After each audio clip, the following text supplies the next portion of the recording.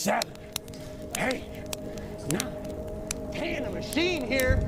There you go. Nobody works like David in this house. Welcome, friend. Settle yourself comfortably into your pillows. Adjust your blankets, just so. And let your breathing slow to a gentle, peaceful rhythm. Tonight, we embark on a journey through the hidden histories and forgotten tales of one of the arena's most fascinating warriors. Close your eyes if you wish, or let them drift half open in that pleasant space between waking and dreaming. The story we're about to explore is one of precision, of mastery, of a small green creature who discovered that sometimes the quietest warriors leave the deepest marks. This is the story of the Dark Goblin Dot in the vast and chaotic world of Clash Royale, where giants shake the earth with every footstep, where wizards hurl bolts of arcane energy, where dragons breathe fire across entire battlefields. There exists a humble figure who has carved out his own legendary status through means far more subtle. He doesn't tower over his enemies. He doesn't announce his presence with thunderous roars or explosive spells. Instead, he stands at a distance, barely larger than the grass beneath his feet, and with methodical precision.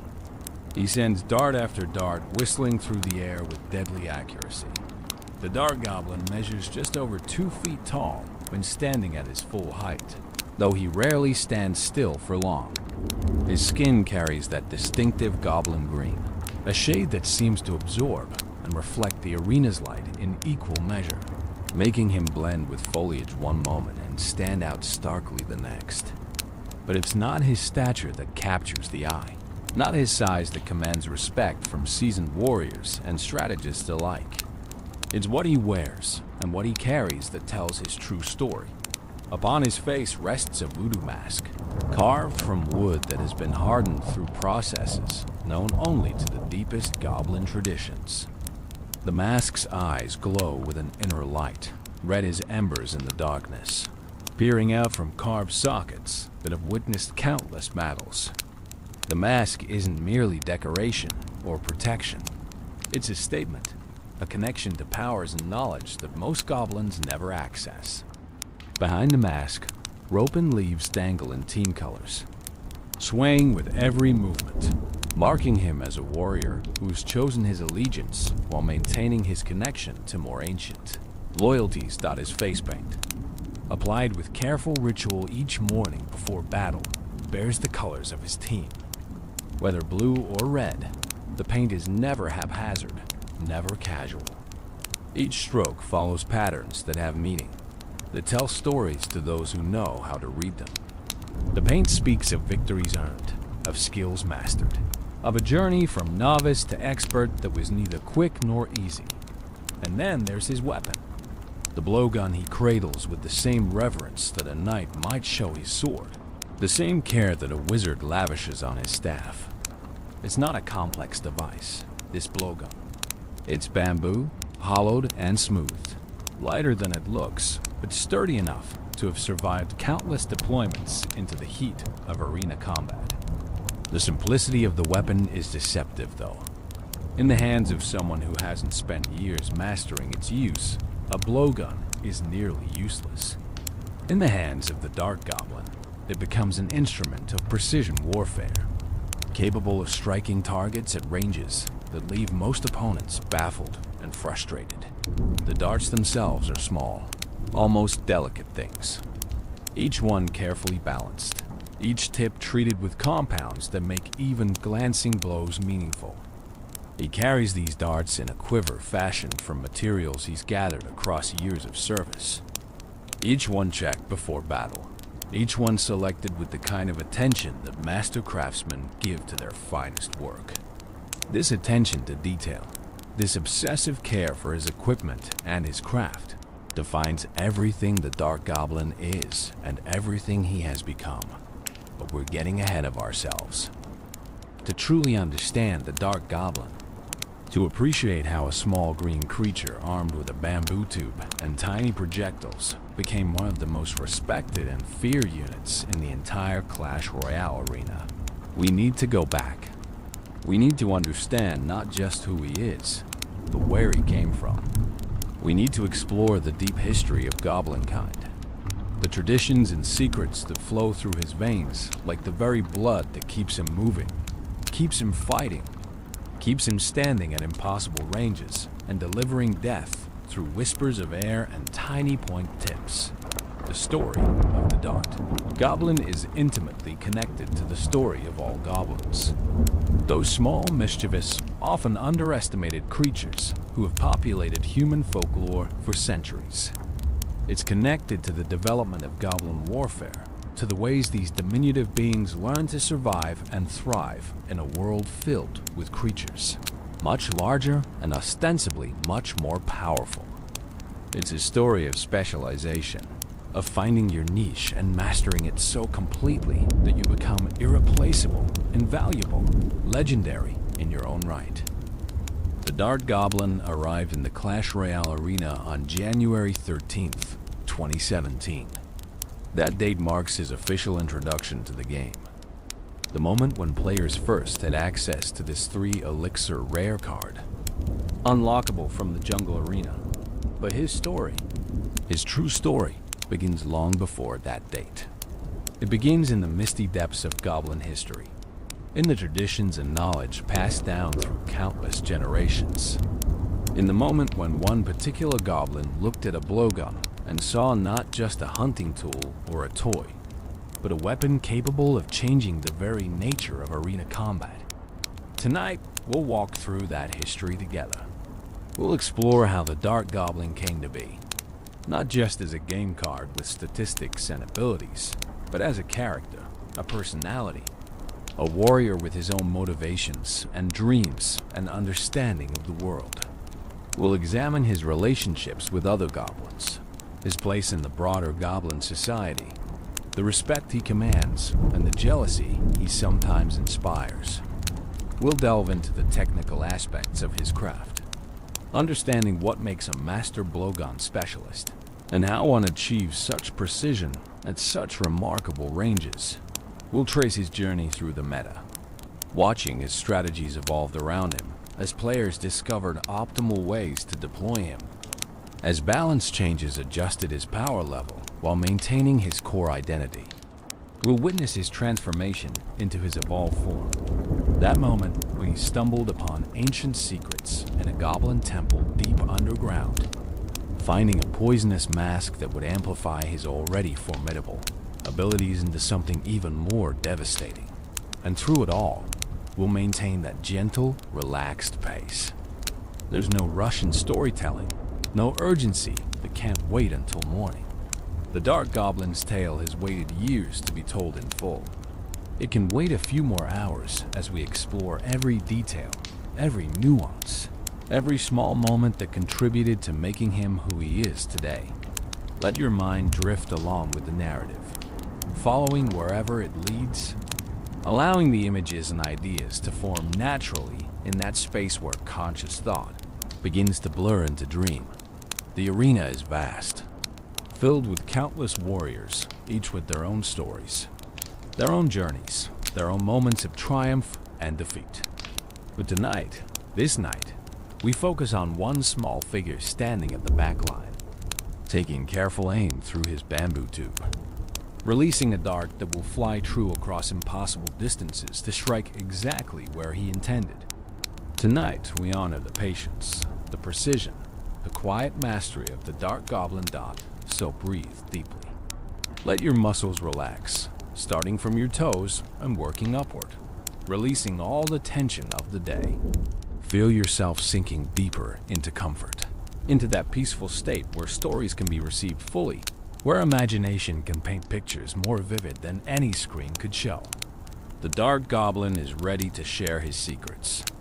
The question is whether you're ready to listen, to learn, to understand what it means to be small in a world of giants, yet leave a mark that cannot be ignored or forgotten.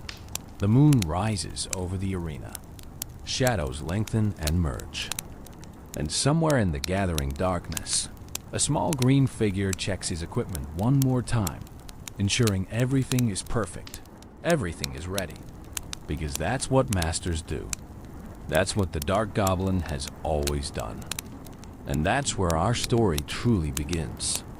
The ancient origins of goblin kind. To understand the Dark Goblin, we must first understand goblins. Not the cartoonish caricatures or simplified game pieces, but the rich, complex creatures whose folklore stretches back through centuries of human storytelling, whose characteristics and natures vary wildly depending on which culture's tales you examine, whose very existence seems to occupy that liminal space between the mundane and the magical, the physical and the metaphysical. Goblins first appear in the stories of medieval Europe, though their origins likely stretch back even further into the oral traditions that preceded written records. The word itself carries weight and history, evolving through languages and cultures, picking up new meanings and associations with each retelling. In some tales, goblins are household spirits, mischievous but not necessarily malevolent, playing tricks on humans but also sometimes helping with chores if properly appeased with offerings of food or drink. In other stories, they're grotesque monsters dwelling in caves and dark places, stealing children and hoarding treasure, creatures to be feared and avoided rather than merely tolerated. The appearance of goblins varies tremendously across different cultural traditions.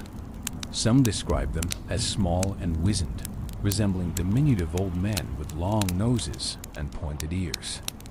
Others paint them as more monstrous, with green or gray skin, sharp teeth, and eyes that gleam with unsettling intelligence.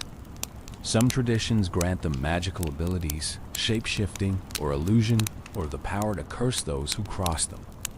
Others portray them as purely physical beings, clever and cunning, but bound by the same natural laws that govern all creatures.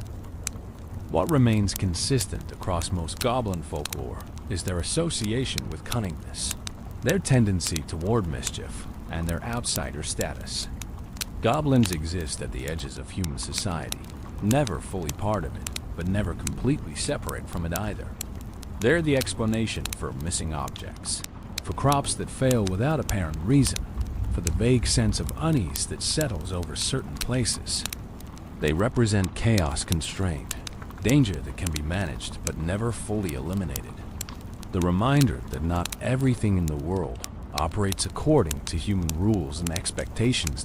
In the Clash universe, goblins inherit aspects of all these traditions while forging their own distinct identity. They're small, yes, standing barely over 2 feet tall even in their most impressive specimens. Their skin carries that distinctive green hue, ranging from pale, almost yellow-green to deep emerald, depending on the individual. Their ears are pointed, their eyes large and expressive, capable of conveying surprising depth of emotion despite their non-human features. They move with a peculiar combination of clumsiness and grace, seeming to stumble and scramble while actually maintaining perfect control of their movements. Goblin society in the Clash world is complex and often misunderstood by the larger creatures who share their battlefields. To most observers, goblins appear to be simple, almost primitive beings driven by basic impulses and lacking the sophisticated social structures of kingdoms and courts. This perception is deeply, fundamentally wrong. Goblin society is ancient, with traditions and hierarchies that have been refined over countless generations. What appears as chaos to outsiders is actually carefully maintained social order, with rules and expectations that every goblin understands from birth. The goblin community is built around clans, extended family groups that often specialize in particular skills or roles. Some clans focus on construction and engineering, producing the barrels, cages, and machines that feature so prominently in goblin warfare. Others specialize in demolition, mastering the use of explosives and understanding structural weaknesses with intuitive genius. Still others dedicate themselves to combat, developing fighting techniques that maximize the advantages of small size and surprising speed. Within each clan, young goblins are educated in both general knowledge and specialized skills. The education is informal by human standards, lacking structured classrooms or formal curricula. Instead, knowledge passes from elder to youth through demonstration, practice, and stories told around evening fires. Young goblins learn by watching, by attempting and failing and trying again, by absorbing the accumulated wisdom of their ancestors through methods that seem casual but are actually remarkably effective. Goblin warfare represents a fascinating study in asymmetric combat. Goblins recognized early that they would never match the raw strength of barbarians, the armored protection of knights, the magical power of wizards. Rather than seeing this as an insurmountable disadvantage, they turned it into opportunity. They developed fighting styles that emphasize speed over strength, numbers over individual power, cleverness over direct confrontation. They became masters of overwhelming enemies through coordinated group attacks, of exploiting weaknesses, of striking from unexpected angles and retreating before effective counterattacks could be mounted. But within this general goblin approach to warfare, specializations developed. Some goblins favored close combat, wielding knives and daggers with surprising skill, darting in to strike vulnerable points before enemies could bring their superior reach to bear. Others preferred thrown weapons, hurling spears from relative safety, contributing to battles without exposing themselves to the terrible danger of melee combat. And a select few, a very select few, turned to projectile weapons that required years of training to use effectively, but offered advantages that nothing else could match. The blowgun isn't a goblin invention. Archaeological evidence suggests that various human cultures developed blowguns independently, recognizing the value of a silent, accurate projectile weapon for hunting and warfare. What goblins did was adapt the weapon to their own physiology and tactical needs, refining it over generations until it became something uniquely suited to their particular strengths and circumstances. A goblin's lung capacity, proportional to their small body size, is actually quite impressive. Their chests are deeper than their diminutive frames would suggest. Their respiratory systems evolved or adapted to support intense bursts of activity. This gives them the power needed to propel darts through blowguns with surprising force.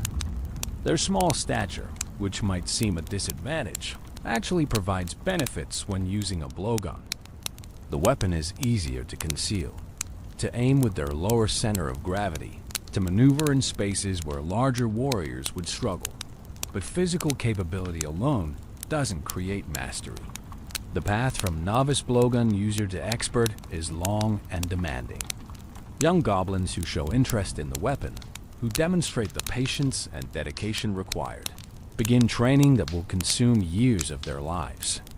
They start with tubes barely longer than their arms, learning to control their breath, to develop the muscle memory required for consistent aim, to understand how tiny adjustments in angle or breath pressure will affect where their dart strikes.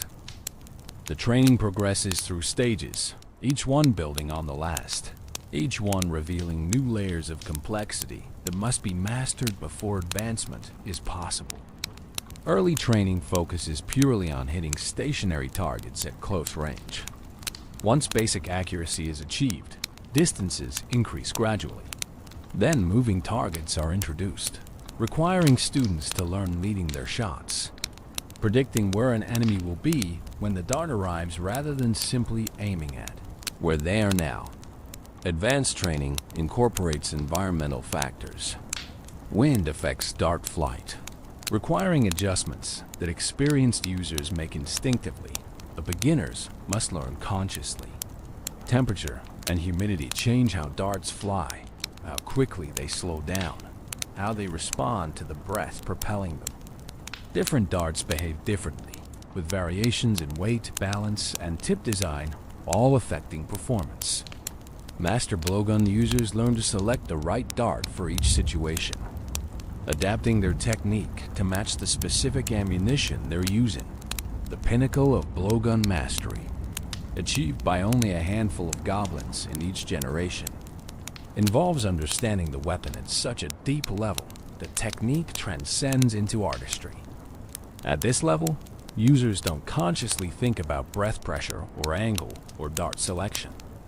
Their bodies know what to do, their muscles and lungs and eyes working together in perfect coordination, producing results that seem almost supernatural to those who don't understand the years of dedicated practice underlying each shot.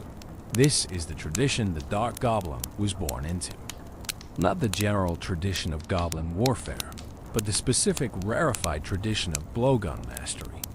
His path to expertise wasn't unique in its broad strokes. Many young goblins attempt to learn the blowgun. Most give up when they realize how demanding the training is.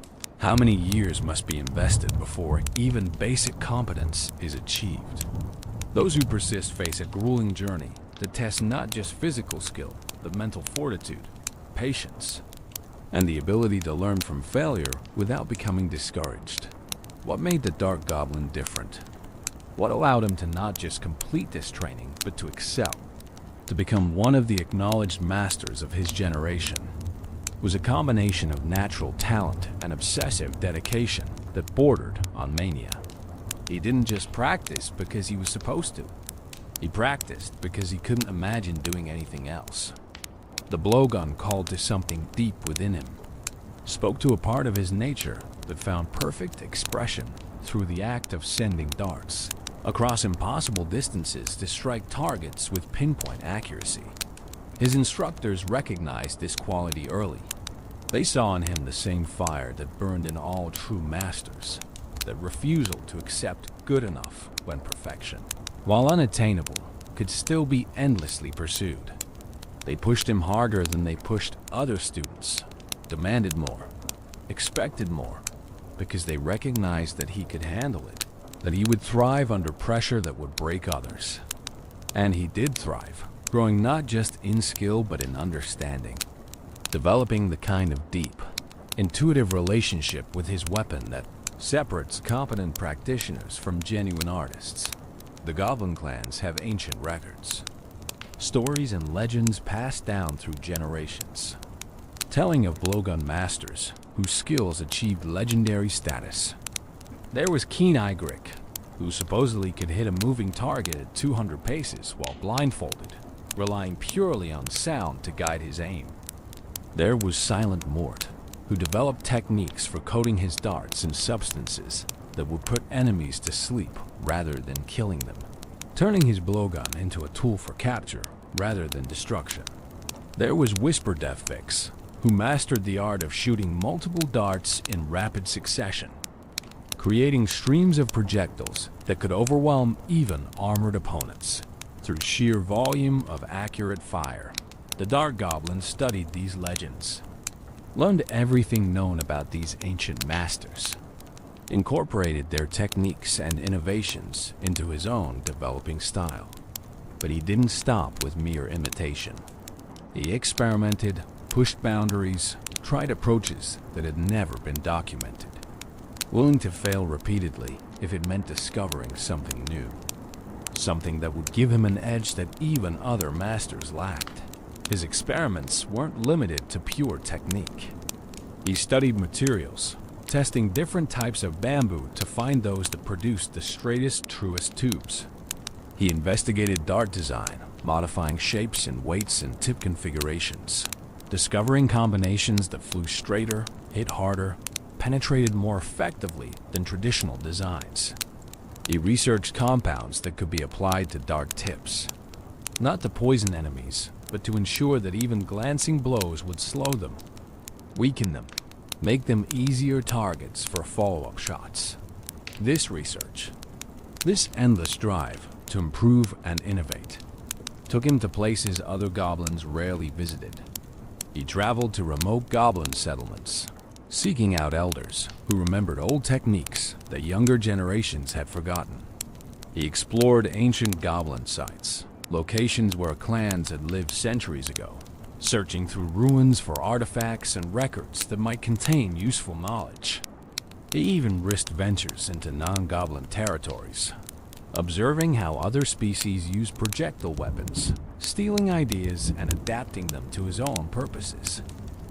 It was during one of these exploratory journeys that he first heard whispers of the goblin temples. These weren't common knowledge, weren't locations that appeared on any maps or featured in the stories told to children. They were secrets, carefully guarded by the oldest goblin families, spoken of only in hushed voices when elders thought younger members weren't listening.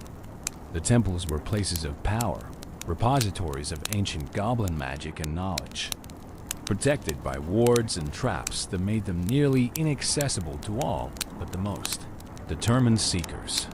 The story said that within these temples could be found artifacts of immense power, objects created by goblin ancestors who had mastered arts that modern goblins barely understood, masks that granted enhanced perception, allowing users to see things others couldn't, potions that amplified natural abilities, turning competent warriors into formidable ones, weapons imbued with properties that transcended mere craftsmanship, that bordered on or crossed into the realm of magic.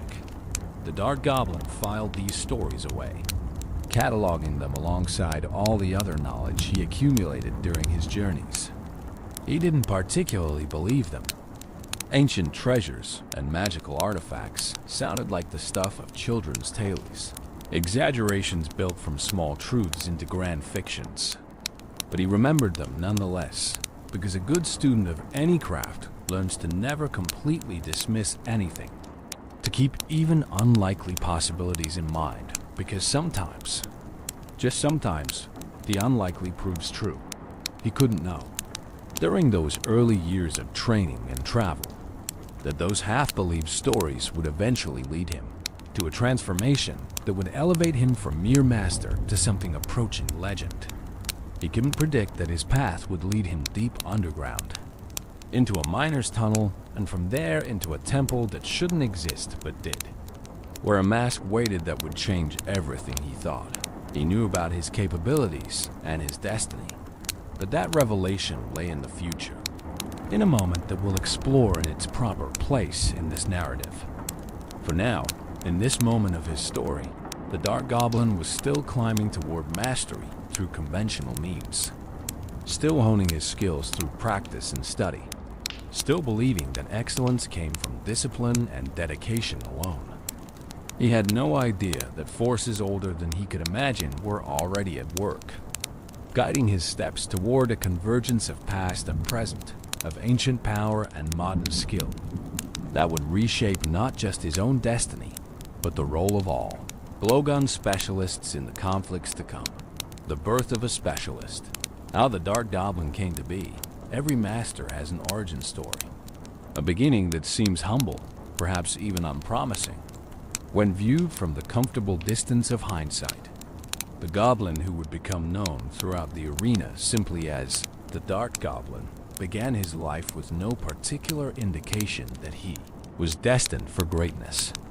He was born into a mid-sized goblin clan, neither particularly prestigious nor especially poor. The kind of family that had survived for generations through competence rather than exceptional talent, through steady reliability rather than flash or innovation.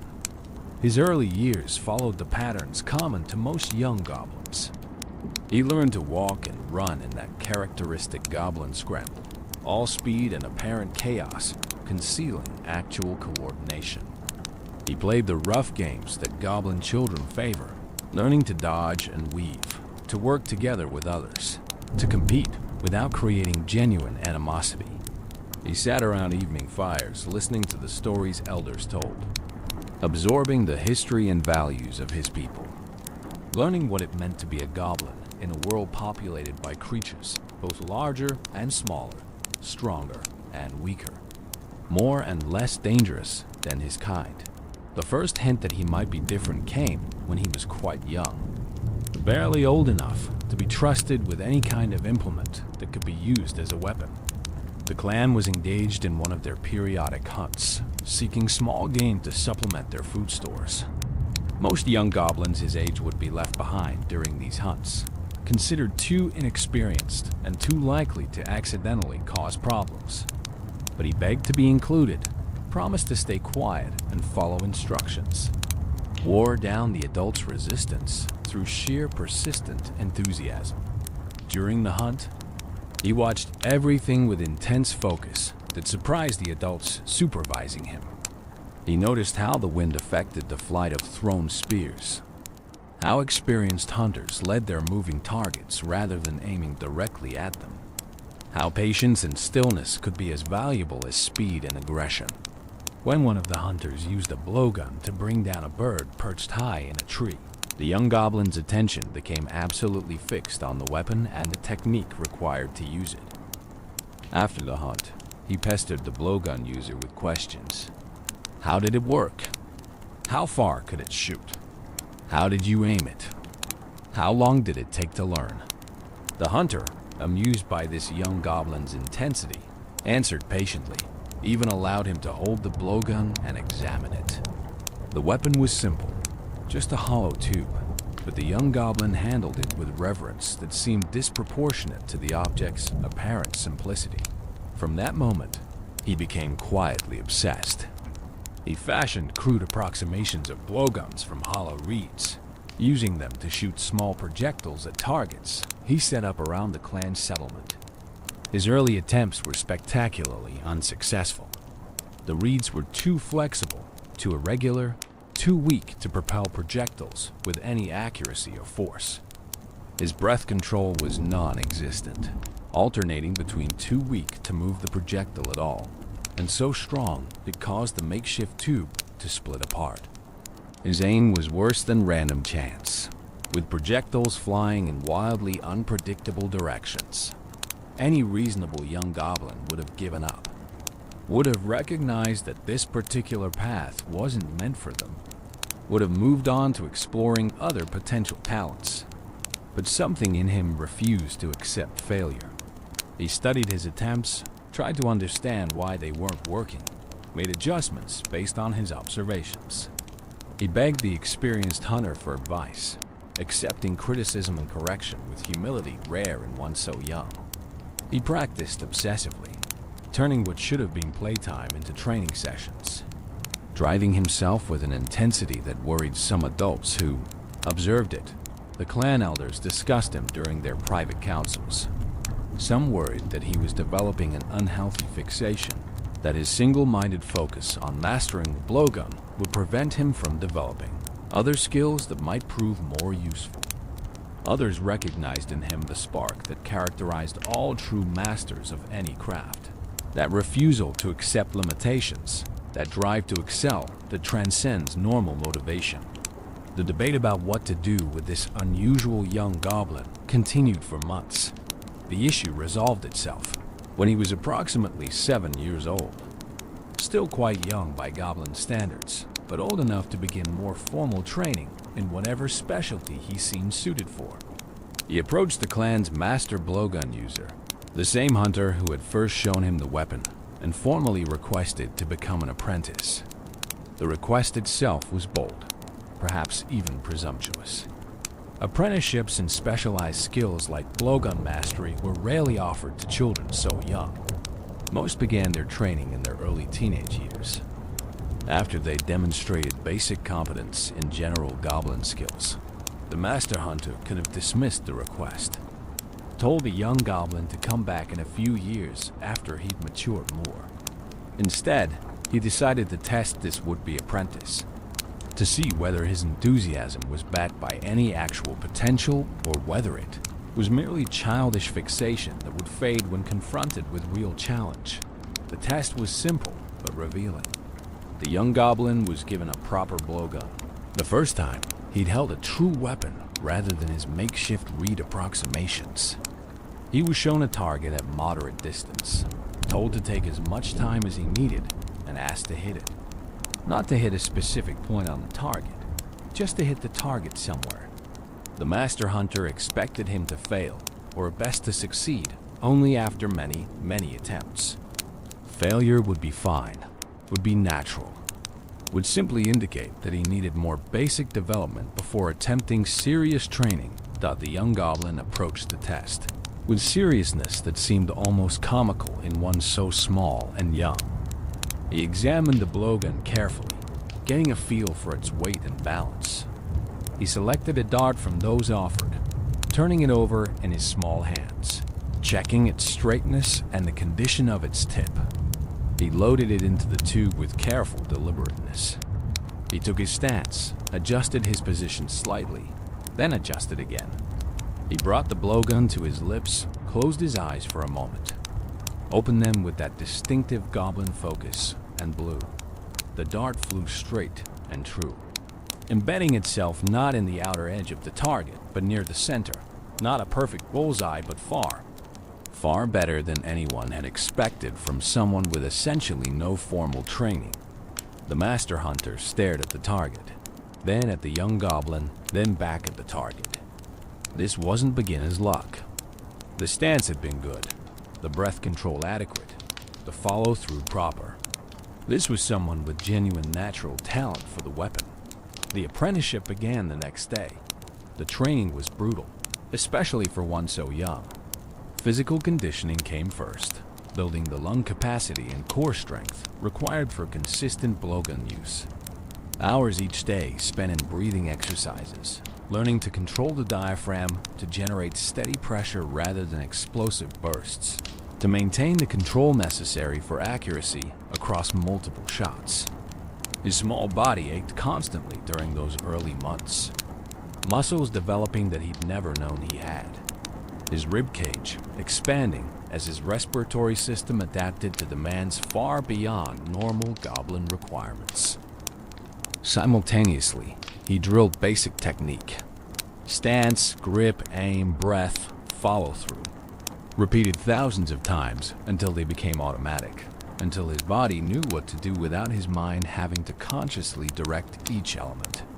His master was patient but demanding, correcting tiny flaws that seemed inconsequential to the young apprentice, but which would compound into serious problems if allowed to become habitual. A slightly wrong grip would affect aim. An improper stance would limit the power he could generate. Small errors now would become insurmountable obstacles later. The dart selection and care became its own area of study. He learned to identify quality bamboo for tube construction, understanding how grain patterns and growth characteristics affected the finished weapon's performance. He studied dart manufacture, the precise balance required between tip weight and shaft length, how even microscopic imperfections could send a dart veering off course. He learned maintenance protocols, how to keep his weapon clean and dry, how to repair minor damage. When damage was severe enough, the replacement was the only option. Years passed in this pattern, his entire childhood and early adolescence consumed by training that most young goblins his age would have found impossibly tedious. While others played and socialized and explored various interests, he practiced. While they slept late and enjoyed leisure time, he rose before dawn to train before the day's heat made conditions difficult. While they complained about minor inconveniences, he pushed through pain and frustration without complaint, driven by something deeper than conscious thought, something almost primal in its intensity.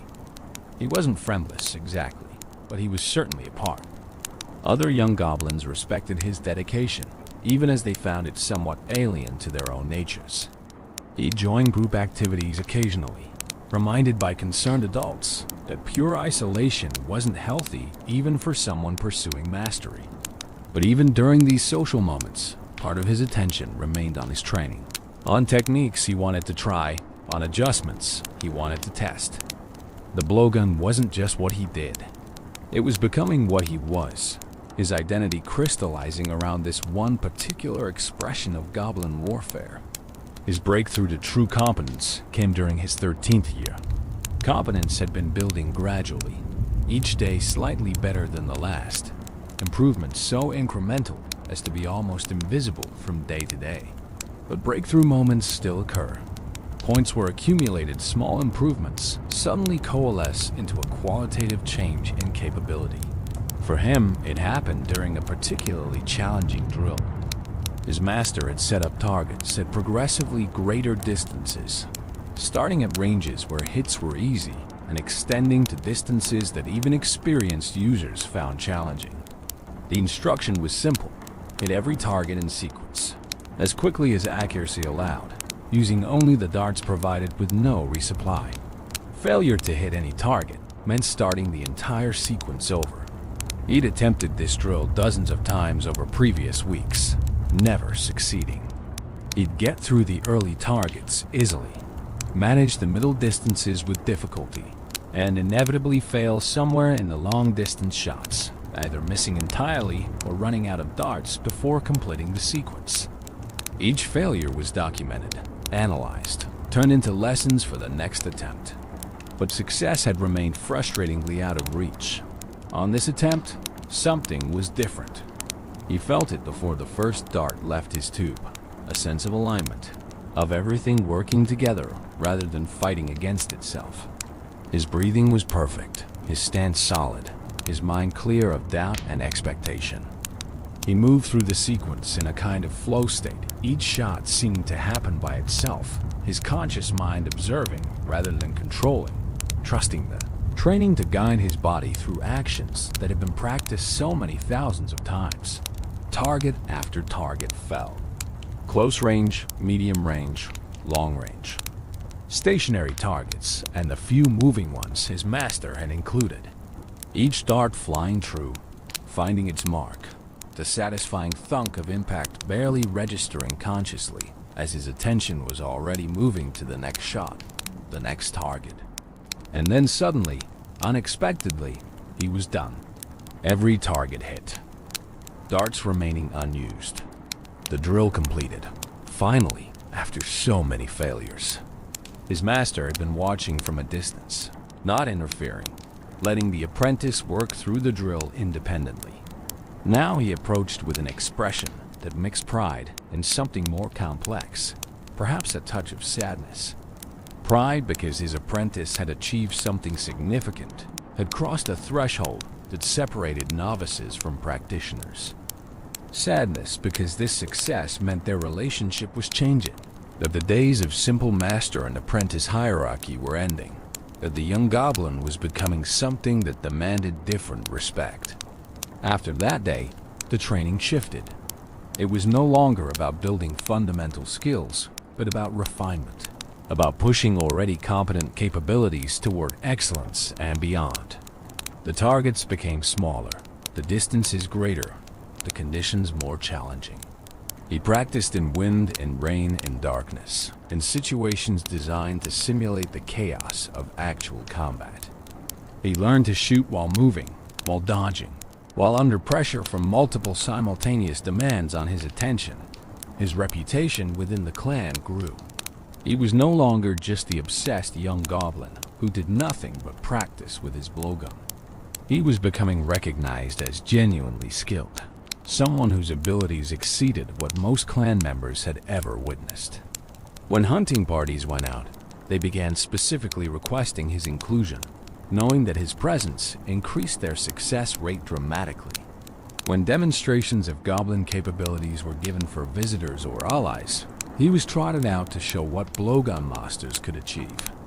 But recognition within his clan wasn't enough for him, wasn't the endpoint of his journey. He wanted more, needed more, craved the kind of challenge and validation that only came from proving himself against the best in the world, rather than just the best in his immediate community.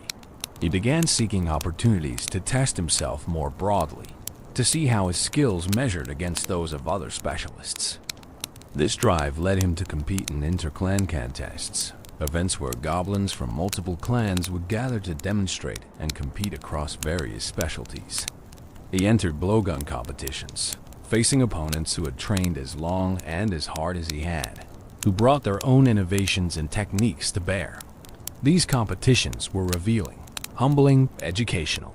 He won more often than he lost, but he did lose, discovering that his mastery, while impressive, wasn't yet at the absolute pinnacle of what was possible. Each loss taught him something.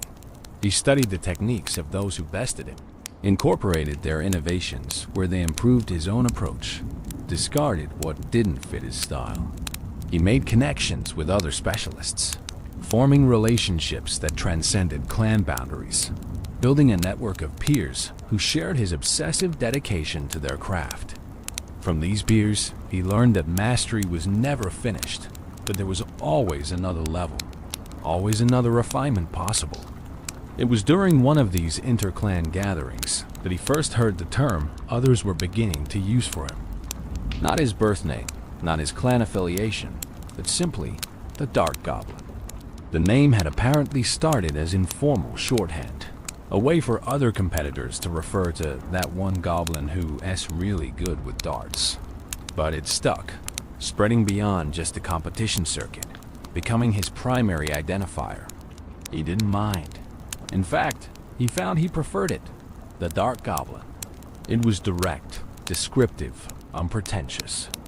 It declared what he was without false modesty, but also without arrogance. He was a goblin who used darts, who had made that simple fact into his entire identity, who had taken one very specific tool and mastered it so completely that he required no other description.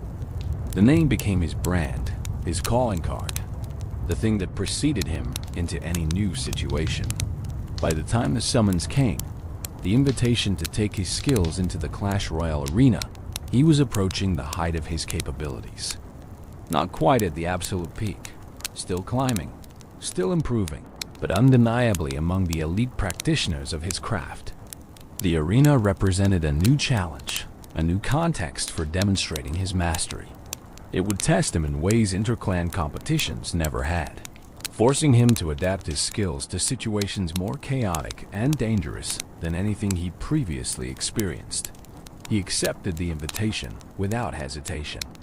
This was what he'd been training for, even if he hadn't consciously known it. All those years of practice, all that obsessive dedication, all the sacrifices he'd made in pursuit of excellence, all of it had been building toward this moment.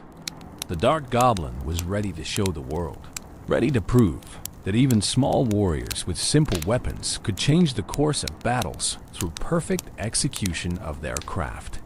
The arena awaited. And he was ready. The art of the blowgun, mastering distance and precision.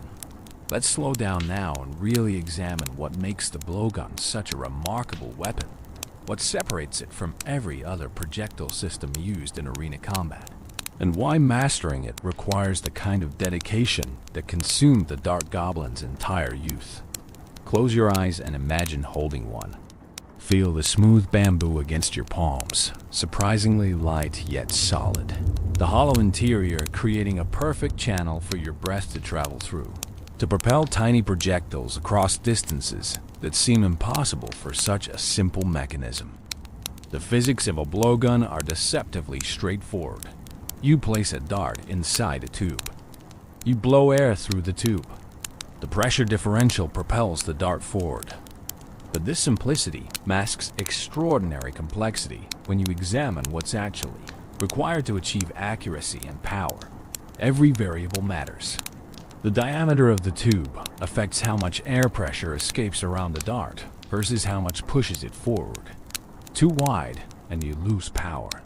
Too narrow and friction slows the dart or prevents it from moving at all. The length of the tube determines the distance over which air pressure can accelerate the dart. Longer tubes generally mean more power, but they also become unwieldy, harder to aim, more affected by even slight movements during the shot. The Dark Goblin's tube measures approximately 4 feet, significantly longer than his own height, the maximum length he can effectively manage given his size and strength. This length gives him the range to strike targets from 6.5 tiles away, a distance that puts him safely beyond the reach of most melee troops while allowing him to provide sustained ranged pressure. The bamboo itself must be carefully selected. Not all bamboo is equal. Some varieties have walls that are too thick, adding unnecessary weight without providing structural benefits. Others are too thin, liable to crack or split under the repeated stress of use. The grain must run straight and true along the entire length, without the knots or irregularities that would disrupt the smooth flow of air. Finding perfect bamboo requires knowledge of where and how different varieties grow, understanding which conditions produce the best material. Once suitable bamboo is found, it must be prepared. The interior nodes that naturally divide bamboo into segments must be carefully removed, creating a smooth, continuous bore. This is delicate work, requiring tools that can reach inside the narrow tube without damaging the walls. The smoothing process can take days, with the craftsman working patiently to eliminate any roughness that might catch darts or disrupt airflow. The exterior is sanded and treated with oils that prevent moisture absorption while improving grip. The darts themselves represent another entire field of specialized knowledge. Each one is a precision instrument, as carefully crafted as any arrow or crossbow bolt, but on a much smaller scale. The shaft must be perfectly straight, perfectly cylindrical, perfectly smooth. Even microscopic imperfections will cause the dart to tumble in flight rather than flying true. The balance point must be precisely positioned, typically weighted toward the front to ensure the tip stays pointed forward throughout its flight. The tips vary depending on intended use. For hunting small game, simple sharp points suffice, designed to penetrate and cause rapid death through bleeding or organ damage. For use against armored opponents, hardened tips that can punch through lighter armor materials might be used. The Dart Goblin. Combat darts feature tips that are sharp enough to pierce exposed flesh, but sturdy enough not to bend or break when striking harder materials. Each tip is individually inspected before being accepted for use, with any showing even minor flaws being rejected. The fletching on the darts serves the same purpose as on arrows, stabilizing flight by creating drag at the rear that keeps the dart oriented properly. But at the scale of blowgun darts, traditional feather fletching doesn't work well. Instead, the Dart Goblin uses small wrappings of thread or thin fabric, precisely positioned and precisely weighted to provide stability without adding excessive drag that would slow the dart prematurely. Getting this balance right requires experimentation and experience, understanding through trial and error what works or what doesn't. Breath control might be the single most important skill for any blowgun user. It's not about blowing as hard as you possibly can.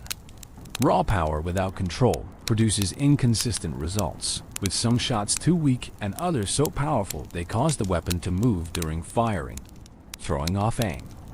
Instead, proper breath control means generating consistent, sustainable pressure, the kind of steady force that propels darts with reliable velocity shot after shot. The technique begins with proper breathing from the diaphragm rather than shallow chest breathing. Deep breaths that fill the lungs completely, that draw air down into the lowest portions of the respiratory system where the most pressure can be generated. The Dart Goblin spent years really training his breathing, learning to take a deep breath, quickly and quietly to hold it briefly while aiming then to release it through the tube in a controlled exhale that maintains steady pressure from beginning to end. The timing of the breath release coordinates with the trigger pull of crossbows or the release of drawn bowstrings. Too early and your aim hasn't settled yet. Too late and you've been holding your breath so long that your body's demand for oxygen begins to affect your steadiness. The perfect moment is when your aim is settled, when your body is still, when you're balanced and ready, when everything aligns for a split second that you must seize immediately or lose. Aiming a blowgun differs from aiming most other projectile weapons. With bows or crossbows, you can use sights, can line up mechanical aids that help you judge the proper angle. With a blowgun, you're essentially point shooting, relying on your body's kinesthetic sense of where the tube is pointing rather than on visual confirmation. This requires developing an almost supernatural awareness of your weapon's orientation in space, knowing instinctively whether it's angled correctly without needing to consciously check. The Dart Goblin's training included thousands of hours of dry firing practice, going through the complete motion of aiming and shooting, but without actually releasing darts. This allowed him to build muscle memory without consuming ammunition, to refine his technique through pure repetition. He'd practice in front of reflective surfaces so he could observe his form, could see and correct any inconsistencies in his stance or grip or the angle of his tube. Distance judgment is crucial for any ranged weapon, but particularly for blowguns, where the relatively low velocity of projectiles means that gravity has significant time to affect flight paths. A dart aimed directly at a distant target will drop below the point of aim, falling progressively more as distance increases. Compensating for this drop requires understanding exactly how much your darts fall over various distances, building mental reference points that let you automatically adjust your aim based on your estimate of how far away the target stands. The Dart Goblin can estimate distances with remarkable accuracy, a skill developed through constant practice and refined through combat experience. Show him a target, and he can tell you almost instantly that it's at 4 tiles, or 5.5 tiles, or 6 tiles, and adjust his aim accordingly. This instant distance assessment happens so quickly and automatically that he is not consciously aware of doing it anymore. His mind processing visual information and making calculations below the level of conscious thought. Leading moving targets represents another layer of complexity. When shooting at something that's moving, you can't aim directly at where it is. You must aim at where it will be when your dart arrives, accounting for both the target's movement and your projectile's flight time. This requires not just distance judgment, but velocity judgment, estimating how fast the target is moving, predicting whether it will maintain that speed or change direction, calculating the intercept point where dart and target will meet. The math involved is complex, involving variables like relative angles, acceleration curves, and the three-dimensional nature of arena combat where targets might be moving toward you, away from you, or at angles that change their effective speed relative to your position. The Dart Goblin doesn't consciously calculate any of this. His brain, trained through thousands of shots at thousands of moving targets, simply knows. He sees a moving target. His hand adjusts the angle automatically, and his dart flies to the intercept point as if guided by precognition rather than practice skill. Environmental factors add yet more complexity. Wind affects small, light projectiles like darts dramatically. A breeze that might barely deflect an arrow can send a dart several tiles off course over long distances. The Dart Goblin has learned to read wind, to feel its direction and strength, to make instant adjustments that compensate for its effects. He watches how grass moves, how dust drifts, how leaves flutter, using these visual cues to judge wind conditions without needing to consciously think about what he's observing. Temperature affects both the dart's flight characteristics and the blowgun's performance. Cold air is denser, providing more resistance, but also more consistent behavior. Hot air is thinner, requiring slightly more breath pressure to achieve the same velocities. Humidity changes how bamboo responds to stress, how darts behave in flight, how breath condenses inside the tube, potentially affecting accuracy. The Dart Goblin accounts for all of this automatically, his technique subtly adapting to conditions without requiring conscious adjustment. The rate of fire is both a strength and limitation. The Dart Goblin can shoot approximately 1 dart every 1.4 seconds, a respectable rate that allows him to maintain steady pressure on targets. But this rate is fixed by the physical requirements of loading, aiming, and firing. Unlike some troops who can speed up their attacks through various means, his rhythm is essentially unchangeable. This consistency is actually an advantage in some ways. Creating a predictable pattern he can build strategies around, but it also means he can't suddenly increase his output when situations demand burst damage. Reload technique matters enormously for maintaining this rate of fire. The Dart Goblin has refined his reload to minimal wasted motion. His darts are positioned for optimal access, arranged so his hand falls naturally to them without needing to search. The grab, the transfer to the tube, the loading, all happen in one fluid motion that barely interrupts his focus on aiming. During intense combat, his hands work almost independently of his conscious attention, reloading and preparing the next shot while his eyes are already tracking the next target. Stance and stability form the foundation for everything else. The Dark Goblin's stance when firing is distinctive, instantly recognizable to anyone who's studied his technique. His feet are spread for balance, his weight slightly forward on the balls of his feet, ready to move but stable while aiming. His core is tight, providing a solid platform that prevents unnecessary movement. His arms extend the tube toward the target, but not rigidly, maintaining slight flex that allows him to track moving targets smoothly. The follow-through after each shot is just as important as the shot itself. Poor follow-through, where the shooter moves or adjusts before the dart has left the tube, can ruin otherwise perfect aim.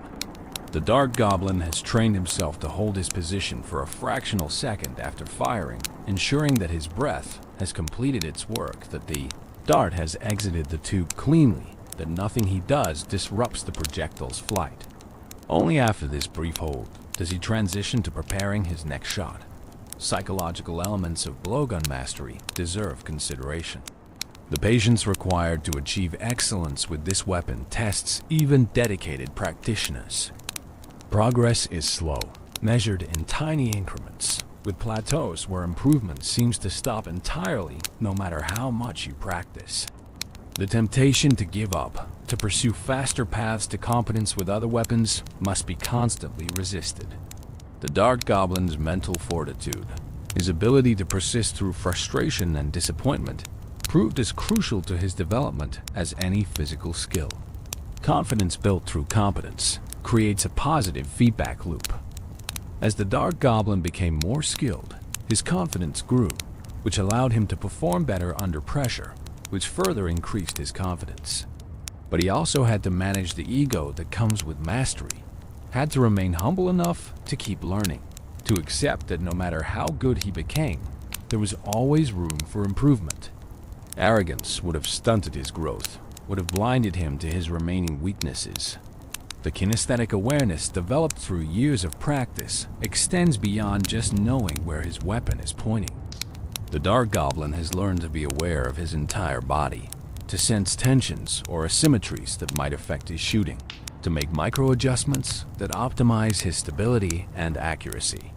He knows when his stance is slightly off, when his breathing isn't quite right, when some small element of his technique has degraded and needs correction.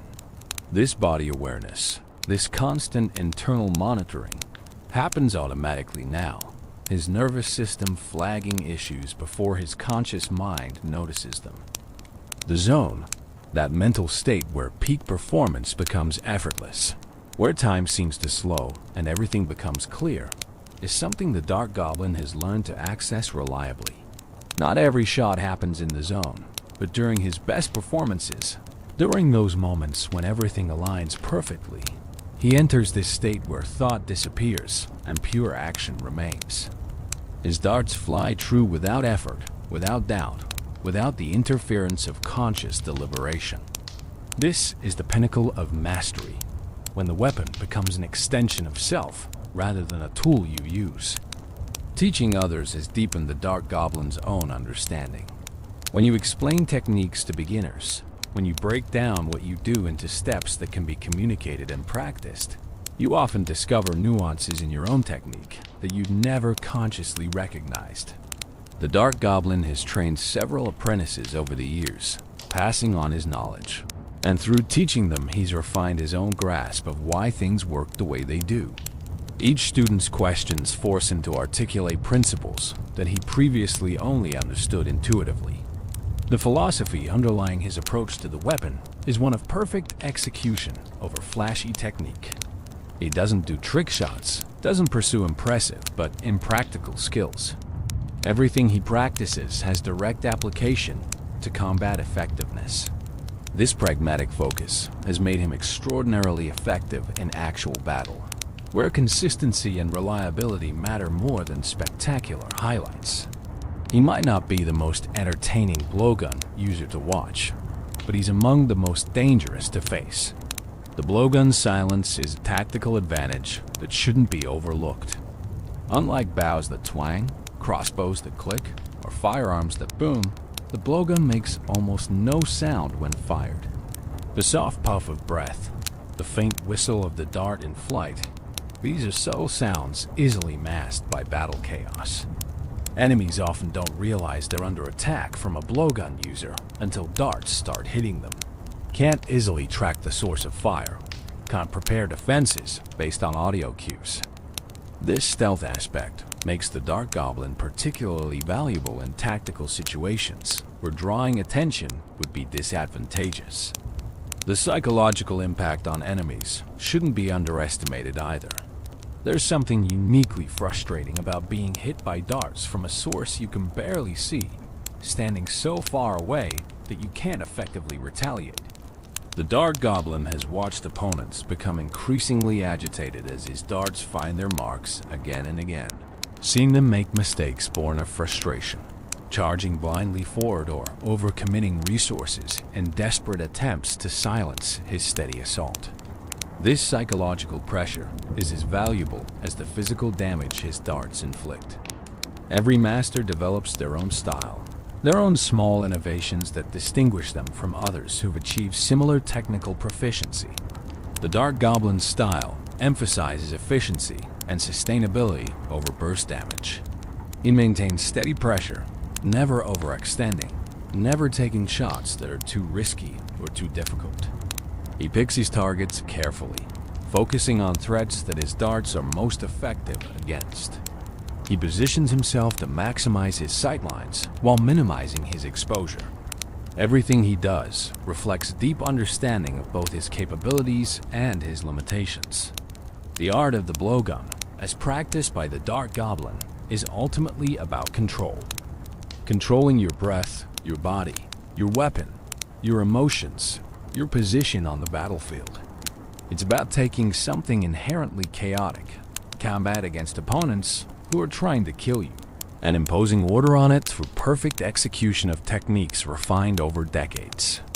It's about transforming simple tools, a tube and some pointed sticks, into instruments of precise devastation through sheer mastery. And now, as your mind drifts comfortably through these detailed explanations, as you understand more fully what the Dark Goblin represents, let yourself appreciate the dedication required to achieve this level of skill.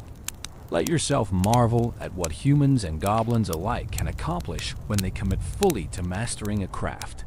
The blowgun itself is simple, but the mastery, the true mastery, is anything but simple.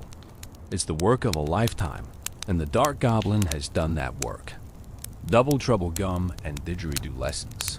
Now we come to a peculiar but essential aspect of the Dark Goblin story, one that reveals the unexpected connections between different crafts, the surprising ways that mastering one skill can illuminate another, seemingly unrelated discipline.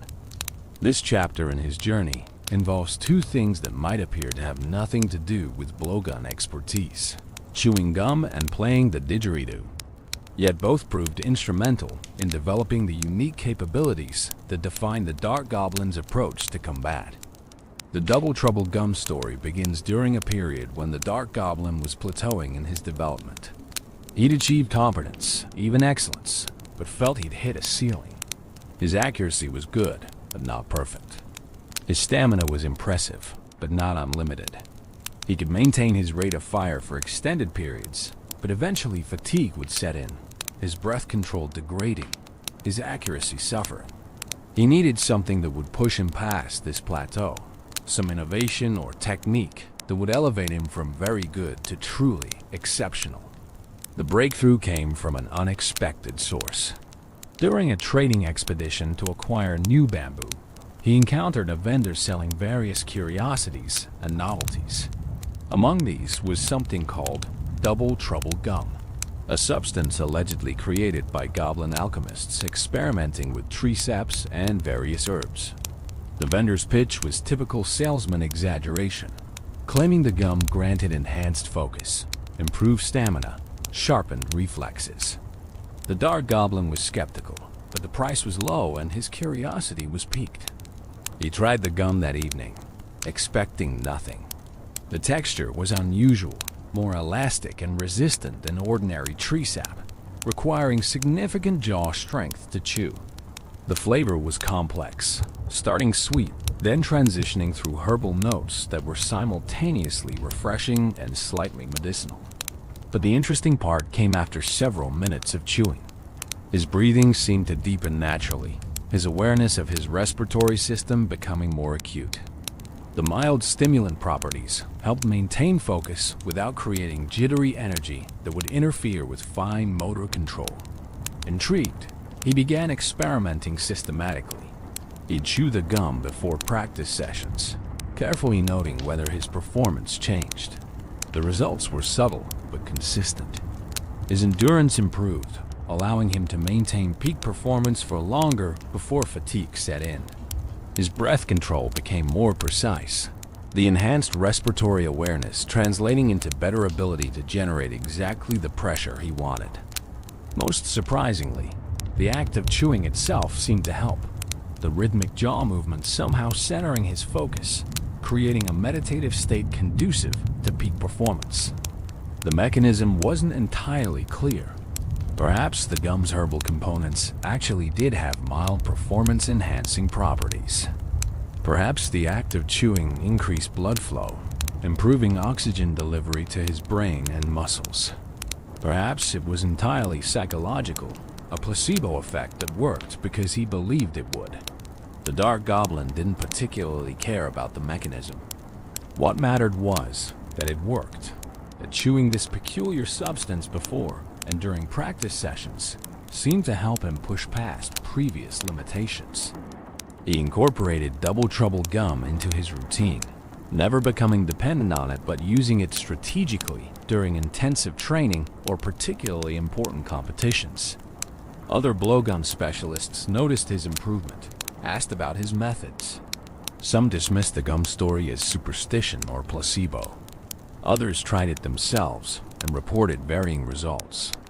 The Dark Goblin didn't evangelize, didn't try to convince skeptics. He simply continued using something that worked for him, that gave him an edge however slight.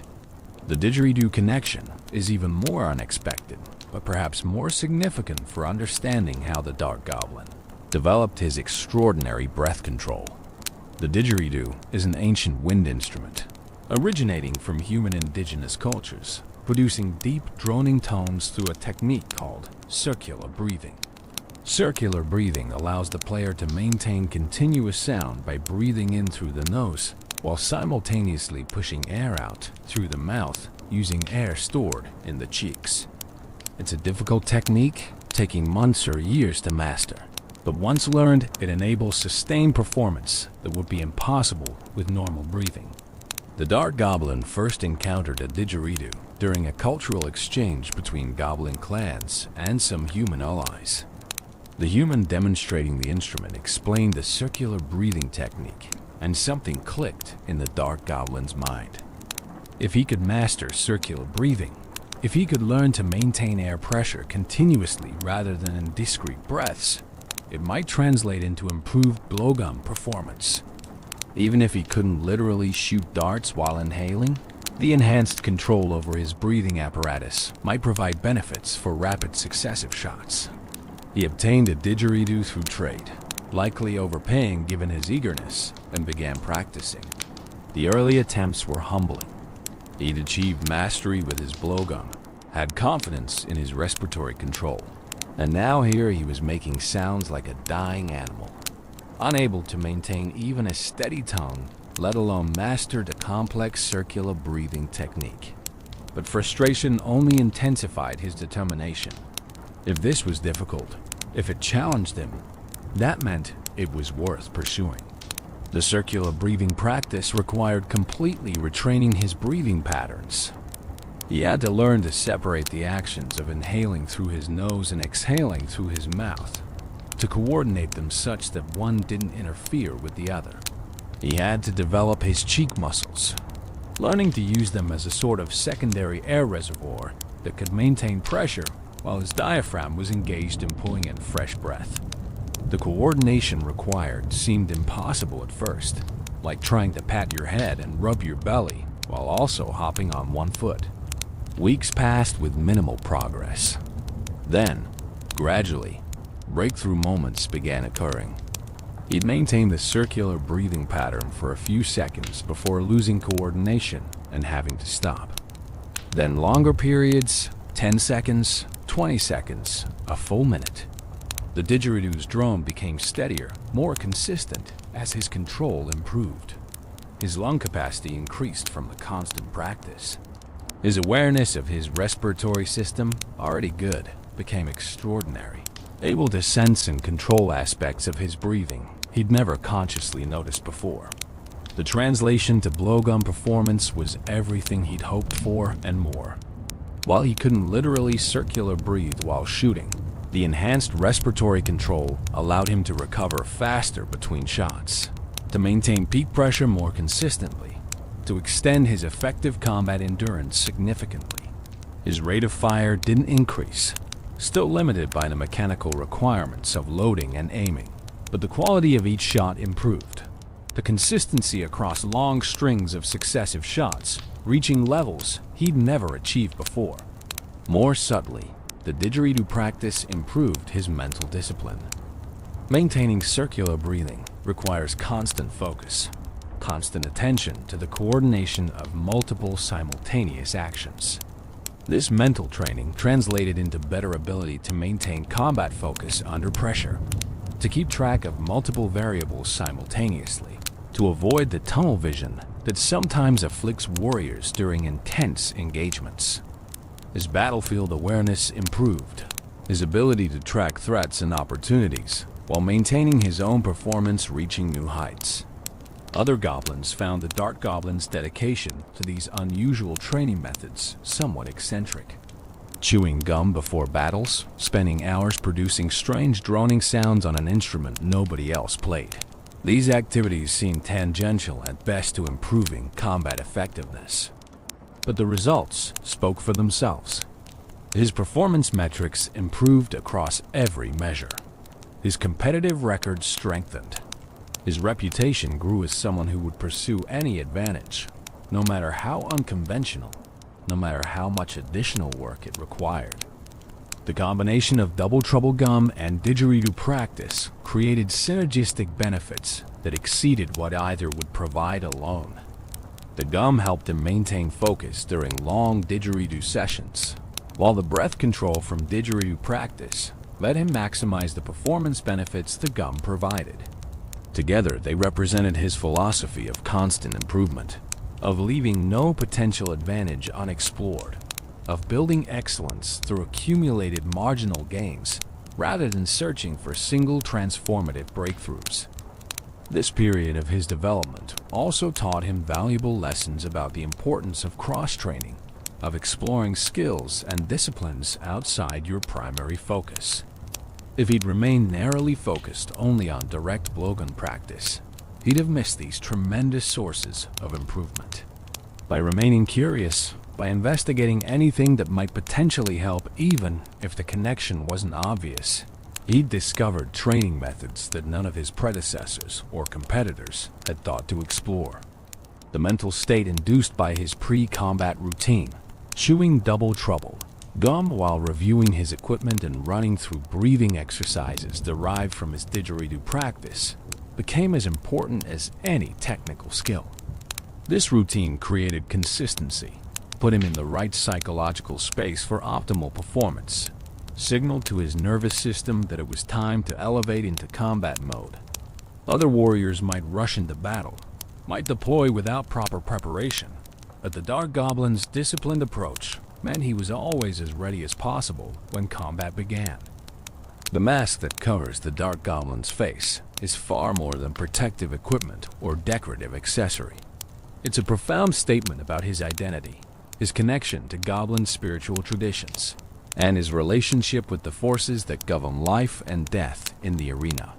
To truly understand the Dark Goblin, we must explore what the voodoo mask represents, where it came from, and why wearing it matters so deeply to who he has become. Goblin material culture includes various forms of masks, each type carrying specific meanings and associations. Work masks protect from dust or fumes during certain manufacturing processes. Celebration masks are worn during festivals and ceremonies, often depicting specific spirits or ancestral figures. Combat masks serve practical purposes like protecting the face from weapon strikes or making the wearer appear more intimidating. But voodoo masks occupy a different category entirely, one that blends practical function with spiritual significance in ways that transcend simple utility.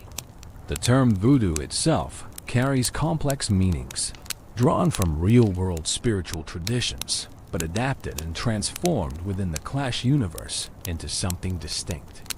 In this context, voodoo refers to practices that seek to connect with and influence spiritual forces, to communicate with entities that exist beyond the purely physical realm, to tap into powers that transcend normal goblin capabilities. It's part magic, part religion, part practical craft, a synthesis that defies easy categorization. Voodoo masks in goblin tradition serve as interfaces between the physical and spiritual realms. The carved wood, treated and prepared through specific processes known only to specialized craftsmen, becomes more than mere material. It becomes a vessel capable of holding and channeling energies that wouldn't normally manifest in the physical world. The act of wearing such a mask creates a temporary bond, allows the wearer to access capabilities they wouldn't normally possess, transforms them into something greater than they'd be without it. The Dark Goblin's specific mask was not purchased or randomly found. It was earned through a process that tested not just his physical capabilities, but his spiritual readiness, his worthiness to bear the responsibility that came with wearing such a powerful artifact. The story of how he obtained his mask is one he rarely shares, considering it deeply personal, almost sacred. But the basic outline is known to those who've earned his trust sufficiently that he felt comfortable revealing this part of his history. The quest began when he'd achieved initial mastery of the blowgun, recognized as competent by his instructors and peers, but feeling that something was missing, that he hadn't yet reached his full potential. He sought counsel from goblin elders, those who remembered traditions that younger generations had begun to forget. They spoke cryptically about masks of power, about trials that would test whether a warrior was ready to take the next step in their development. They wouldn't provide specifics, couldn't give him a map or clear instructions. The path had to be discovered rather than followed. He spent months researching, gathering fragments of information from various sources. Old stories that mentioned masks with special properties. Legends about warriors who'd achieved impossible feats while wearing them. Hints about where such masks might be found or created. Gradually, a picture emerged. There were craftsmen, rare and secretive, who knew the ancient techniques for creating voodoo masks. These craftsmen didn't advertise their services, didn't take commissions from just anyone. You had to find them, had to convince them you were worthy of their work, had to undergo tests they devised to prove your readiness. The search led him to remote locations, areas where goblin civilization was thin, and the old ways still held more influence than modern practices. He encountered communities that lived as goblins had centuries ago, maintaining traditions that most clans had abandoned or significantly modified. He learned that what he sought wasn't simply a physical object, but a transformative experience, that obtaining a true voodoo mask would change him in ways he couldn't fully predict or control. When he finally found a mask craftsman willing to work with him, the process began with evaluation. The craftsman examined him physically, assessing his build and capabilities. But more importantly, the craftsman studied him spiritually, using methods the Dark Goblin didn't fully understand to evaluate his character, his intentions, the strength and alignment of his inner self. This spiritual assessment took days, during which the Dark Goblin meditated, fasted, underwent various trials designed to reveal his true nature. The craftsman finally declared him worthy, but warned that the mask he would create would be specifically attuned to the Dark Goblin's particular nature and needs. It would enhance what was already strong within him, while providing support in areas where he was weaker. But it would also demand things, would require him to maintain certain standards of behavior and focus. would bind him to responsibilities that came with wielding spiritual power. The Dark Goblin accepted these conditions without fully understanding what they meant, trusting that he'd learn through experience. The creation process took weeks. The craftsman selected wood from specific trees, harvested according to ritual protocols that honored the tree spirits and ensured the material would properly accept the spiritual energies it needed to hold. The carving happened in sacred space, with the craftsman entering trance states that allowed him to perceive the spiritual dimensions of his work, shaping the physical wood while simultaneously shaping its metaphysical properties. The Dark Goblin was required to be present during much of this process, meditating nearby, adding his own spiritual energy to the work, creating the bond between mask and wearer that would make the artifact functional rather than merely decorative. He witnessed the craftsman painting intricate patterns, each stroke imbued with intention, each color chosen for specific spiritual properties. He watched as small objects, fetishes, and charms were affixed to the mask, each one serving as an anchor for particular energies or capabilities. The eyes of the mask received special attention. These weren't merely carved openings that allowed the wearer to see.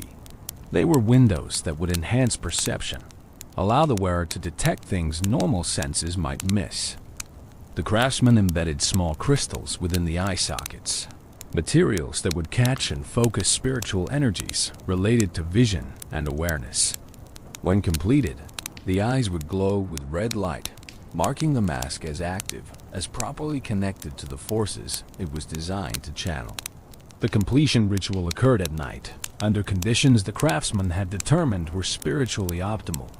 The Dark Goblin was instructed to wear the mask for the first time during this ritual, to allow the final bonding between mask and wearer to occur under controlled conditions where the craftsman could monitor the process and intervene if something went wrong. The Dark Goblin placed the mask on his face, feeling the wood settle against his skin, the interior surfaces shaped to fit him perfectly. The sensation was overwhelming. Energy flowed into him through the mask, spiritual force that made his nerves sing and his blood race. His vision expanded, not just seeing further or more clearly, but perceiving dimensions of reality he'd never accessed before. He could sense the spiritual presences around him, the craftsman's powerful aura, the lingering spirits of the trees that had provided the wood, the vast web of spiritual connections that linked all living things. The experience lasted only moments before the craftsman gently removed the mask, but those moments changed him fundamentally, showed him possibilities he'd never imagined. The craftsman explained that acclimation would take time, that he should wear the mask in gradually increasing durations, allowing his spirit to adjust to the energies it channeled.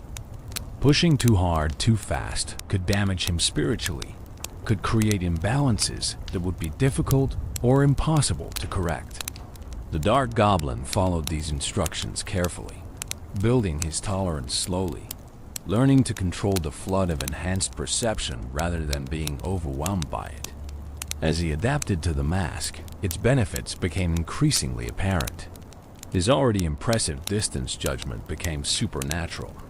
He could estimate ranges with accuracy that seemed impossible, could detect minute changes in distance as targets moved toward or away from him. His awareness of wind and environmental factors expanded, allowing him to account for conditions that would normally be too subtle to consciously perceive. Most importantly, his focus deepened, distractions falling away, his consciousness able to maintain perfect concentration, even in the chaos of arena combat. But the mask also imposed obligations, as the craftsman had warned. He found he couldn't lie while wearing it, the spiritual energies disrupting any attempt at deception. He had to maintain certain ethical standards, found himself unable to attack obviously helpless targets or pursue tactics that violated his core values. The mask was guiding him, shaping his behavior in subtle ways, ensuring that its power served purposes aligned with deeper spiritual principles. The visual aspect of the mask, the way it made him appear to others, carried its own significance. The carved features, simultaneously fierce and dignified, declared him as someone who'd committed to a path of spiritual warrior development. The glowing red eyes marked him as someone who saw beyond normal perception, whose awareness extended into realms most couldn't access. The decorations dangling from the mask, rope and leaves in team colors, show his integration of ancient spiritual tradition with modern arena service. Other goblins who understood voodoo traditions recognized what his mask represented, accorded him additional respect, based not just on his combat capabilities, but on his spiritual achievement. Those unfamiliar with the traditions sometimes found the mask disturbing, the glowing eyes and carved features creating an impression of something more than merely goblin, something that transcended normal categories. This slight unsettling effect actually served tactical purposes, making opponents marginally less comfortable facing him, creating small psychological advantages that could matter in close engagements. The mask required maintenance, not just physical cleaning but spiritual renewal. Periodically, he'd perform rituals learned from the craftsman, recharging the spiritual energies, ensuring the bond remained strong and clear. Neglecting this maintenance would cause the mask to lose potency, its enhanced capabilities fading until it became merely decorative. The Dark Goblin was scrupulous about maintenance, treating the mask with the same obsessive care he gave his blowgun, recognizing that both were essential tools that deserved proper respect. The mask also connected him to a broader community of spiritual practitioners, goblins and sometimes other species who worked with similar traditions. He'd occasionally encounter others wearing masks of power, would exchange subtle signs of recognition, would sometimes share knowledge or experiences during these chance meetings. This hidden network existed beneath the surface of arena culture, rarely visible to outsiders but providing support and resources to its members. His relationship with the mask evolved over time, the bond deepening as years of use strengthened the connections between mask and wearer. It began to feel less like wearing a separate object and more like expressing an aspect of his true self, the spiritual warrior he'd become. The distinction between masked and unmasked states blurred somewhat, the enhanced perceptions and focused mindset becoming increasingly accessible even when he wasn't physically wearing it, though they remained strongest when mask was in place. Now, as you drift through these explanations of mask and meaning, of spiritual tradition and practical power, let yourself appreciate how something as simple as a carved piece of wood can become something so much more significant. The mask represents the Dark Goblin's commitment to not just physical mastery, but spiritual development. His recognition that true excellence requires more than technical skill, that the greatest warriors integrate all aspects of themselves into unified wholeness. The voodoo mask is who he is, worn on the outside but reflecting inner truth. Arena debut, January 2017, and the Meta Revolution, the 13th day of January 2017. Mark this date in the annals of Clash Royale history, for this was when everything changed for ranged combat in the arena.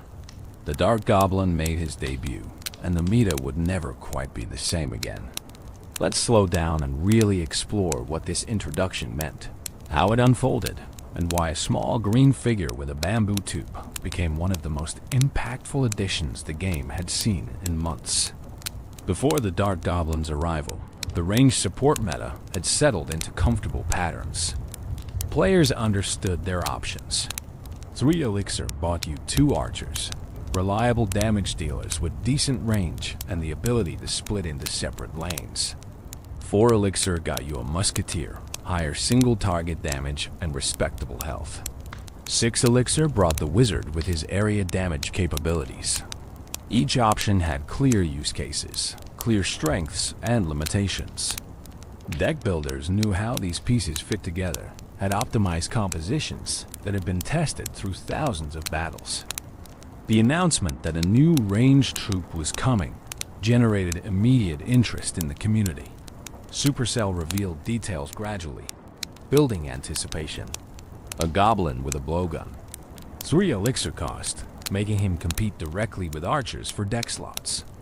Rare rarity, more accessible than epic or legendary cards, but requiring more effort to upgrade than commons.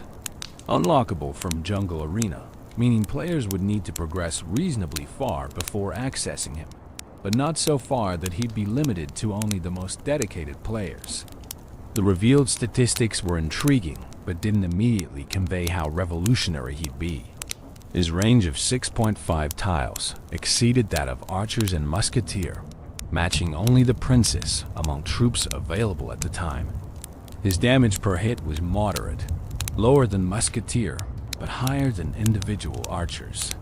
His hit speed of 1.4 seconds meant he could pump out consistent damage over time. His health was low, vulnerable to many spells and focused fire, but not so fragile that he'd be useless. What the bare statistics didn't communicate was how these elements would combine in actual gameplay. The range advantage seemed nice, but not necessarily game-changing. The damage and hit speed looked solid, but not spectacular. Most players expected him to be a decent, but not dominant addition, something that might find niche use, but probably wouldn't revolutionize anything. They were wrong. The first players to unlock and deploy the Dark Goblin in actual arena combat discovered immediately that something special had arrived. The range wasn't just slightly better than alternatives. It was transformatively better, allowing him to attack from positions that were simply unreachable for most troops. He could stand safely behind princes' towers and attack enemy troops or buildings without ever exposing himself to counterattack from most melee units. He could provide sustained pressure on enemy towers while remaining far enough back that opponents could uneasily threaten him without committing significant resources. The hit speed, combined with his range, created a rhythm of constant pressure that opponents found incredibly difficult to deal with. Unlike troops that attacked slowly, giving opponents time to respond between strikes, the Dark Goblin just kept firing. Dart after dart after dart, a relentless stream of projectiles that accumulated into serious damage if not addressed. Players quickly learned that ignoring a Dark Goblin was never an option. He had to be countered, had to be eliminated or at minimum distracted, or he would simply dismantle your tower through sustained fire. His role as a defensive powerhouse became apparent within days of his release. Deployed reactively against enemy pushes, he could eliminate supporting troops with remarkable efficiency.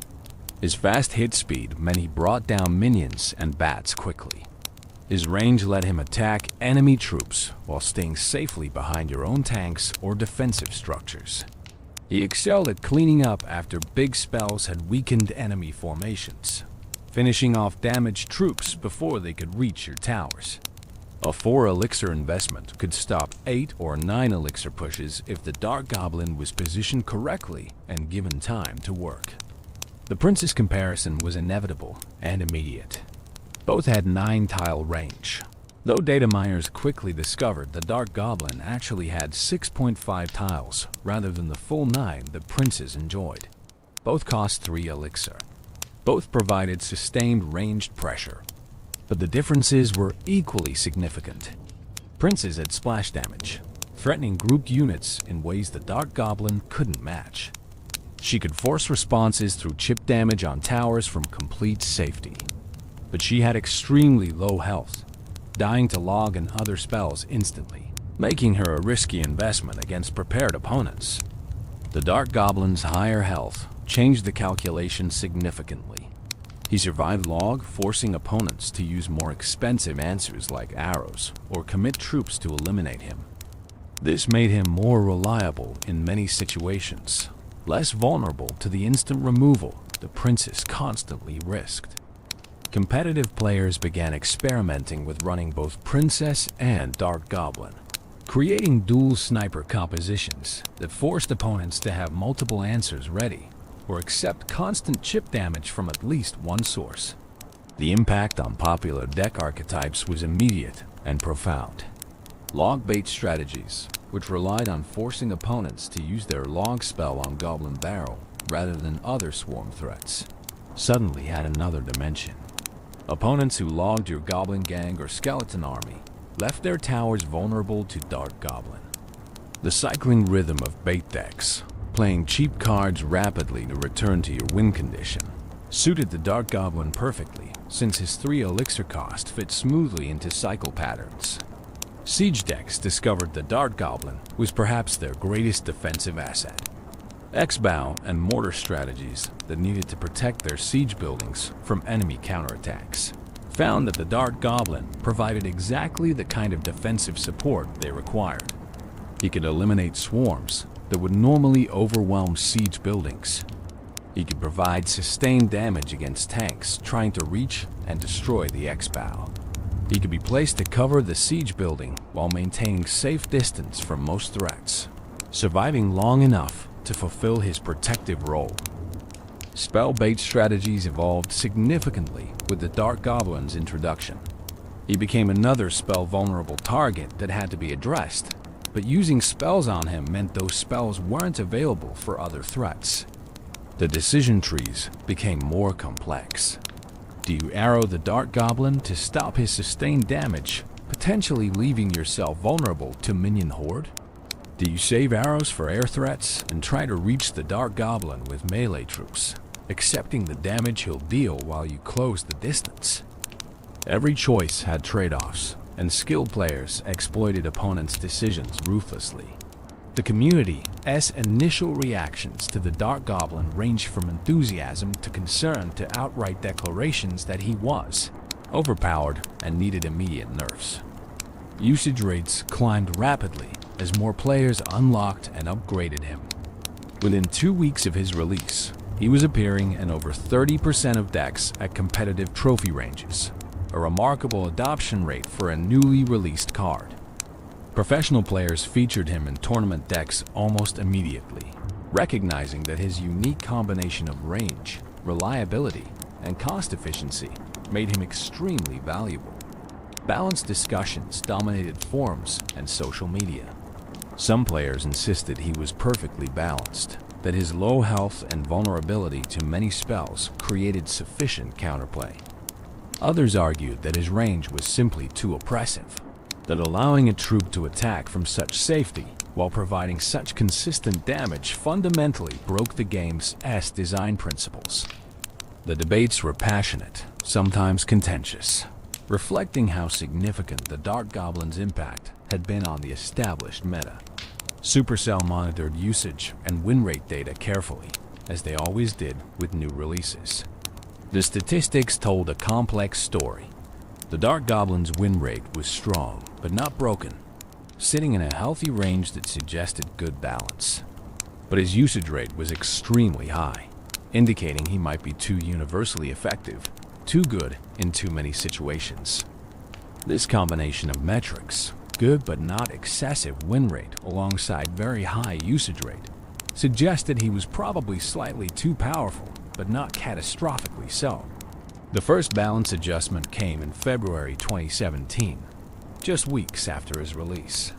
His hit points were reduced by 6%, from 231 to 218 at tournament standard levels.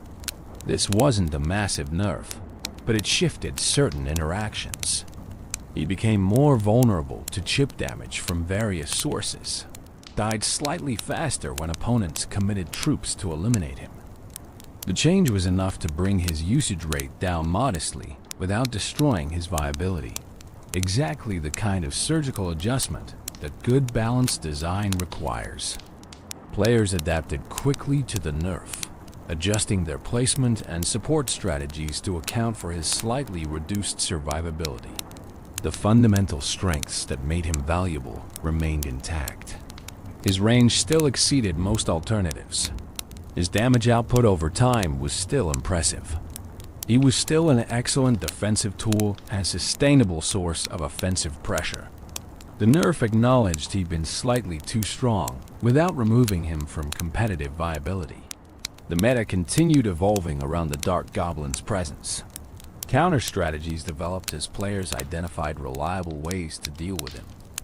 Rush strategies that closed distance quickly, overwhelming him before his sustained damage could accumulate. Spell timing strategies that waited for him to be deployed, then immediately answered with arrows or fireball. Building placement strategies that blocked his line of sight or forced him to move into vulnerable positions. The community's collective intelligence found answers, as it always does, preventing any single strategy or card from remaining dominant indefinitely. But even as counters developed, the Dark Goblin maintained relevance. Good players learned to position him more carefully, to protect him with tanks or buildings, to deploy him at moments when opponents' spell counters had already been used on other threats. The skill ceiling for optimal Dark Goblin usage proved surprisingly high, with significant differences between mediocre deployment and expert positioning. This depth ensured he remained interesting and valuable, even after players learned how to counter basic strategies involving him.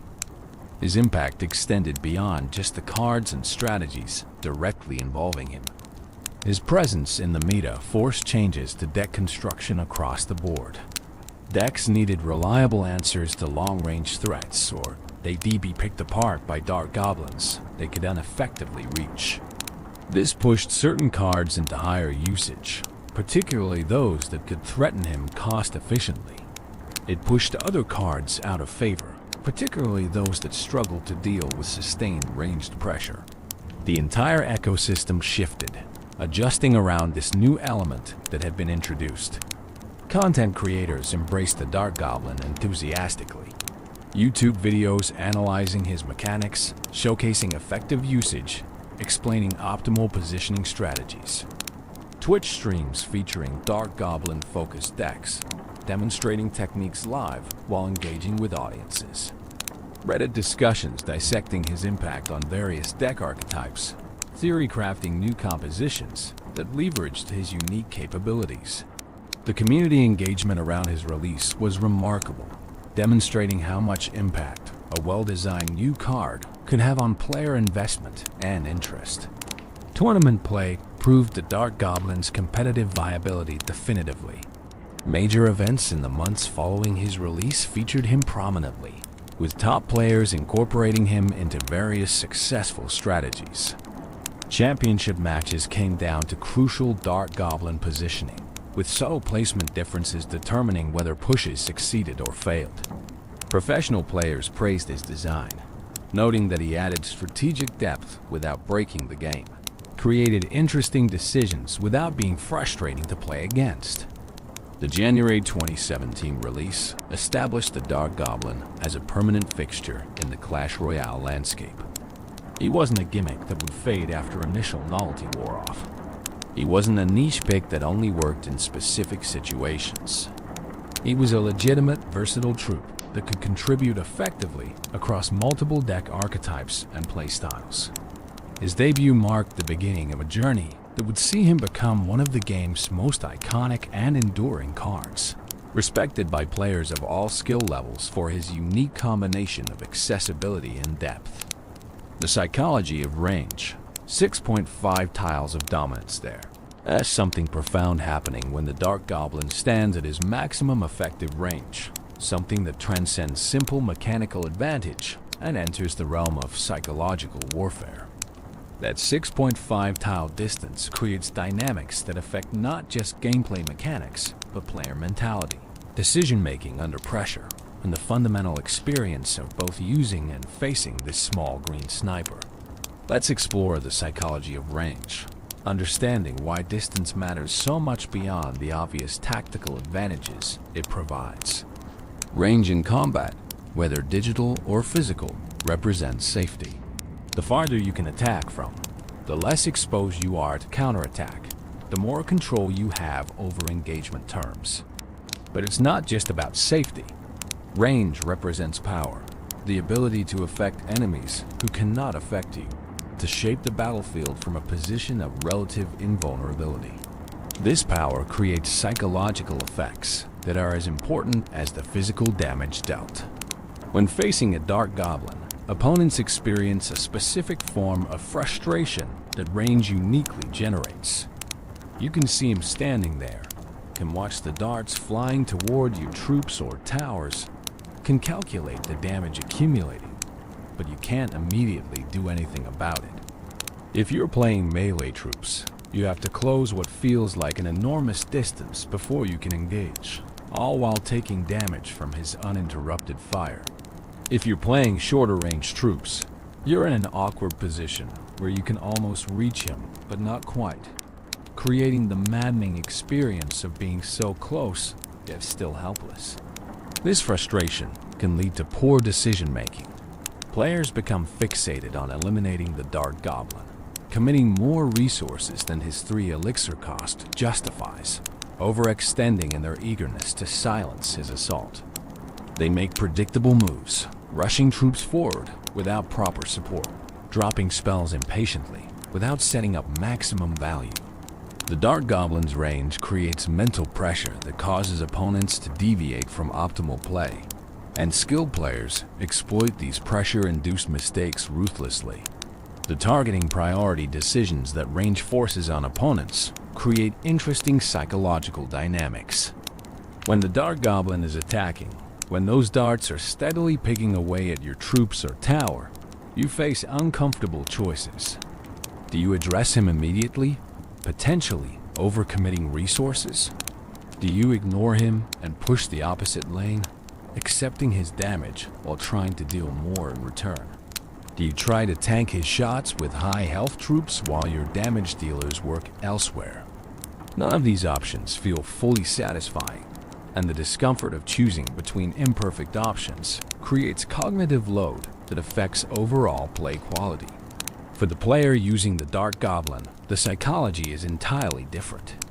There's a sense of safety, of being able to contribute without risking immediate retaliation. This safety allows for calmer decision-making, clearer tactical thinking unmuddied by the fear that characterizes frontline combat. You can observe the battlefield more comprehensively, can track multiple simultaneous threats, can make more measured decisions because you're not constantly in immediate danger. But this safety comes with its own psychological traps. The temptation to become passive, to simply sit back and fire without actively seeking better positions, can reduce effectiveness. The comfort of range can make players complacent, less vigilant about threats that can reach them, less prepared when opponents do successfully close distance. Optimal Dark Goblin play requires maintaining active engagement mentally, even while maintaining physical distance, remaining alert and adaptive rather than settling into passive comfort. The positioning decisions that range enables become exercises in spatial reasoning that engage different cognitive processes than melee combat. You're not thinking about being in the thick of action, about timing dodges or managing immediate threats. You're thinking about sightlines, about angles of fire, about maintaining optimal distance from various threats while maximizing your own coverage. This requires visualization skills, the ability to mentally map the battlefield and predict how different positions will affect what you can attack and what can attack you. The psychological advantage of first strike cannot be overstated. The Dark Goblin's range means he's often attacking enemies before they can attack him, landing several hits before opponents close distance or reposition to threaten him. This first strike advantage creates momentum, puts opponents in reactive mode from the start of engagements, forces them to respond to damage already taken rather than proactively controlling engagement terms. The player controlling the Dark Goblin enjoys the psychological benefit of initiative, of being the actor rather than the reactor. Target selection psychology becomes interesting at range. The Dark Goblin can often choose between multiple potential targets, each with different threat levels and values. Do you focus fire on the low health troop you can eliminate quickly, removing a threat and creating an elixir advantage? Do you attack the higher health tank, slowly wearing it down even if you can't eliminate it before it reaches your defenses? Do you ignore deployed troops entirely and chip away at enemy towers, trading your attention for guaranteed damage? These decisions happen continuously, and making them well requires not just tactical understanding, but psychological discipline to resist tempting but suboptimal targets. The patience that effective range use requires tests many players psychologically. It's tempting to advance, to close distance, to get more involved in the action. But optimal Dark Goblin play often means staying back, maintaining distance, accepting that you'll be dealing damage more slowly than flashier troops, but more safely and sustainably. This patience must be cultivated, trained through experience, reinforced through observing the consequences of impatient overextension. Players who can't master this patience will never fully optimize the Dark Goblin's potential. The inverse psychological effect occurs in opponents who've been frustrated by Dark Goblins in previous matches. They enter new games with preloaded responses, predetermined to eliminate him immediately whenever he appears. This predictability is exploitable.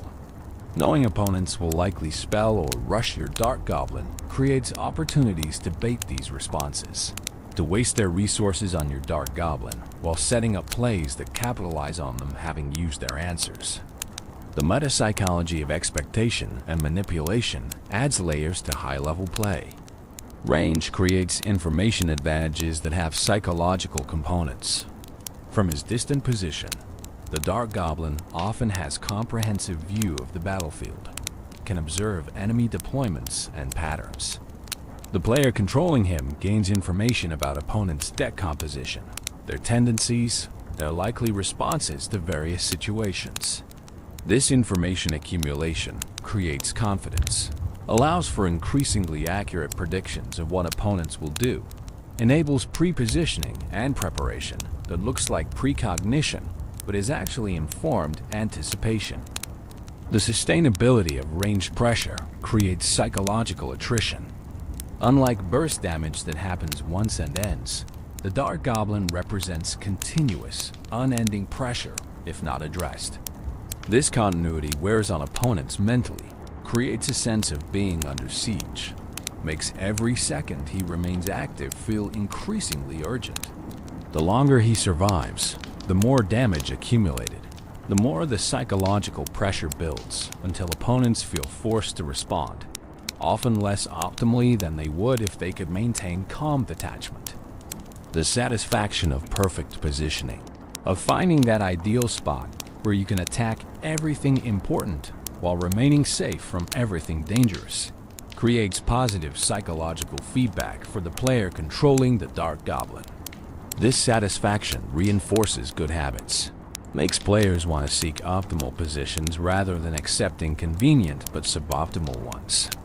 The feeling of being perfectly placed, of having mastered the spatial puzzle the battlefield presents, is rewarding in ways that transcend mere mechanical effectiveness. Conversely, the frustration of poor positioning, of realizing you've left your Dark Goblin exposed or unable to effectively contribute, creates powerful negative feedback that promotes learning. The stark difference between optimal and suboptimal positions becomes obvious quickly through consequence, teaching through pain what analysis alone might not convey. Players learn to feel good positioning versus bad positioning kinesthetically, developing intuitive sense for where the Dark Goblin should be. The range disparity between the Dark Goblin and many of his targets creates a predator-prey dynamic psychologically. He's the hunter, patient, and methodical, picking off targets who cannot effectively fight back. This role reversal, where the small goblin becomes the predator and larger threats become prey, is psychologically satisfying for players who enjoy asymmetric combat, who find cleverness and positioning more interesting than straightforward tests of strength. For opponents, being prey is frustrating and can provoke emotional responses that degrade play quality. Anger at being unable to effectively retaliate stress from continuous damage accumulation, embarrassment at being dominated by a mere 3 elixir troop. All of these emotions can cloud judgment. Recognizing and managing these emotional responses separates emotionally mature players from those who tilt easily, who let frustration override strategy. The team color coordination of the Dark Goblin's mask decorations creates subtle psychological team identity reinforcement. Whether the rope and leaves are blue or red, they mark him as part of your team specifically, not just any generic unit. This visual connection strengthens the psychological bond between player and troop, makes victories feel more personal, defeats more meaningful. The aesthetic elements that seem purely cosmetic actually serve important psychological functions in creating investment and engagement. The sound design of the Dark Goblin contributes to the psychological experience significantly. The soft puff of air as darts launch, the subtle whistle as they fly, the small impact sounds when they hit, all create audio feedback that's satisfying without being overwhelming. This audio design makes using him pleasant sensorily, reinforces the fantasy of being a precise sniper, contributes to the overall experience in ways that pure visual feedback couldn't achieve alone. The learning curve psychology is particularly interesting with the Dark Goblin. He's straightforward enough that beginners can use him effectively immediately, can understand his basic function without extensive study. But the skill ceiling is high, with expert players extracting vastly more value through superior positioning and timing. This accessibility combined with depth creates healthy psychological progression, where players always feel like there's more to learn, more improvement possible, without ever feeling like the baseline competence is unattainable. The social proof psychology of the Dark Goblin's popularity cannot be ignored. Seeing professional players use him effectively, watching streams where he dominates, observing his high usage rates, all of this creates psychological validation for choosing to play him. He's not some weird niche pick that might work, but probably won't. He's mainstream, proven, accepted, which makes players more comfortable investing resources in upgrading him, more confident in including him in their decks. Ultimately, the psychology of range that the Dark Goblin represents is about control versus chaos. Range provides control, allows for measured, deliberate play even in chaotic circumstances. The 6.5 tiles of distance creates psychological space where clarity remains possible even when the battlefield descends into frantic action. For players who value this control, who find satisfaction in methodical precision over frantic improvisation, the Dark Goblin offers psychological fulfillment that extends beyond mere mechanical effectiveness into the realm of playstyle alignment with personal preference and temperament. Evolution's Call, the discovery of the poisonous mask. Now we come to a pivotal moment in the Dark Goblin's story. A transformation that would elevate him from master to legend, from expert to something approaching mythic. The discovery of the poisonous mask didn't happen through chance or luck. It was the culmination of years of searching, driven by whispers of ancient power and the same obsessive dedication that had defined his entire journey toward mastery. Close your eyes and imagine descending into darkness, into tunnels that wind beneath the earth, towards secrets that have waited centuries for someone worthy to uncover them. The story begins with fragments of legend, pieces of a puzzle that the Dark Goblin had been collecting for years without fully understanding what they meant or where they pointed. During his travels as a young warrior seeking to perfect his craft, he'd heard elders speak in hushed tones about goblin temples, places of ancient power hidden deep underground where artifacts of tremendous potency were kept.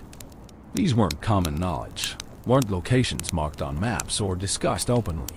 They were secrets, carefully guarded by those few who remembered that such places existed. The temples were said to have been built by goblin ancestors who demastered arts that modern goblins barely understood, who'd worked with forces that went beyond mere physical craft into realms of magic and spiritual power. Within these temples, protected by wards and traps and the simple difficulty of finding them, artifacts waited. Masks that granted enhanced abilities, weapons imbued with properties beyond normal craftsmanship, potions that could transform those who drank them. All legendary, all difficult to verify, all relegated by most rational goblins to the category of entertaining myths rather than actionable truth. But the Dark Goblin had never been content dismissing possibilities just because they seemed unlikely. His voodoo mask, the one he wore daily, had itself been created through processes that bordered on the mythological. He'd experienced firsthand that the boundaries between natural and supernatural, between mundane and magical, were more porous than skeptics believed. If one powerful mask existed, achieved through goblin craft and spiritual technique, why couldn't others exist, created by ancestors who'd had centuries to refine their methods? He began investigating more systematically, treating the temple legends as a problem to be solved through careful research rather than fantastical stories to be enjoyed and dismissed. He sought out the oldest goblins he could find, those whose memories reached back further than most, whose knowledge included traditions that younger generations had forgotten. He listened to their stories carefully, separating obvious embellishment from potential factual cores, building a map not of physical locations, but of thematic patterns and repeated elements. Certain details appeared across multiple independent accounts. The temples were always described as underground, as if being beneath the earth was somehow essential to their nature or purpose. They were always protected, never simply open and accessible, requiring either specific knowledge to find or great determination to breach. They were always associated with particular powers or abilities, with stories of goblins who'd entered as ordinary warriors and emerged as something more. And they were always dangerous, with warnings about traps and guardians and the spiritual trials that anyone seeking their secrets would need to survive.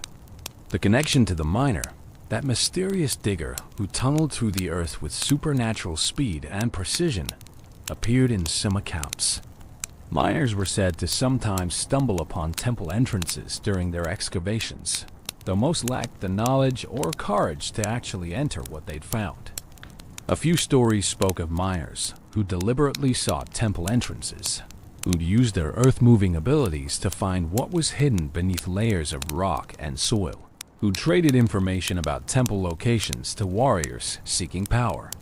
The Dark Goblin cultivated relationships with several miners, establishing reputation as someone who could be trusted, who paid fairly for information, who respected the risks that miners took in sharing knowledge that some within Goblin society considered dangerous or taboo. These relationships took years to build, required demonstrations of character and reliability, involved helping miners with tasks and favors that established reciprocal obligations. But eventually, trust grew sufficient that miners began sharing more closely held information. One miner in particular, an elderly specialist who'd spent decades tunneling through every variety of earth and stone, spoke of an encounter he'd had years ago. While excavating a new tunnel network, he'd broken through into a chamber that clearly wasn't natural. The walls were too smooth, too regular, bearing marks of tools and deliberate construction. In the chamber's center stood a door, carved with symbols he didn't recognize, sealed by mechanisms he didn't understand. The air in the chamber had felt different, charged with something that made his instincts scream danger. He'd sealed the chamber again, marked its location in his private records, and never returned. But he remembered. And now, in his old age, feeling his working years drawing to a close, he was willing to share what he'd found. The Dark Goblin listened with intense focus as the miner described the location, the depth, the distinctive geological markers that would allow the chamber to be found again. He offered payment, but the miner waved it away. Instead, he asked only that if the Dark Goblin found what he sought, if the temple proved real and beneficial. He remembered the old miner who'd made it possible. The Dark Goblin agreed solemnly, recognizing the gift he was being given. The expedition to find the chamber took weeks of preparation. He needed supplies for extended underground travel, equipment for navigating tunnels, tools for potential excavation if the original entrance had collapsed or shifted. He needed to arrange his arena obligations, ensuring his absence wouldn't leave his team understaffed. Most importantly, he needed to prepare mentally and spiritually, understanding that what he sought wasn't just physical treasure, but something that would test him at every level of his being. The descent into the earth began on a date he decalculated based on goblin spiritual calendars as particularly auspicious for undertaking transformative journeys. The miner had provided detailed directions, but following them in the dark, winding complexity of underground tunnel networks proved challenging despite the precision of the instructions. Days passed in near total darkness, navigating by feel and the dim light of his lamp, eating sparingly from his supplies, sleeping fitfully in cramped tunnel spaces. He found the chamber exactly where the miner had described it. The door stood before him, covered in symbols that he recognized from his spiritual studies as ancient goblin sacred writing, though the specific meanings of many symbols were lost to him. The door was wood, impossibly preserved, despite what must have been centuries underground, treated by processes that had protected it from rot and deterioration. He approached slowly, respectfully, aware that he was in the presence of something created by craftsmen who possessed knowledge and skill that made his own.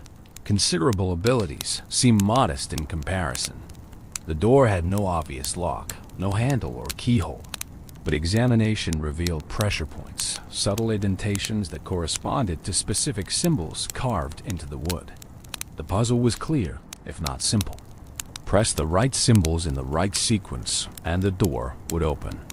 Press incorrectly, and he could only guess what defensive mechanisms might activate.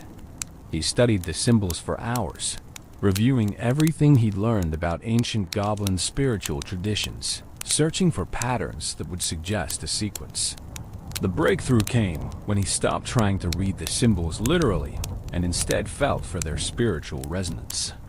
His voodoo mask, worn throughout this journey, enhanced his perception in ways that normal senses couldn't achieve.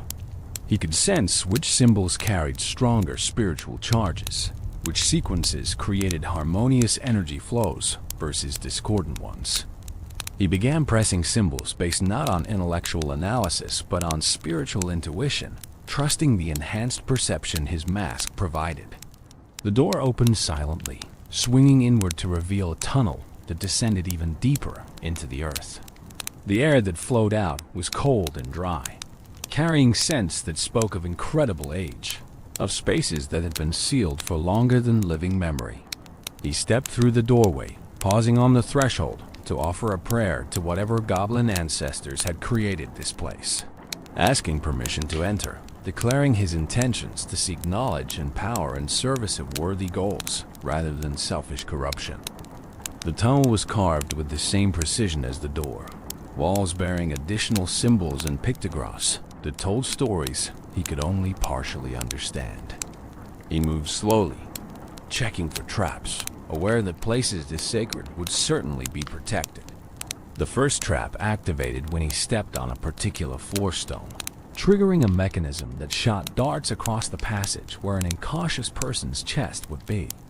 He'd been careful, had been testing each step, and the trap triggered without harming him. He noted its position and continued. Additional traps revealed themselves as he progressed, each testing different aspects of awareness and skill. Pressure plates that triggered falling stones, tripwires that released poisonous gas if disturbed, concealed pits that would drop the unwary into darkness. The Dark Goblin navigated these dangers through a combination of caution, skill, and the enhanced perception his voodoo mask provided. What would have been lethal to most became merely challenging to someone prepared and spiritually attuned. The tunnel eventually opened into a larger chamber, clearly the heart of whatever temple complex this place represented. The space was circular, walls covered in elaborate murals depicting goblin warriors engaged in various activities, telling visual stories about the development of goblin combat arts and spiritual traditions. Torches set in wall sconces ignited spontaneously as he entered, magical flames that had waited in readiness for however many centuries the chamber had remained sealed. In the center of the chamber stood a pedestal, and on that pedestal rested a mask. Even from across the chamber, the Dark Goblin could sense its power, could feel the spiritual energies radiating from it in waves that made his own mask hum in response. This mask was similar in overall design to his own, but distinctly different in specific details. Where his mask was carved with symbols of perception and precision, this one bore symbols of poison and decay. Where his mask's eyes glowed red with spiritual fire, this mask's eyes glowed a sickly green, the color of corruption and toxin. He approached slowly, reverently, aware that taking the mask would be the culmination of years of searching, but also the beginning of new responsibilities and challenges. Inscriptions on the pedestal, written in ancient goblin script that he could barely decipher with his mask's help, explained what the artifact was and what it offered. This was a mask of poisonous power, created by ancient goblin alchemists who'd mastered the transformation of natural toxins into spiritual weapons. A warrior who wore this mask would find their attacks imbued with poisonous properties, each strike delivering not just physical damage, but corruption that would continue damaging targets over time. But the inscriptions also warned of costs and requirements. The poison mask demanded absolute commitment, would not tolerate being set aside casually once bonded to a wearer. It would affect not just combat effectiveness, but the wearer's very nature, introducing elements of toxicity into their spiritual essence that could corrupt if not properly managed through discipline and continued spiritual practice. It was not for everyone, not for most goblins actually, intended only for those whose commitment to their path was total and whose spiritual foundations were strong enough to integrate poison without being consumed by it. The dark goblin stood before the pedestal for long minutes, considering whether he should take the mask. He'd searched for this kind of power, had dedicated enormous effort to finding it. But now, confronted with the reality of what accepting it would mean, he needed to be certain. Could he handle the responsibilities it would impose? Would the enhanced power be worth the costs in terms of changed nature and increased spiritual burden? Was this truly his path, or was he being tempted by power for its own sake rather than as a tool for serving worthy purposes? He thought about his journey, about everything he'd sacrificed and achieved in pursuit of mastery. He thought about the arena and the role he played there, defending allies and eliminating threats. He thought about the goblin traditions he represented, the craft he devoted his life to perfecting.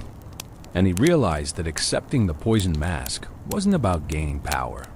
It was about taking the final step in a journey he'd been on his entire life, about achieving the fullest possible expression of what a blowgun specialist could become. He reached out and took the mask from the pedestal. The moment his fingers touched it, spiritual energy surged through him, not hostile, but testing, evaluating, determining whether he was truly worthy or whether he'd made a terrible mistake.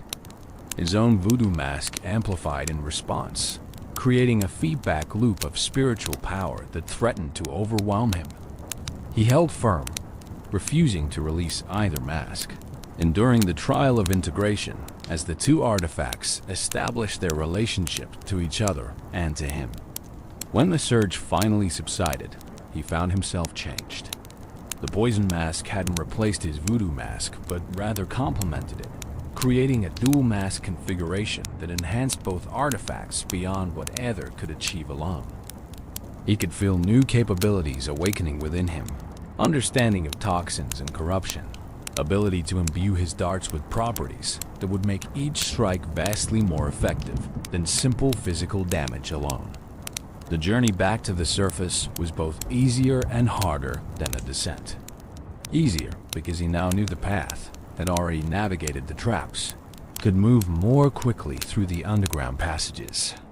Harder because he was changing, integrating the poison mask's power into his being, experiencing transformations that were sometimes uncomfortable or disorienting.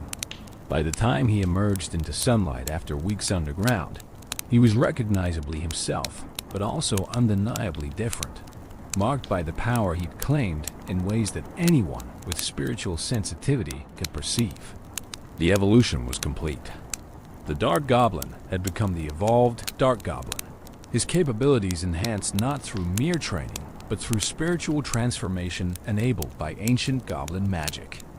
When he returned to the arena, when he deployed in his first battle wearing both masks and channeling their combined power, opponents discovered immediately that facing him had become vastly more dangerous than before. The Goblin Temple Mystery. Ancient secrets underground, the Goblin Temple that the Dark Goblin discovered wasn't unique, wasn't the only such place hidden beneath the earth. To understand the full significance of his find, we need to explore the broader mystery of the Goblin Temples, these sacred spaces that held the accumulated knowledge and power of goblin ancestors who achieved mastery of arts that modern goblins barely remembered. Let your mind drift through these ancient halls, imagining spaces carved from living rock where secrets waited in patient silence for those worthy to receive them. The creation of the temples dated back to a period in goblin history that had been largely forgotten by modern clans. A time when goblin society was more unified, more spiritually focused, more dedicated to preserving and advancing the accumulated wisdom of their people. This wasn't a golden age, necessarily. It wasn't some ideal paradise.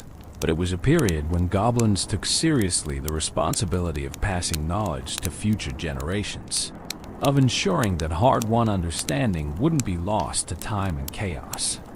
The temple builders were a specialized caste within ancient goblin society, warriors, and craftsmen and spiritual practitioners who dedicated themselves to creating spaces that could preserve artifacts and knowledge across centuries or millennia. They studied geology to find the most stable locations deep underground where tectonic activity would not destroy what they built. They mastered preservation techniques that could protect organic materials like wood and cloth from the decay that normally claims everything.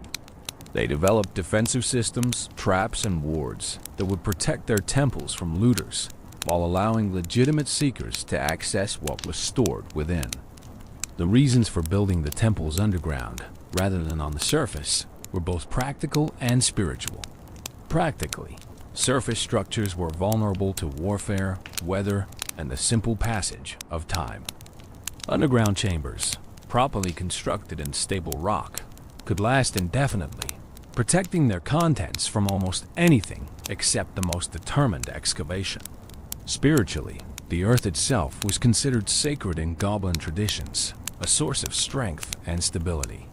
Placing sacred objects beneath the earth's surface was seen as giving them to the earth's protection, creating a bond between artifact and elemental power that enhanced both.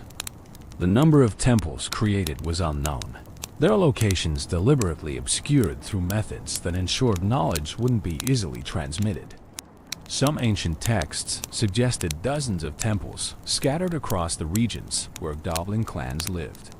Others hinted at hundreds, an entire network of sacred spaces linked by symbolic and spiritual connections, even though they had no physical passages connecting them. The truth was lost to time, with most temples likely undiscovered, their contents still waiting for seekers who might never come. The contents of each temple varied based on when it was created and what specific knowledge or artifacts its builders wished to preserve.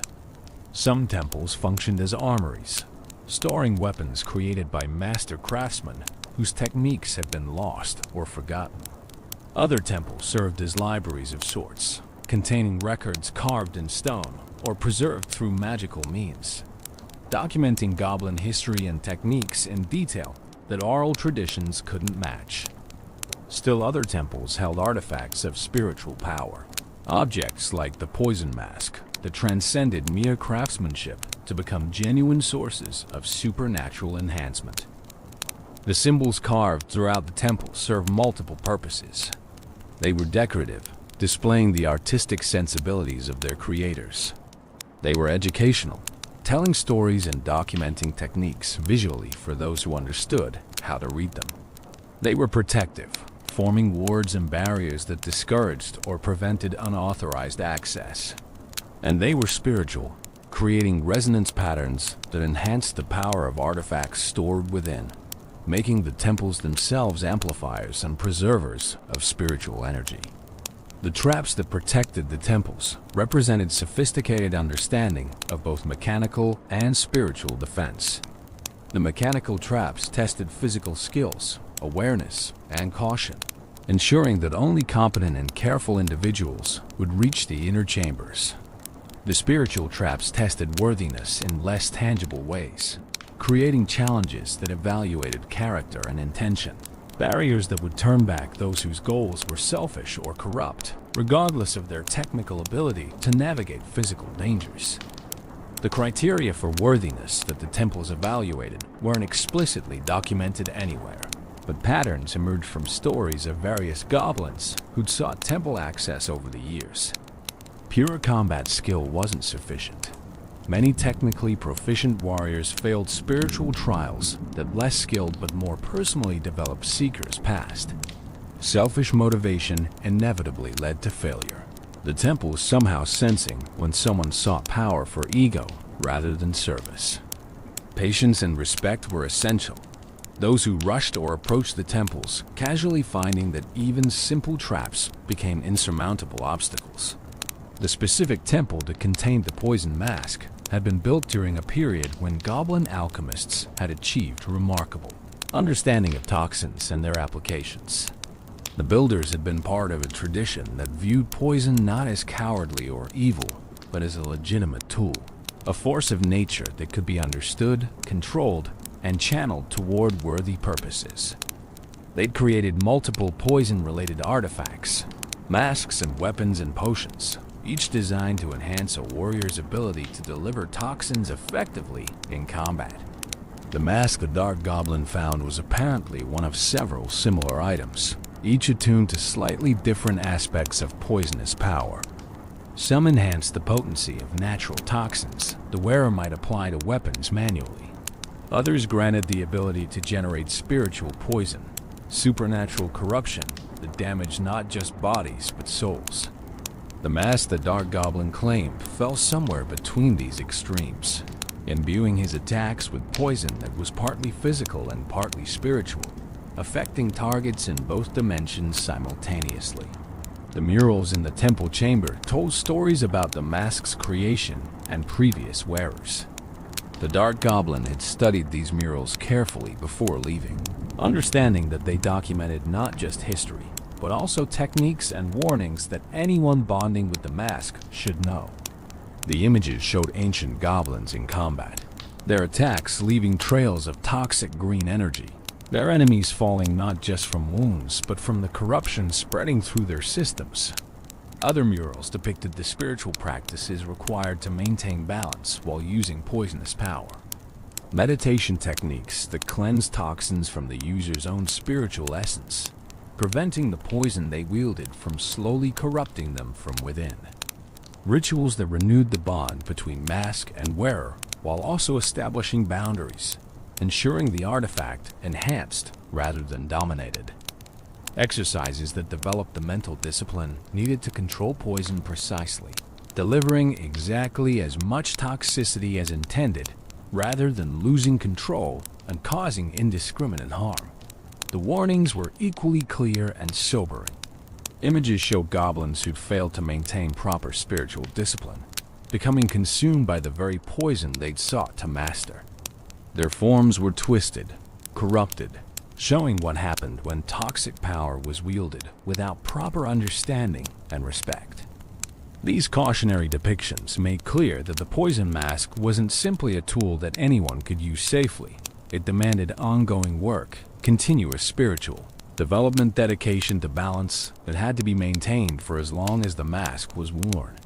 The temple itself held additional secrets beyond the mask. Side chambers contained other artifacts, some related to poison and others serving different purposes. The Dark Goblin explored these spaces carefully, documenting what he found, taking a few items that seemed potentially useful while leaving most in place, recognizing that he couldn't possibly use everything and that the temple should remain intact for future seekers who might need what it offered. One side chamber contained records, carved tablets that documented the history of the poison-wielding tradition within ancient goblin society. He spent hours studying these tablets, learning about practitioners who'd come before him, their achievements and their failures, the techniques they'd developed and the limitations they'd encountered. This historical knowledge proved invaluable, giving him context for understanding the power he'd claimed, showing him the tradition he was now part of and the responsibility he carried to honor and build upon what his ancestors had created. Another chamber held supplies for maintaining poison-related artifacts, compounds and materials that couldn't be easily obtained through normal means. He took samples, understanding that he might need these materials for the ongoing maintenance the mask required. The supplies had been preserved through the same methods that protected the mask itself, remaining potent despite the centuries they'd waited in storage, testament to the preservation skills of the temple builders. The exit from the temple revealed another layer of its mystery. The Dark Goblin noticed as he left that the entrance sealed behind him, mechanisms activating to close the door and camouflage the opening, making it appear as though nothing had ever disturbed the stone. The temple was protecting itself, ensuring that casual discovery wouldn't expose its contents to looters or the spiritually unprepared.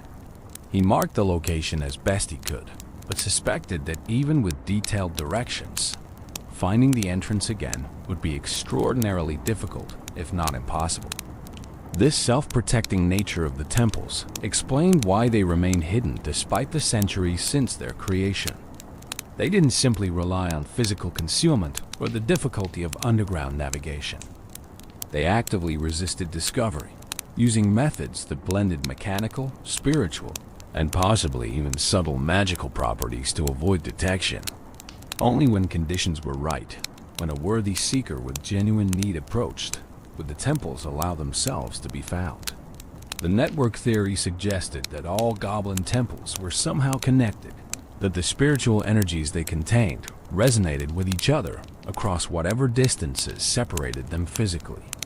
If this theory was true, and the Dark Goblin had found evidence suggesting it might be, then his discovery and claiming of the poison mask would have rippled through the network, announcing to any other temples that existed that a worthy seeker had successfully claimed power from one of their number. Perhaps this would make finding other temples easier for him in the future. Recognition granted by the network itself that he'd proven his worthiness. The broader implications of the temple's existence raised profound questions about goblin history and the knowledge that had been lost over generations. What else might be preserved in undiscovered temples? What techniques and understanding had ancient goblins possessed that modern clans no longer even knew to seek? How many potential evolved forms might exist, waiting in the underground chambers for warriors dedicated enough to find them and prove themselves worthy of transformation? These questions had no certain answers, but they inspired the Dark Goblin and other seekers to continue searching, to pursue rumors and investigate legends that might lead to additional discoveries. Each new temple found, each artifact claimed, added pieces to the puzzle of what goblin society had once been and might become again. If enough of the ancient knowledge could be recovered and integrated into modern understanding. Now, as sleep draws closer, as these images of ancient temples and hidden power drift through your consciousness, let yourself appreciate the dedication required to seek these secrets. The Dark Goblin could have been satisfied with conventional mastery, could have remained simply excellent at his chosen craft. Instead, he pursued transformation, risked dangers both physical and spiritual, descended into darkness in search of light. That courage, that commitment to becoming more than he was, defines the difference between competence and legend.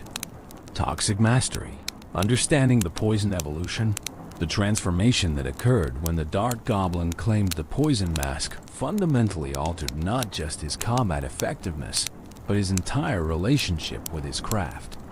The evolution wasn't merely an upgrade in statistics, though those improvements were significant. It represented a philosophical shift, a new understanding of what his darts could accomplish, a revelation that opened tactical possibilities he'd never previously imagined. Let's explore what the poison evolution means mechanically, spiritually, and strategically. understanding how toxicity became art in the hands of a master. The basic function of the evolved poison darts is elegantly simple. When a dart strikes a target, it delivers its normal physical damage, the sharp tip penetrating and causing immediate harm. But simultaneously, the poison infused into the dart through the mask's power begins its work, corrupting the target's system, dealing additional damage over time that continues even after the initial strike. This damage over time effect transforms each dart from a single moment of harm into an ongoing threat, pressure that builds with each successive hit. The poison damage accumulates. A target hit by one dart takes poison damage over several seconds. A target hit by multiple darts takes proportionally more damage as the toxins compound in their system. This accumulation means that the evolved Dart Goblin's effectiveness increases dramatically when he can maintain sustained fire on a single target, each dart adding to the damage of those before it, creating exponential growth in harm delivered per second of continued engagement. The visual feedback of the poison is distinctive and satisfying. Targets affected by the poison show visible corruption, greenish energy radiating from their wounds, indicating that they're suffering ongoing damage. This visual clarity serves important gameplay functions, allowing both the player using the evolved Dart Goblin and their opponents to track which targets are poisoned and how many stacks of poison they are carrying. But it also reinforces the fantasy, making the poison feel real and dangerous rather than just an abstract numerical modification. The strategic implications of poison damage ripple through every aspect of how the evolved Dart Goblin is deployed and utilized. Against single high-health targets like tanks or mini-tanks, the poison dramatically increases his effectiveness. Where the base Dart Goblin would chip away slowly through physical damage alone, the evolved version melts through health bars as poison accumulates. Tanks that would normally shrug off his darts find themselves unexpectedly vulnerable, corruption spreading faster than they can advance, sometimes dying before even reaching defensive positions. Against swarms, the poison's effect is somewhat different but equally valuable. Each small unit takes physical damage plus poison damage, and since swarm units typically have low health pools, the added damage often means they die in fewer hits than they would against base Dart Goblin. This allows the evolved version to clear swarms more quickly, reducing the time enemies spend attacking your defenses, minimizing the damage they deal before being eliminated. The efficiency gain might seem small per individual unit, but compounds significantly over the course of a full battle. The elixir trading dynamics shift with evolution. The base Dart Goblin at 3 elixir provided good value, able to trade favorably against many 4 or 5 elixir threats through proper positioning. The evolved version strengthens these trades, often securing positive trades against even more expensive threats. When your 3 elixir troop can eliminate or severely damage 6 or 7 elixir investments through sustained poison fire, the economic advantage becomes overwhelming over the course of a match. The tactical deployment patterns for evolved Dart Goblin maintain similarities to base deployment but with important modifications. He's still primarily a defensive troop, best used to counter enemy pushes rather than as a primary offensive threat. But the increased killing power from poison means he can be deployed more aggressively in certain situations positioned further forward than would be safe for base Dart Goblin, because he can eliminate threats quickly enough that they don't have time to close distance and threaten him. The poison application through dart impact rather than requiring special activation or resource management makes the evolved Dart Goblin remarkably user-friendly. There's no complex mechanic to learn, no additional timing or positioning requirements beyond what effective base Dart Goblin usage already demands. You deploy him, he shoots darts. Those darts poison targets automatically. The complexity comes from leveraging this automatic poison optimally, rather than from mastering difficult mechanical execution. The spiritual dimension of wielding poison cannot be ignored. though it operates more in the realm of lore and character than gameplay mechanics. The Dark Goblin wearing the poison mask must maintain the spiritual discipline discussed in the temple murals, must practice the cleansing meditations that prevent the toxins he wields from corrupting his own essence. This ongoing spiritual work isn't represented mechanically in the game, but exists as part of his story, part of what makes the evolution more than just numerical improvements. The poison's nature sits somewhere between physical and supernatural. It damages the body through processes that resemble natural toxins, corrupting cellular function, disrupting vital systems. But it also carries spiritual components. Corruption that affects the target's life force in ways pure physical poison couldn't achieve. This hybrid nature makes the evolved Dark Goblin's poison effective against targets that might resist purely physical or purely magical attacks, threading a middle path that catches enemies without comprehensive defenses. The ethical considerations of using poison have long been debated in human warfare, with many cultures considering it dishonorable or cowardly. But goblin traditions, particularly the ancient ones preserved in the temples, viewed poison more practically. It's a tool, like any other, neither inherently honorable nor dishonorable. What matters is the purpose for which it's used and the character of those wielding it. The Dark Goblin using poison to defend his allies and eliminate threats to his team carries no moral stain, regardless of what human ethical traditions might suggest. The balanced considerations for the evolved Dark Goblin required careful attention from the development team. Evolution cards needed to feel significantly more powerful than their base versions to justify the resource investment required to unlock and upgrade them. But they also couldn't be so powerful that they became mandatory, that players without access to evolutions couldn't compete effectively. The poison evolution threads this needle successfully, providing meaningful power increase without breaking the game's fundamental balance. The community reception to the evolved Dark Goblin was generally positive, with players appreciating that the evolution maintained the core identity while adding new dimensions. He still played like a Dark Goblin, still required similar positioning and decision-making, still filled the same basic role in deck composition. The poison wasn't a gimmick that changed everything. It was an enhancement that made what he already did more effective, which felt natural and satisfying rather than jarring or confusing. The usage statistics for Evolved Dark Goblin showed healthy, but not excessive adoption. Not every player chose to evolve him, some preferring to invest evolution resources in other cards. But those who did evolve him reported satisfaction with the results, feeling that the evolution provided value commensurate with the investment required. This balance of adoption indicated good design, strong enough to be worth pursuing, but not so dominant that it became mandatory for competitive viability. The strategic synergies between Evolved Dark Goblin and certain other cards created interesting deck-building possibilities. Cards that slowed enemies, keeping them in range longer, became more valuable when paired with poison that needed time to accumulate. Cards that distracted or tanked for the Dark Goblin gained increased value, since they enabled more sustained fire that maximized poison stacking. The evolution didn't exist in isolation, but as part of a broader tactical ecosystem that clever players could exploit. The poison's interaction with healing effects created counterplay dynamics that added strategic depth.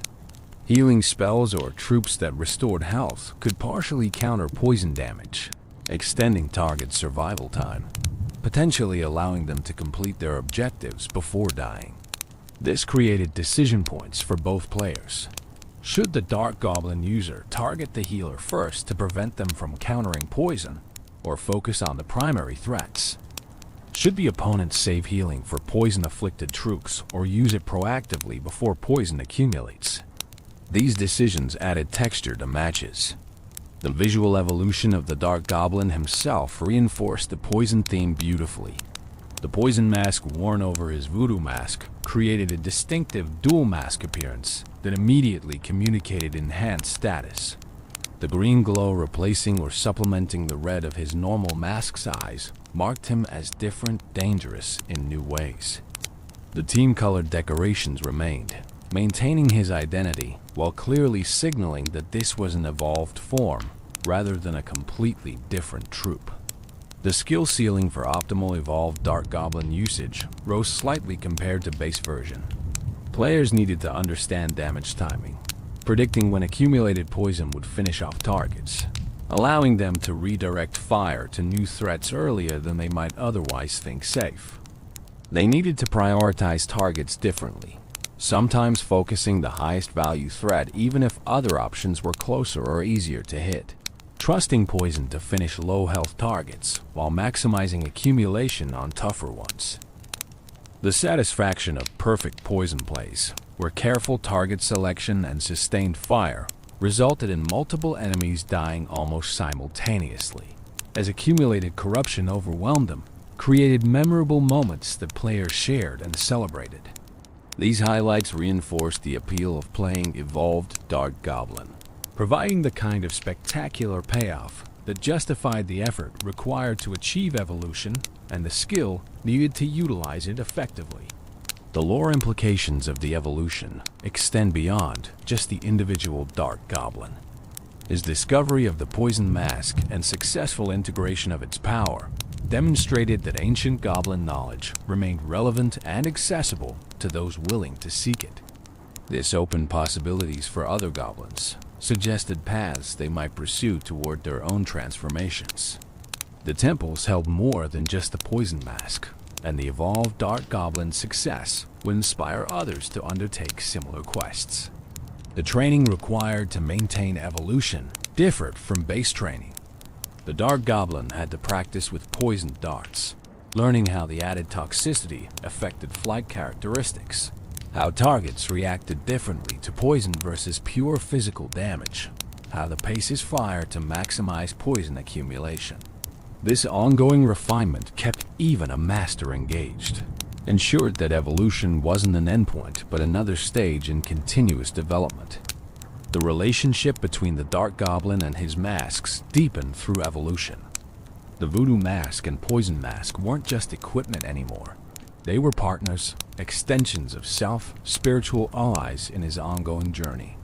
He communicated with them through meditation and ritual, maintained the bonds that kept their powers flowing properly, honored the traditions from which they'd emerged. This relationship elevated his practice from mere craft into something approaching sacred devotion. Now let the poison imagery drift through your relaxing mind, not as something frightening, but as a force that has been understood, controlled, channeled toward worthy purposes. The green glow, the accumulating corruption, the targets falling not to single devastating blows, but to the patient accumulation of toxic power applied with precision and dedication. This is mastery of a different sort mastery that embraces aspects others might fear, that finds strength in sources others might avoid, that proves expertise isn't about the tools you choose, but about how completely you understand and utilize whatever tools you wield. Strategic genius, deck building, and tactical applications.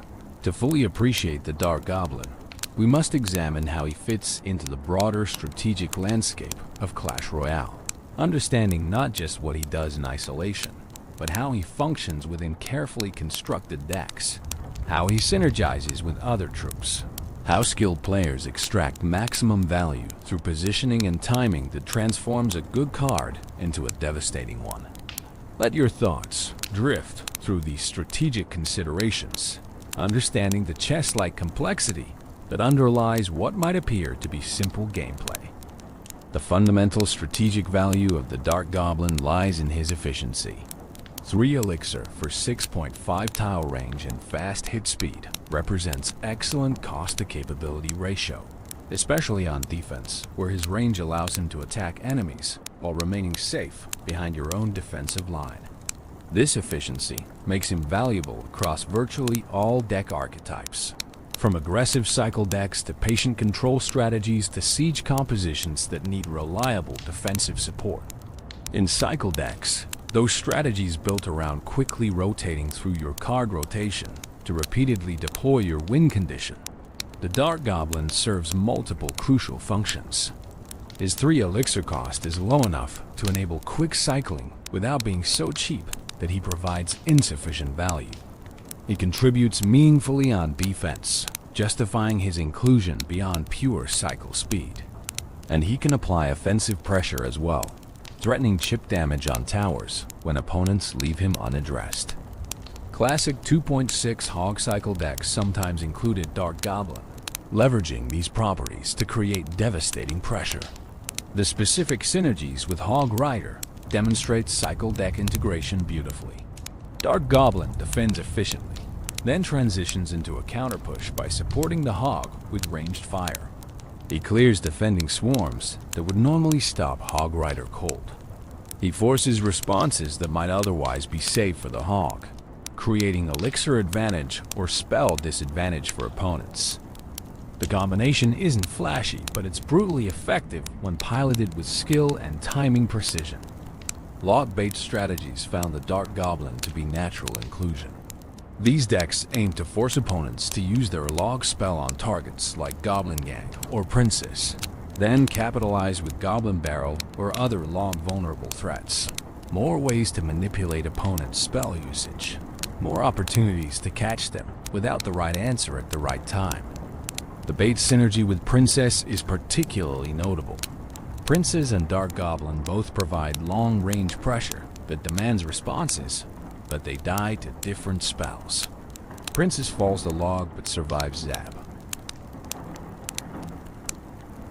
The tutorial value of the Dark Goblin for teaching new players about range, positioning, and target prioritization shouldn't be underestimated. New players who unlock and experiment with him learn fundamental strategic concepts through his mechanics.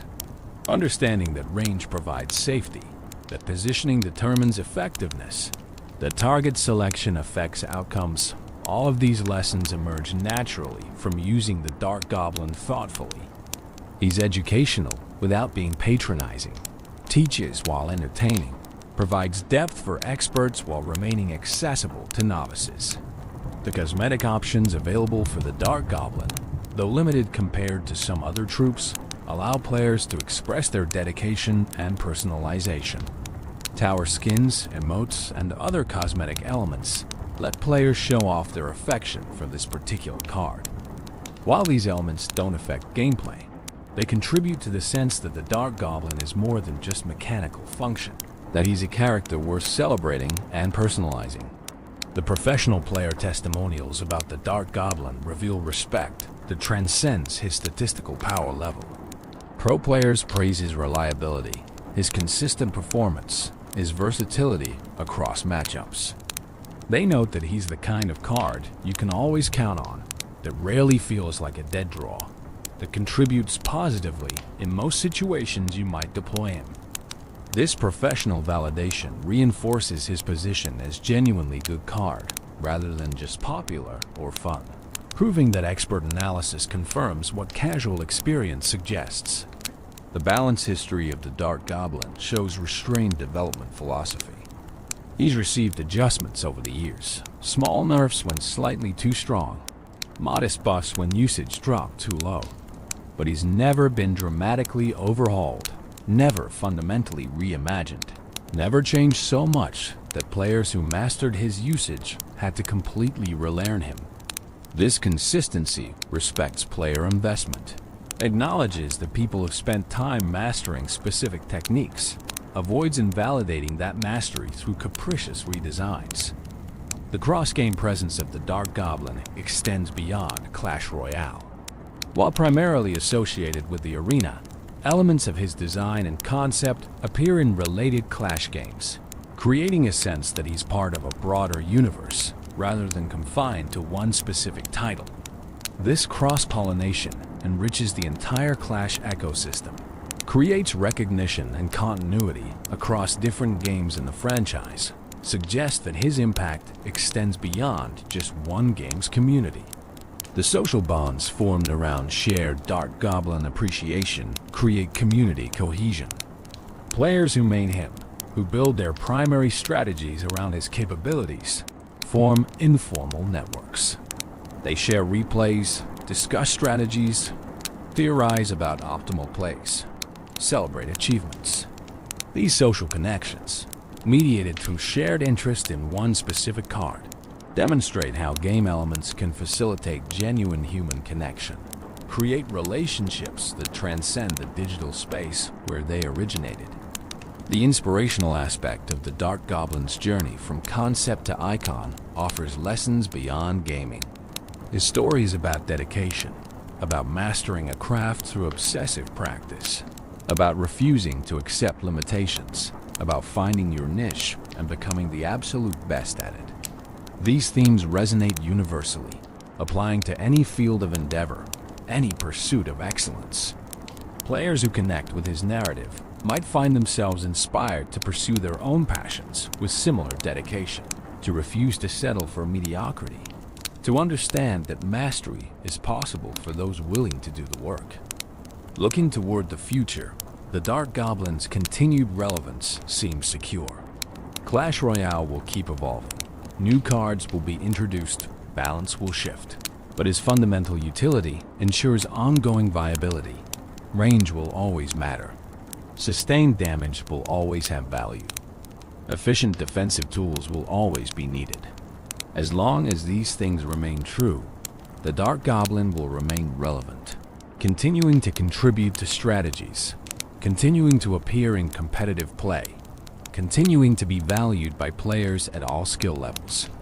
The potential for additional evolutions or variants creates exciting possibilities. What if future updates introduced alternate evolution paths, allowing players to choose between poison specialization and other options that enhance different aspects of his kit? What if special events granted temporary cosmetic or mechanical modifications that let players experiment with different Dark Goblin fantasies? The foundation is strong enough that creative expansions could add depth without compromising the core identity that makes him beloved. The legend of the Dark Goblin, in the end, is about the journey from novice to master, from ordinary goblin to arena icon. It's about patience, precision, dedication to craft. It is about proving that small warriors with simple tools can change the course of battles through perfect execution. It's about finding your place in a complex world, carving out a niche where your specific talents provide maximum value, becoming irreplaceable through mastery rather than might. And so we reach the end of our journey through the Dark Goblin's lore, having explored his origins, his training, his transformation, his impact. As your breathing slows, as sleep draws ever nearer, let these final thoughts drift gently through your consciousness, settling softly like dust after a long day's journey. The Dark Goblin stands at the back line, checking his equipment one final time. His blowgun is clean, properly maintained, ready for action. His darts are carefully arranged, each one inspected and found worthy. His masks, both the voodoo and the poison, rest comfortably on his face, their energies flowing through him in patterns he has grown so familiar with that he barely notices them consciously. He is ready. He is always ready. This is what mastery means.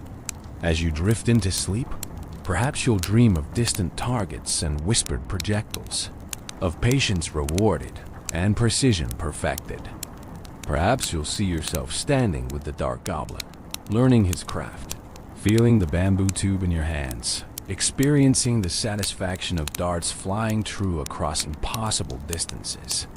Perhaps you'll understand, in that space between waking and dreaming, what it means to commit fully to excellence, to refuse to accept anything less than your absolute best. The arena grows quiet as night deepens. Battles have paused, warriors rest. The eternal conflict enters one of its rare moments of peace. The Dark Goblin sits alone, cleaning his blowgun with careful attention, preparing for tomorrow's challenges while reflecting on today's accomplishments. He doesn't sleep much, this small green sniper. There's always something to practice, some technique to refine, some detail to perfect. This is his life, his choice, his joy. If you've enjoyed this deep exploration of Dark Goblin lore, this journey through the story of a master craftsman who became legend through dedication and skill, consider leaving a like on this video. Subscribe to the channel for more comprehensive dives into Clash Royale character stories, for more explorations of the personalities and histories that make the arena come alive. Share your own Dark Goblin experiences in the comments, your favorite plays, your thoughts on his design, your appreciation for what he represents. Until next time, may your darts fly straight, your positioning be perfect, and your dedication to mastery never waver. Sleep well, dream deeply, and remember that excellence in any field comes not from natural talent alone, but from the willing choice to pursue improvement relentlessly, day after day, year after year, until what once seemed impossible becomes routine, and what once was routine becomes art. Good night, and good dreams. Welcome, friends. Tonight, we're going to journey through the complete story of one of gaming's most iconic warriors, the Hog Rider, that distinctive battle cry you know so well, that fearless charge across the battlefield, that hammer swinging with devastating purpose. Tonight, we'll discover everything about this legendary character, from his very first appearance to his lasting impact on millions of players worldwide. So settle in, get comfortable, and let the story of the Hog Rider wash over you like a gentle wave. This is a tale of courage, of an unbreakable bond between warrior and beast, of a character who transcended his game to become a cultural phenomenon. Let's begin at the very beginning, with the echo that started it all. The calling. There's something magical about a battle cry. Not just any shout or yell, but that one perfect sound that captures the essence of a warrior spirit. For the Hog Rider, that sound is unmistakable. High-pitched, exuberant, almost joyful in its intensity. Hog Rider. It echoes across battlefields, through arena walls, and into the hearts of players everywhere. This isn't just noise. This is announcement. This is declaration.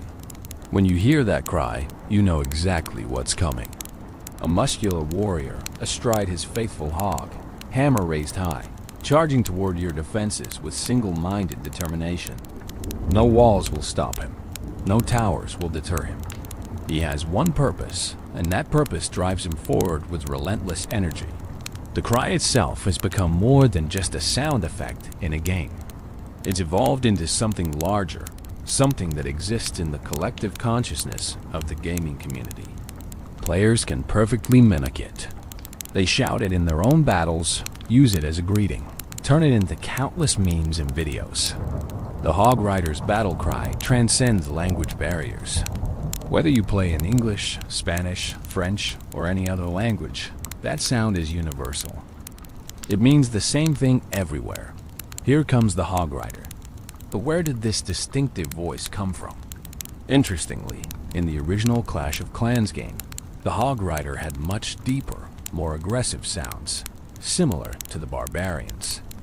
It was only through commercials and in Clash Royale that he gained that high-pitched, memorable voice we all know today.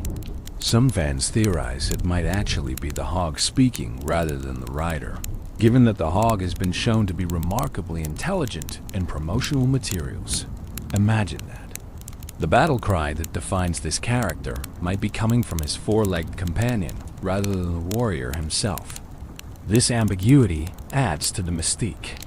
The relationship between rider and hog is so close, so symbiotic, that their voices blend together. You cannot separate one from the other. They are a unit, a team, a partnership that has endured through years of battles and countless updates to the game. The battle cry serves another purpose beyond simple identification. It's a rallying call. In the famous 2015 commercial that would cement the Hog Rider's place in gaming culture, we see this demonstrated perfectly. One Hog Rider calls out, and from across the landscape, other Hog Riders hear and respond. They drop what they're doing wherever they are, whatever they're engaged in, and they answer the call. It's a summons that cannot be ignored, a brotherhood's bond expressed through that signature sound. Think about the psychology of it. When an opponent hears that cry in their game, there's an instant reaction. A split second of recognition, then the mental calculation begins. Where is he? Can I stop him? Do I have the right cards?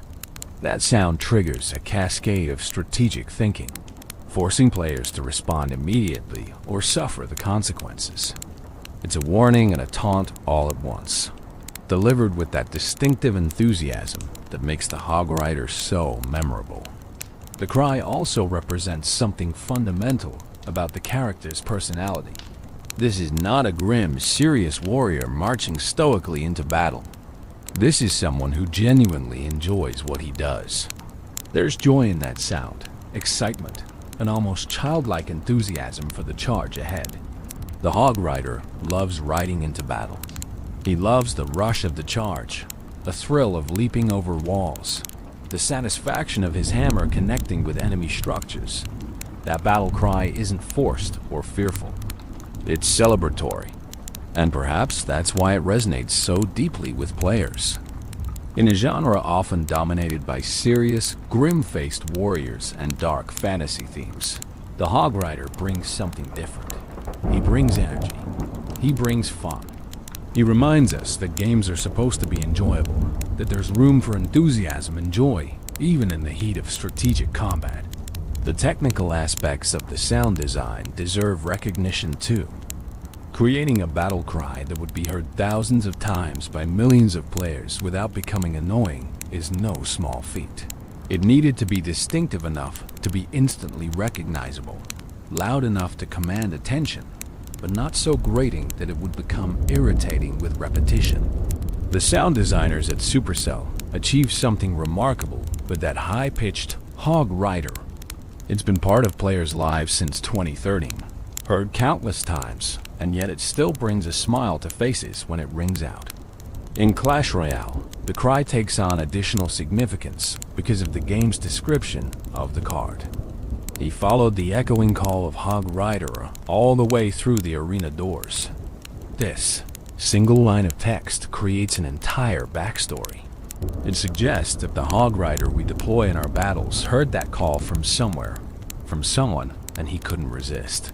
He had to find its source. He had to join the battle. That cry literally drew him into the arena, pulled him through those doors into the world of Clash Royale. It's a beautiful piece of storytelling through sound. The battle cry isn't just what the Hog Rider does. It's what defines him. It's his essence distilled into a single perfect sound. And that sound has echoed through gaming culture for over a decade now, showing no signs of fading. If anything, it grows stronger with each passing year. Each new player who discovers these games and hears that distinctive call for the first time. Origins of a legend, every legend has a beginning, and for the Hog Rider, that beginning came on March 12th, 2013. This was the day Supercell introduced him to Clash of Clans as part of a major update that added Dark Elixir troops to the game. Players had been eagerly awaiting new units, new strategies, new ways to approach their battles. What they got exceeded their expectations in ways they couldn't have imagined. The Hog Rider arrived as the second Dark Elixir troop, unlocked when players upgraded their Dark Barracks to level 2. This positioning was significant. Dark Elixir troops were meant to be special, powerful, worth the extra effort required to obtain the rare resource needed to train them. The Hog Rider lived up to that promise immediately. Here was a troop that could do something no other ground unit could do at the time. Jump over walls as if they weren't even there. Think about what walls meant in Clash of Clans.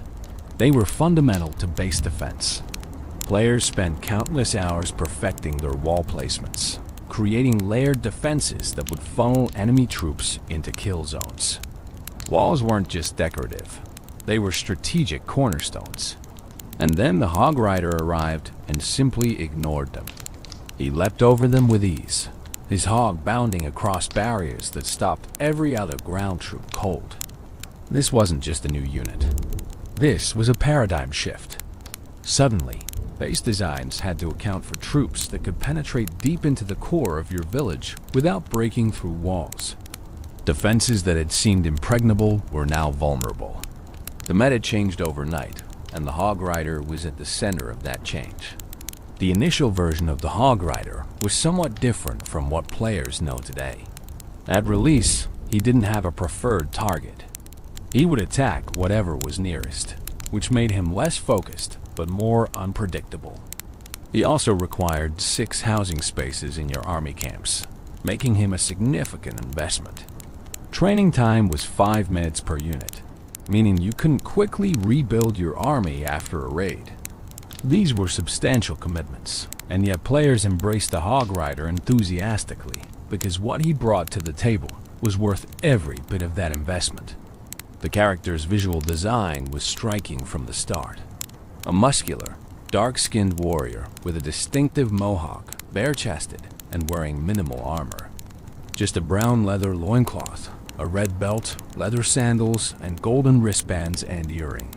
He wielded a massive warhammer, a weapon that spoke of raw power and straightforward violence. And he rode a large hog, about half his height, controlled by a leather bridle looped around the beast's tusks. This design was immediately iconic. Players could spot a Hog Rider at a glance, even in the chaos of a large-scale battle with dozens of units on screen simultaneously. The Mohawk alone made him stand out, but combined with the unique mount and the hammer, the Hog Rider's silhouette was unmistakable. Good character design isn't just about looking cool, though the Hog Rider certainly achieved that. It's about instant recognition, about creating a visual that players can identify in a fraction of a second. Supercell's art team nailed it.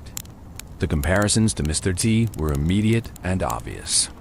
The mohawk, the gold jewelry, the muscular physique, the tough guy attitude. Whether intentional or not, the Hog Rider carried echoes of the famous actor and his iconic roles.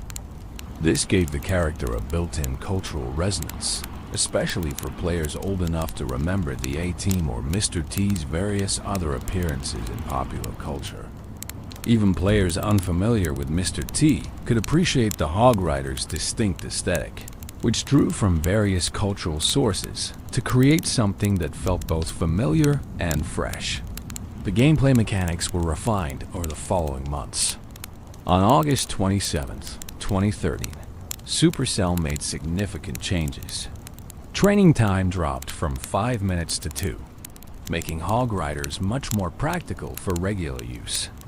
More importantly, they gained a preferred target: defensive structures.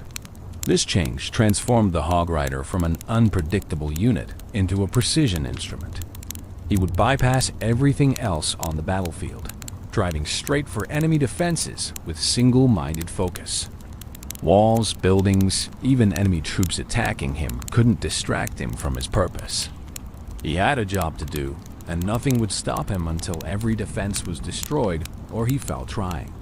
This created the strategic framework that still defines Hog Rider usage today. He's not a general-purpose troop.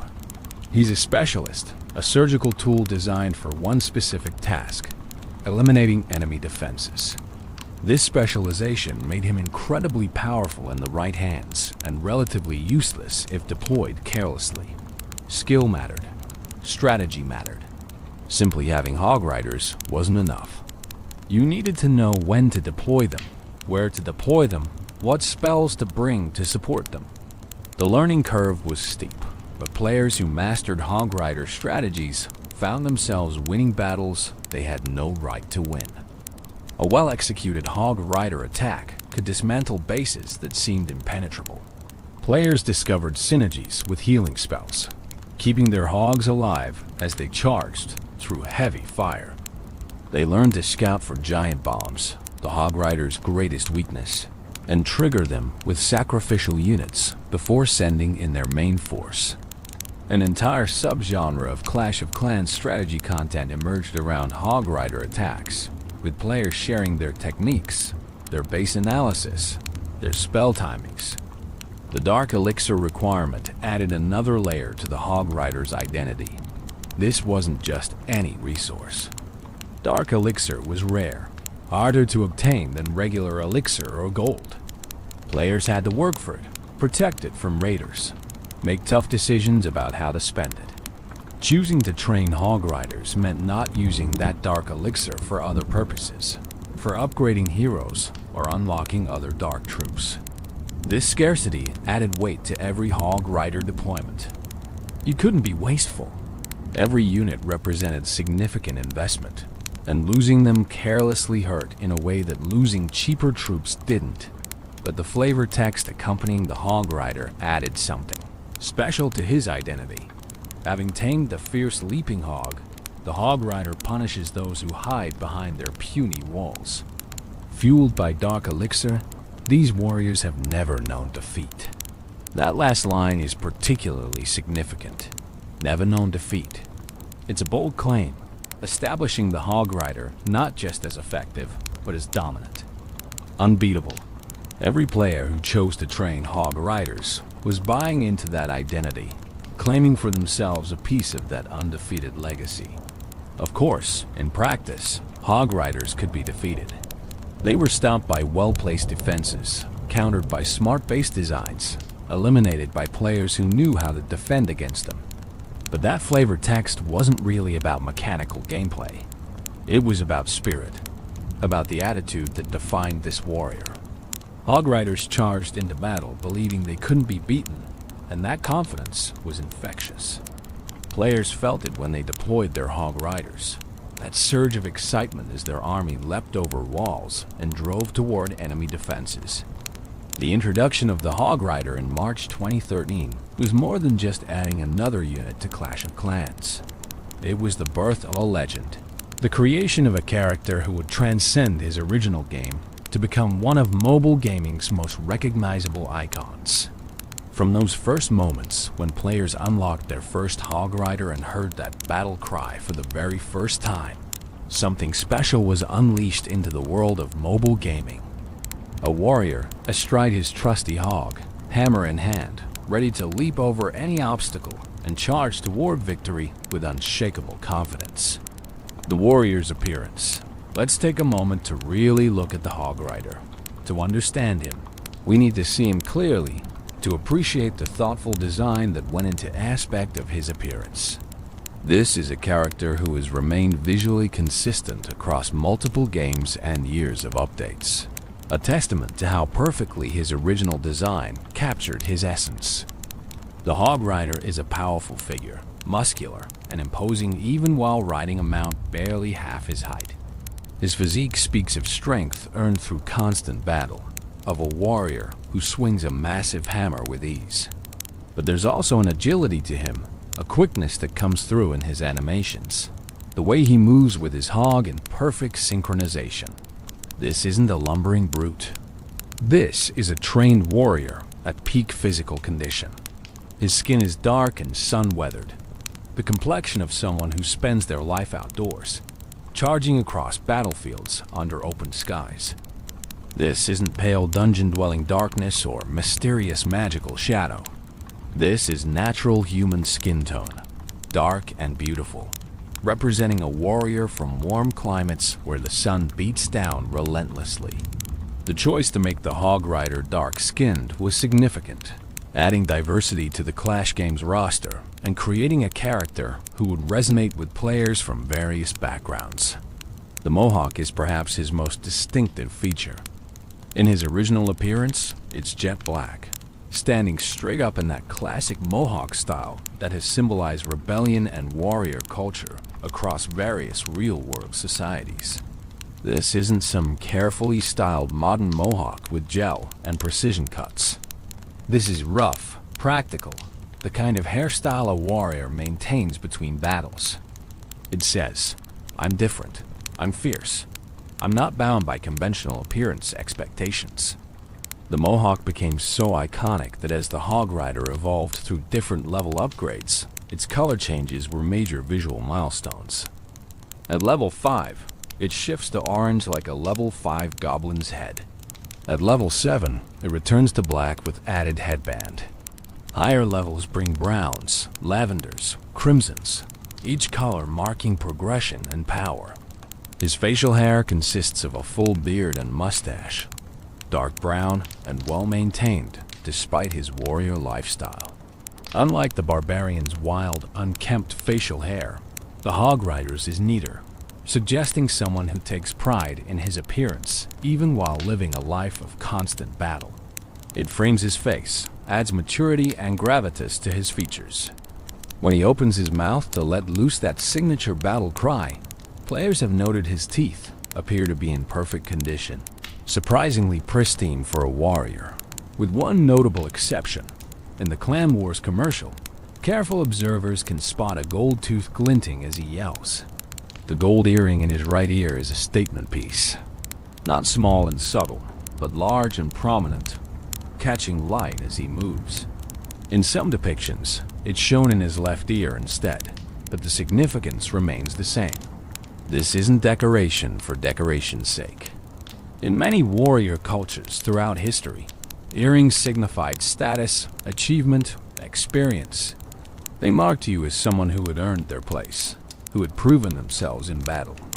The Hog Rider's gold earring speaks to his status as an elite warrior, someone who has fought enough battles to have earned such adornment. His wristbands are equally impressive. Two massive golden cuffs, one on each wrist, thick and substantial. These aren't delicate jewelry. They're almost armor in their own right, heavy bands that add weight to his hammer swings while protecting his wrists from the shock of impact. Gold is soft metal in reality, impractical for such use, but in the fantasy world of Clash games, these golden wristbands are symbols of wealth earned through conquest trophies taken from defeated enemies, or perhaps sacred items, blessed by whatever gods watch over these warriors. The minimal armor situation is interesting from both practical and aesthetic standpoints. The Hog Rider wears no chest armor, no leg protection, no helmet. His torso is completely exposed, showing off his muscular build. In realistic terms, this would be suicide on a medieval battlefield. But the Hog Rider exists in a world where magic and fantasy reign, where confidence and skill matter more than conventional protection. His lack of heavy armor emphasizes his speed and agility. He's not meant to stand and take hits. He's meant to move fast, strike hard, and rely on his mount's ability to carry him out of danger. The brown leather loincloth is simple and functional, held in place by that distinctive red belt. The belt adds a splash of color to his otherwise minimal attire, drawing the eye and breaking up the brown and gold tones that dominate his appearance. It's practical clothing for riding, allowing freedom of movement that heavier pants or robes would restrict. The leather sandals complete the outfit, basic footwear that wouldn't interfere with his ability to grip his mount with his legs.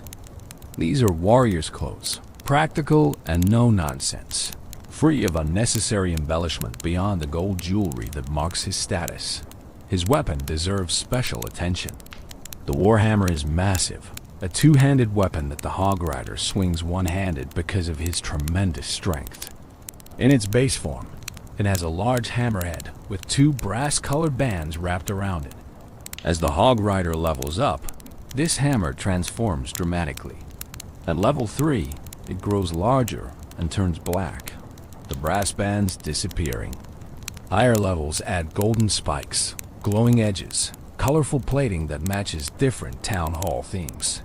The hammer becomes increasingly elaborate and magical looking as it upgrades, transforming from simple tool of destruction into legendary weapon that practically radiates power.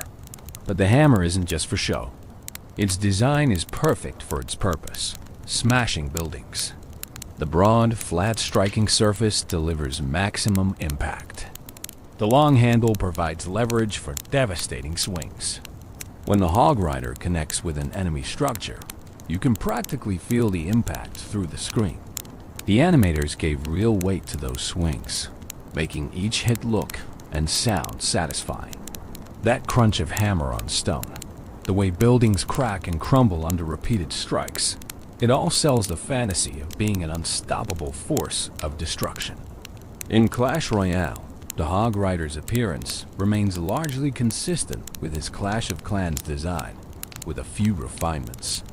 His eyes are visible in Clash Royale, bright blue and full of determination. His features are slightly more defined, taking advantage of Clash Royale's more detailed art style.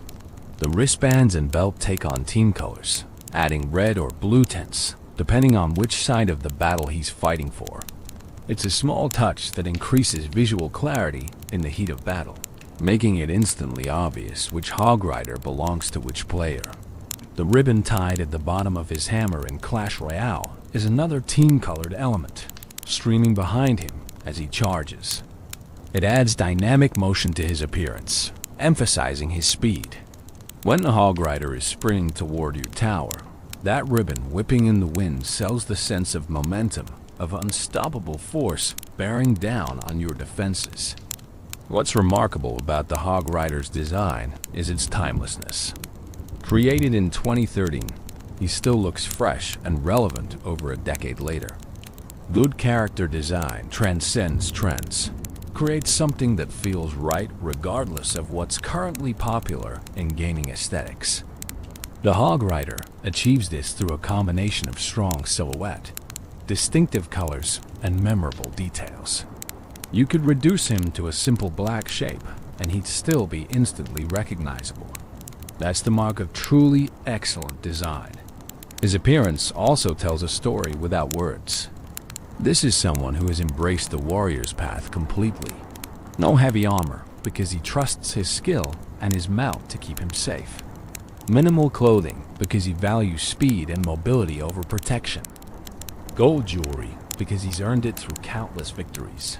A massive hammer, because subtle isn't his style. Everything about his appearance reinforces his identity as a bold, confident warrior who charges straight at problems and smashes through them with raw power. The consistency of his design across different games and years of updates has helped cement his iconic status. Players know exactly what to expect when they see a Hog Rider. That familiarity breeds affection. He's like an old friend, unchanged in all the ways that matter despite the years passing by.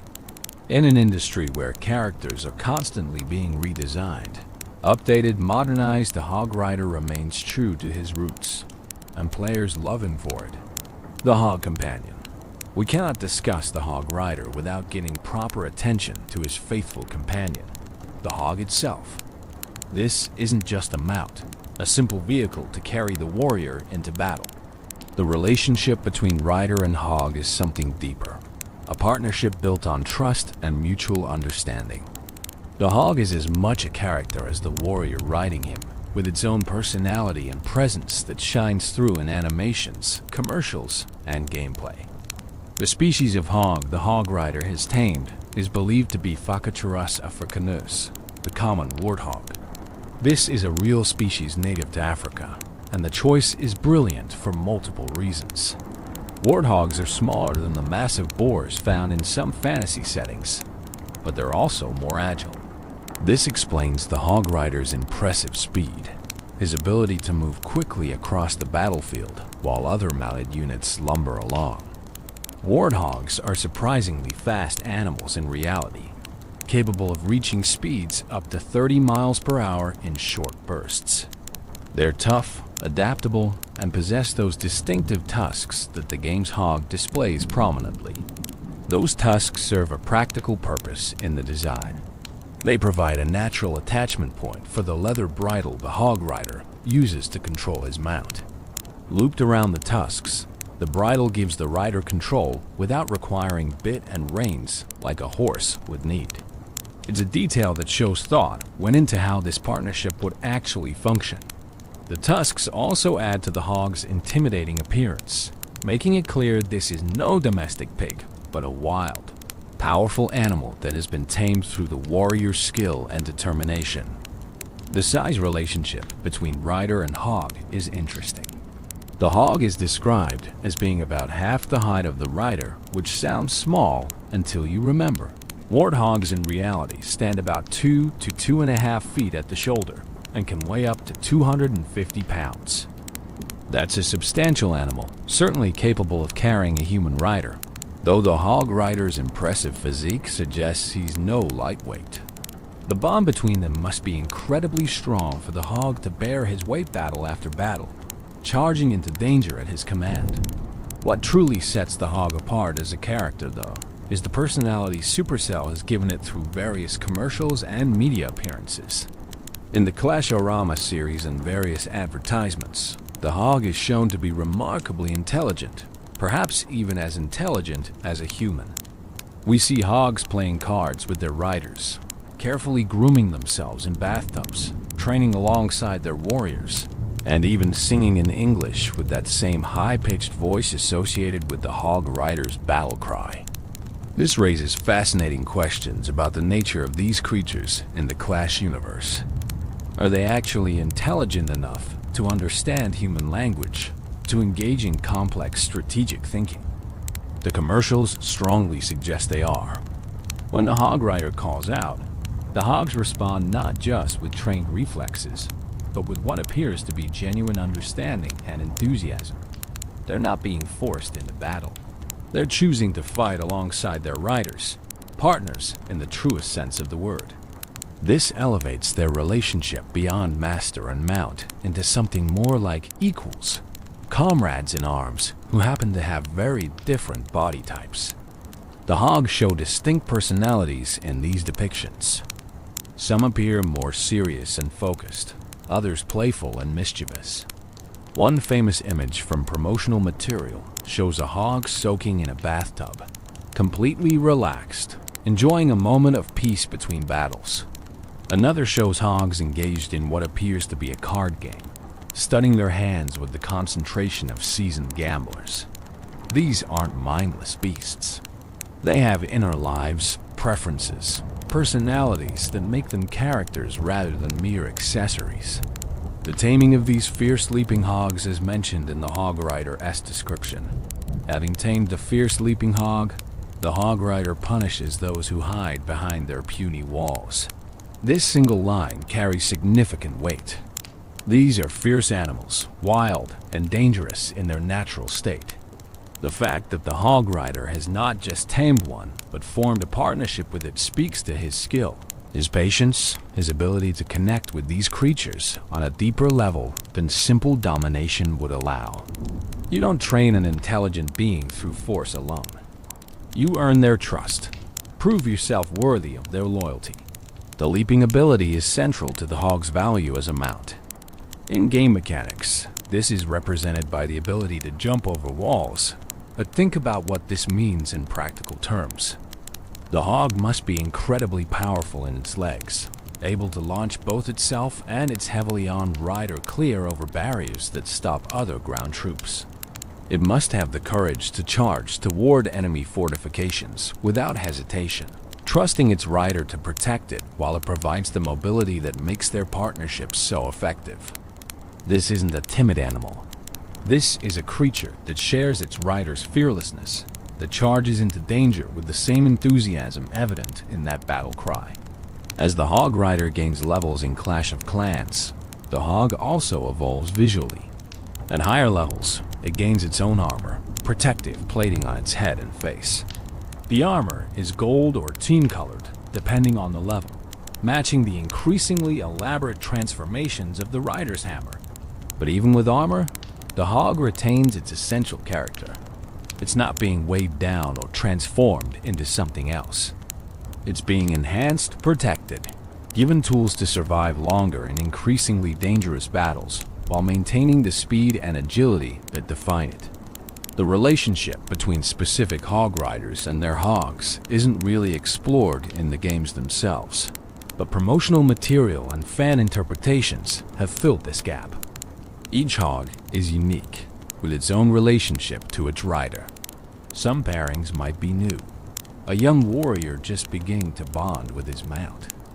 Others might span years or even decades. Veteran partnerships where rider and hog know each other so well they can anticipate each other's moves without any visible signals. There's something beautiful about this partnership that resonates with players. Humans have formed bonds with animals throughout our history, using horses, dogs, birds, and countless other species as partners in various endeavors. The Hog Rider and his hog tap into that ancient tradition while adding fantasy elements that make it even more compelling. This isn't a horse carrying its rider out of trained obedience. This is an intelligent being choosing to charge into battle alongside its warrior companion, sharing the danger and the glory. The hog's jumping animation in both games deserves special mention. It's not a simple hop. It's a powerful launch, the hog gathering itself and springing into the air with visible force. When it lands on the other side of a wall, there's weight to the impact, the hog absorbing the landing through its powerful legs before immediately resuming its charge. The animation sells the fantasy perfectly, making you believe this creature really could carry an armored warrior over walls that stop other ground troops cold. In Clash Royale specifically, the river jumping ability is iconic. When the Hog Rider approaches the river in the middle of the arena, he doesn't slow down or hesitate. The hog gathers itself and leaps, sailing over the water in a perfect arc. During this jump, the Hog Rider is invulnerable to ground attacks, but air troops can still target him. This creates interesting strategic considerations. The jump provides a brief window of safety, but you're committed once you start that leap. The hog's courage and power make that jump possible, transforming a potentially dangerous river crossing into an advantage. The hog and the Hog Rider's partnership represents qualities that complement the warrior's own traits. Where the warrior brings strength and skill with his hammer, the hog brings speed and mobility. Where the warrior provides strategy and determination, the hog provides unwavering courage and trust. Together, they form something greater than either could be alone. That's the essence of a true partnership, and it's why the Hog Rider character feels so complete. He's not just a man with a mount. He's part of a team that has chosen to face the world's dangers together. Dark elixir and power. The Hog Rider is described as being fueled by dark elixir, and this connection to the rare, powerful resource shapes his identity in fundamental ways. To understand the Hog Rider fully, we need to understand what dark elixir represents in the Clash universe, and why being powered by it makes the Hog Rider special. Dark elixir was introduced to Clash of Clans as a new resource tier, rarer and more valuable than the standard elixir that powered most troops. Its very appearance is different, a deep purple-black substance that seems to shimmer with inner darkness.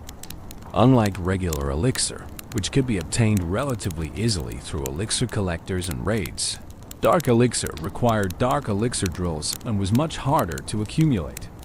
Players couldn't stockpile it as quickly, couldn't waste it carelessly. Every drop of dark elixir represented significant time investment and careful resource management.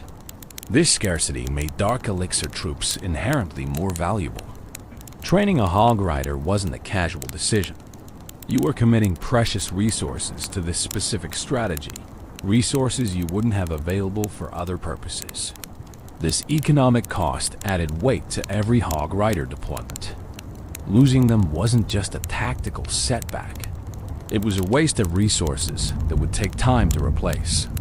Players learned to deploy their dark elixir troops carefully, to support them properly, to maximize the value they got from each unit. But dark elixir isn't just mechanically valuable. It carries implications about the power it provides.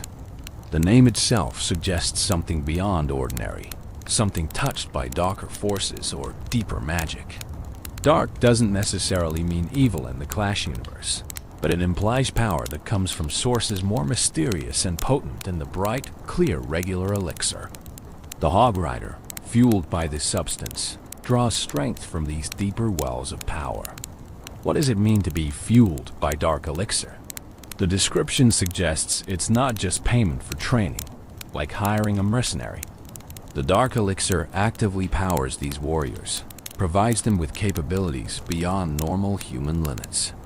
The Hog Rider's incredible strength, his ability to swing that massive hammer repeatedly without tiring, his seemingly endless stamina as he charges across battlefields, all of this comes from the dark elixir flowing through him. Consider the physical feats the Hog Rider regularly accomplishes. He swings a warhammer that should require 2 hands to wield effectively, and he does it one-handed while maintaining balance on a charging hog. He absorbs impacts from defensive structures, taking hits that would pulverize normal humans. He fights through conditions that would exhaust anyone else, continuing his assault until either he succeeds or falls. This isn't normal human endurance. This is enhanced capability. The Dark Elixir providing supernatural stamina and resilience. The connection between Dark Elixir and the Hog Rider's fearlessness might run deeper than simple courage. Dark Elixir could be affecting his psychology, his emotional state, removing or suppressing the natural fear responses that would cause most warriors to hesitate. When the Hog Rider charges toward heavily fortified positions, he does so with absolute confidence. No second guessing, no moment of doubt. That could be training and experience, or it could be the Dark Elixir, burning away uncertainty, leaving only pure determination. The description states these warriors have never known defeat. This bold claim becomes more understandable when you consider the Dark Elixir factor. These aren't just skilled warriors with good mounts. They're enhanced individuals, their natural capabilities amplified by this mysterious dark substance. They've never known defeat because the Dark Elixir makes them effectively undefeatable in their mindset. Even when they fall in battle, they respawn and charge again, the Dark Elixir ensuring they never truly experience the psychological weight of defeat. Interestingly, the Dark Elixir connection also explains the Hog Rider's targeting behavior. His single-minded focus on defensive structures, his ability to ignore distractions even when taking damage from other sources, suggests the Dark Elixir might be programmatically directing his actions to some degree. It's enhanced his natural warrior instincts, sharpened them to laser focus, eliminating the confusion and chaos that normally clouds battlefield decision-making. He knows exactly what he needs to do, and the Dark Elixir ensures he has the clarity and drive to do it. The visual effects in Clash Royale subtly reinforce this connection.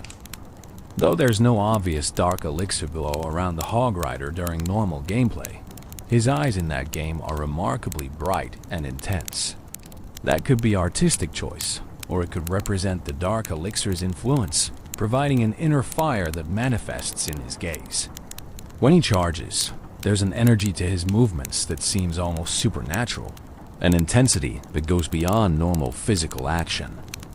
The cost structure of the Hog Rider in Clash of Clans reinforced the Dark Elixir connection mechanically. At lower levels, training a Hog Rider required 40 Dark Elixir per unit. At maximum level, that cost rose to 100 Dark Elixir. These weren't trivial amounts, especially in the earlier years of the game when Dark Elixir was even harder to accumulate than it is today. Every Hog Rider represented a significant investment, a conscious choice to channel your precious Dark Elixir into this specific unit, rather than saving it for hero upgrades or other dark troops. This created interesting strategic dynamics. Players had to manage their Dark Elixir carefully, balancing the desire to use Hog Riders in attacks with the need to save Dark Elixir for long-term progression. Successful Hog Rider attackers often targeted bases with Dark Elixir storages, using their Hog Riders to steal the very resource needed to train more Hog Riders. It was a self-sustaining cycle if you were skilled enough. Use your Hog Riders to steal Dark Elixir. Use that Dark Elixir to train more Hog Riders. Repeat. Players who mastered this loop could maintain large Hog Rider armies without depleting their reserves. The Dark Elixir connection also ties the Hog Rider into the broader lore of the Clash universe. Dark Elixir powers other significant units: minions, Valkyries, golems, witches, lava hounds. These are all powerful, somewhat mysterious troops with capabilities that go beyond normal warriors. The Hog Rider belongs in this company, a Dark Elixir elite whose powers set him apart from ordinary troops. He's not just another soldier. He's a dark-powered champion, fueled by forces that most warriors never touch. In Clash Royale, the Dark Elixir connection becomes more metaphorical since that game doesn't use Dark Elixir as a resource. But the character carries that identity forward. The Hog Rider in the arena is still that same Dark Elixir-fueled warrior from Clash of Clans. He brings that intensity, that enhanced capability, that unbeatable spirit with him through the arena doors. The 4 elixir cost to deploy him in Clash Royale is a bargain compared to his capabilities. A reflection, perhaps, of the Dark Elixir enhancement, making him more cost-effective than normal troops. The relationship between the Hog Rider and his Dark Elixir fuel raises philosophical questions about identity and agency. Is the Hog Rider's fearlessness truly his own, or is it chemically induced by the Dark Elixir? Does it matter? If the Dark Elixir removes his ability to feel fear, is he still courageous for charging into battle? These are interesting questions without clear answers, adding depth to what could have been a simple, strong warrior on a Hog character. One interpretation is that the Dark Elixir doesn't create the Hog Rider's qualities, but amplifies what was already there. The warrior was brave before the Dark Elixir. The enhancement just removes the physical and mental limitations that would normally restrict his courage. He was strong before, but Dark Elixir lets him express that strength fully. He was determined before, but Dark Elixir ensures nothing can shake that determination. In this reading, the Dark Elixir is revelatory rather than transformative. It shows who the Hog Rider truly is beneath human limitations. The never-known defeat line becomes particularly interesting through this lens. If Dark Elixir removes the psychological impact of defeat, then even when the Hog Rider falls in battle, he genuinely doesn't process it as defeat. He tried his best, he gave everything, and now he'll respawn and try again. There's no shame, no discouragement, no way to failure. Each battle is fresh, untainted by previous setbacks. That's a powerful advantage, perhaps more valuable than enhanced strength or speed. The ability to approach every battle with complete confidence, unweighed by past failures, makes the Hog Rider psychologically unbeatable, even when he's tactically defeated. This connects to the broader community experience with Hog Rider gameplay. Players who master Hog Rider strategies often talk about the mindset required. You can't play tentatively. You can't second guess. You have to commit fully to the attack, trust your skill and your supporting troops, and charge forward with confidence. It's almost as if using Hog Riders successfully requires players to channel that same Dark Elixir-enhanced mentality. You have to become fearless, at least within the context of the game, to truly succeed with this strategy. The Dark Elixir connection also explains why Hog Riders work so well together. In the commercials, and in mass Hog Rider attacks, we see groups of these warriors operating with perfect coordination. The Dark Elixir might provide a kind of shared consciousness, or at least enhanced mutual understanding. Warriors fueled by the same dark substance naturally work together, their movements synchronized, their purposes aligned. This makes large-scale Hog Rider attacks feel less like individual units and more like a unified force, a wave of Dark Elixir-enhanced warriors moving as one. The practical reality is that Dark Elixir, as a game mechanic, shaped the Hog Rider's identity in fundamental ways. It made him special, rare, powerful. It justified his incredible abilities and explained his fearless attitude. It created economic considerations that affected how players used him. And it connected him to the darker, more mysterious side of the Clash universe, making him more than just a strong troop but a champion touched by deeper powers. All of this combined to create a character who felt significant, who mattered in ways that ordinary troops didn't, who left an impact on players that went far beyond his mechanical effectiveness. The art of wall leaping, the ability to jump over walls, is the Hog Rider's defining mechanical characteristic, the feature that sets him apart from every other ground troop and shapes how he's used strategically. But beyond the simple game mechanics, Wall leaping represents something profound about the Hog Rider's character and approach to obstacles. Where others see barriers, he sees minor inconveniences. Where others must go around or break through, he simply goes over. This mentality defines everything about how the Hog Rider engages with the world. Think about what walls represent in fortress design, both in games and throughout human history. Walls are the fundamental element of defense. They create separation between inside and outside, safe and dangerous, protected and vulnerable. Good walls mean safety. Strong walls mean security. For thousands of years of human warfare, walls were the primary means of protection for settled populations. Cities were defined by their walls. Castles were built around walls. Entire military strategies revolved around either defending walls or breaching them. In Clash of Clans, walls serve this same essential purpose. Players spend enormous amounts of resources upgrading their walls, progressing through multiple levels from basic wooden barriers to powerful gold, crystal, and even lava-themed walls at the highest levels. Wall placement is a fundamental skill in base design. Creating compartments, funneling enemy troops into kill zones, protecting key structures behind multiple wall layers. These are core defensive strategies. Walls matter. They're not just decorative. They're the foundation of base defense. And then the Hog Rider arrives and completely ignores them. He doesn't break them down like wall breakers. He doesn't slowly destroy them like other troops might. He simply leaps over them as if they aren't even there. The first time players experienced this mechanic, it was revelatory. Here was a completely different approach to the wall problem that had defined Clash of Clans strategy. You didn't need to bring wall breakers if you had Hog Riders. You didn't need to create a funnel to guide your troops through open wall sections. You just deployed your Hog Riders and let them find their own path, jumping over whatever barriers stood in their way. The animation of the wall jump is crucial to selling this mechanic. The hog gathers itself, crouches slightly, then launches into the air with visible power. The Hog Rider leans forward in the saddle, balancing himself as his mount sails over the wall. There's a brief moment of hang time, the pair suspended in the air, completely vulnerable, but also completely unstoppable. Then they land on the other side, the hog absorbing the impact through its powerful legs, and they immediately resume their charge without missing a beat.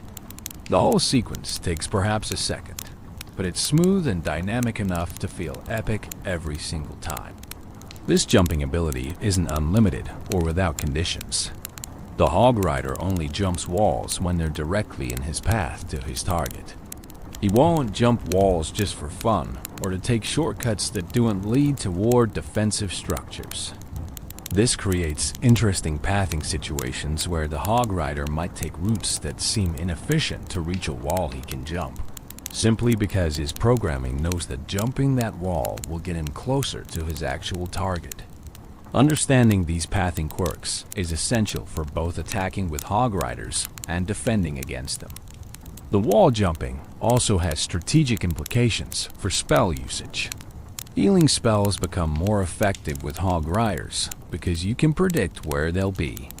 Unlike troops that path around walls or wait for wall breakers, Hog Riders take direct routes, jumping obstacles that would slow other units. You can place a healing spell in the core of the base and know your Hog Riders will jump right into it, staying healthy as they take fire from multiple defenses. Free spells similarly benefit from predictable Hog Rider pathing. You know where he'll be, so you can time your spells perfectly. Defending against wall jumping requires different thinking than defending against normal ground troops. Compartmentalization, which works well against most armies by creating multiple walls they need to breach, is less effective against Hog Riders. Each wall they jump is a wall they don't need to break, meaning they maintain maximum speed throughout their attack. This led to defensive base designs specifically meant to counter Hog Riders, incorporating features like centralized Teslas carefully placed. giant bombs to catch jumping hogs, and multiple layers of defensive structures that would wear down even the toughest Hog Rider attack. The giant bomb became the Hog Rider's nemesis because of the jumping mechanic. When a Hog Rider jumps a wall, he lands in a specific, predictable spot on the other side. Clever base designers placed giant bombs in these landing zones, creating traps that would devastate unwary Hog Rider attackers. Two giant bombs placed close enough to both trigger on a landing Hog Rider could eliminate several at once, completely shutting down an attack. This created a minigame within the game. Attackers trying to scout for giant bombs before committing their Hog Riders. Defenders trying to hide their traps in spots attackers wouldn't expect. The wall jumping ability also affected the Hog Rider's identity in ways beyond pure mechanics. It made him feel special, different, operating under rules that didn't apply to other troops. There is a satisfaction to deploying Hog Riders and watching them completely bypass walls that your opponent spent thousands of resources upgrading. Those maxed out walls that would stop a giant or golem army cold? Meaningless against Hog Riders. It's a power fantasy, and the Hog Rider delivers it perfectly. In Clash Royale, wall jumping translated into the ability to cross the river that divides the arena. This river serves a similar purpose to walls in Clash of Clans, creating a boundary that most ground troops must respect. But the Hog Rider doesn't respect boundaries. When he reaches the river, he jumps it in a beautiful arc, his hog's powerful legs launching them over the water. During this jump, they are briefly airborne, invulnerable to ground targeting troops, but exposed to air targeting units. This creates interesting interactions where timing matters. Deploy a mini PEKKA just as the Hog Rider jumps, and it'll miss him. Deploy it just after he lands, and it'll catch him perfectly. The river jump also serves as a psychological barrier breaker. When your opponent drops a Hog Rider at the bridge and you watch him leap that river, there's an immediate sense of threat. He's coming, and normal defensive positioning won't fully protect you. The river that should slow him down doesn't. The distance that should give you time to build a defense isn't as long as it seems because he crosses that gap effortlessly. Good Hog Rider players understand this psychological element and use it to pressure opponents, forcing hasty defensive decisions that might not be optimal. The wall leaping ability has symbolic significance too. Walls represent limitation, boundaries that restrict movement and possibility. The Hog Rider's ability to leap over these limitations makes him a symbol of freedom and determination. He doesn't accept the constraints that bind others. He doesn't let obstacles stop him. This resonates with players on a level beyond game mechanics. We all face walls in our lives, barriers that seem insurmountable. The Hog Rider reminds us that sometimes the solution isn't to break through or go around, but to find a way over, to refuse to let obstacles define what's possible. Technically, the wall jumping also showcases excellent game design.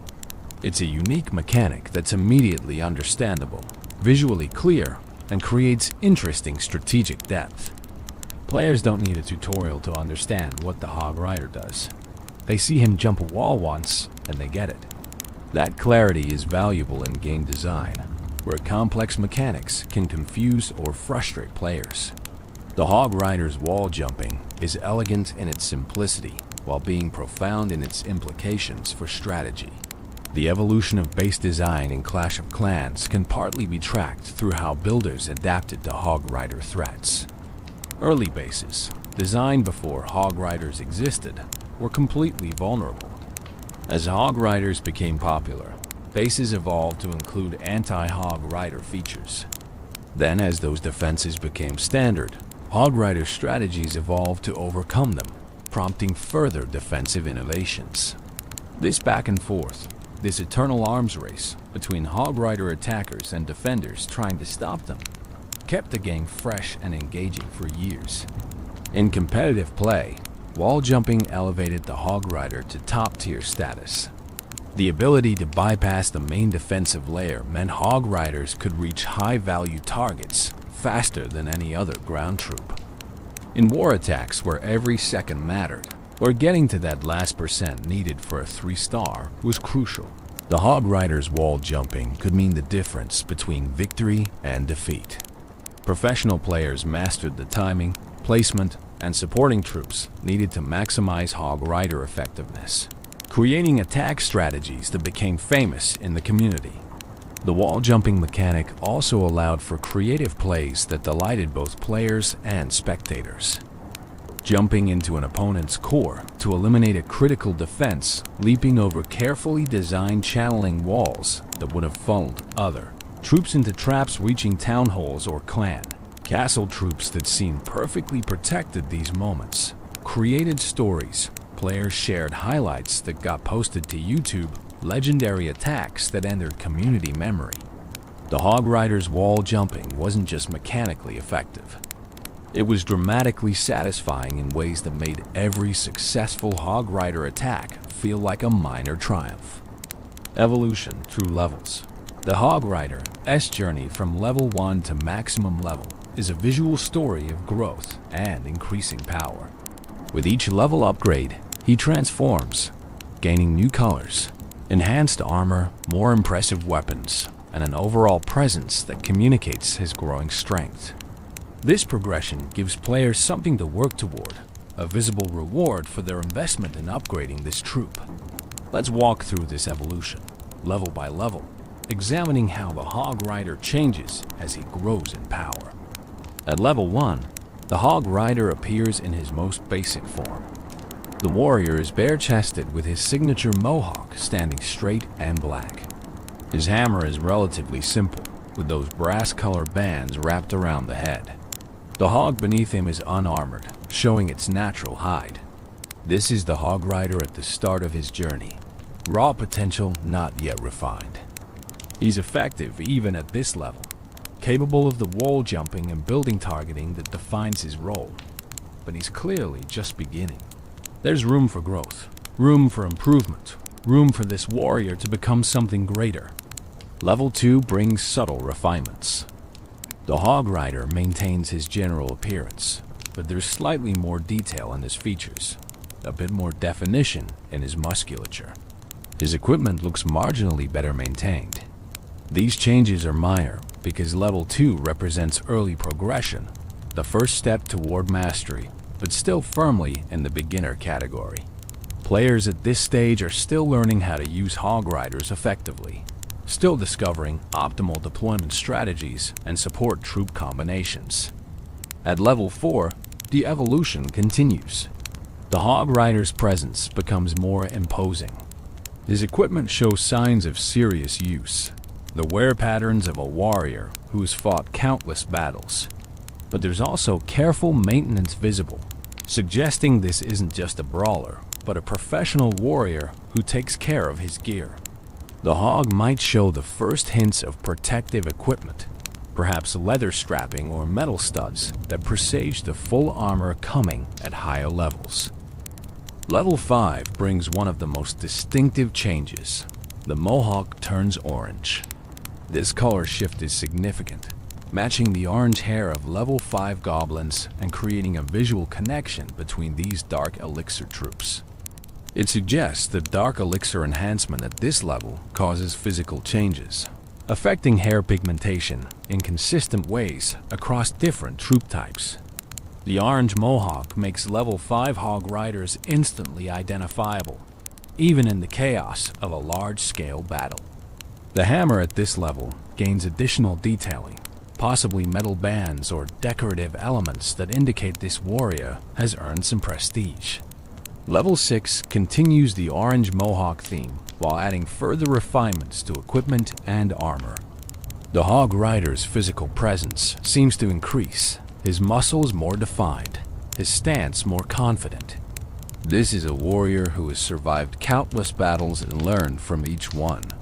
His hammer might gain spikes or bladed edges, transforming from a simple crushing weapon into something more versatile and deadly.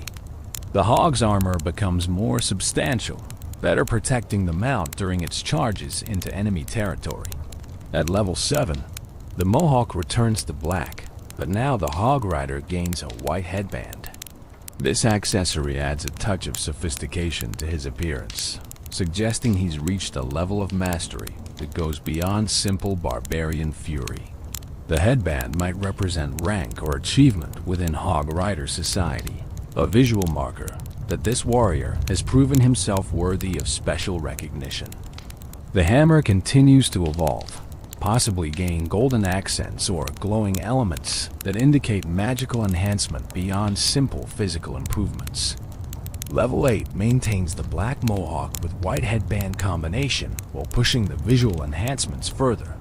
The Hog Rider's armor becomes more elaborate, his weapons more ornate. There's a sense that he's moving beyond mere mortal warrior into legendary champion territory. The Hog's armor now fully protects its head and vital areas, colored to match the Hog Rider's theme and creating a unified visual that emphasizes their partnership. Level 9 through 11 continue this progression, with the mohawk cycling through various colors. Brown at level 9, lavender at level 10, dark cyan at level 11. Each color represents a different stage of dark elixir enhancement, the substance continuing to transform the warrior as he absorbs more of its power. The hammer at these levels becomes truly legendary, possibly glowing with energy, featuring elaborate decorative elements, clearly magical in nature. This is no longer just a weapon. It's an artifact of power, worthy of a champion. At level 12, the final form emerges with the mohawk turning crimson. This red coloring matches Town Hall 15's theme, creating a visual link between the Hog Rider's maximum potential and the highest level of base development. The Crimson Mohawk, combined with his fully enhanced armor and glowing legendary hammer, creates an intimidating presence. This is the Hog Rider at his absolute peak, having absorbed maximum dark elixir enhancement, carrying the best equipment, representing the pinnacle of what this warrior can become. Throughout these transformations, certain elements remain constant. The Hog Rider's basic silhouette doesn't change. He's always recognizable as a Hog Rider regardless of level. The mohawk, the hammer, the mounted posture, these signature elements persist through all variations. This consistency is important for gameplay clarity. Players need to be able to identify troops instantly, and the Hog Rider's core design ensures this is possible even as visual details change dramatically. The Hog's evolution parallels its rider's progression. Starting as a natural warthog, it gradually gains armor and protective equipment that matches the Hog Rider's aesthetic. By maximum level, the Hog is fully kitted out with golden armor plating on its head, face, and flanks, turning it from simple mount into armored warbeast. Yet even with all this armor, the Hog retains its essential character, its aggressive stance and powerful build clearly visible beneath the protective gear. These visual progressions serve multiple purposes in game design. They reward players for investing resources in upgrades, providing clear visual feedback that their investment has resulted in tangible improvement. They create aspirational goals, with lower-level players seeing high-level Hog Riders and wanting to upgrade their own troops to achieve those impressive appearances. They add variety to the battlefield, preventing visual monotony by ensuring Hog Riders from different players at different progression levels look distinctly different from each other. The color changes in the Mohawk also serve practical purposes. In clan wars or friendly battles where multiple players might be using Hog Riders, the different colors help distinguish whose troops are whose. A level 5 Hog Rider with orange Mohawk is clearly from a less developed player than a level 10 with lavender Mohawk, allowing observers to track battle developments more easily. From a lore perspective, these visual transformations suggest the Hog Rider is being fundamentally changed by dark elixir enhancement. The hair color changes indicate this isn't just external equipment improvement, but internal transformation. The dark elixir is altering him at a cellular level, changing his very biology as it enhances his capabilities. By maximum level, the Hog Rider might be more dark elixir enhanced being than baseline human, transformed into something greater through repeated exposure to this mysterious substance. The hammer's evolution from simple tool to legendary weapon mirrors classic heroes' journey narratives. The young warrior starts with basic equipment, but through experience, achievement, and progression, he earns access to increasingly powerful weapons until finally wielding something that borders on mythical. That maximum level hammer, glowing with power and covered in ornate decoration, is fit for a legend. It's the weapon a hog rider earns through countless battles, countless walls jumped, countless defenses destroyed. In Clash Royale, the hog rider appears at what would essentially be his maximum level from Clash of Clans, representing the pinnacle version of this troop. This makes sense given Clash Royale's setting as a legendary arena where only the best warriors compete. The hog rider who followed the echoing call through the arena doors would naturally be a fully realized version of this warrior, not a beginner still learning his craft. His appearance in Clash Royale, with all the bells and whistles of a max-level troop, reinforces his status as an elite warrior worthy of arena combat. The 2015 commercial phenomenon in February 2015, Supercell released a commercial that would fundamentally change the hog rider's place in gaming culture. What started as a simple advertisement for Clash of Clans became something much larger, transforming the hog rider from popular troop into cultural icon. That commercial, with its now legendary line, "Did somebody say hog rider?" would be viewed tens of millions of times, spawn countless memes, and cement the hog rider's place in gaming history. The commercial opens with a hog rider relaxing in a bathtub, fully submerged except for his head, completely at peace. It's a humorous juxtaposition. This fearsome warrior who charges into battle without hesitation, now utterly relaxed in domestic tranquility. He's soaking away the stress of countless battles, eyes closed, probably imagining his next charge. Then, in the distance, barely audible at first, comes the call, "Hog Rider." The effect is immediate. The hog rider's eyes snap open. He sits up straight in the tub. Water sloshes everywhere as he rises, dripping and alert, every muscle tensed. "Did somebody say hog rider?" he asks in that distinctive, high-pitched voice. It's a line delivery that somehow manages to be both questioning and absolutely certain. He knows what he heard. He knows what it means. And he knows exactly what he needs to do. What follows is pure magic. We see hog riders across the landscape responding to the call. One drops his cards mid-game, abandoning his hand without hesitation. Another stops grooming his mohawk, the styling session forgotten. A third interrupts his meal. Whatever they're doing, wherever they are, the call cannot be ignored. These warriors have heard the summons, and they will answer. The commercial shows them mounting up, hogs and riders coming together in practice synchronization. There's no fumbling, no awkward mounting process. These partnerships are so well established that the motion is fluid, natural, rider and hog moving as one from standby to full battle readiness in seconds. Then they ride, charging across the landscape toward the source of the call. Hammers raised, battle cries echoing, a brotherhood answering their summons. The genius of this commercial lies in multiple layers. On the surface, it's funny.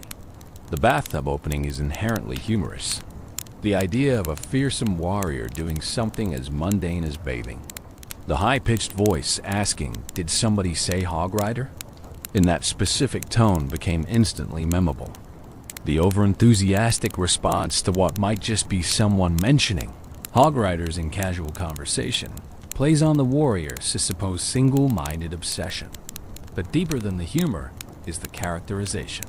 This commercial established personality for the hog rider beyond what the game itself provided. We see that these warriors have lives outside battle. They relax, play cards, groom themselves. They exist as complete beings with hobbies and downtime, not just soldiers waiting for deployment. Yet when the call comes, everything else becomes meaningless. The Brotherhood bond is so strong that a single Hog Rider S-call brings all others running without question. The commercial also showcased the intelligence and personality of the Hogs themselves. We see them responding to their riders, moving with purpose and awareness.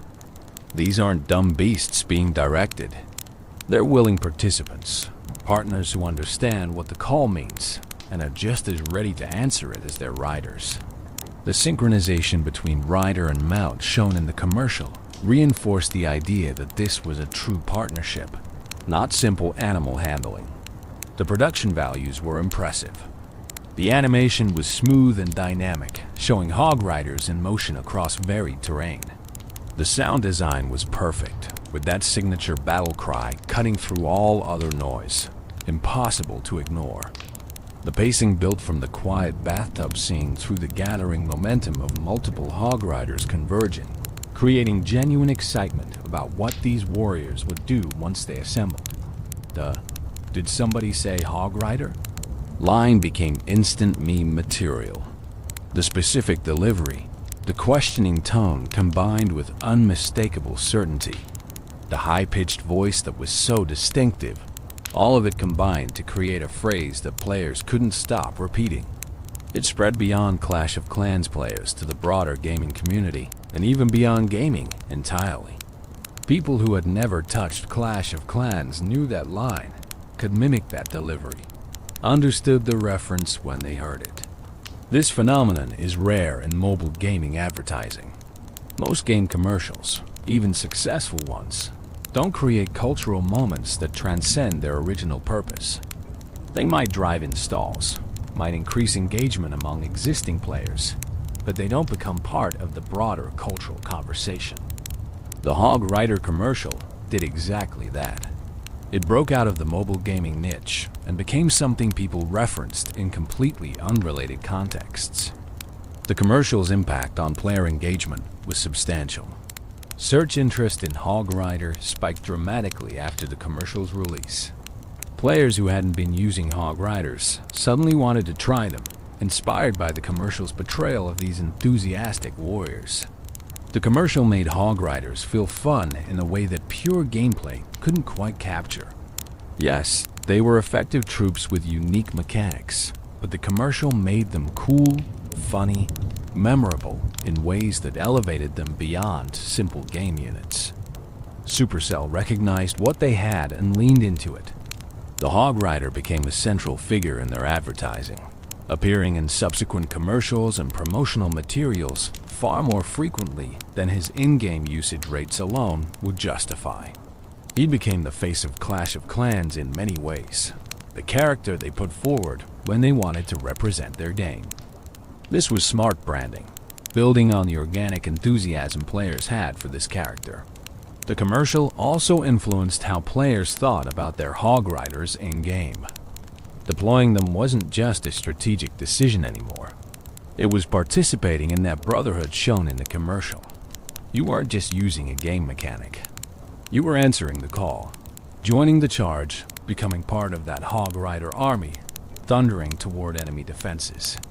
The commercial added a layer of fantasy and role-playing to what had been purely mechanical gameplay.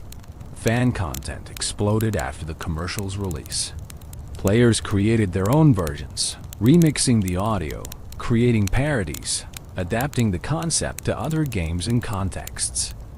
The "Did Somebody Say" format became a meme template applicable to countless situations. Artists drew their own interpretations of the bathtub scene and the gathering charge. The commercial gave creators material they could work with, a shared reference point that resonated with millions of players. The voice acting deserves special recognition. Whoever provided that distinctive "Did somebody say Hog Rider?" line absolutely nailed it. The delivery was perfect, walking the line between genuine questioning and unmistakable certainty. It was enthusiastic without being obnoxious, memorable without being irritating. That's incredibly difficult to achieve, and the voice actor's performance was crucial to the commercial's success and longevity in meme culture. The commercial also demonstrated Supercell's understanding of their community. They knew players loved the Hog Rider. They knew the troop had become iconic. Rather than playing it safe with generic advertising, they created something that celebrated what made the Hog Rider special. That amplified his character, that gave players a reason to love him even more. It was advertising that felt like a gift to the community rather than a sales pitch, even though it was absolutely designed to drive engagement and revenue. Years later, did somebody say Hog Rider? Remains instantly recognizable to anyone who was part of the Clash community during that era. New players discover the commercial and are initiated into the meme. It has staying power that most advertising can only dream of achieving. That 30-second commercial created a cultural touchstone that has remained relevant through multiple years and countless game updates. Journey to Clash Royale. When Supercell announced Clash Royale in early 2016, players immediately wondered which troops from Clash of Clans would make the transition to this new arena-based game. The Hog Rider was an obvious choice, but his journey into Clash Royale would involve adaptations and changes that transformed him from his Clash of Clans roots while preserving his essential identity. Clash Royale launched globally on March 2nd, 2016, and from day one, the Hog Rider was present. He was available as a rare card, findable in chests starting from Arena 4 PEKKA's Playhouse. This positioning was significant. Rare rarity made him accessible, but not too common, maintaining some of his premium status from Clash of Clans, while ensuring dedicated players could obtain and use him relatively easily. Locking him behind Arena 4 meant newer players had to progress through the game before accessing this powerful unit, creating an aspirational goal. The card description gave him a new backstory that tied into the Clash Royale setting specifically.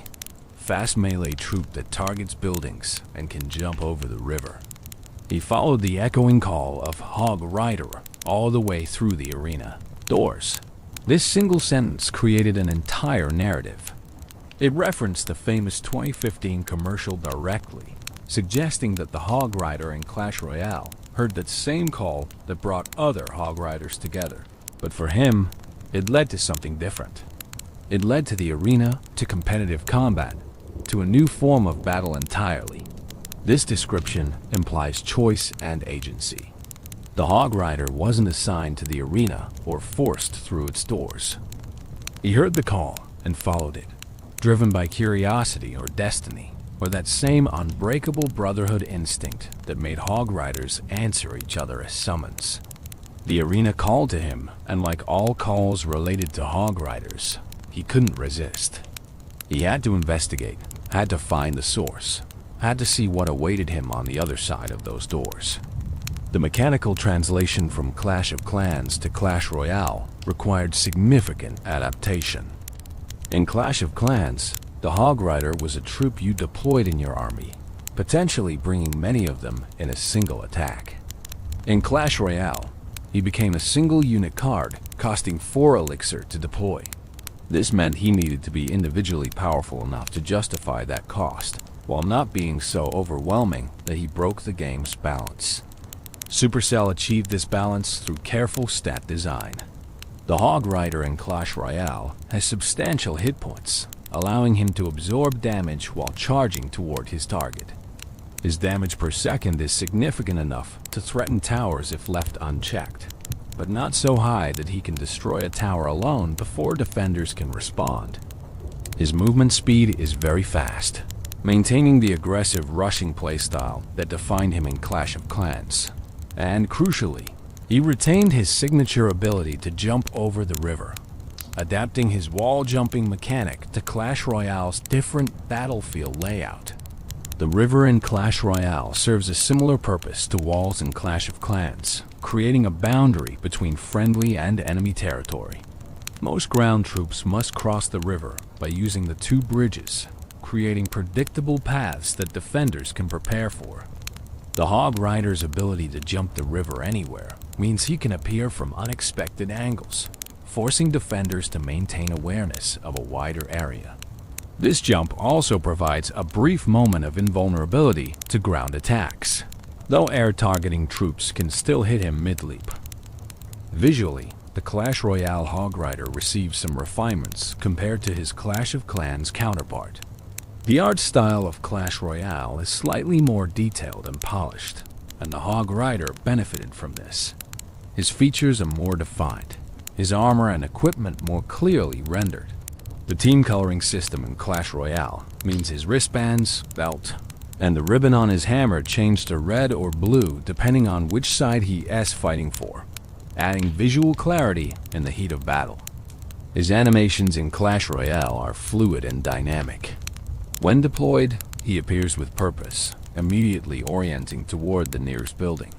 His charging animation shows the hog galloping with powerful strides, while the rider maintains perfect balance, hammer ready. When he reaches his target, the attack animations are satisfying, the hammer connecting with visible impact, chunks of tower health disappearing with each hit. When the hog rider is destroyed, he doesn't simply disappear. He falls from his hog in a way that feels weighty and final, the defeat meaningful rather than abstract. The sound design also received attention. That signature battle cry remains, but Clash Royale added impact sounds, the thunder of hooves on stone, the crash of hammer against tower. These audio cues provide feedback without requiring players to watch the hog rider constantly. Experienced players can hear a hog rider deployment and know exactly what's happening without looking, allowing them to multitask and manage other threats simultaneously. The hog rider's role in Clash Royale meta evolved over the years, but certain fundamental truths remained constant. He's a win condition, a card capable of dealing significant tower damage if your opponent can't counter him effectively. He's best supported by spells and cheap units that can eliminate or distract defending troops, allowing the hog rider to connect with the tower.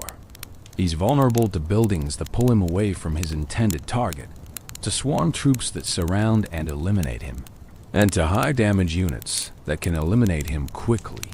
This created a fascinating strategic depth. Playing Hog Rider successfully required understanding these counters and playing around them. You couldn't just drop a Hog Rider at the bridge every time you had 4 elixir and expect to win.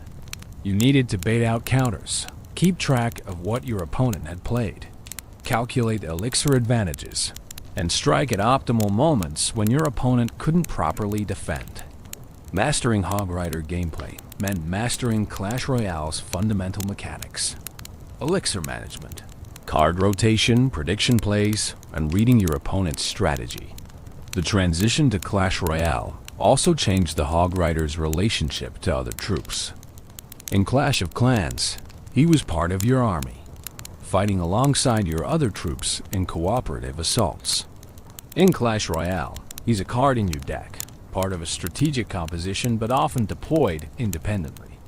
This changed how players thought about him. He wasn't just a member of your army anymore. He was a tool, a specific answer to specific situations, a card you played when conditions were right, rather than a troop you always brought to every battle. The Clash Royale setting also gave the Hog Rider a different narrative context. In Clash of Clans, he was raiding villages, attacking bases built by other players. There was an implied story of conflict between clans, of territorial disputes, of resource competition. In Clash Royale, the arena setting suggests something different. This is sport competition, warriors testing themselves against each other in structured combat. The Hog Rider heard the call and found himself in this gladiatorial setting, a place where his skills could be tested against the best warriors from across the Clash universe. This shift from raider to competitor adds an interesting dimension to his character.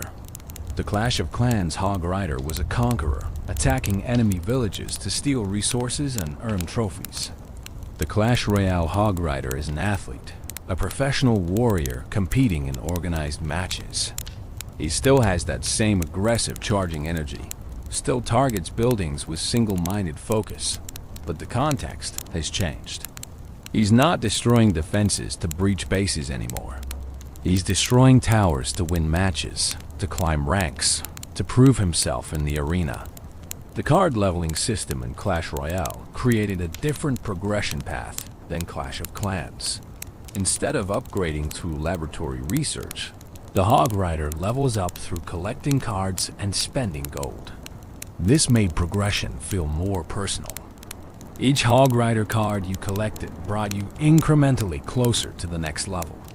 Opening a chest and seeing multiple Hog Riders felt rewarding in immediate, tangible ways. And because Clash Royale uses a card collection system, the Hog Rider became something you accumulated, built up over time, invested in through dedicated play. Trading added another dimension to this. Players could request Hog Rider cards from clanmates or trade duplicates for the cards they needed. This created a social element around progression, with clans coordinating donations and trades to help members level up their preferred decks. The Hog Rider, being a popular card, was frequently requested and traded, making him a currency of sorts within clan economics. The journey from Clash of Clans to Clash Royale represented both continuity and change for the Hog Rider. His core identity remained intact: fast, aggressive, building targeting, obstacle jumping. But the new setting, new mechanics, and new strategic context transformed how players experienced and understood him. He wasn't just the same character in a different game. He was a character who had evolved, who had answered a call that led him to new challenges, new opponents, new ways of expressing his warrior spirit. The fact that Supercell chose to include the Hog Rider in Clash Royale from launch day, to make him accessible at Arena 4, where many players would unlock him relatively early, speaks to their recognition of his importance to the Clash franchise. He wasn't just another troop to include. He was an ambassador, a familiar face that would help Clash of Clans players feel at home in this new game, while also serving as an iconic character that new players could discover and embrace. Master of the Arena in Clash Royale, the Hog Rider found his true calling. Where Clash of Clans had established his mechanical identity and cultural status, Clash Royale refined him into one of the game's most enduring and versatile win conditions. Understanding the Hog Rider's role in Clash Royale requires examining his statistics, interactions, optimal usage, and the strategic depth that makes him effective in skilled hands, while being vulnerable to proper defensive play. At tournament standard, which is level 11 for rare cards, the Hog Rider has 1,592 hit points. This HP pool is substantial for a 4 elixir unit, allowing him to absorb significant damage while charging toward his target. His damage per second is 264, which translates to 264 damage per hit with a 1-second hit speed. These numbers mean an uncontested Hog Rider can deal serious damage to a tower before being eliminated by Princess Tower Fire alone, making him a legitimate threat that demands defensive response. His movement speed is very fast, the same category as Lumberjack and Elite Barbarians, meaning he crosses the arena quickly. This speed is essential to his role. The Hog Rider doesn't want prolonged engagements with defending troops.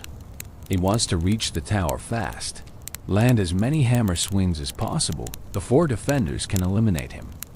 That very fast movement speed makes him difficult to intercept unless defenders place their units precisely or use buildings to pull him off course.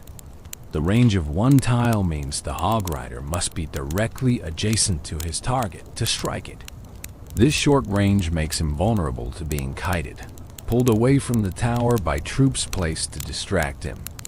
But it also means when he does reach the tower, he's close enough that defending troops can't attack him without coming into tower range themselves, forcing defenders to make difficult choices about troop placement. The river jump mechanic is central to understanding Hog Rider's strategy in Clash Royale. When he reaches the river, he leaps over it in a 1-second animation. During this jump, he's airborne and thus immune to ground attacking troops. Units like Knight or Valkyrie can't hit him mid-leap. However, air targeting and ground and air targeting troops like archers or musketeer can still damage him. This creates interesting mind games around the river. Defenders need to time their placements carefully, ensuring their counters are positioned to catch the Hog Rider after he lands rather than whiffing their attacks while he is jumping. The building targeting mechanic means the Hog Rider ignores all troops and goes straight for structures. This focus is both his greatest strength and most significant weakness. The strength is obvious. He can't be distracted by troops positioned away from his path. You can't pull him toward your king tower with a troop placement like you can with some other win conditions.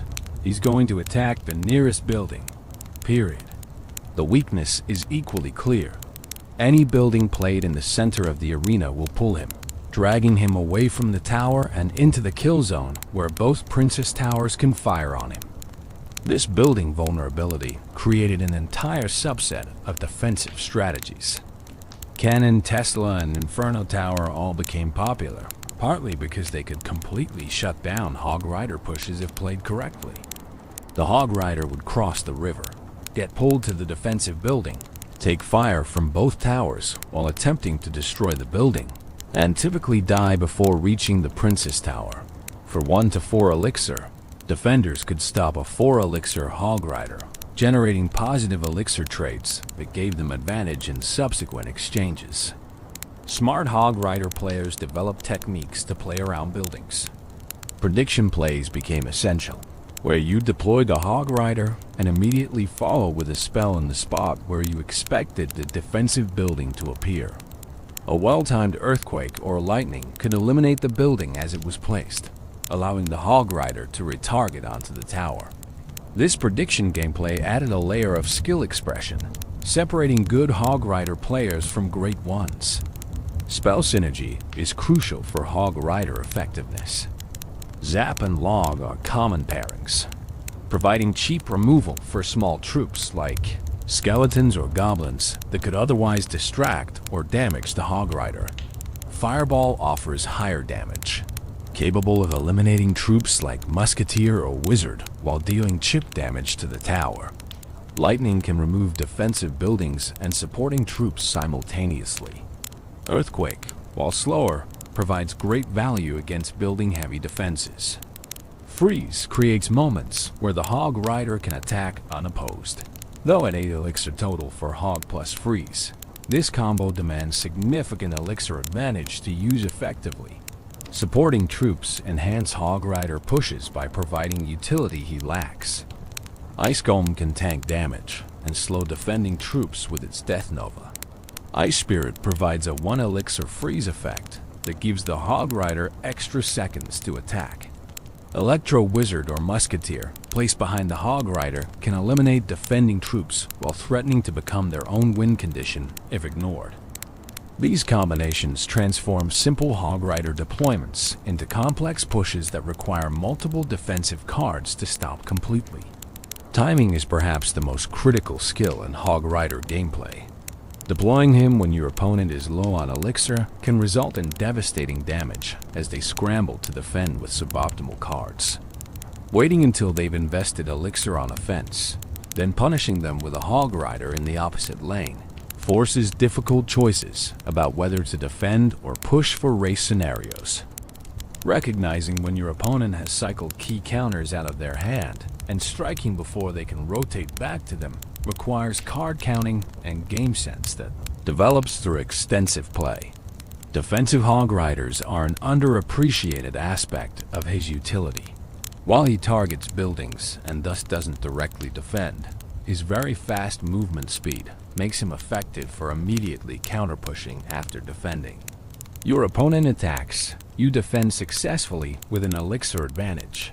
You immediately drop the Hog Rider at the bridge before they can cycle back to defensive cards. This aggressive counter-push style keeps constant pressure on opponents, forcing them to maintain defensive posture rather than building up larger offensive plays. The Hog Rider's interaction with various defensive options creates a complex rock-paper-scissors within the game's larger balance. Mini PEKKA completely shuts him down with proper timing, but costs 1 more elixir. Tornado can activate the King Tower against Hog Rider, creating a huge defensive advantage for the rest of the match. Fisherman can hook the Hog Rider away from the tower, similarly activating the king. Swarm troops like Skeleton Army or Goblin Gang can surround and eliminate him, but are vulnerable to prediction spells. Understanding these interactions and playing accordingly separates winning from losing in competitive play. One of the Hog Rider's greatest strengths is his consistency. He's not dependent on complex synergies or specific game states to function. 4 elixir, deploy at bridge, he charges toward tower. This simplicity makes him reliable. You always know what you're getting with a Hog Rider deployment. There are no random elements, no variance, just straightforward aggressive building targeting. This reliability made him a staple in competitive play for years, particularly in cycle decks where fast card rotation ensured you could apply constant pressure. The Hog Rider also benefits from what's called spell bait synergy.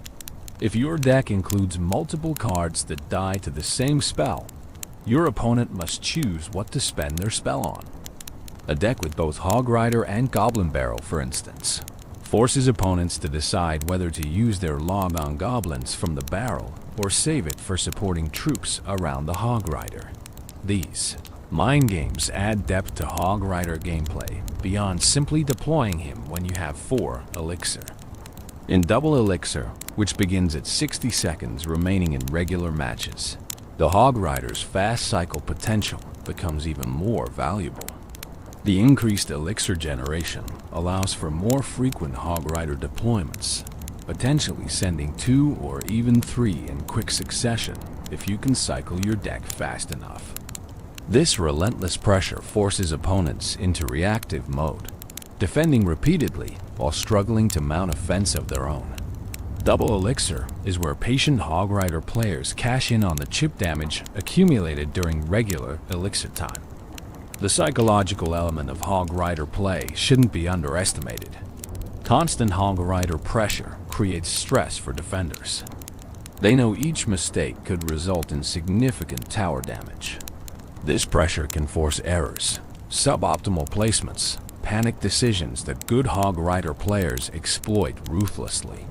The threat of the Hog Rider is almost as valuable as his actual damage, keeping opponents honest and preventing them from investing too heavily on offense, lest they leave themselves vulnerable to the counterattack. Over the years, Supercell has tweaked the Hog Rider's stats multiple times to maintain balance. His hit speed was adjusted, his initial attack speed modified, his hit points and damage numbers scaled. Each change affected his viability in the meta, sometimes elevating him to top-tier status, sometimes dropping him to middle of the pack. But through all these adjustments, the Hog Rider remained playable, maintained a dedicated player base, continued appearing in competitive tournaments. This longevity speaks to the fundamental soundness of his design. The Hog Rider's accessibility also contributed to his mastery in the arena. Being a rare card available from Arena, 4-med players could obtain and level him without requiring legendary luck or epic patience. Free-to-play players could build competitive Hog Rider decks through dedication and time, making him a democratic win condition that didn't lock success behind rarity gates or paywalls. This accessibility helped cement his popularity and ensured a large player base continuously refined optimal Hog Rider strategies. The 2.6 Hog Cycle legend among all the decks in Clash Royale's history, few have achieved the legendary status of 2.6 Hog Cycle. This deck composition, featuring Hog Rider as the primary win condition supported by incredibly cheap cards, became one of the most famous and enduring deck archetypes in the game. Understanding 2.6 Hog Cycle means understanding not just the cards involved, but the philosophy behind the deck and the skill required to pilot it successfully. The name 2.6 Hog Cycle refers to the deck's average elixir cost, 2.6 elixir per card. This incredibly low average means the deck cycles faster than almost any other viable composition. You play through your 8 cards and get back to your Hog Rider more quickly than your opponent can rotate back to their best counters. This speed is the deck's fundamental advantage, applying constant pressure through sheer card rotation velocity. The classic 2.6 Hog cycle composition includes Hog Rider as the win condition, Musketeer as versatile range support and defense, Ice Golem as a tank and slow effect provider, Cannon as a defensive building, Skeletons as the cheapest cycle card, Ice Spirit for low-cost freeze utility, Fireball for spell damage and medium troop removal, and Log for small troop elimination and knockback. Each card serves specific purposes, and the synergy between them creates a deck greater than the sum of its parts. The deck's philosophy centers on defense and counterattack. You don't build up large pushes like beatdown decks do. You defend efficiently using cheap cards and precise placements, then immediately counterpush with Hog Rider while your opponent is low on elixir. The fast cycle means you can apply pressure constantly, never giving opponents breathing room to build up their own offensive plays. It's death by 1,000 cuts, steady Hog Rider chip damage accumulating over time until towers fall. Piloting 2.6 Hog cycle requires exceptional mechanical skill. Every placement matters. A cannon placed one tile wrong can result in it failing to pull threats properly. An Ice Golem deployed too early or too late can waste its value. Musketeer positioning determines whether she survives to provide counterpush support or gets eliminated by spells. The deck has no room for error because every card is essential, and wasting even one elixir can result in being overwhelmed on defense. The skill ceiling of 2.6 Hog cycle is among the highest in Clash Royale. Mastering it requires learning countless interactions, how to defend against every major archetype, optimal placement patterns for different threats, spell timing to maximize value, when to cycle aggressively versus when to be patient. Professional players who specialized in 2.6 Hog cycle became celebrities within the community. Their gameplay studied and emulated by aspiring players seeking to master this demanding deck. One famous 2.6 player was Oyasu, a Japanese competitor who demonstrated incredible skill with the archetype. His defensive abilities seemed almost superhuman, using Skeletons and Ice Spirit to defend against threats that should have overwhelmed such cheap cards. His precise placements, split-second timing, and deep understanding of card interactions made him a joy to watch and a nightmare to face. He proved that in sufficiently skilled hands, 2.6 Hog cycle could compete with any deck regardless of rarity or average elixir cost. The defensive capabilities of 2.6 Hog cycle are remarkable considering the deck's low elixir commitment. Cannon serves as the primary building for pulling and tanking damage. Ice Golem kites threats while providing death damage and slow. Musketeer offers high damage per second from safe distance. Skeletons provide incredible value for their one elixir cost, capable of surrounding and eliminating or heavily damaging units worth many times their cost. Ice Spirit adds a brief freeze effect that as often just enough to prevent defending units from connecting with your tower. Against different archetypes, 2.6 Hog cycle adapts its defensive strategy. Against beatdown decks with tanks like Golem or Lava Hound, the focus is on defending efficiently with minimal elixir, then punishing their large investments with opposite lane Hog Rider pressure that forces them to defend rather than building up unstoppable pushes. Against bridge spam, the deck's cheap cards allow for rapid response to threats in both lanes. Against other cycle decks, the faster rotation speed usually provides advantage in the race to chip down towers. The Fireball in 2.6 Hog cycle serves multiple purposes. Offensively, it hits the tower alongside Hog Rider damage, increasing chip potential. It eliminates or damages troops defending against the Hog Rider, particularly 3 Musketeers or grouped units. Defensively, it resets Inferno Towers and Inferno Dragons that would otherwise melt through tanks. It removes support troops behind enemy tanks. The versatility of Fireball makes it irreplaceable in the deck, despite its relatively high 4 elixir cost. Log provides similar versatility at 2 elixir. It clears small troops like goblins or skeletons that could surround and eliminate Ice Golem. It pushes back threats, buying precious seconds for your defenses to work. It chips the tower for modest damage that accumulates over long matches. The knockback effect can interrupt charges or attacks, providing utility beyond simple damage. Between Fireball and Log, 2.6 Hog Cycle has answers for most defensive setups opponents might employ. The Ice Golem is perhaps the most underrated card in 2.6 Hog Cycle. For 2 Elixir, it provides so much utility.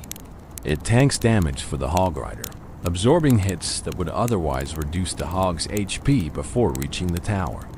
Its Death Nova slows enemy troops, giving your defensive units more time to work.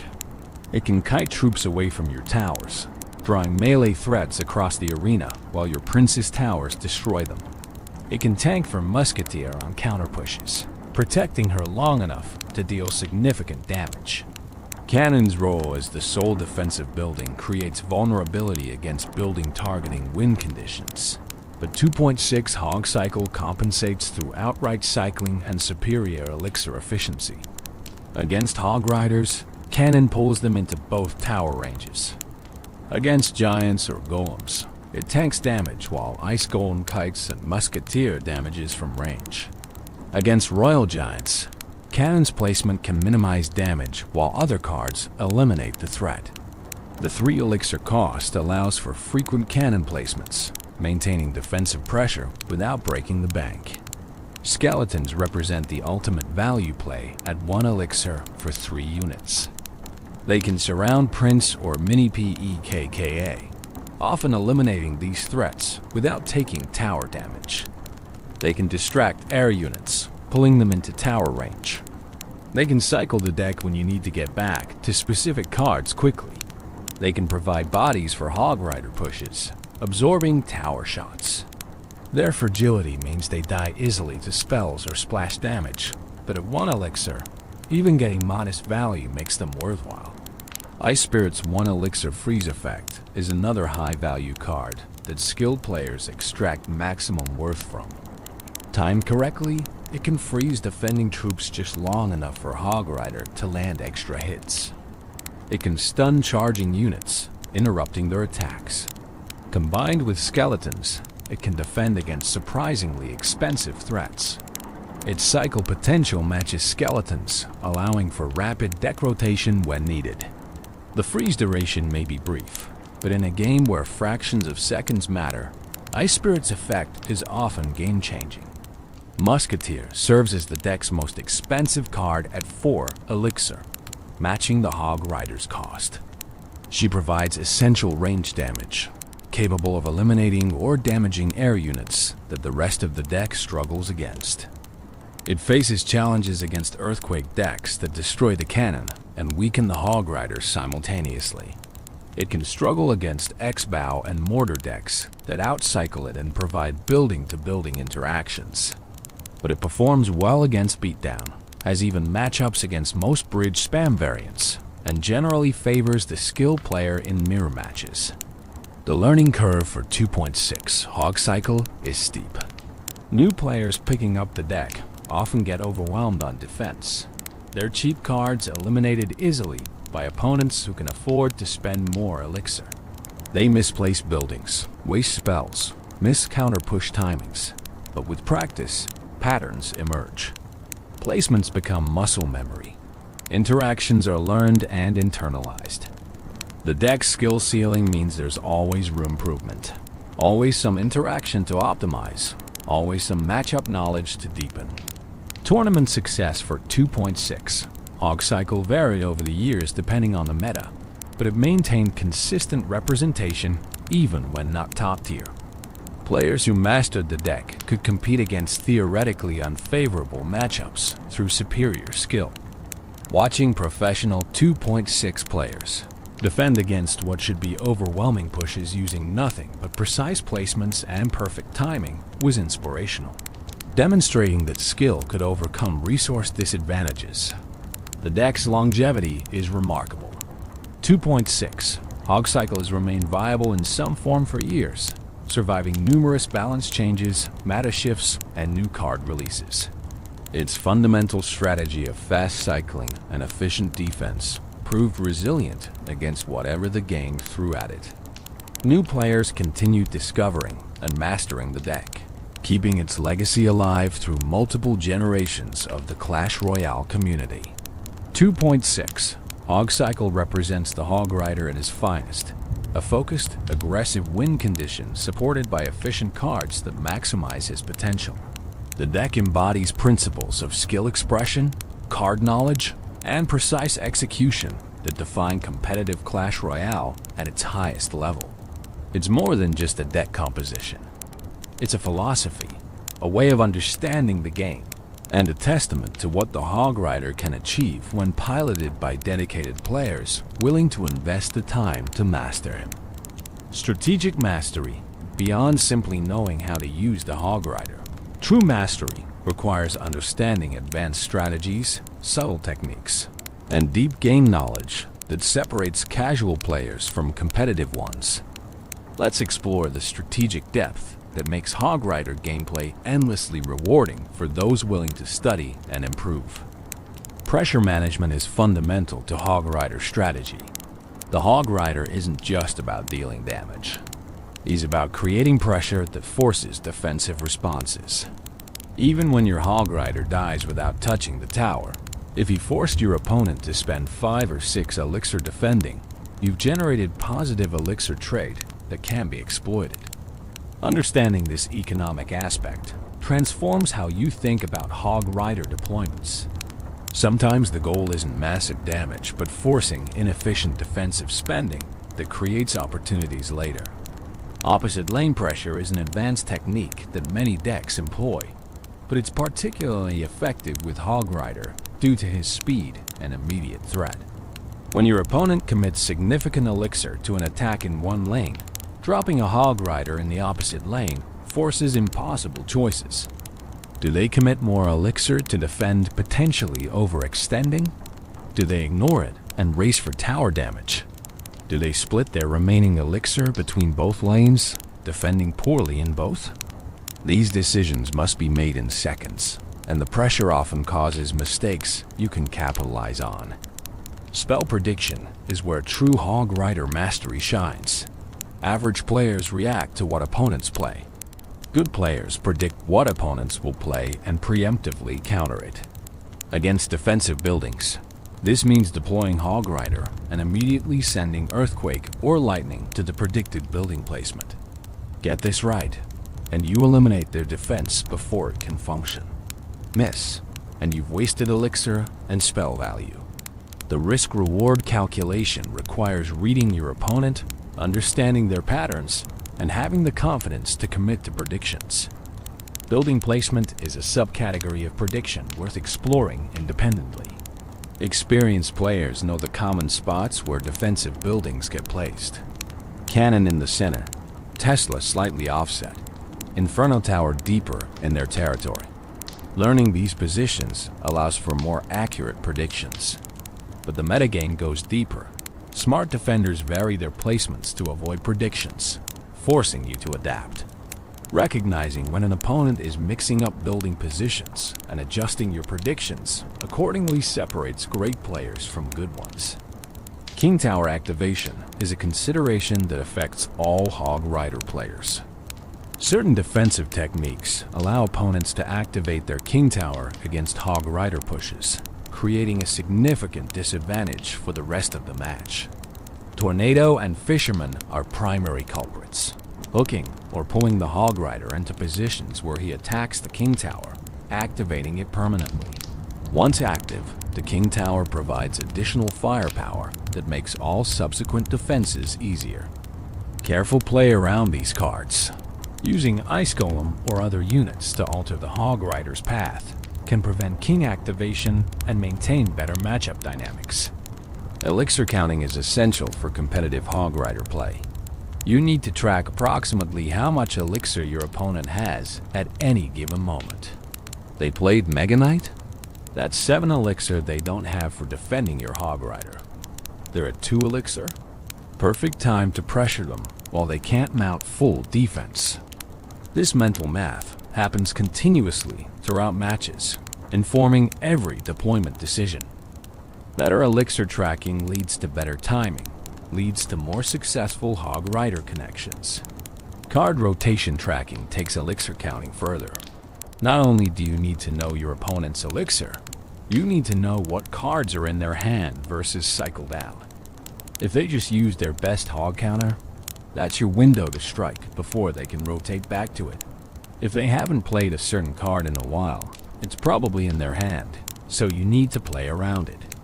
This mental tracking is demanding, but absolutely crucial for high-level play.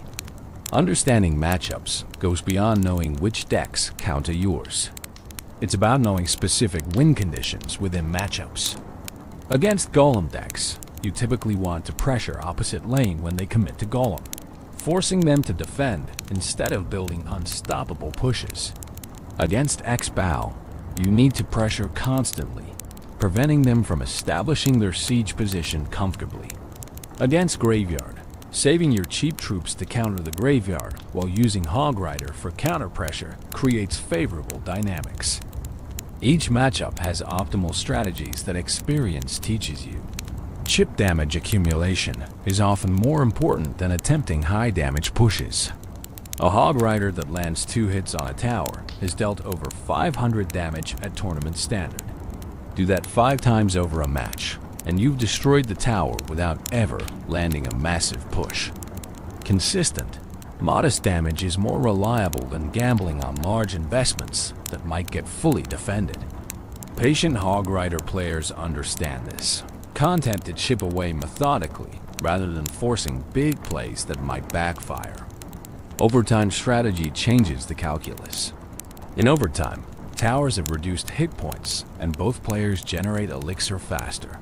This benefits Hog Rider due to his fast cycle potential. You can send multiple Hog Riders in quick succession, overwhelming defenses through sheer repetition. The reduced tower HP means each connection is more valuable, potentially taking towers with fewer hits. Playing for overtime when you have life total advantage can be correct strategy. Knowing your Hog Rider's speed and cycle potential give you edge in sudden death scenarios. Defensive Hog Riders, as mentioned earlier, deserve deeper exploration. The very fast movement speed means Hog Rider can cross the arena and threaten towers within seconds of being deployed.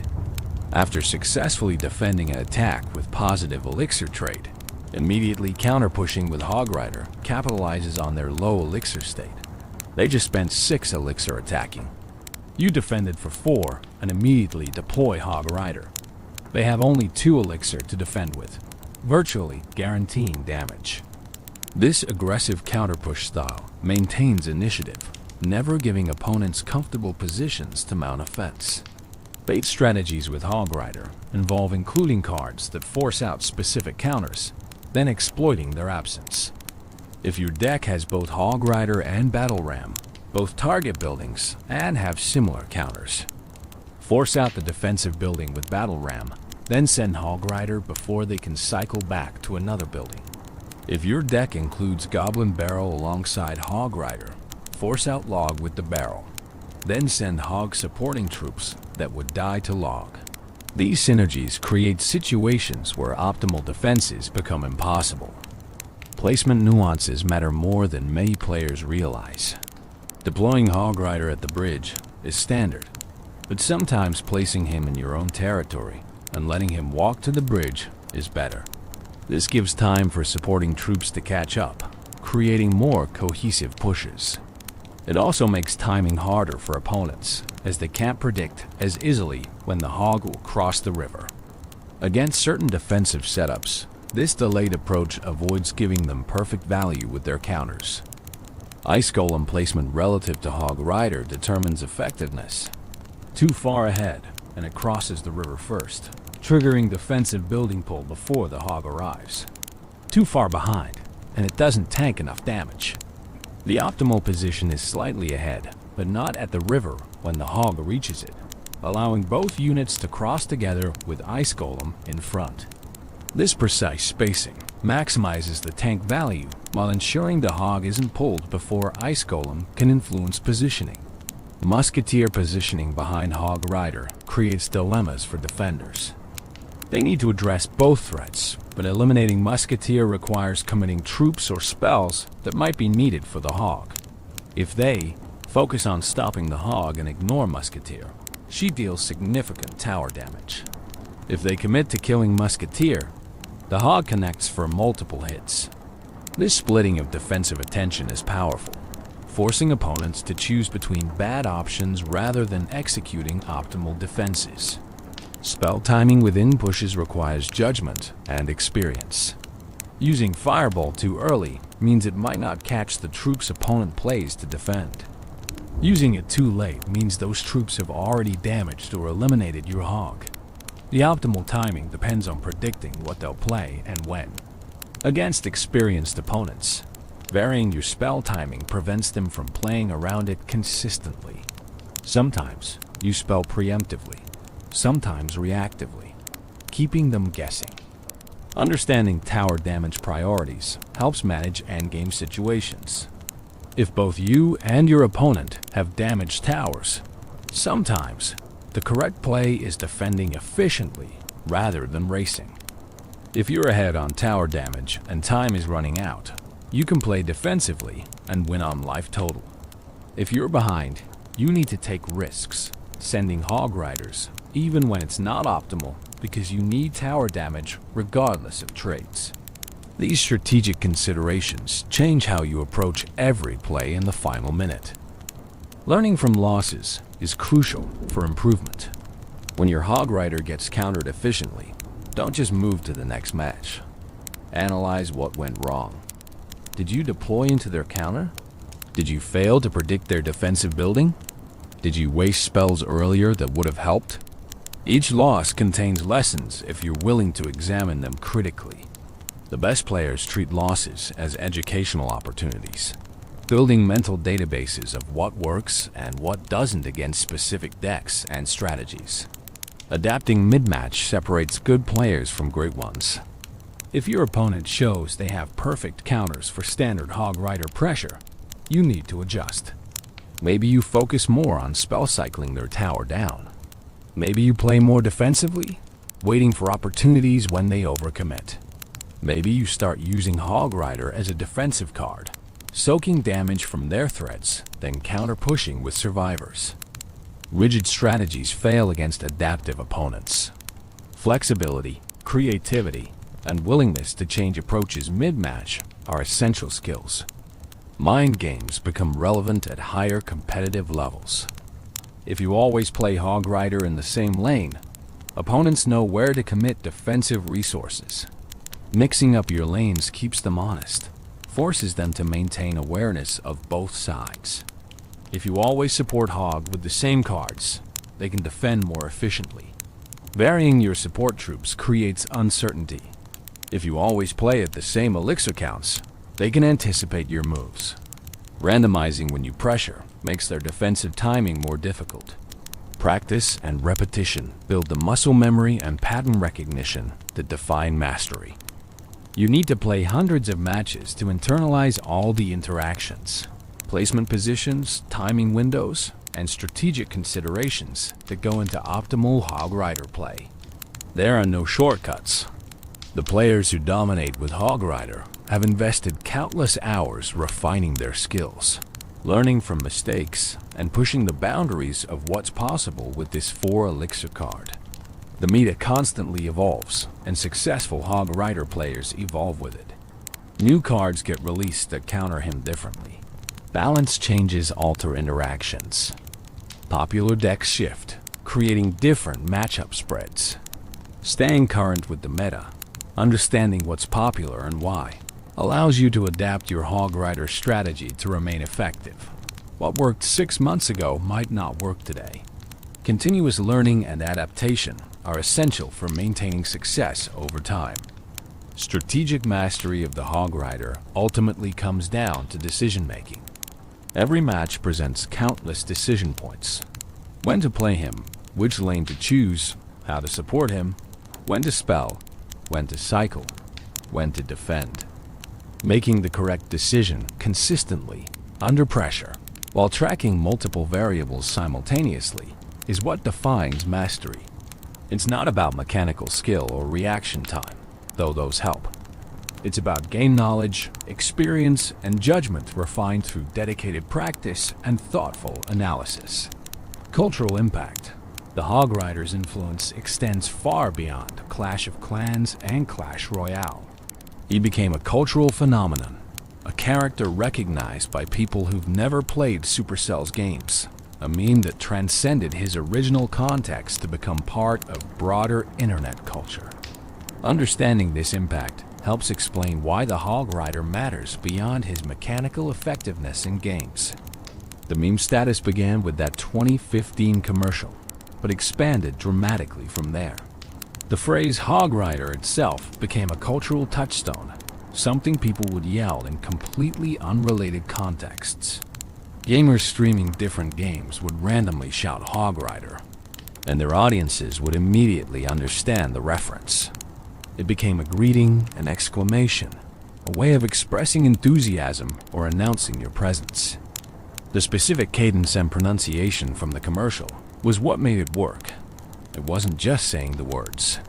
It was the delivery, the high-pitched enthusiasm, the specific rhythm that made it memorable. Copypasta, those long text blocks that get copied and shared repeatedly across internet forums and chat rooms, featured the Hog Rider prominently. The most famous one describes the Hog Rider in exhaustive detail. Starting with the Hog Rider card is unlocked from the Spell Valley, Arena 5, and continuing through multiple paragraphs of game mechanics, statistics, and strategic considerations. This copypasta spread across Reddit, Discord servers, YouTube comments, and countless other platforms. People would post it randomly, completely unrelated to the discussion at hand, as a form of internet humor. The length and specificity of the copypasta made it perfect for this purpose.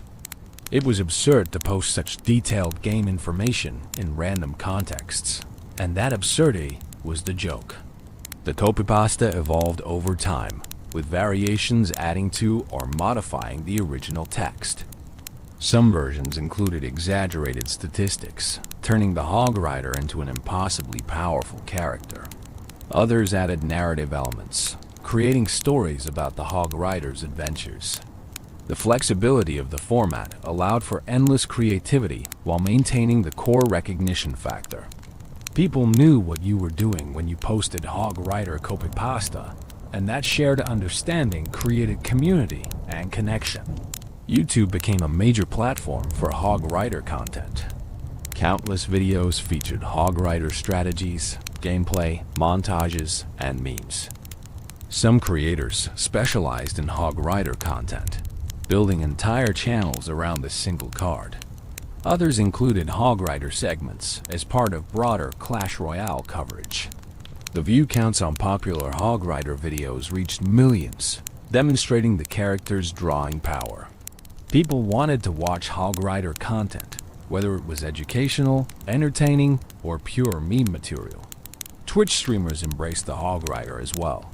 The character's aggressive playstyle created exciting moments that translated well to streaming. A successful Hog Rider connection on the opponent's tower, especially in close matches, generated the kind of emotional high that made for great streaming content. Chat reactions, streamer celebrations, the tension of watching whether the hog would connect or get countered. All of this created engagement that benefited streamers and promoted the Hog Rider's cultural presence. Fan art flourished around the Hog Rider. Artists drew him in countless styles: realistic, cartoonish, anime-inspired, pixel art, 3D renders. Some art stayed faithful to his in-game appearance. Others reimagined him in different settings, different time periods, different artistic traditions. The creative community embraced the Hog Rider as a subject worthy of their attention, producing artwork that ranged from humorous to beautiful to thought-provoking. This artistic engagement demonstrated the character's inspirational power beyond his functional role in gameplay. Cosplay. while less common for mobile game characters than for console or PC games, did include some impressive Hog Rider interpretations. Creating a convincing Hog Rider cosplay presents significant challenges. You need the mohawk, the physique, the hammer, and ideally some representation of the hog itself.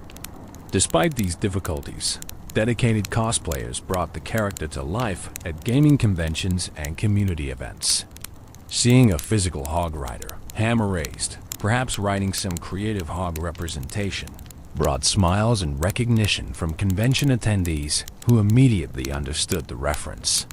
The character's cultural impact extended into mainstream awareness in ways few mobile game characters achieve.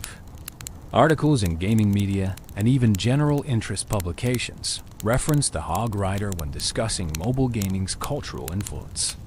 He became a representative character, embodying mobile gaming's reach and impact on popular culture. When journalists wanted to discuss mobile gaming's success or cultural penetration, the Hog Rider was a character they could reference with confidence that readers would understand. Music and audio content incorporated Hog Rider elements. DJs and producers sampled his battle cry into songs. YouTubers created extended remixes of Hog Rider sounds. The audio became separated from its visual context, living independently as sound that people recognized and enjoyed for its own sake. This audio virality demonstrated how completely the character had penetrated internet culture. Even without seeing him, just hearing that distinctive cry was enough to trigger recognition and response. Reaction images and GIFs featuring the Hog Rider proliferated across social media. Particular frames from commercials or gameplay became templates for expressing emotions or reactions. The bathtub scene from the 2015 commercial provided multiple useful reaction image formats: confusion, realization, sudden alertness, determination. These images transcended Clash of Clans, being used in conversations about everything from sports to politics to everyday life situations. When a character's imagery can express universal human experiences, that's true cultural penetration. The crossover into other games and media was limited but present. Some indie developers included Hog Rider references in their games as Easter eggs or homages. Some content creators in completely different gaming communities would make Hog Rider references, confident their audiences would get the joke. This cross-pollination demonstrated how the character had become part of a shared cultural vocabulary that transcended specific game communities. Educational content, surprisingly, featured the Hog Rider as well. Videos about game design, character creation, monetization strategies in mobile games, and viral marketing all used the Hog Rider as case studies. He became an example of doing it right, of creating a character that resonated with audiences beyond his functional role. Game development students studying how to create memorable characters looked at the Hog Rider as a model of effective design combined with smart marketing. The longevity of the Hog Rider's cultural relevance is remarkable. Many memes burn bright and fade quickly. The Hog Rider has remained relevant for years, continuing to generate new content, new jokes, new interpretations. This staying power suggests the character tapped into something deeper than just momentary humor. He represents concepts and attitudes that continue to resonate: enthusiasm, determination, the joy of charging forward goals, the brotherhood of answering the call when it comes. Merchandise featuring the Hog Rider appeared through both official and unofficial channels. Supercell produced official Hog Rider merchandise, from t-shirts to figurines to plushies. The unofficial merchandise, while existing in legal gray areas, demonstrated fan enthusiasm and willingness to spend money on Hog Rider-related products. People wanted to own physical representations of this character, to display their connection to him and to Clash culture more broadly. The Hog Rider became a symbol of Clash Royale itself in many contexts. When people thought of Clash Royale, they often thought of the Hog Rider first, even though the game featured hundreds of other cards. His iconic status made him a natural representative, The character Supercell could put front and center in marketing with confidence that he would be recognized and well received. This symbolic importance elevated him beyond just another card in the game to something more significant. Community events and tournaments often featured Hog Rider imagery prominently. Tournament organizers knew putting a hog rider on promotional materials would attract attention and communicate what the event was about. Community challenges sometimes required using Hog Rider decks or achieving specific objectives with him. These design choices leveraged his popularity to drive engagement and participation. The cultural impact of the Hog Rider represents something special in gaming history. Characters become popular all the time, but few achieve the kind of multimedia, multi-platform, cross-community presence that the Hog Rider did. He became bigger than his game, more significant than his mechanics, more memorable than his statistics. He became an icon, a character that will be remembered and referenced for years to come, long after individual balance changes and meta shifts have been forgotten. That's the ultimate measure of cultural impact.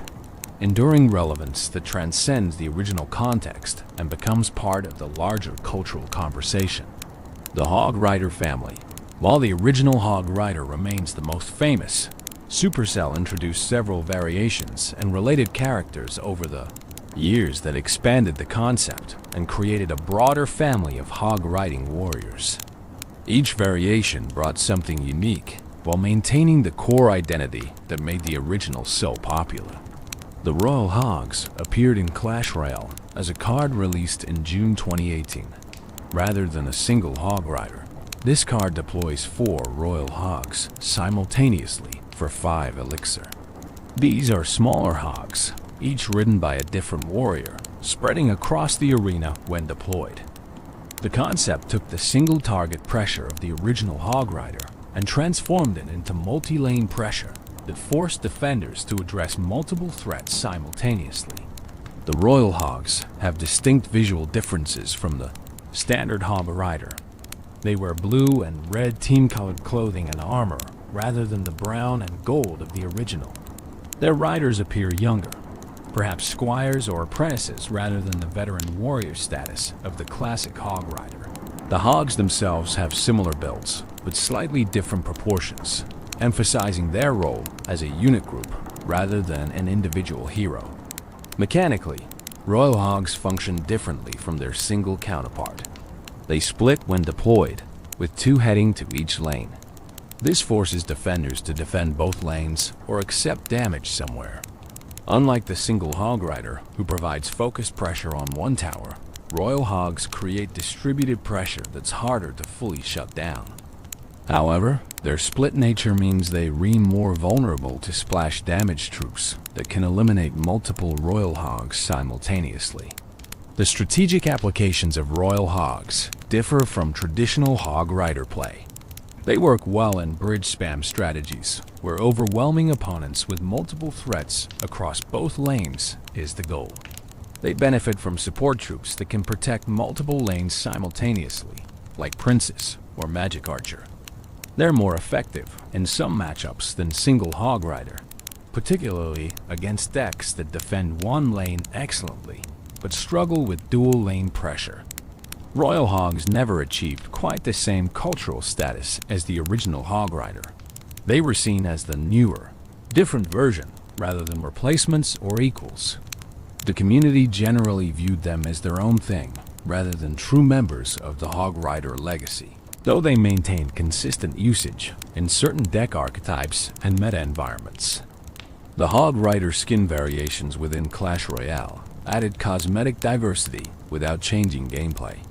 Different seasons and events introduced alternate Hog Rider appearances, holiday themes, special color schemes, unique visual effects. These skins allowed players to customize their Hog Rider's appearance while maintaining his familiar mechanics. The existence of skins demonstrated Supercell's recognition that players wanted ways to personalize this popular character. The Super Hog Rider, while not officially in Clash Royale, appeared in fan concepts and discussions frequently. Players imagined what a super version would look like. perhaps a massive hog with extra armor, a hammer that struck multiple times per swing, or enhanced stats that made him a true champion tier card. While these remain theoretical, the enthusiasm for the concept showed players' desire for evolved or enhanced versions of their favorite character.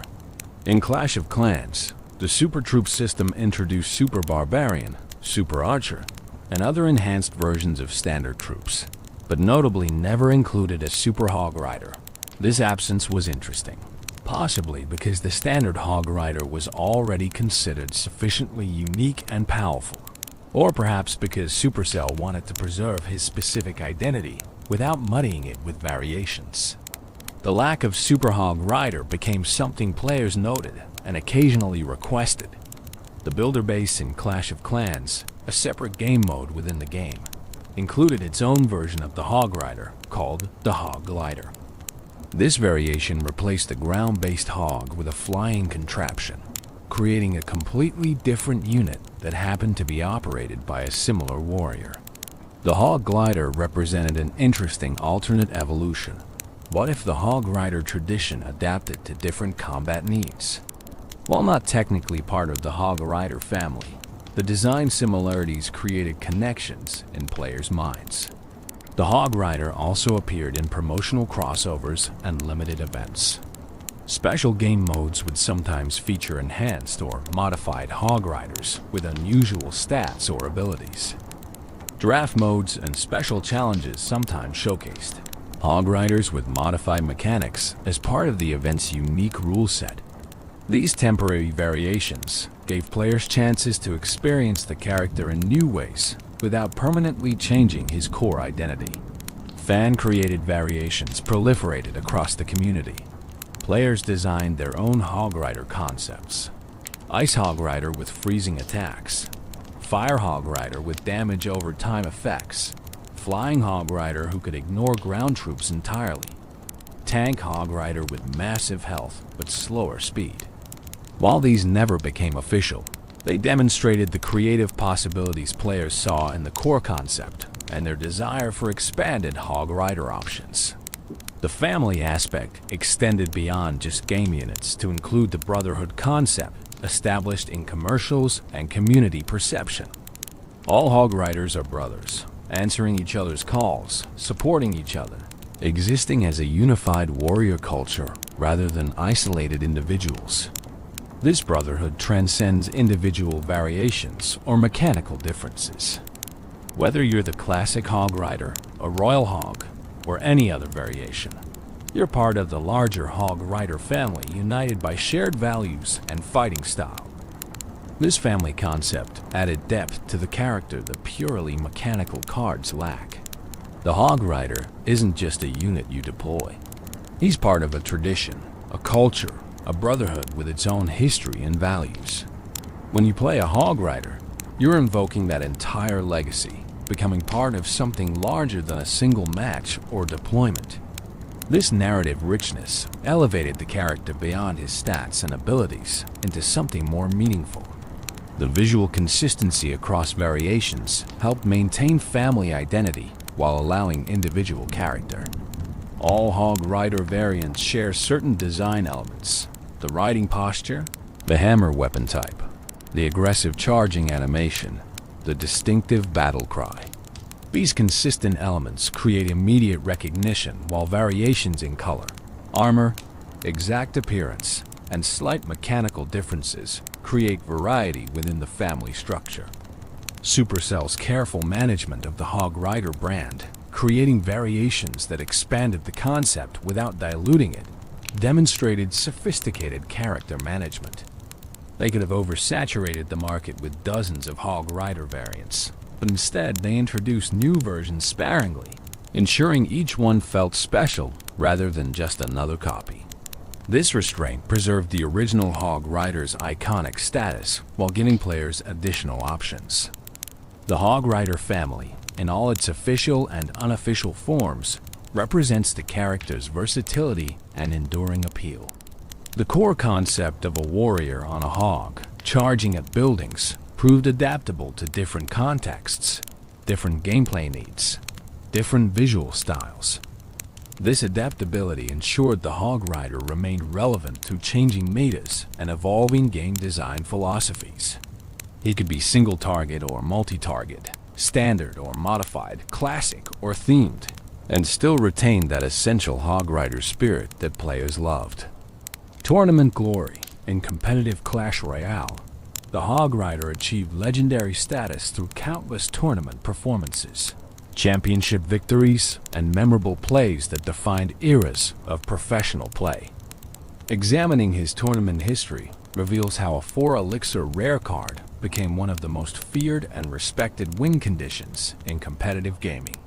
The early competitive Clash Royale scene, from 2016 through 2017, saw Hog Rider as a dominant force. His reliability, relatively low cost, and straightforward gameplay made him ideal for tournament settings where consistency mattered more than flashy plays. Professional players could execute Hog Rider strategies with precision, minimizing risk while maximizing damage output. Top players like Surgical Goblin, Orange Juice, and others showcased Hog Rider mastery, winning tournaments and establishing deck archetypes that the community would study and emulate. The Crown Championship, Clash Royale's premier esports event, featured Hog Rider prominently throughout its various iterations. In multiple seasons, championship-winning decks included Hog Rider as the primary win condition.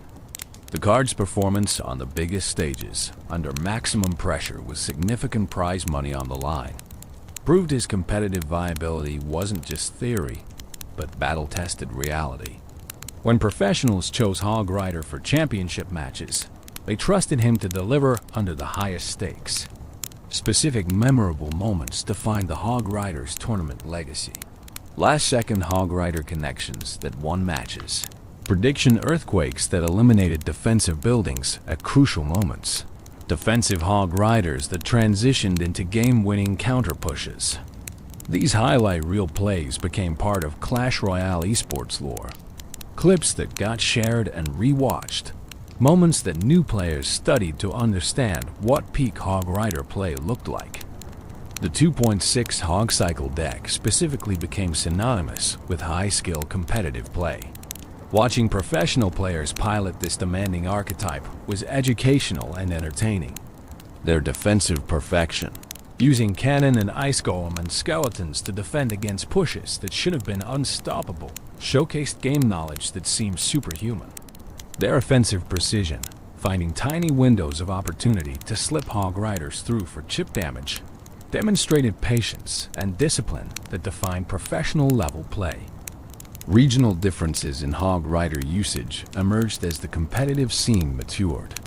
Asian tournaments saw different Hog Rider deck compositions than European or American events. Cultural and meta preferences meant that while the Hog Rider appeared globally, the specific supporting cards and strategic approaches varied. This diversity kept competitive Clash Royale interesting, with international events featuring clash of different Hog Rider philosophies as much as clash of different players. Balance changes affected tournament viability dramatically. When Supercell adjusted Hog Rider stats, professionals had to adapt immediately. Tournament players couldn't wait weeks to adjust like casual players could. They needed to immediately recalculate matchups, adjust placements and timings, sometimes completely rebuild decks. The top players distinguished themselves through their adaptation speed, continuing to succeed with Hog Rider even when balance changes made it more difficult. Team tournaments added another dimension to Hog Rider's competitive presence. In formats where teams drafted decks or where multiple players on a team needed different win conditions, Hog Rider's versatility made him valuable. He could be the aggressive option on a team with defensive players or the cycle option on a team with beatdown specialists. His flexibility ensured he remained relevant across different team compositions and strategic approaches. The prize money earned by Hog Rider players ran into hundreds of thousands of dollars across all competitive Clash Royale history. Top professionals who specialized in Hog Rider strategies earned significant portions of the millions. Supercell distributed through their esports program. This financial success validated the character's competitive viability and provided real-world evidence that mastering the Hog Rider could be literally lucrative. Coaching and educational content around competitive Hog Rider play became its own industry. Professional players created courses, guides, and coaching services teaching optimal Hog Rider gameplay. Students paid for this education, hoping to improve their own tournament results. The existence of this educational ecosystem around a single card demonstrated his complexity and the value players placed on mastering him. Learning from champions who had won with Hog Rider provided aspirational pathways for competitive-minded players. Tournament statistics revealed interesting patterns. Hog Rider's win rate at the highest competitive levels sometimes differed significantly from his ladder win rate. Professional play emphasized different skills than ladder grinding did. The predictive, precise play that defined top-tier competition suited Hog Rider's strategic depth. He rewarded game knowledge and disciplined execution in ways that benefited professionals more than casual players. The decline and resurgence cycles in Hog Rider's tournament presence created narratives within the competitive scene. When new cards or balance changes pushed him out of the meta, analysts would declare him dead. Then a creative player would find a new deck composition or strategy that brought him back. These comeback stories became part of competitive Clash Royale mythology, with the Hog Rider repeatedly proving that counting him out was premature. Qualifier tournaments, where players competed for spots in major events, saw even higher Hog Rider usage than championships themselves. Players trusted his consistency for the pressure-filled matches where a single loss could end their championship dreams. The psychological comfort of playing with a familiar, reliable win condition mattered immensely in these high-stakes situations. Better to play your practiced Hog Rider deck than try something theoretically better but less comfortable. Spectator appeal was another factor in Hog Rider's tournament success. He created exciting moments that translated well to streaming and broadcasts. Casters could build drama around whether a Hog Rider would connect, making each deployment a moment of tension. The fast pace of Hog Rider matches kept viewers engaged. Long, slow matches could bore spectators, but Hog Rider's aggressive tempo created constant action that made for good viewing. The legacy of tournament Hog Rider play influenced the broader community significantly. Ladder players watched tournament games and tried to replicate professional strategies. Meta shifts often started at the tournament level before trickling down to casual play. When a professional won a major tournament with a specific Hog Rider deck, you could track the spread of that deck through the ladder over subsequent weeks as players copied the championship winning formula. Analysis content breaking down tournament matches featuring Hog Rider educated the community about high-level play. YouTubers and analysts would review championship games play-by-play, explaining the decision-making behind each Hog Rider deployment, each spell usage, each defensive sequence. This content made professional play accessible to average players, teaching strategic concepts through practical examples from the highest level of competition. The Hog Rider's tournament glory ultimately stemmed from the perfect intersection of accessibility, skill ceiling, and reliability. It was easy enough to learn that professionals could master him completely, complex enough that mastery separated good from great, and consistent enough that tournament players could trust him when everything was on the line. This combination is rare in competitive gaming, and the Hog Rider embodied it perfectly, earning his place in Clash Royale esports history through performance when it mattered most. The Brotherhood, the concept of Hog Rider Brotherhood, established primarily through the 2015 commercial and reinforced through community culture, adds a fascinating social dimension to what could have been just another game unit. This brotherhood represents something deeper than mechanical synergies or strategic coordination. It speaks to themes of loyalty, shared purpose, and unbreakable bonds that resonate emotionally with players. The commercial established the foundational brotherhood narrative. When one Hog Rider calls, Others answer without question or hesitation. Whatever they're doing becomes immediately irrelevant compared to the summons. This absolute response creates a powerful image of commitment and unity. In a world where individualism often dominates, the Hog Rider Brotherhood represents something different. Identity defined through collective membership, rather than personal achievement alone. What drives this brotherhood? The commercials never explicitly explain it, leaving room for interpretation and imagination.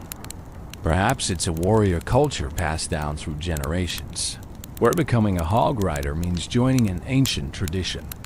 Perhaps it's forged through shared training, the intense bonding that happens when warriors prepare for battle together.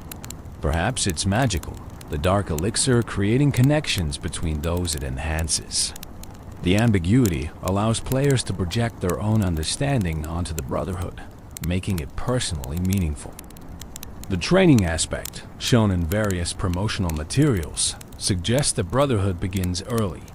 Young warriors learning to ride, practicing hammer techniques together, competing, but also supporting each other. This training period would create deep bonds, the kind forged through shared struggle and achievement. By the time they're battle-ready, they're not just individual warriors who happen to use similar tactics. They're brothers who have grown together, learned together, and now fight together. The communal activities shown in commercials reinforce the Brotherhood outside of battle context. Hog Riders playing cards together, grooming together, relaxing in shared spaces. These moments of peaceful coexistence create the foundation that makes their battle unity possible. They're not just battle brothers, but life brothers, sharing the full spectrum of warrior existence from the mundane to the momentous. The Hogs themselves might be part of what creates brotherhood among their riders. If your Hog is intelligent, as promotional material suggests, then part of bonding with your animal is bonding with the larger culture of Hog and Rider partnerships. You're not just learning to ride your specific Hog. You're joining a tradition of humans partnering with these fierce, loyal animals. The shared experience of building that unique relationship creates common ground with others on the same journey. The battle cry serves as both summons and identification. When you hear it, you know it's one of your brothers calling. The specific sound, that distinctive high-pitched Hog Rider, works like a password or signal that carries meaning beyond simple words. It says, "I need you. Join me. We fight together." The immediate recognition and response shows how deeply the Brotherhood identity runs. You don't question the call. You don't hesitate. You answer, because that's what brothers do. The geographic spread of Hog Riders, implied by how they converge from different locations in the commercial, suggests the Brotherhood transcends individual clans or villages. You might be stationed in different locations, serving different tactical purposes, living separate daily lives. But when the call comes, distance becomes meaningless. The Brotherhood pulls you together regardless of physical separation, creating a network of warriors connected by something stronger than geography. The hierarchy or lack thereof within the Brotherhood is interesting to consider. The commercials don't show obvious leaders or followers. When Hog Riders gather, they seem to operate as equals. This egalitarian structure suggests the Brotherhood values each member equally, regardless of experience, skill, or achievement. You don't earn brotherhood through superior performance. You earn it through commitment to the collective, through answering the call consistently, through embodying the values that define what Hog Riders are. The emotional weight of brotherhood manifests in how players talk about and relate to the Hog Rider. Players don't just use the Hog Rider card. They call their brother, they send their warrior into battle. They feel genuine connection to this character in ways that other cards don't inspire. This emotional investment transforms gameplay from pure strategy into something more personal. You're not just deploying a unit. You're sending your brother to fight on your behalf, and his success or failure matters on an emotional level. The community adopted brotherhood language and culture around Hog Rider usage.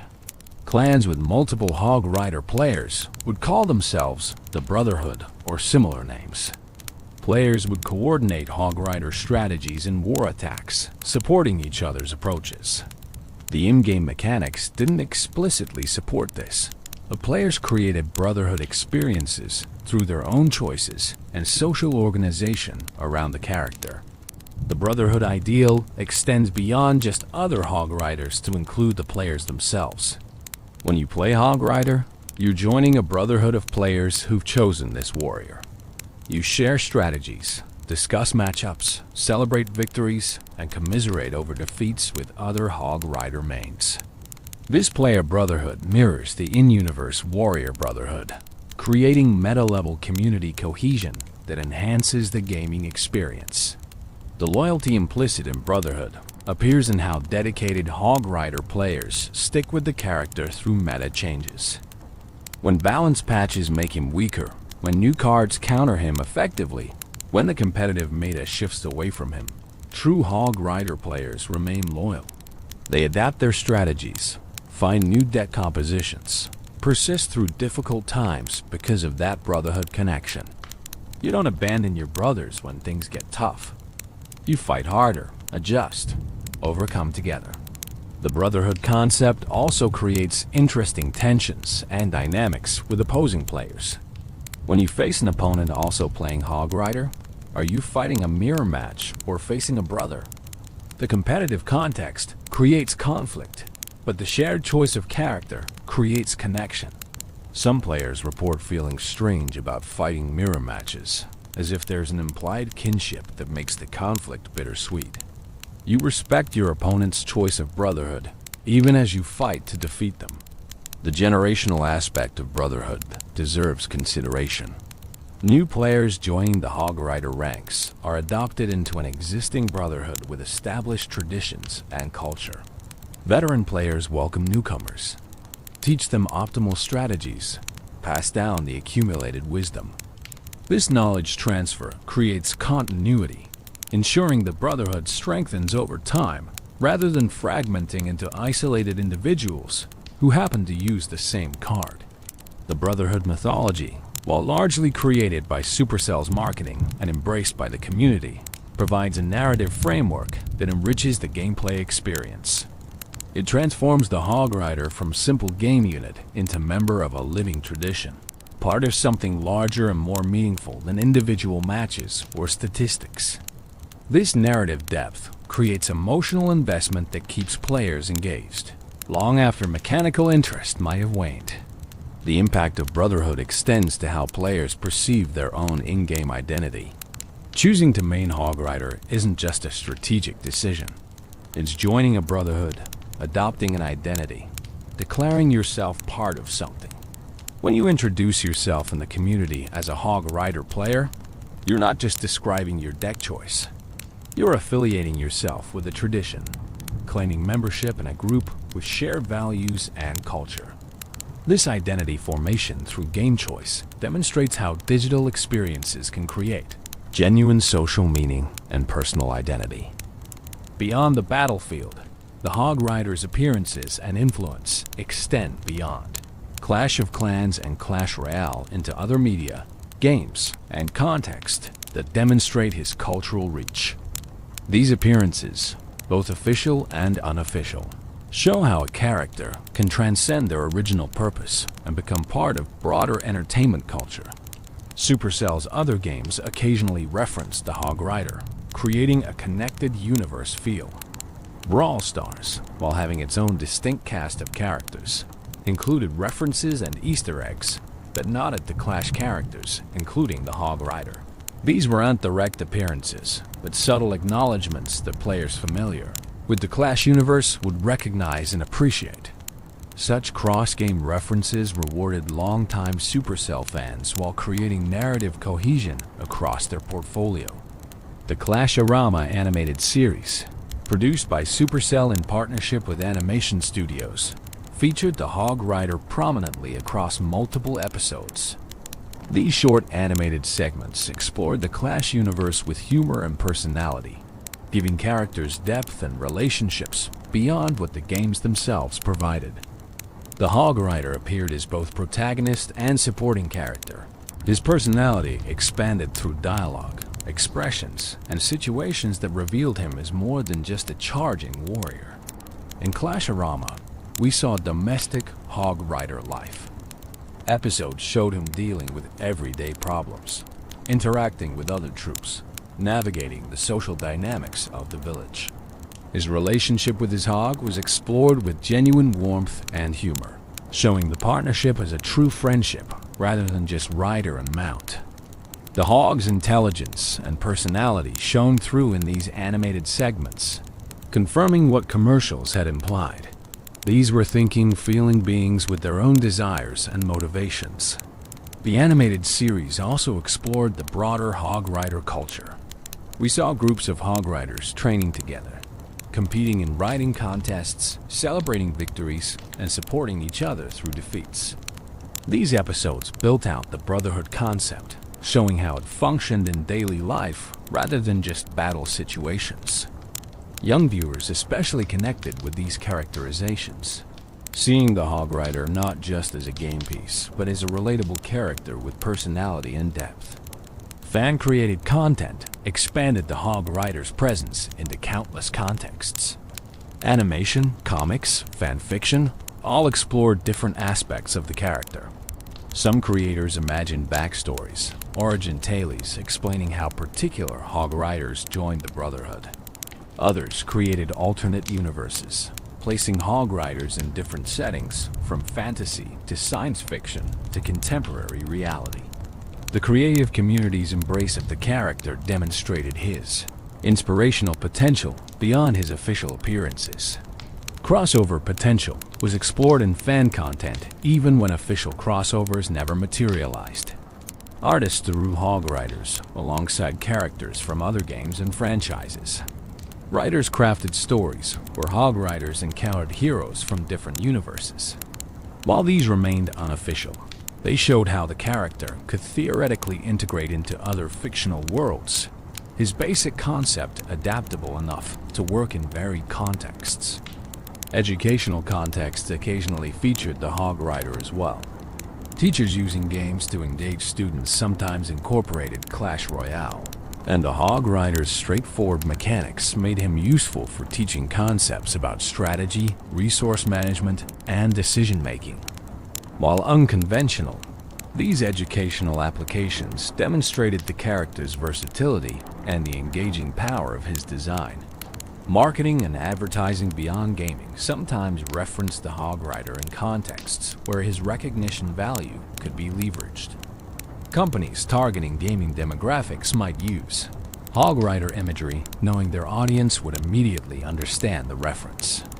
While Supercell controlled official usage, the character's cultural penetration meant even subtle references could effectively communicate with the right audiences. The Hog Rider appeared in gaming conventions and esports events as physical representations beyond just gameplay. Giant Hog Rider statues, promotional displays, photo opportunities where attendees could pose with Hog Rider imagery, all reinforced his physical presence in gaming culture. These three-dimensional representations transformed him from pixels on a screen into tangible objects that people could interact with and photograph, creating memories and social media content that further spread his cultural presence. Merchandise sales data, while not publicly detailed, reportedly showed the Hog Rider among the top-performing characters for Clash products. Players wanted to own Hog Rider t-shirts, figurines, posters, and other items.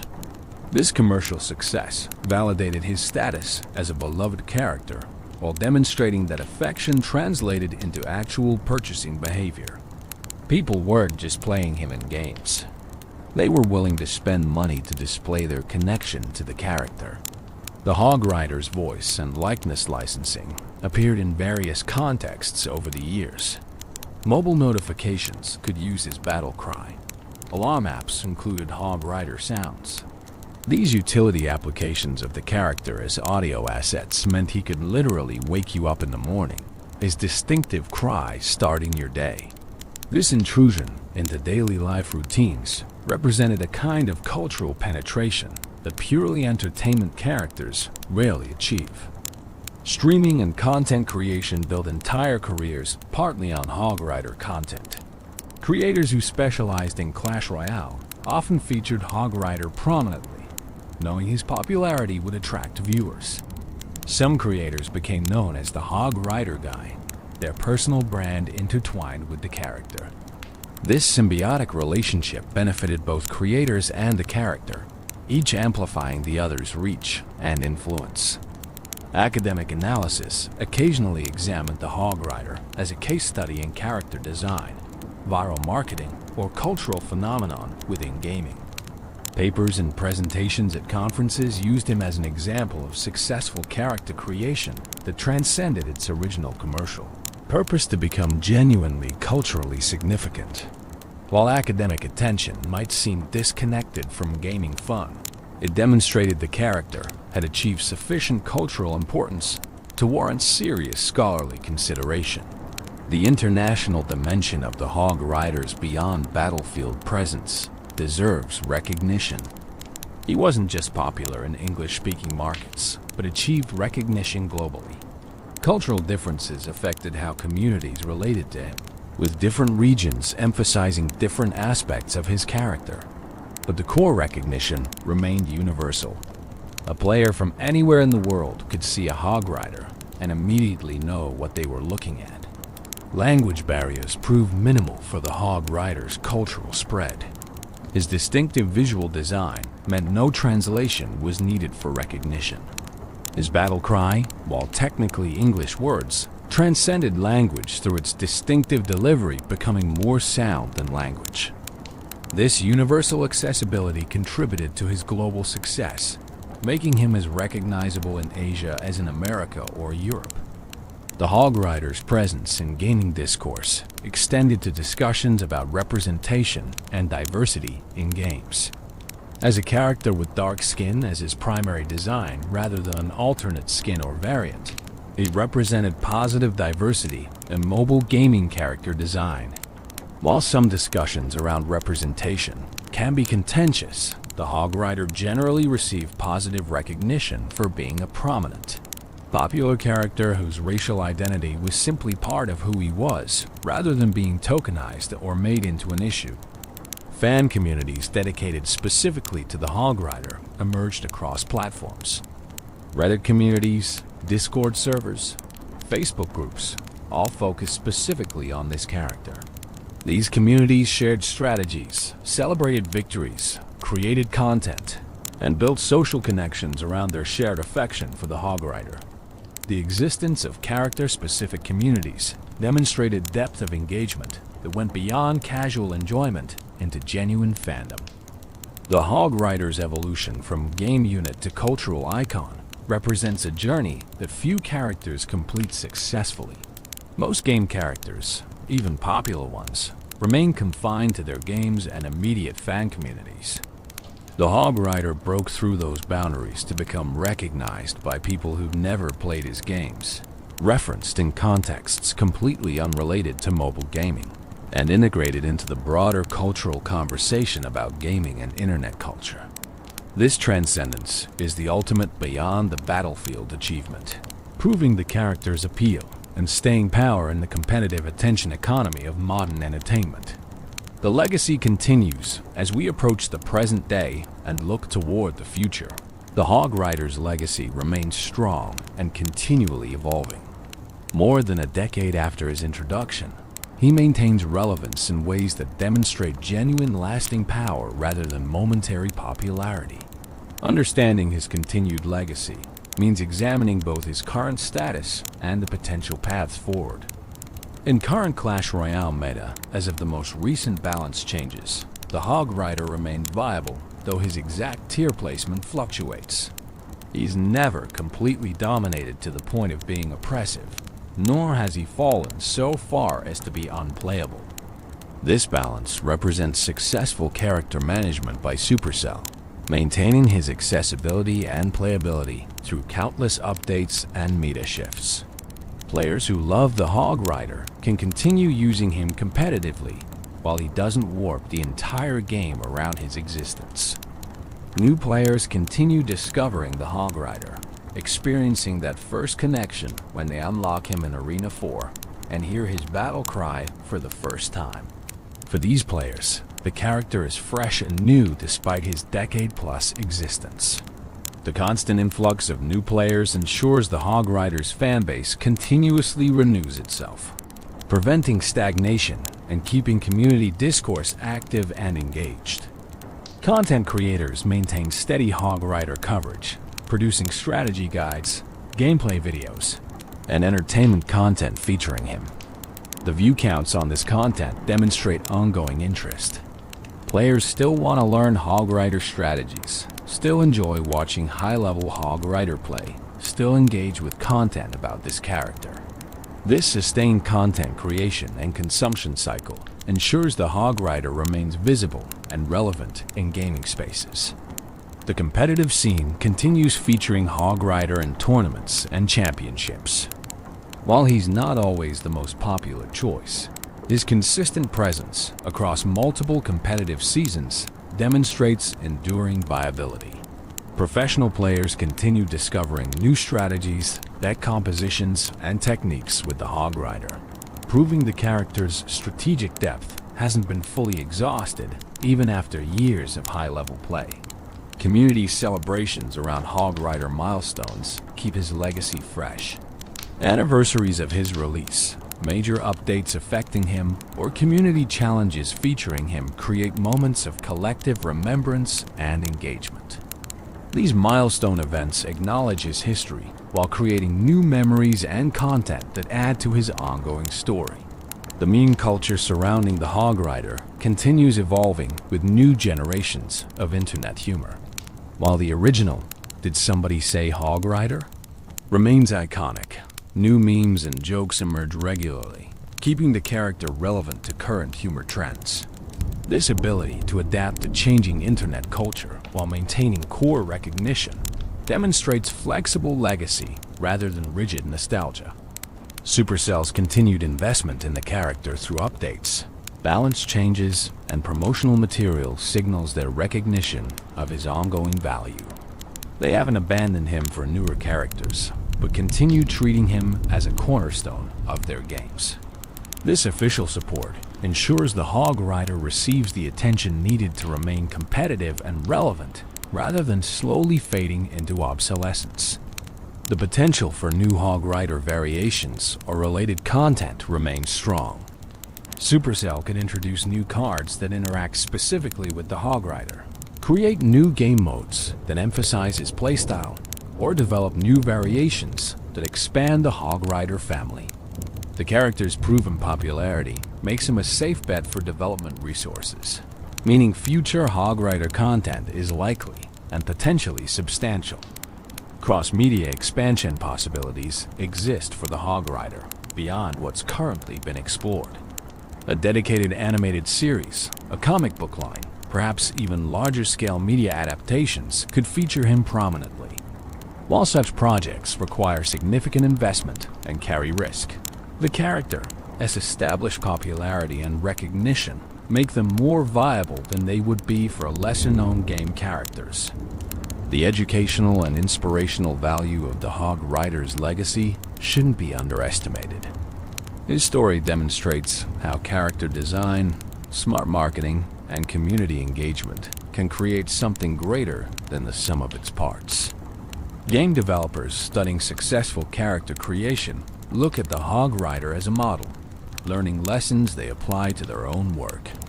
His influence thus extends beyond his own games into the broader industry. New technology could enable new Hog Rider experiences.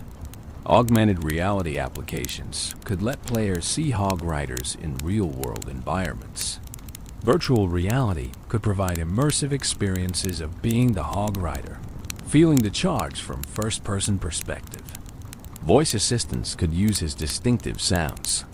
As technology evolves, opportunities emerge for the character to inhabit new spaces and provide new experiences. The social bonds created through shared Hog Rider appreciation continue strengthening. Players who connected over their mutual love of the character years ago maintain those friendships, Their shared history creating lasting connections. New players join these communities, continuing the cycle. The Hog Rider thus facilitates genuine human connection that transcends the game itself, creating social value that ensures his legacy matters beyond entertainment. The financial success the Hog Rider has generated for Supercell over the years is substantial, though exact figures aren't publicly detailed. His popularity drove game downloads, in-app purchases, and sustained engagement that translated directly to revenue. This commercial success creates strong incentive for Supercell to continue supporting and promoting the character, ensuring resource allocation for his ongoing development. The Hog Rider's position in gaming history is now secure. He'll be remembered as one of mobile gaming's most iconic characters, a figure who demonstrated the medium's potential for creating culturally significant characters that rival those from traditional gaming platforms. Future retrospectives on mobile gaming's golden age will inevitably feature him prominently, his image and story representing this era of gaming history. Preservation efforts by the community ensure that even if official support someday wanes, the Hog Rider's legacy will persist. Fan sites archive his history, preserve old commercials and content, document strategies and memorable plays. This community-driven preservation creates redundancy that protects his cultural legacy from being lost if official sources ever disappear. The emotional connections players have formed with the Hog Rider over the years represent perhaps his most important legacy. For many players, he was their first favorite character in mobile gaming, their introduction to competitive strategy games, or simply a source of joy during difficult times. These personal meanings cannot be measured in statistics or revenue, but represent genuine impact on individual lives that makes the character significant beyond commercial or cultural metrics. As we look toward the future, the Hog Rider's legacy seems secure and continually evolving. He's not a relic of the past, but a living character whose story continues being written through every match played, every tournament won, every new player who hears his battle cry and feels that surge of excitement. His legacy isn't something that happened. It's something that's happening, continuously, as long as players continue choosing him, communities continue celebrating him, and his distinctive cry continues echoing across digital arenas worldwide. The Hog Rider represents something special in gaming, a character who achieved iconic status through a combination of excellent design, smart marketing, mechanical effectiveness, and genuine connection with players. His legacy teaches us that success in character creation isn't just about graphics or mechanics or marketing budget, though those help. It's about creating something that resonates emotionally, that players can connect with, that transcends its original purpose to become meaningful in broader contexts. As this script draws toward its conclusion, we can say with confidence that the Hog Rider's legacy will continue far into the future. New players will discover him, existing players will continue mastering him, and the community will continue celebrating him. His battle cry will continue echoing, his hammer will continue swinging, and his legend will continue growing. Because the Hog Rider isn't just a character in a game. He's an icon, a legend, a brother to millions of players worldwide who heard his call and answered it, just as he answered the echoing call that led him through the arena doors all those years ago. The call that started it all. Let's return now to where we began, to that call that defines the Hog Rider's existence. Hog Rider. It's more than just a sound effect, more than just a battle cry. It's a summons, an identity, a declaration of purpose that has resonated across the gaming world for over a decade. When players first unlock the Hog Rider in their games, they're not just adding another card to their collection or another unit to their army. They're answering a call themselves, joining that brotherhood, becoming part of a tradition that extends back to 2013 and forward into an unlimited future. Every player who chooses the Hog Rider, who learns his strategies, who feels that satisfaction when his hammer connects with an enemy tower, becomes part of his story. the original commercial's narrative, where hog riders across the landscape hear the call and immediately respond, mirrors the player experience. You hear about the hog rider through friends, videos, or community discussion. You unlock him and try him out. That first successful push, that first tower destruction, that first victory where your hog rider made the difference. And suddenly, you understand the call. You get it, you feel it, and you want to answer it again and again. The card description in Clash Royale captures this perfectly. It followed the echoing call of Hog Rider all the way through the arena doors. This isn't just flavor text. It's the fundamental truth of the character. He couldn't resist the call, and neither can players. Something about that cry, that character, that playstyle draws you in and keeps you engaged. The psychological hooks are subtle but powerful. The aggression satisfies our desire for action and impact. The speed provides immediate gratification. The signature ability of wall jumping or river crossing makes us feel clever, like we're outsmarting opponents. The iconic status gives us cultural connection, making us part of something larger. All of these elements combine to create a character experience that transcends simple gameplay mechanics. The Hog Rider has taught us that games can create genuine cultural moments. A 30-second commercial can become a lasting meme. A 4-elixir card can inspire thousands of hours of strategic discussion. A simple character design can resonate across cultures and languages. These lessons inform how we understand gaming's place in broader entertainment and culture. He's shown us that skill expression matters to players. The difference between average and excellent Hog Rider play is enormous, and players appreciate that depth. They want characters that reward mastery, that allow them to continually improve, to distinguish skilled players from casual ones. The Hog Rider delivers this in ways that remain engaging even after years of play. He's demonstrated that community and character can be intertwined. The Brotherhood concept created social dimensions that enhanced the gameplay experience. Players weren't just using a unit. They were joining a tribe, adopting an identity, connecting with others through shared appreciation. This community building around a character is rare and valuable, creating loyalty and engagement that pure mechanics never could. The Hog Rider has proven that mobile gaming can produce iconic characters equal to those from any gaming platform. Console and PC gaming dominated character creation for decades, but the Hog Rider showed that mobile games could create equally memorable, culturally significant characters. He validated mobile gaming as a serious medium capable of artistic and cultural achievement beyond simple time-wasting diversions. For Supercell, the Hog Rider's success validated their approach to character design and game development. They learned that creating characters with personality, supporting them with quality marketing, and maintaining them through careful balance could generate enormous value. These lessons informed their subsequent games and characters, though few have achieved quite the same lightning-in-a-bottle success. For players, the Hog Rider represents countless memories. That first time, they pulled off a perfect prediction spell. That tournament victory, where Hog Rider carried them.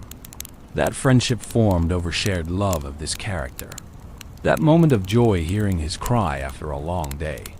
These individual memories, multiplied across millions of players, represent the true measure of his impact. The emotional journey many players have with the Hog Rider mirrors the hero's journey. Discovery, when you first encounter him. Initiation, when you learn to use him effectively. Mastery, when you truly understand his depths. Teaching, when you help others learn.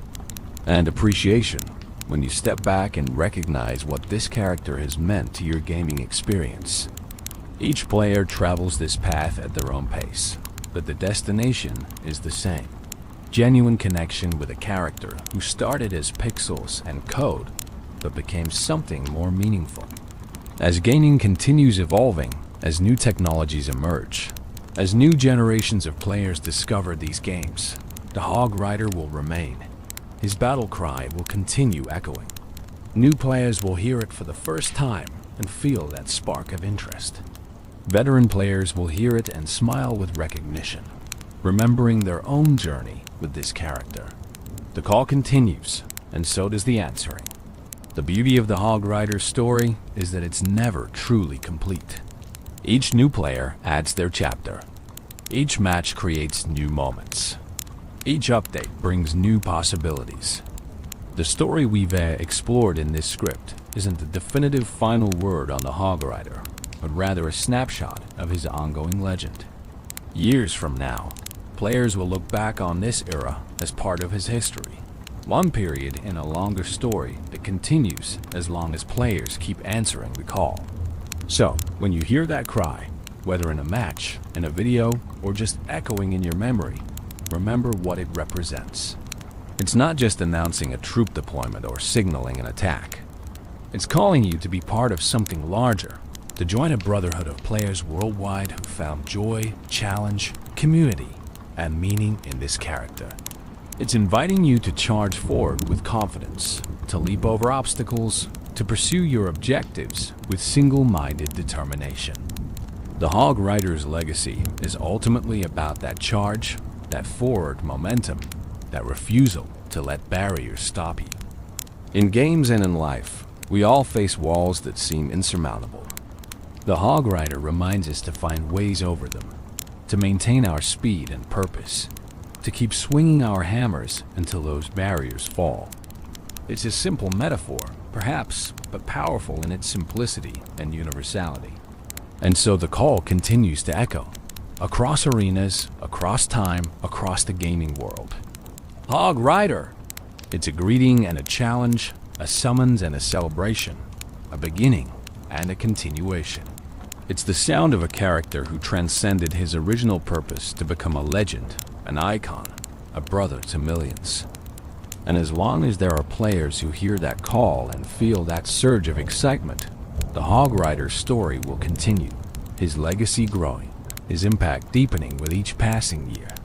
Closing thoughts. We've journeyed through more than a decade of Hog Rider history, from his 2013 debut in Clash of Clans through his evolution into a cultural icon. We've explored his mechanics, his strategies, his cultural impact, his brotherhood, and his enduring legacy. Through it all, one truth remains constant. The Hog Rider represents something special in gaming history. He's more than stats and mechanics, though his design is excellent. He's more than marketing success, though his commercial impact is undeniable. He's more than a meme, though his cultural penetration is remarkable.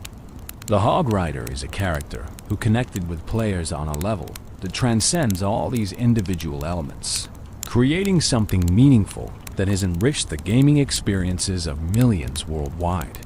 For those who've been with the Hog Rider from the beginning, his story is part of your own story. You remember unlocking him for the first time, learning his intricacies, celebrating victories, and learning from defeats.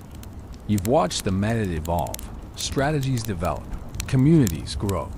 The Hog Rider has been a constant presence through years of gaming, a familiar friend in an ever-changing landscape. For those discovering him now, you're joining a tradition with deep roots and vibrant present. The strategies and communities and culture built around this character await your participation.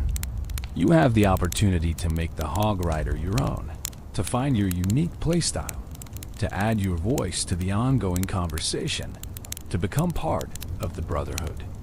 The lessons the Hog Rider teaches extend beyond gaming. Persistence in the face of obstacles, the value of skill and practice, the importance of community and shared experience, the joy of charging forward with purpose and confidence. These aren't just gaming lessons. They're life lessons, applicable to challenges far beyond digital arenas. As you drift off to sleep tonight, perhaps you'll dream of charging across battlefields atop a powerful hog, hammer raised high, leaping over walls that can't contain you, striking targets with devastating precision. Perhaps you'll dream of brotherhood and camaraderie, of answering calls and joining charges. Perhaps you'll simply rest peacefully, The story of the Hog Rider having entertained and relaxed you through these hours together. Whatever dreams come, know that the Hog Rider's story continues. Somewhere right now, a player is deploying him for the first time, hearing that distinctive cry with fresh ears, feeling that spark of excitement at something new and special. Somewhere a tournament is being decided by a perfectly timed Hog Rider connection.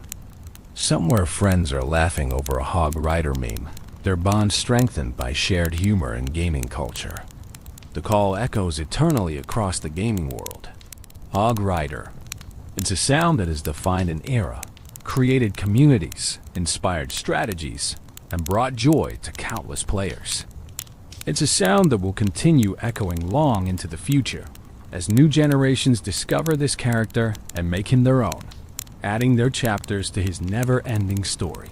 Thank you for joining me on this journey through Hog Rider lore.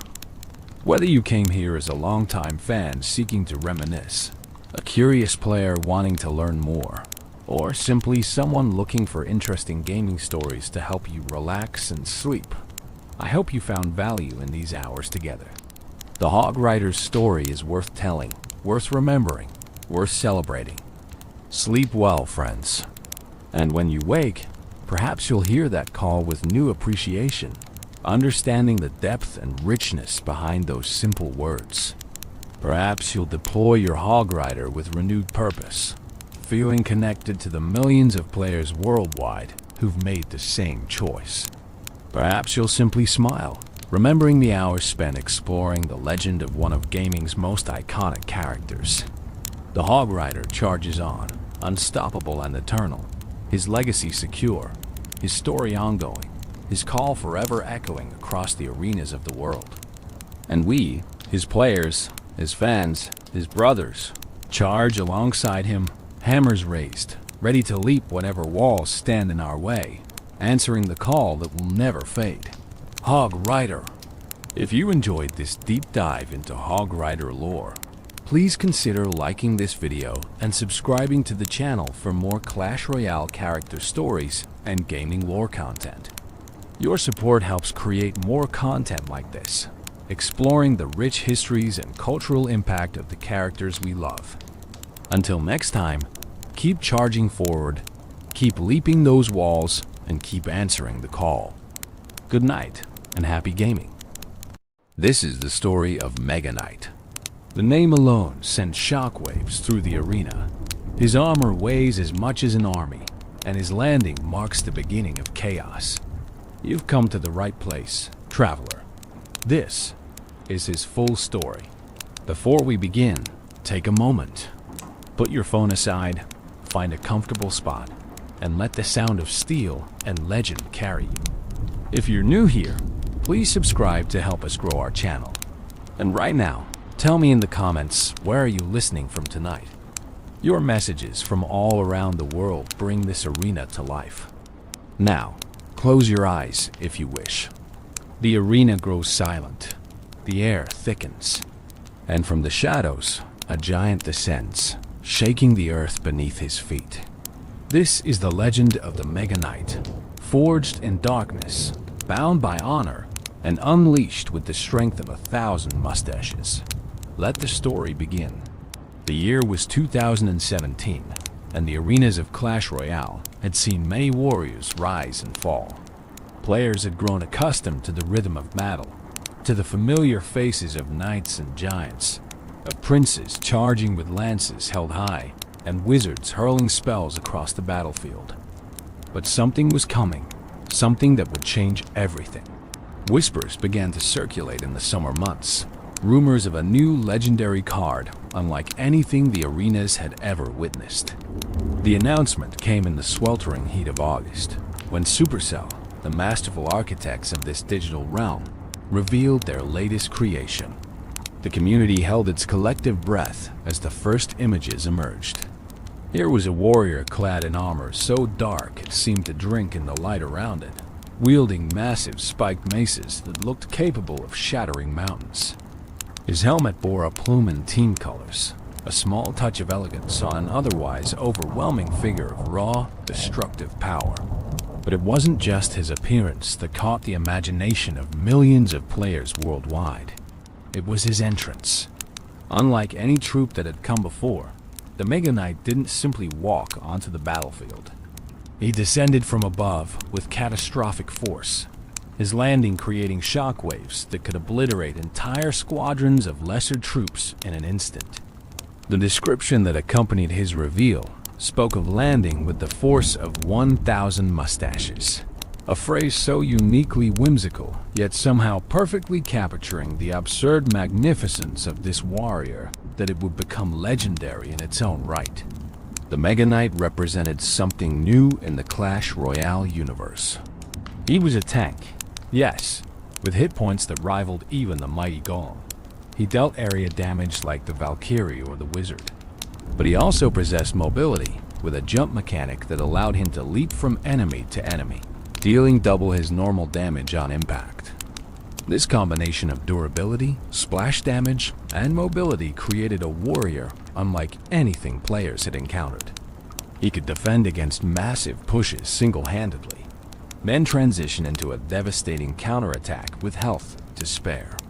In the lore of Clash Royale, the Mega Knight's origins remain somewhat shrouded in mystery, adding to his mystique. Official Supercell materials hint at a backstory involving Knight School, a place where aspiring warriors learned the arts of combat and chivalry.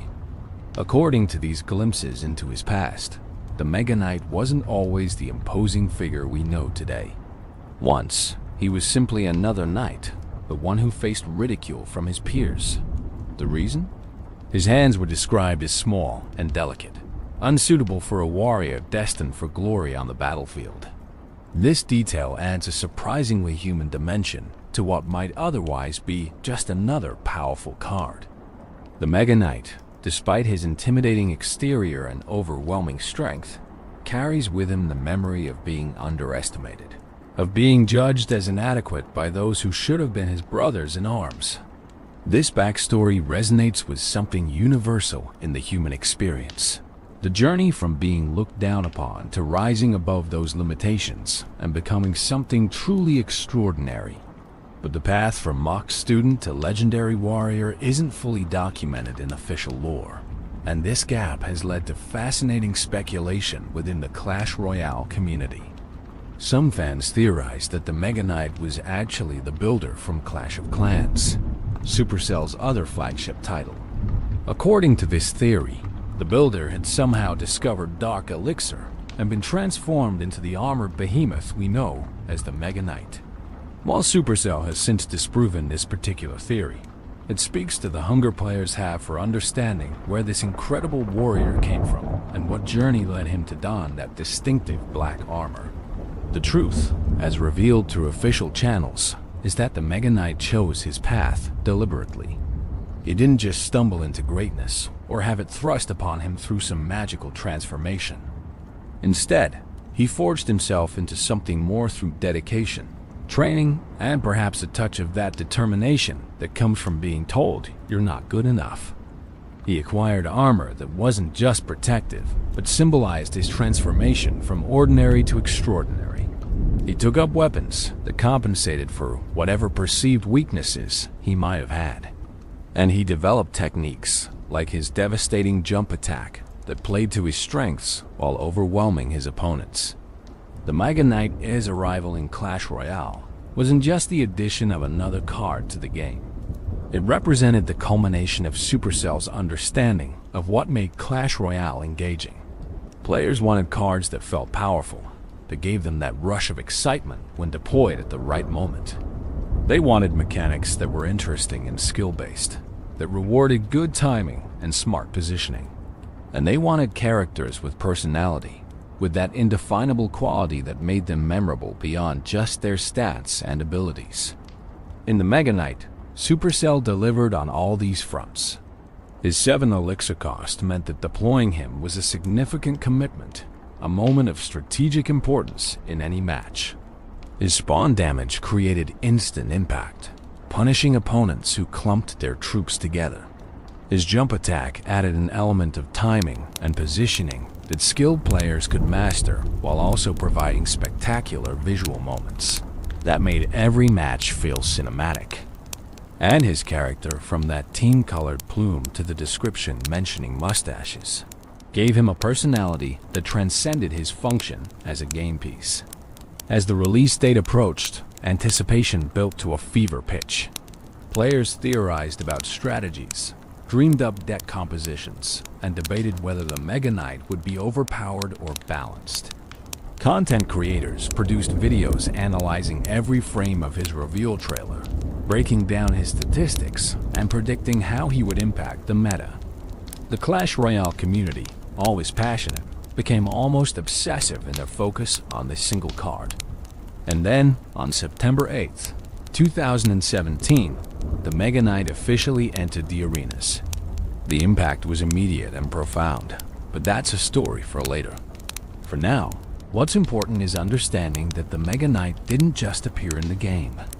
He arrived with history, with personality, with a design philosophy that made him instantly recognizable and memorable. He came bearing the weight of expectation and the promise of changing how Clash Royale was played. The dawn of the Mega Knight marked a turning point in Clash Royale's evolution. Before him, the game had its legends, its powerful cards, and beloved characters. After him, the standard for what a legendary card could be had been elevated. He set a new bar for impact, for design, for that intangible quality that makes a card not just good, but iconic. His shadow would loom large over every subsequent legendary release, with players inevitably comparing new cards to the standard he had set. But more than any of that, the Mega Knight represented something aspirational in the game's design. He showed that a character could be powerful without being simple, could have depth without being complex, could feel special without being inaccessible. He balanced being a defensive bulwark with offensive threat, being easy to understand with having a high skill ceiling, being impactful without being impossible to counter. This balance, this perfect storm of design decisions, is what transformed the Mega Knight from just another card into a legend. The armor of legends. If you've ever watched the Mega Knight descend onto the battlefield, you've witnessed one of the most visually striking moments in Clash Royale. But have you ever stopped to truly observe what makes him so imposing? Let's take our time examining every detail of this warrior's appearance, because understanding the Mega Knight's design helps us appreciate why he has become such an iconic figure in the game. The first thing anyone notices about the Mega Knight is his armor, and rightly so. This isn't the polished ceremonial armor of a parade ground knight. This is battle armor, designed for one purpose: to wade into the thickest combat and emerge victorious. The color is what immediately catches the eye, that deep, rich black that seems to absorb light rather than reflect it. It's a color that speaks of night raids and shadow warfare, of a warrior who doesn't need bright colors to announce his presence because his deeds speak loud enough. But look closer, and you'll see that the black isn't uniform. The armor has texture, with plates overlapping in a way that suggests both flexibility and protection. Chainmail peeks through at the joints, that silvery gray mesh that has protected warriors for centuries in our own world. This attention to detail matters because it grounds the Mega Knight in a tradition of actual medieval warfare, while simultaneously marking him as something beyond ordinary. The chainmail suggests that underneath all that heavy plate, there's still a need for mobility, a reminder that even the mightiest warriors must be able to move. The chest plate is particularly impressive, a massive piece of curved metal that could probably deflect a cannonball. It's adorned with detailing that catches what little light reflects off the dark surface, creating subtle patterns that hint at craftsmanship beyond mere functionality. This is armor that was made by a master, someone who understood that protection and artistry need not be mutually exclusive. The belt that cinches around his waist bears his team's colors, a splash of vibrant identity on an otherwise dark canvas. This detail is important because it shows that despite his overwhelming individual presence, the Mega Knight still serves a cause larger than himself. Then there's the helmet, and oh, what a helmet it is. It covers most of his face, leaving only his eyes visible, and what eyes they are. Blue and piercing, they're the only human element visible on this walking fortress. Those eyes have become iconic, featured in countless memes and fan art, because they're the window to whatever person exists inside all that armor. They convey determination, focus, perhaps even a hint of that old pain from his days of being mocked. But they also show confidence, the absolute certainty of a warrior who knows his worth and his power. Atop the helmet sits a plume in team colors, matching the belt. This detail is fascinating because it's purely ceremonial, serving no protective or practical function. In a design focused on brutal efficiency, the plume is a concession to pageantry, to the idea that warriors aren't just weapons but symbols. It waves as he moves, a bright flag announcing his presence, ensuring that even if somehow his massive frame and dark armor weren't enough, the plume would catch the eye. It's saying, yes, I'm here, and yes, you should be worried. But perhaps the most distinctive elements of the Mega Knight's appearance are his weapons, those massive spiked maces that serve as his fists. These aren't held weapons that can be dropped or disarmed. They're part of him, integrated into his gauntlets, making his very hands weapons of devastating power. The spikes gleam wickedly, designed not just to crush but to pierce, to maximize damage with every impact.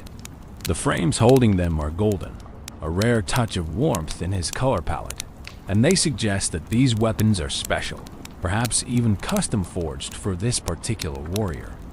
The design of these mace fists is brilliant from a practical standpoint. They're large enough to deal splash damage, each swing capable of striking multiple enemies. They're heavily weighted, adding momentum to his attacks and making each hit feel impactful. But they're also attached to his armor system, meaning his incredible strength isn't just in his arms, but distributed through his entire frame. When the Mega Knight punches, he's not just using arm strength, he's using his whole body, all that weight and power channeled through those spiked maces into his unfortunate targets. The overall silhouette of the Mega Knight is what game designers would call readable, even in the chaos of battle. Even when the screen is filled with troops and spells and effects, the Mega Knight's distinctive shape is immediately recognizable. He's broad and tall, with that slight forward lean that suggests coiled power ready to be unleashed. His proportions are just exaggerated enough to feel powerful without being cartoonish, walking that fine line between realistic and stylized that Clash Royale's art direction handles so well. Interestingly, the Mega Knight's design manages to feel heavy without feeling slow.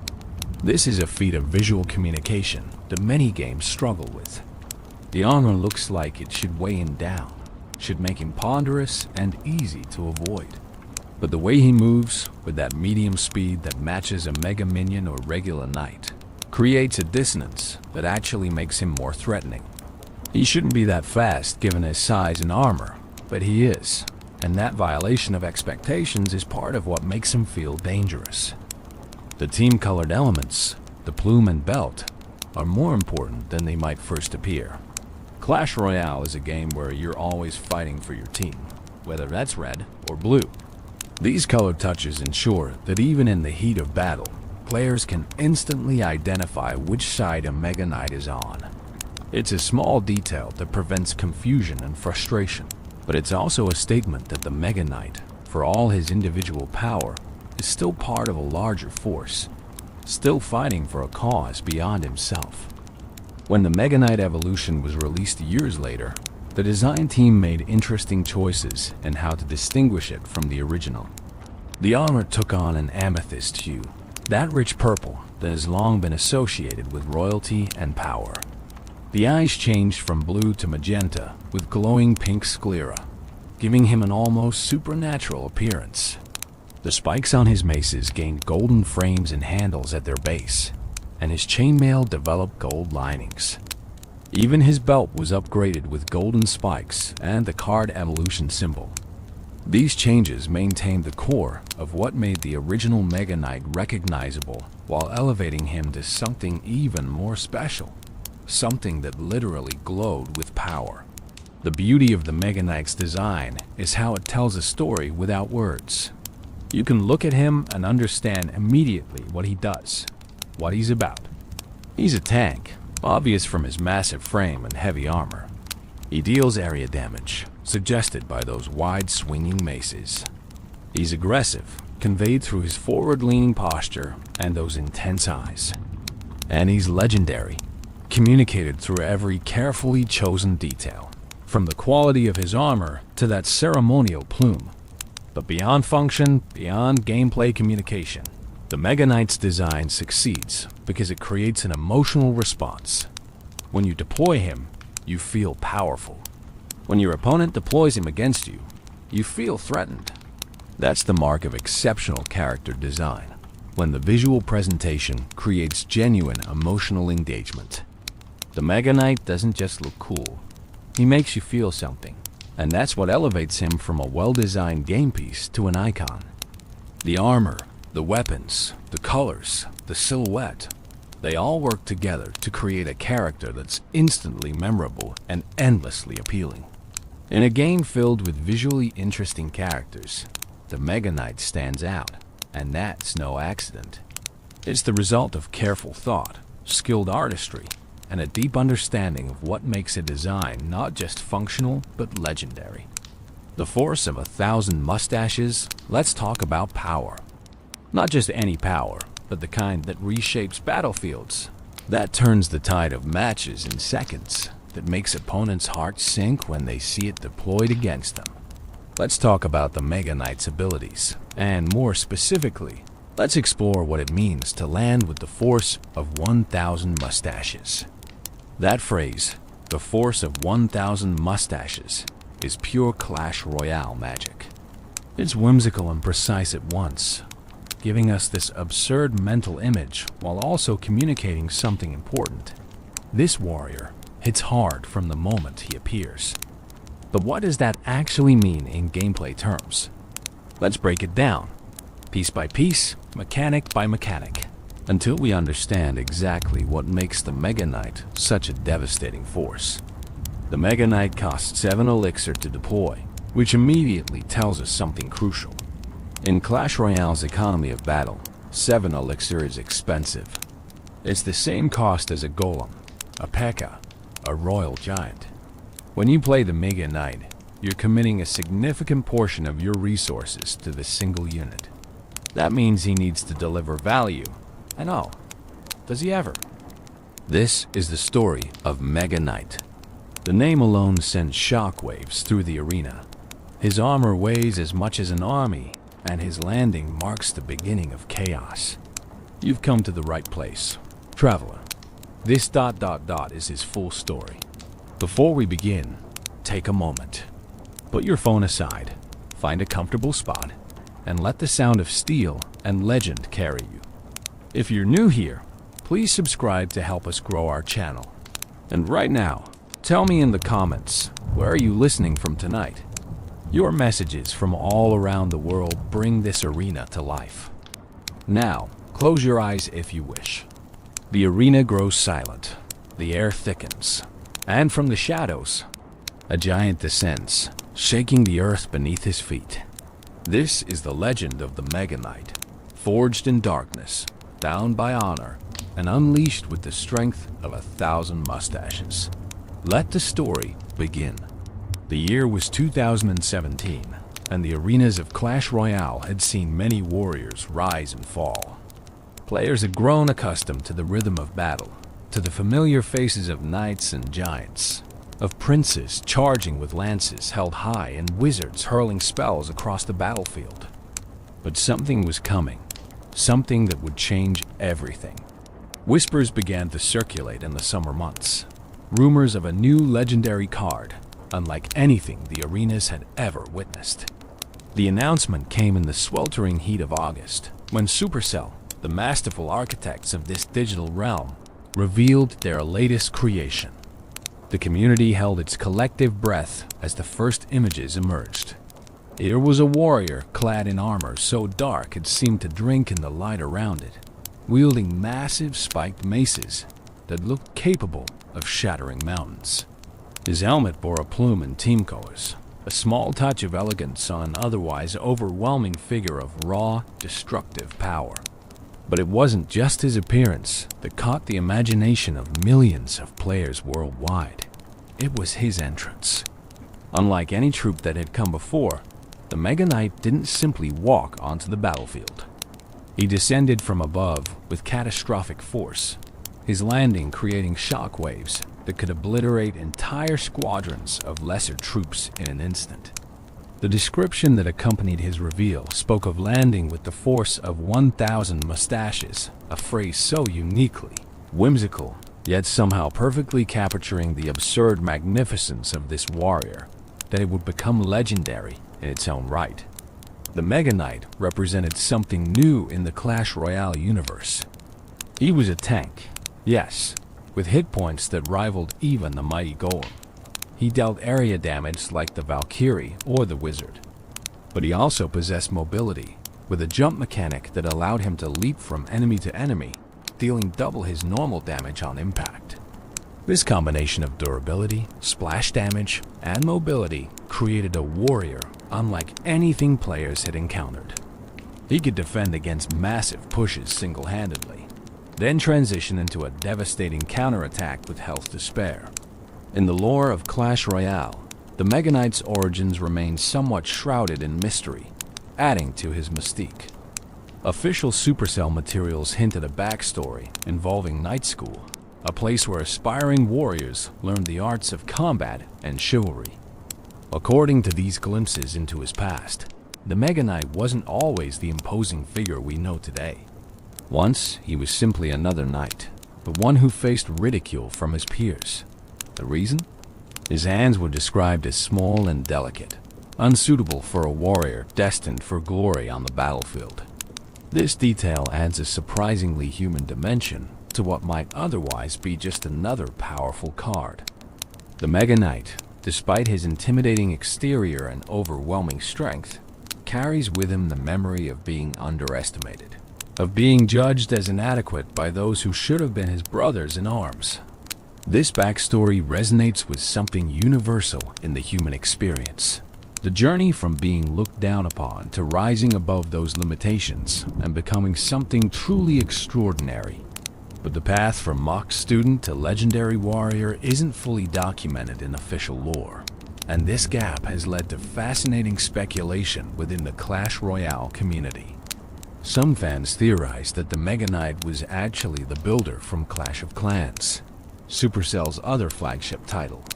According to this theory, the builder had somehow discovered Dark Elixir and been transformed into the armored behemoth we know as the Mega Knight. While Supercell has since disproven this particular theory, it speaks to the hunger players have for understanding where this incredible warrior came from and what journey led him to don that distinctive black armor.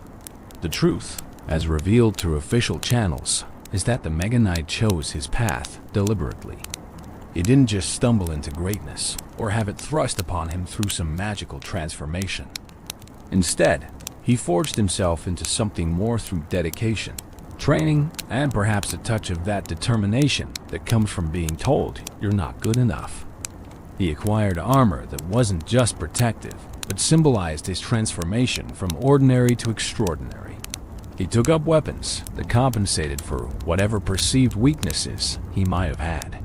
And he developed techniques like his devastating jump attack that played to his strengths while overwhelming his opponents.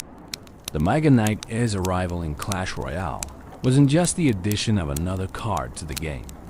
It represented the culmination of Supercell's understanding of what made Clash Royale engaging. Players wanted cards that felt powerful, that gave them that rush of excitement when deployed at the right moment. They wanted mechanics that were interesting and skill-based, that rewarded good timing and smart positioning. And they wanted characters with personality, with that indefinable quality that made them memorable beyond just their stats and abilities. In the Mega Knight, Supercell delivered on all these fronts. His 7 elixir cost meant that deploying him was a significant commitment, a moment of strategic importance in any match. His spawn damage created instant impact, punishing opponents who clumped their troops together. His jump attack added an element of timing and positioning that skilled players could master while also providing spectacular visual moments that made every match feel cinematic. And his character, from that team-colored plume to the description mentioning mustaches, gave him a personality that transcended his function as a game piece. As the release date approached, anticipation built to a fever pitch. Players theorized about strategies, dreamed up deck compositions, and debated whether the Mega Knight would be overpowered or balanced. Content creators produced videos analyzing every frame of his reveal trailer, breaking down his statistics and predicting how he would impact the meta. The Clash Royale community, always passionate, became almost obsessive in their focus on this single card. And then, on September 8th, 2017, the Mega Knight officially entered the arenas. The impact was immediate and profound, but that's a story for later. For now, what's important is understanding that the Mega Knight didn't just appear in the game. He arrived with history, with personality, with a design philosophy that made him instantly recognizable and memorable. He came bearing the weight of expectation and the promise of changing how Clash Royale was played. The dawn of the Mega Knight marked a turning point in Clash Royale's evolution. Before him, the game had its legends, its powerful cards, and beloved characters. After him, the standard for what a legendary card could be had been elevated. He set a new bar for impact, for design, for that intangible quality that makes a card not just good, but iconic. His shadow would loom large over every subsequent legendary release, with players inevitably comparing new cards to the standard he had set. But more than any of that, the Mega Knight represented something aspirational in the game's design. He showed that a character could be powerful without being simple, could have depth without being complex, could feel special without being inaccessible. He balanced being a defensive bulwark with offensive threat, being easy to understand with having a high skill ceiling, being impactful without being impossible to counter. This balance, this perfect storm of design decisions, is what transformed the Mega Knight from just another card into a legend. The armor of legends. If you've ever watched the Mega Knight descend onto the battlefield, you've witnessed one of the most visually striking moments in Clash Royale. But have you ever stopped to truly observe what makes him so imposing? Let's take our time examining every detail of this warrior's appearance, because understanding the Mega Knight's design helps us appreciate why he has become such an iconic figure in the game. The first thing anyone notices about the Mega Knight is his armor, and rightly so. This isn't the polished ceremonial armor of a parade ground knight. This is battle armor, designed for one purpose: to wade into the thickest combat and emerge victorious. The color is what immediately catches the eye, that deep, rich black that seems to absorb light rather than reflect it. It's a color that speaks of night raids and shadow warfare, of a warrior who doesn't need bright colors to announce his presence because his deeds speak loud enough. But look closer, and you'll see that the black isn't uniform. The armor has texture, with plates overlapping in a way that suggests both flexibility and protection. Chainmail peeks through at the joints, that silvery gray mesh that has protected warriors for centuries in our own world.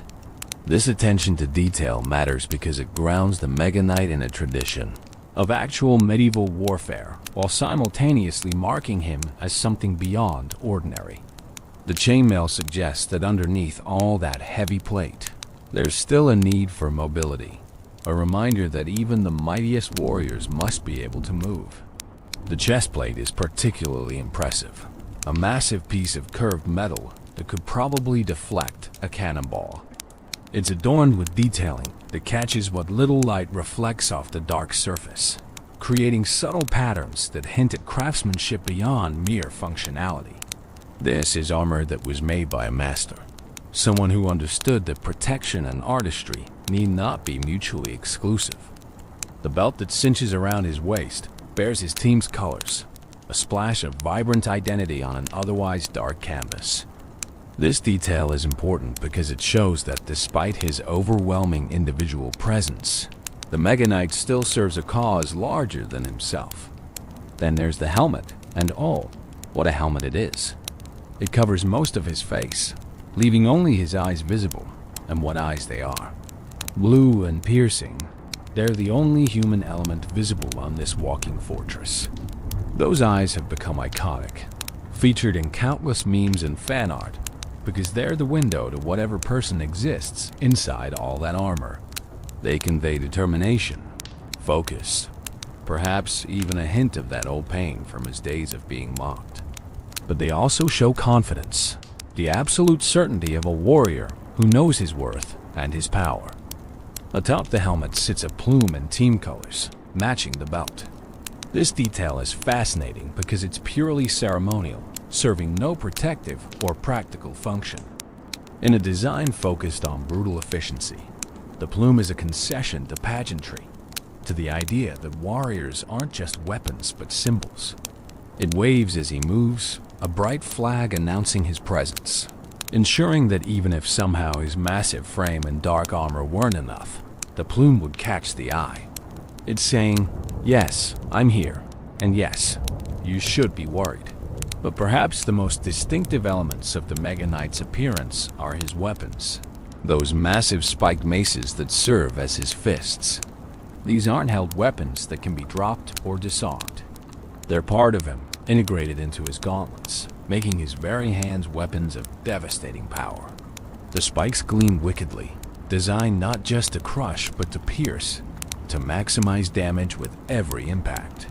The frames holding them are golden, a rare touch of warmth in his color palette, and they suggest that these weapons are special, perhaps even custom forged for this particular warrior. The design of these mace fists is brilliant from a practical standpoint. They're large enough to deal splash damage, each swing capable of striking multiple enemies. They're heavily weighted, adding momentum to his attacks and making each hit feel impactful. But they're also attached to his armor system, meaning his incredible strength isn't just in his arms, but distributed through his entire frame. When the Mega Knight punches, he's not just using arm strength, he's using his whole body, all that weight and power channeled through those spiked maces into his unfortunate targets. The overall silhouette of the Mega Knight is what game designers would call readable, even in the chaos of battle. Even when the screen is filled with troops and spells and effects, the Mega Knight's distinctive shape is immediately recognizable. He's broad and tall, with that slight forward lean that suggests coiled power ready to be unleashed. His proportions are just exaggerated enough to feel powerful without being cartoonish, walking that fine line between realistic and stylized that Clash Royale's art direction handles so well. Interestingly, the Mega Knight's design manages to feel heavy without feeling slow. This is a feat of visual communication that many games struggle with. The armor looks like it should weigh him down, should make him ponderous and easy to avoid. But the way he moves, with that medium speed that matches a Mega Minion or regular Knight, creates a dissonance that actually makes him more threatening. He shouldn't be that fast given his size and armor, but he is, and that violation of expectations is part of what makes him feel dangerous. The team-colored elements, the plume and belt, are more important than they might first appear. Clash Royale is a game where you're always fighting for your team, whether that's red or blue. These color touches ensure that even in the heat of battle, players can instantly identify which side a Mega Knight is on. It's a small detail that prevents confusion and frustration, but it's also a statement that the Mega Knight, for all his individual power, is still part of a larger force, still fighting for a cause beyond himself. When the Mega Knight Evolution was released years later, the design team made interesting choices in how to distinguish it from the original. The armor took on an amethyst hue, that rich purple that has long been associated with royalty and power. The eyes changed from blue to magenta with glowing pink sclera, giving him an almost supernatural appearance. The spikes on his maces gained golden frames and handles at their base, and his chainmail developed gold linings. Even his belt was upgraded with golden spikes and the card evolution symbol. These changes maintained the core of what made the original Mega Knight recognizable while elevating him to something even more special, something that literally glowed with power. The beauty of the Mega Knight's design is how it tells a story without words. You can look at him and understand immediately what he does, what he's about. He's a tank, obvious from his massive frame and heavy armor. He deals area damage, suggested by those wide swinging maces. He's aggressive, conveyed through his forward-leaning posture and those intense eyes. And he's legendary, communicated through every carefully chosen detail, from the quality of his armor to that ceremonial plume. But beyond function, beyond gameplay communication, the Mega Knight's design succeeds because it creates an emotional response. When you deploy him, you feel powerful. When your opponent deploys him against you, you feel threatened. That's the mark of exceptional character design, when the visual presentation creates genuine emotional engagement.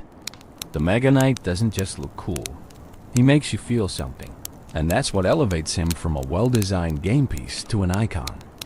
The armor, the weapons, the colors, the silhouette, they all work together to create a character that's instantly memorable and endlessly appealing. In a game filled with visually interesting characters, the Mega Knight stands out, and that's no accident. It's the result of careful thought, skilled artistry, and a deep understanding of what makes a design not just functional but legendary. The force of 1,000 mustaches, let's talk about power. Not just any power, but the kind that reshapes battlefields, that turns the tide of matches in seconds, that makes opponents' hearts sink when they see it deployed against them. Let's talk about the Mega Knight's abilities, and more specifically, let's explore what it means to land with the force of 1,000 mustaches. That phrase, the force of 1,000 mustaches, is pure Clash Royale magic.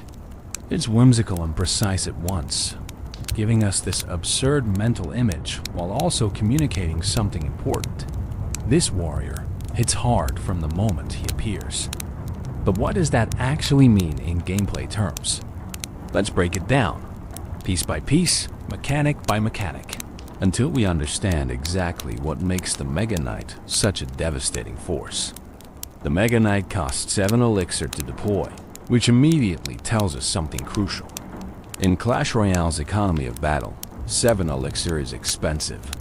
It's the same cost as a golem, a P.E.K.K.A., a royal giant.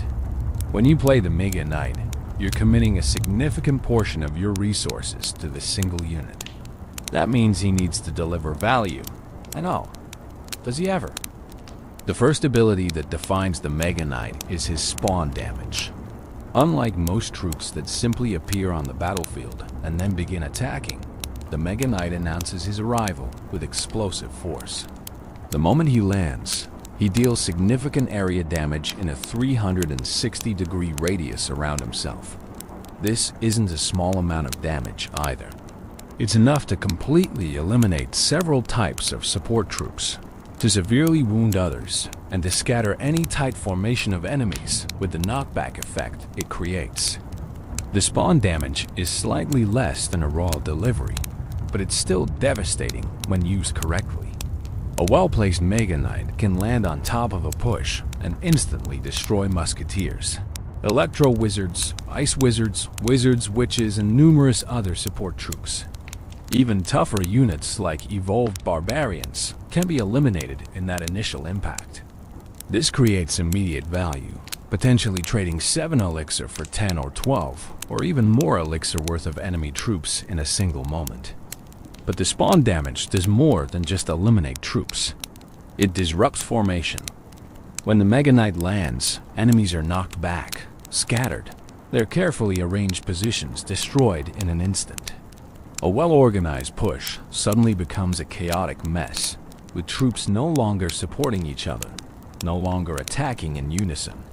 This disruption is often as valuable as the damage itself, because it buys time for your towers to attack, for other troops to arrive, for the situation to turn in your favor.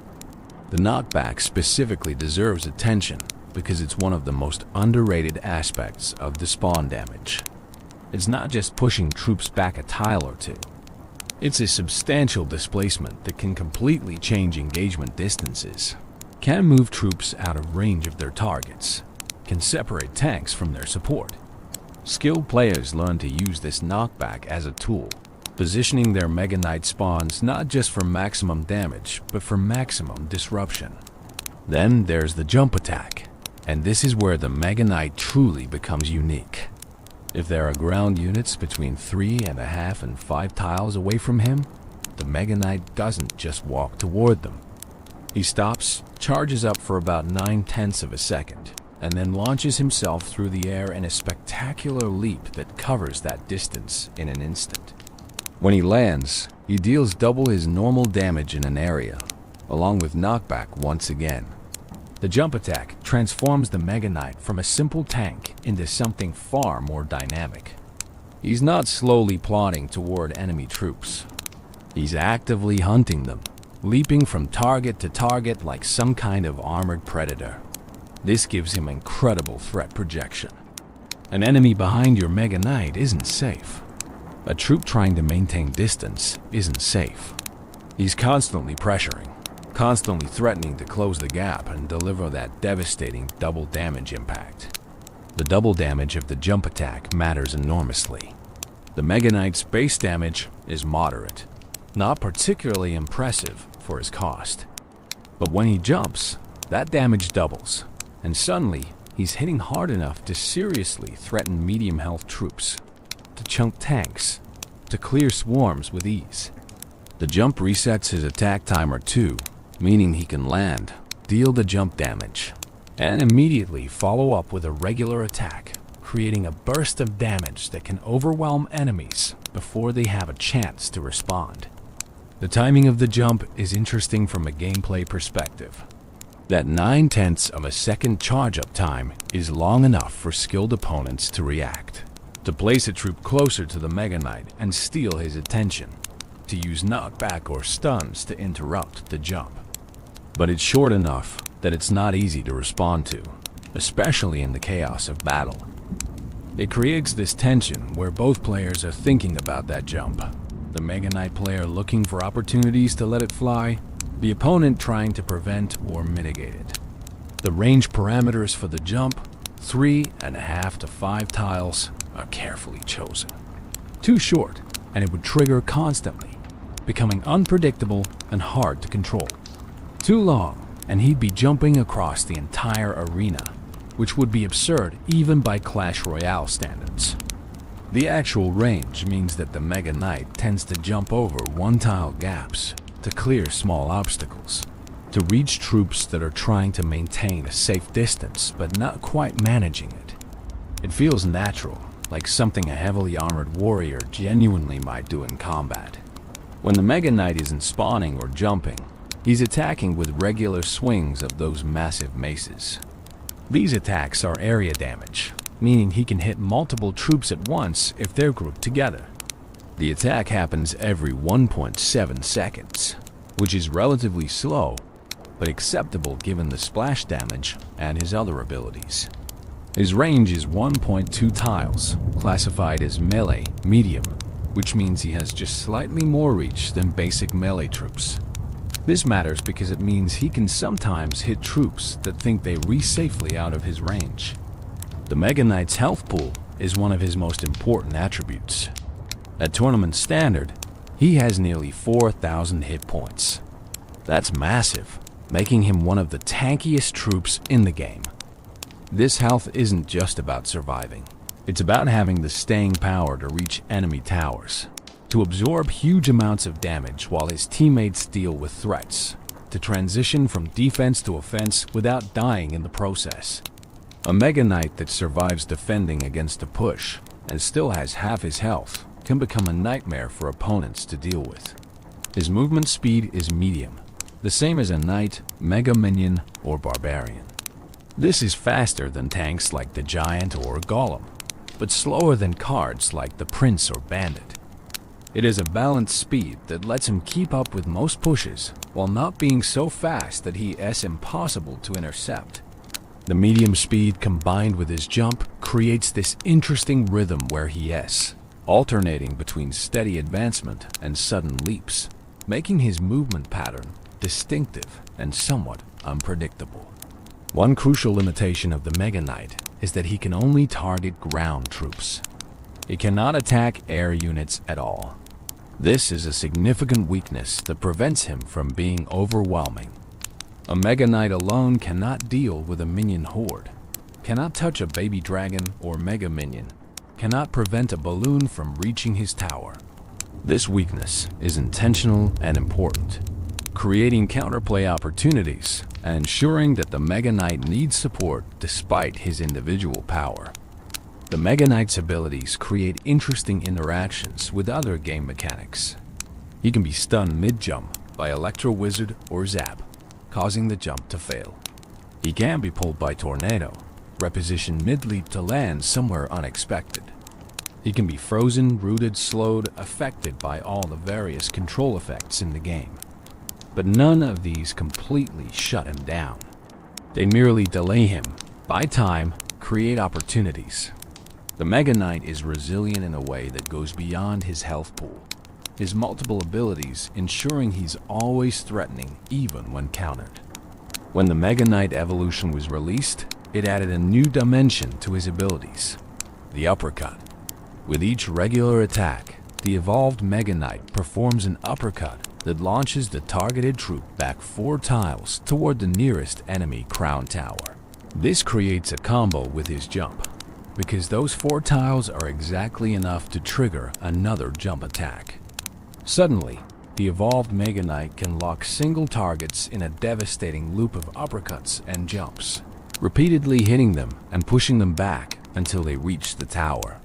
The force of 1,000 mustaches isn't just a clever phrase. It's a perfect encapsulation of what makes the Mega Knight special. He has impact from the moment he appears. He has mobility that belies his size. He has staying power that lets him do his job, and then some. He has multiple ways to apply pressure and create value. All of these combine to create a card that feels powerful to play, threatening to face, and endlessly interesting to master. Understanding these abilities, really internalizing how they work and interact, is essential to using the Mega Knight effectively or countering him successfully. Every mechanic has its purpose, its strengths, its limitations. The spawn damage punishes clumping and creates immediate impact. The jump attack provides mobility and burst damage. The regular attacks clear swarms and chip at tanks. The massive health pool provides staying power. And all of it together creates a warrior that truly does land with the force of 1,000 mustaches, whatever that force might actually be. September 8th, 2017. A legend arrives. There are dates in gaming that become etched in collective memory. Moments when something changed, when the before and after were distinctly different.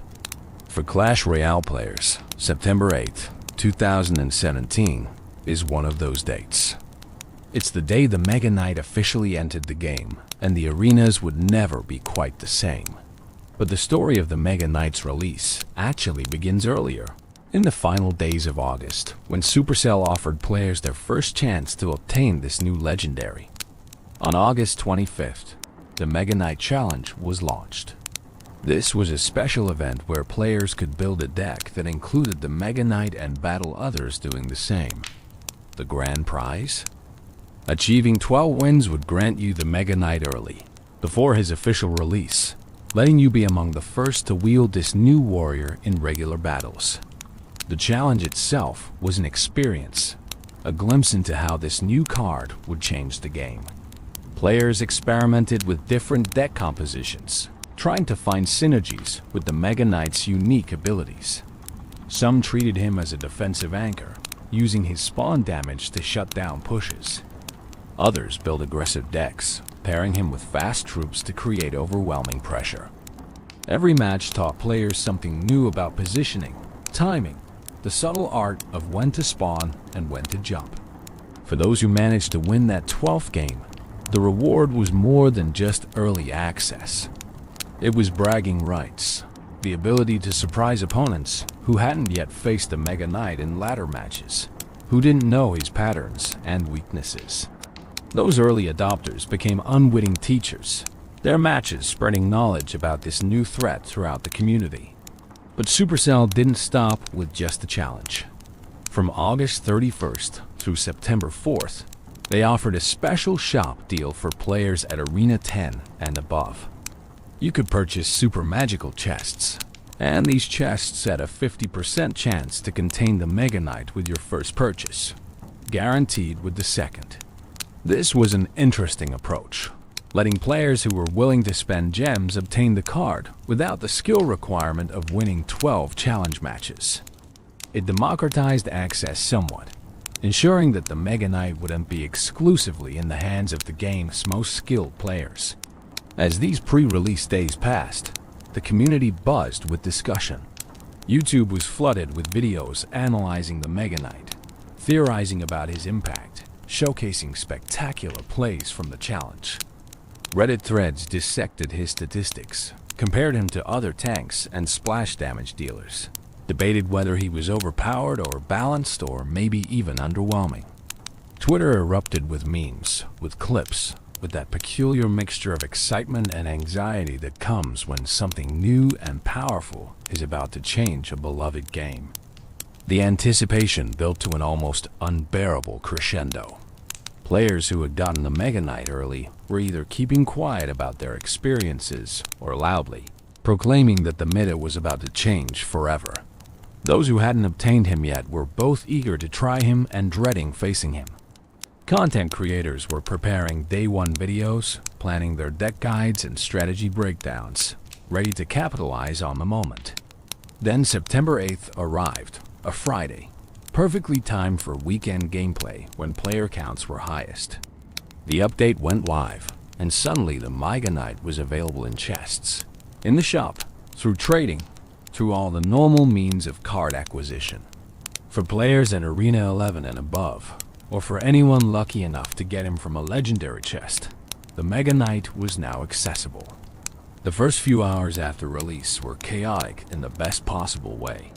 The arenas were flooded with players trying out their new Mega Knight, or facing him for the first time, or both.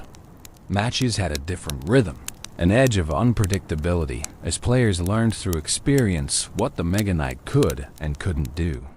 Some early attempts were disastrous, players wasting their 7 elixir on poorly positioned spawns or walking the Mega Knight into hard counters they didn't yet recognize. Other attempts were triumphant, perfectly timed defensive spawns that shut down massive pushes and created devastating counterattacks. The community response was immediate and loud. Videos analyzing the release day started appearing within hours. Content creators racing to be first with their takes on whether the Mega Knight lived up to the hype. The consensus was nuanced, which is always interesting with new releases. Yes, the Mega Knight was powerful. Yes, he could do spectacular things. But he also had clear weaknesses, clear counters, clear situations where he wasn't the right play. What became apparent quickly was that the Mega Knight had a high skill floor, but an even higher skill ceiling. Placing him randomly might occasionally work, but true mastery required understanding spawn timing, predicting opponent plays, managing elixir to support him properly. The jump attack in particular needed practice to use effectively, understanding when to let it trigger and when to prevent it by placing troops closer. The meta didn't shift overnight, but it definitely shifted. Decks that relied heavily on clumping troops together suddenly found themselves vulnerable to a 7 elixir response that could shut them down completely. Cards that could counter the Mega Knight, particularly Inferno Tower and Peke, saw increased usage. Deck building conversations changed, with how do I deal with Mega Knight, becoming a standard question that had to be answered before a deck was considered viable. Within the first week, certain deck archetypes began to emerge. Mega Knight paired with Inferno Dragon became popular, each covering the other's weaknesses. Mega Knight with Miner and Poison formed the core of a control deck that could defend and chip simultaneously. Bridge spam decks added Mega Knight as a defensive piece that could turn into an offensive threat. The card's versatility meant he fit into multiple strategies, each leveraging different aspects of his kit. But it wasn't all smooth sailing for the Mega Knight. Even on release day, skilled players were finding and exploiting his weaknesses. They learned that single, high-damage units like P.E.K.K.A. and Mini P.E.K.K.A. could duel him effectively.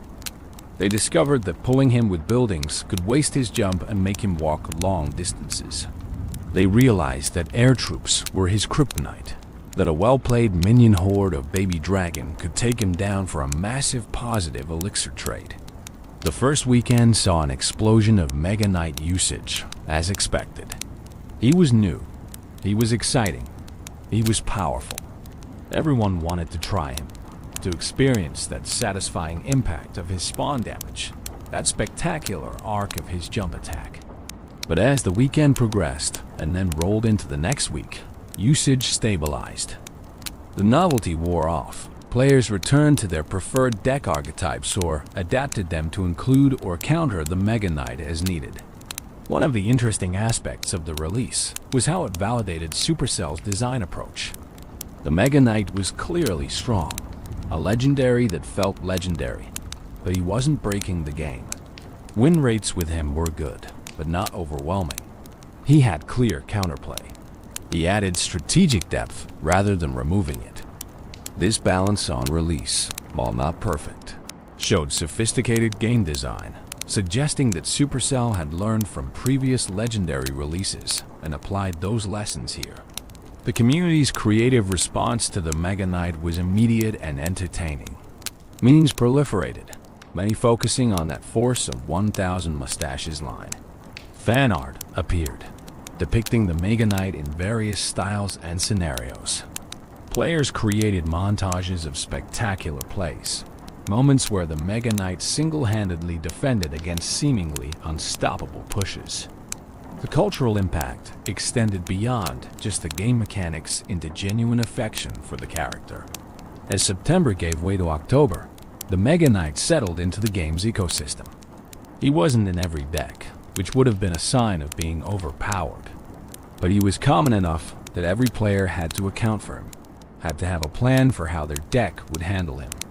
This is the sweet spot for any powerful card, influential without being dominant, worth playing but not mandatory.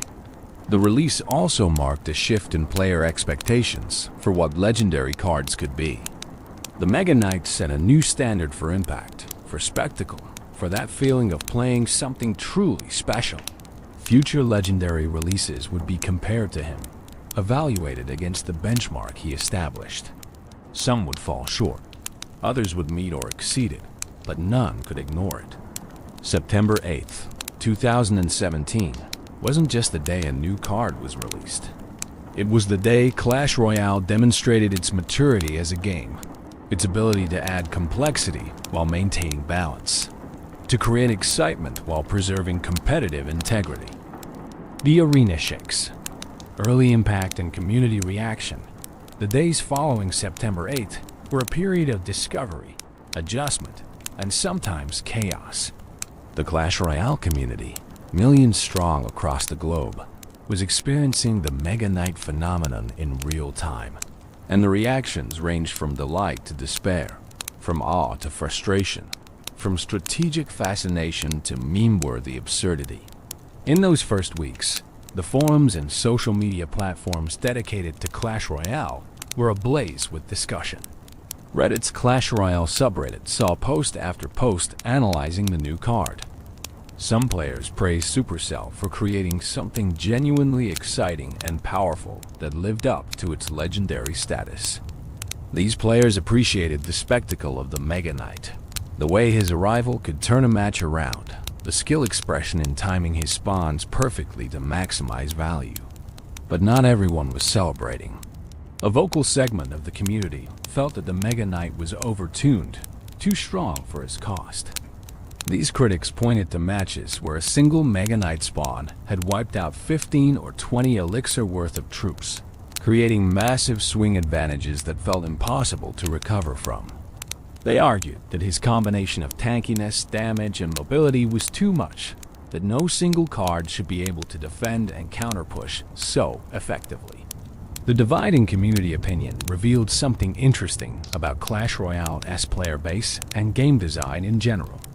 Players who had adapted quickly, who had learned the Mega Knight's patterns and incorporated counters into their decks, tended to view him as strong but manageable. Those who were still struggling to deal with him, or whose preferred deck archetypes were particularly vulnerable to him, saw him as a problem that needed addressing. Content creators played a crucial role in shaping community perception during this period. Popular YouTubers and streamers were producing daily content featuring the Mega Knight, and their takes varied widely. Some, like CWA Gaming and Clash with Shane, put out detailed guides on how to use the Mega Knight effectively and, just as importantly, how to counter him. These educational videos help players understand that while the Mega Knight was powerful, he wasn't unbeatable. Other creators leaned into the spectacle, producing highlight reels of the most devastating Mega Knight plays. These videos were entertaining, sometimes hilarious, but they also contributed to a perception that the Mega Knight was unstoppable. When you watch a compilation of perfectly executed Mega Knight spawns, each one obliterating enemy pushes and leading to 3 crown victories, it's easy to forget all the times the Mega Knight was countered or didn't provide value. Memes, as they always do in gaming communities, flourished. The Force of 1,000 Mustaches line became a running joke, spawning countless variations and images.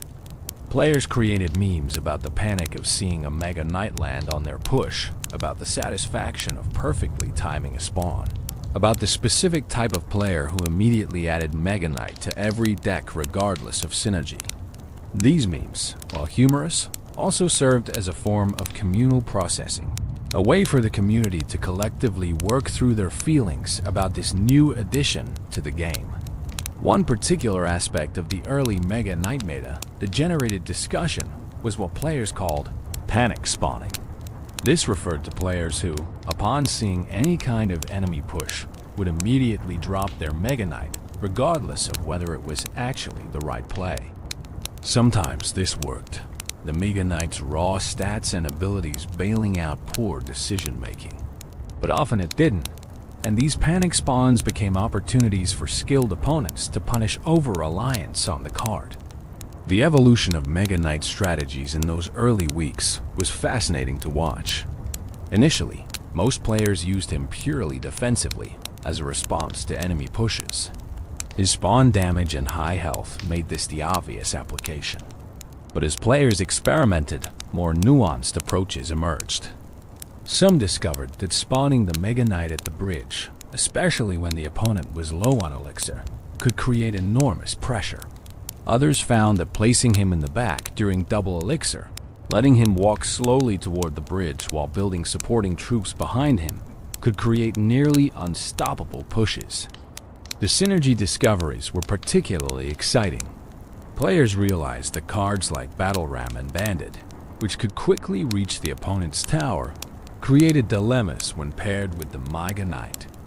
Deal with the fast threats and the Mega Knight reaches your tower. Deal with the Mega Knight and the fast threats get through.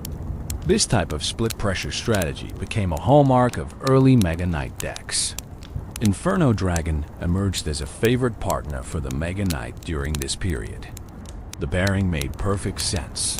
The Mega Knight handled swarms and medium health troops that threatened the Inferno Dragon, while the Inferno Dragon melted the tanks and mini-tanks that could duel the Mega Knight effectively. Together, they covered each other's weaknesses beautifully, creating a defensive core that was difficult to overcome. As the first month progressed, the meta began to adapt. Cards that countered the Mega Knight saw their usage rates climb.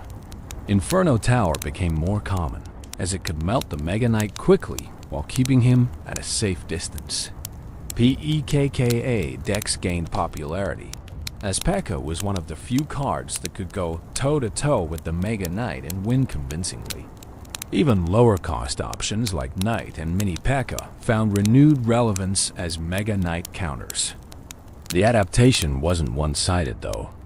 As counter cards became more common, Mega Knight players adapted their strategies. They learned to support their Mega Knight with Zap or Lightning to reset Inferno towers. They started carrying air troops to deal with high-damage ground units trying to solo their Mega Knight. They became more selective about when to play him, recognizing that sometimes holding him as a defensive threat was more valuable than actually using him. This back and forth, this dynamic adaptation and counter-adaptation is what makes card games like Clash Royale endlessly engaging. The Mega Knight wasn't static in the meta. He was a living presence that changed how players approached deck building, how they managed their elixir, how they thought about offensive and defensive positioning. Even players who didn't use the Mega Knight had to think about him constantly, and that's the mark of a truly meta-defining card. The tournament scene during this period provided interesting data on the Mega Knight's actual power level.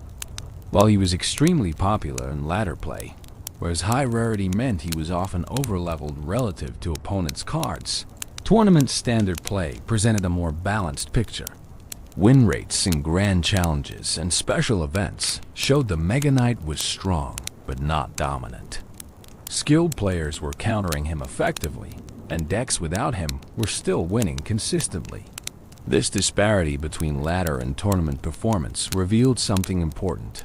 Much of the frustration with the Mega Knight came from level-dependent interactions. An over-leveled Mega Knight could survive interactions he shouldn't, could destroy troops that should have survived his spawn damage.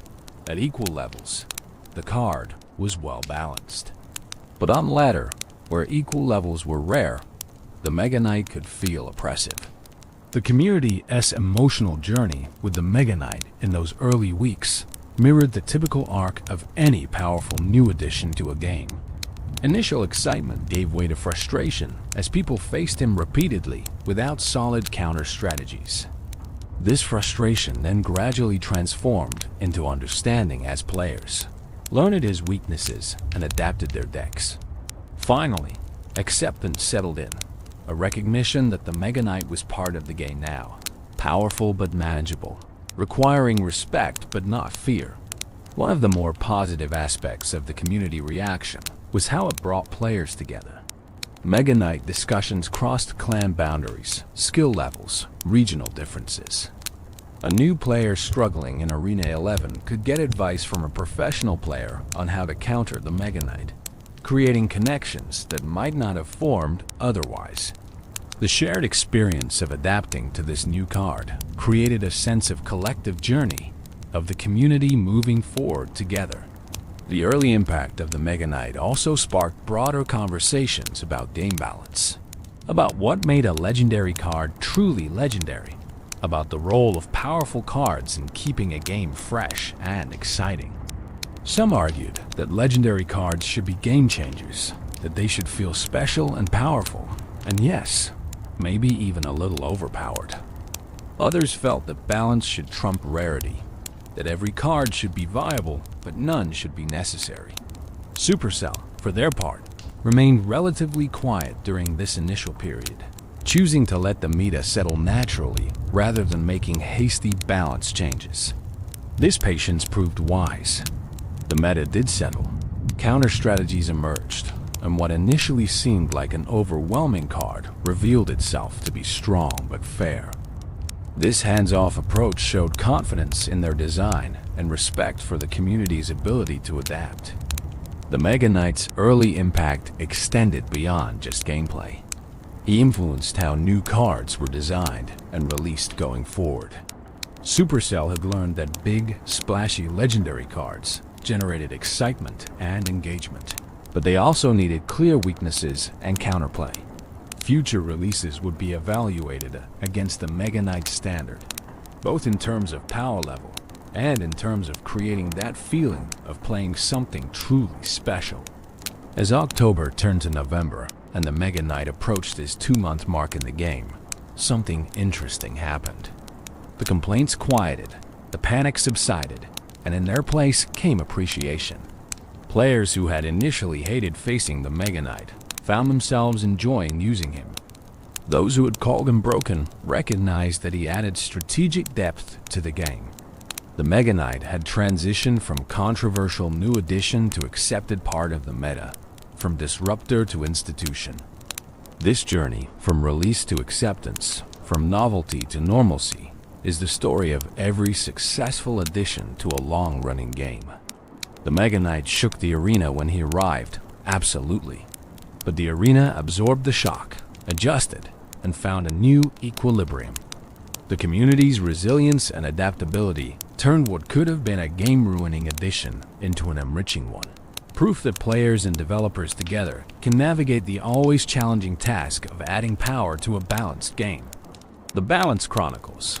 In the world of live service games, balance is never truly achieved, only approached. It's a moving target, shifting with every new card release, every strategic discovery, every evolution in how players understand and play the game. The Mega Knight's balance history is a testament to this truth. A chronicle of adjustments, both large and small, each attempting to keep him powerful and exciting while preventing him from becoming oppressive. The Mega Knight launched in a surprisingly well-balanced state, a testament to Supercell's playtesting and design philosophy. However, no card enters the live environment perfectly tuned. The sheer number of players, the diversity of deck compositions, the creative strategies that emerge from millions of minds working on the same problem. These factors reveal balance issues that no amount of internal testing can predict. The first significant balance change came relatively quickly on October 20th, 2017, just 6 weeks after his release. This update reduced the Mega Knight's spawn and jump damage by a modest 6%. The area damage radius of these abilities was also decreased from 3.5 tiles to 3 tiles. These changes might seem small on paper, but they had meaningful impact on gameplay. The damage reduction meant that certain interactions changed. Some troops that previously died to the spawn damage now survived with a sliver of health.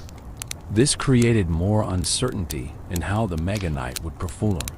More opportunities for opponents to get value from their troops, even when the Mega Knight landed on them. The radius reduction was perhaps even more significant, making it slightly easier for opponents to spread their troops in ways that minimize the Mega Knight's impact. These changes weren't meant to cripple the Mega Knight, and they didn't. He remained a popular and powerful card. But they did reduce his most frustrating aspects. Those moments where he seemed to destroy everything in an impossibly large radius with damage that felt impossible to survive. The adjustments were surgical, targeting the specific elements that were creating negative player experiences without gutting the card's identity or effectiveness. In December of 2017, just 3 months after his release, another balance pass arrived. This one targeted the Mega Knight's regular attack damage, reducing it by 4.5%. This change was interesting because it didn't affect his signature abilities. The spawn and jump damage remained unchanged. Instead, it reduced his sustained damage output, his ability to take down buildings and tanks through repeated regular attacks. This adjustment made sense in the context of how the Mega Knight was being used. He was intended primarily as a defensive card that could counter-push, not as a tank that you built pushes around. But some players had found success using him as a primary win condition, pairing him with support troops and relying on his combination of health and regular attack damage to overwhelm opponents. The damage reduction didn't eliminate this strategy, but it made it less reliable, encouraging players to use the Mega Knight in the role he was designed for.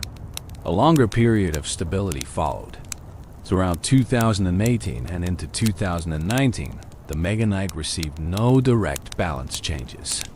This doesn't mean he was ignored. His interactions with other cards changed as those cards received buffs and nerfs, and new card releases created new synergies and counters.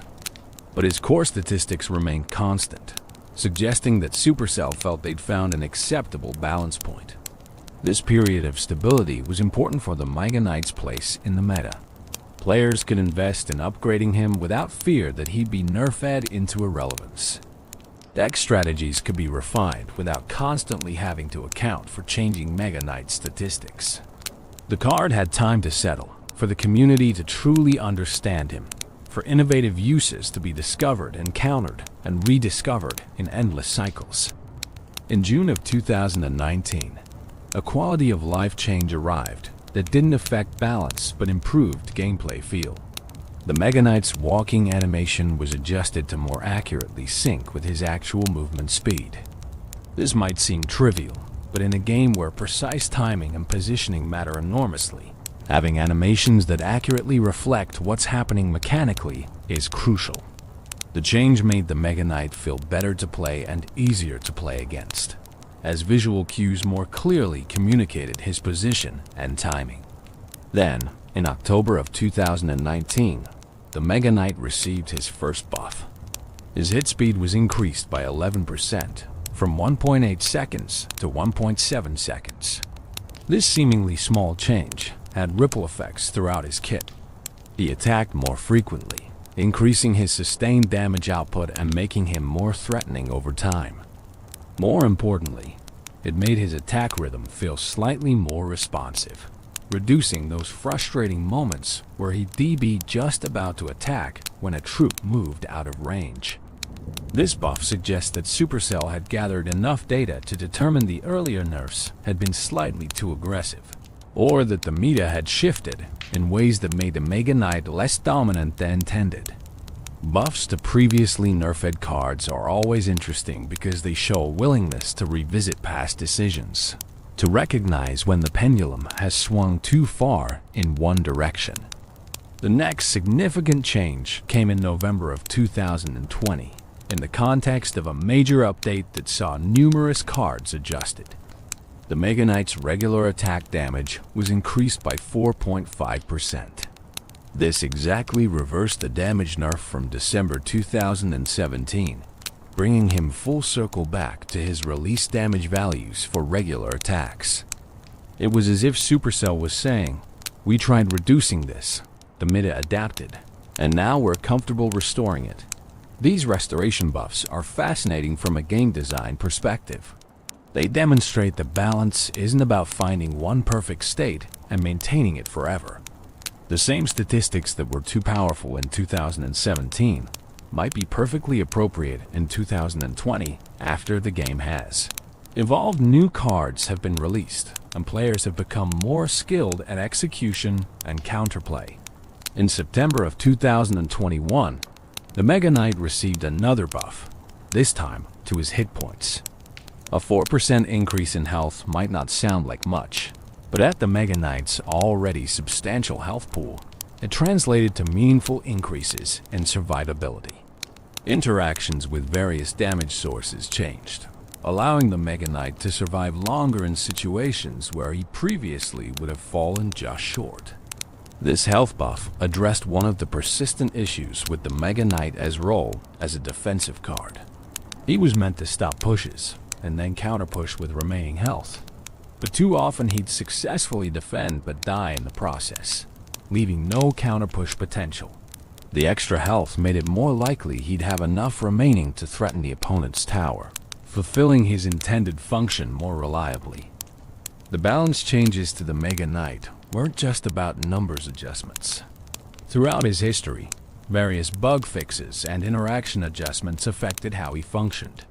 Issues with his jump targeting were addressed, ensuring he'd jump at appropriate targets rather than sometimes walking when he should jump. Interactions with knockback and stun effects were refined, creating more consistent and predictable gameplay. One particularly important set of changes involved level scaling interactions. Supercell worked to ensure that the Mega Knight's effectiveness didn't swing too wildly based on level differences. An over-leveled Mega Knight had been particularly oppressive on ladder, destroying troops he shouldn't while surviving against troops that should have killed him. Adjustments to various damage and health breakpoints helped smooth out these level-dependent interactions, making the card more balanced across the entire range of levels. In March of 2023, the landscape shifted dramatically with the introduction of card evolutions. While the base Mega Knight received no changes in this update, the announcement that he would eventually receive an evolution meant that future balance considerations would need to account for two versions of the card. This added complexity to the balance equation, as changes to the base Mega Knight would affect the evolution and vice versa.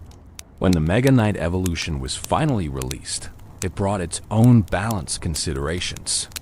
The uppercut mechanic, launching troops backward toward the opponent's tower with each regular attack, created new interactions and strategies. The evolution was intentionally tuned to be powerful. It was meant to feel like a significant upgrade, but not so powerful that it dominated every match. Balancing evolutions while keeping base cards relevant has been an ongoing challenge for Supercell, and the Mega Knight evolution represents one approach to that challenge. Throughout all these changes, certain principles have guided the Mega Knight's balance journey. First, his identity as a defensive card with counter-push potential has been preserved. No changes have transformed him into something fundamentally different. Second, his skill ceiling has been maintained. He has easy to play at a basic level, but rewards mastery of timing and positioning. Third, his weaknesses have been kept clear and exploitable air troops. High DPS, single-target units, and building pulls remain effective counter strategies. The balance history also reveals Supercell's philosophy about legendary cards. They should feel special and powerful, worth the excitement when obtained and worth the investment to upgrade. But they shouldn't be mandatory, shouldn't warp the meta around themselves, shouldn't make other strategies feel invalid. The Mega Knight's journey from slightly overtuned to well-balanced to occasionally underpowered and back to well-balanced shows this philosophy in action. Looking at the complete arc of balance changes, a pattern emerges. The Mega Knight was released slightly too strong, was carefully nerfed to address the most problematic aspects, was left stable for an extended period, and has since received small buffs to keep him relevant as the game evolves around him. This pattern is what healthy balance looks like: responsive, but not reactive, willing to make changes, but not constantly tinkering, respecting both the card's identity and the player's experience. The balance chronicles of the Mega Knight aren't finished, of course. As long as Clash Royale continues as a live game, balance will be an ongoing process. New cards will be released that interact with the Mega Knight in unexpected ways. Strategic innovations will discover overlooked synergies or counter strategies. The meta will shift, ebb and flow like tides, and the Mega Knight's position within it will shift accordingly. But his core identity, carefully crafted through years of thoughtful balance adjustments, will endure. Night School memories. Every warrior has a beginning, and even the Mega Knight, that imposing figure who descends onto battlefields with the force of 1,000 mustaches, was once something less than legendary. The lore of Clash Royale is often subtle, revealed in card descriptions and flavor text rather than explicit storytelling.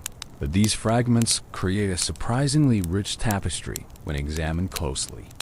The Mega Knight's backstory, centered around Night School and the mockery he endured, adds depth to a character who could have been merely a collection of stats and abilities. The official description mentions that the Mega Knight crash lands with enough force to make grown wizards cry, and notes that in Night School, this dude got smack-talked for his small and delicate hands. This single sentence carries surprising emotional weight. Here was someone training to be a knight, a warrior expected to wield weapons and wear armor and project strength, but he possessed a physical characteristic that made him a target for ridicule. Imagine the scene at Night School. Young warriors in training, all competing for recognition, all trying to prove themselves worthy of their future role. In such an environment, any perceived weakness becomes a vector for mockery. Small hands, delicate hands. These became not just a physical characteristic, but a symbol of inadequacy in the eyes of his peers. The very tools he'd need for his profession, his hands, were deemed insufficient. This bullying, this mockery, would have been relentless.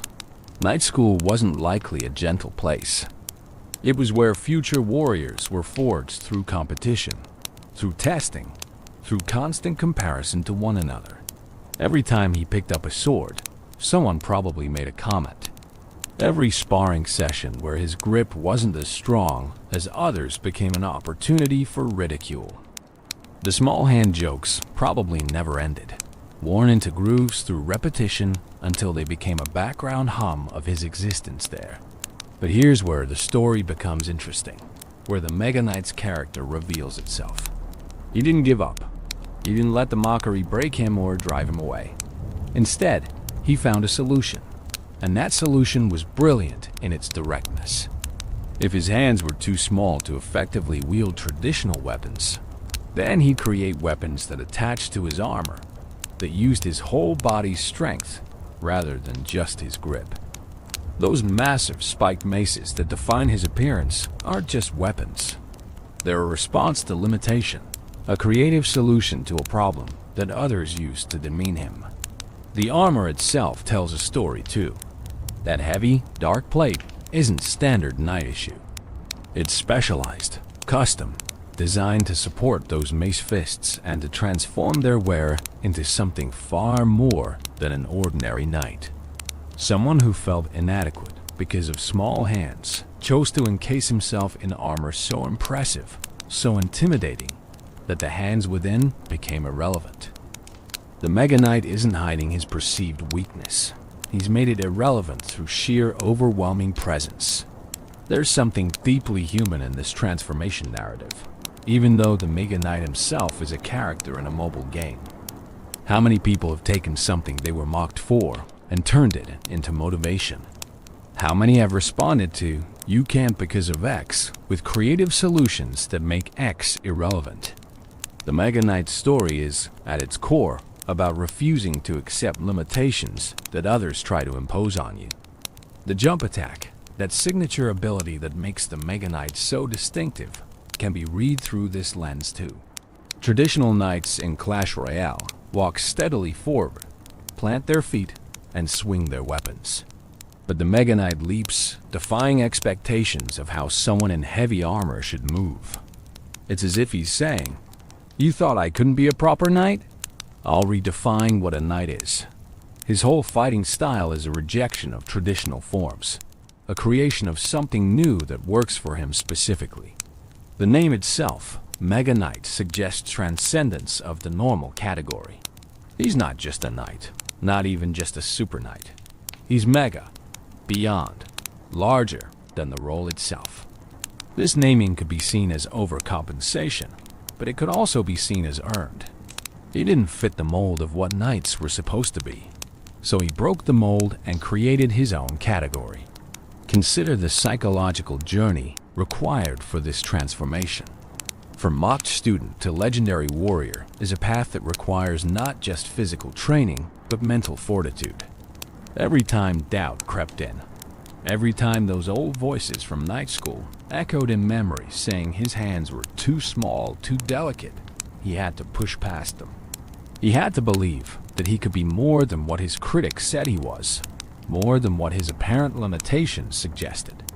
The story also says something about the culture of night school and warrior training in the Clash universe. That such mockery was apparently common, that physical characteristics became grounds for exclusion or ridicule, suggests a harsh environment. But it also suggests that this environment, for all its cruelty, produced warriors who were driven, who were forced to overcome, who emerged stronger for having faced adversity. The Mega Knight is proof of this. He wouldn't be who he is without that crucible of mockery. There's an interesting parallel between the Mega Knight's story and broader themes in Clash Royale.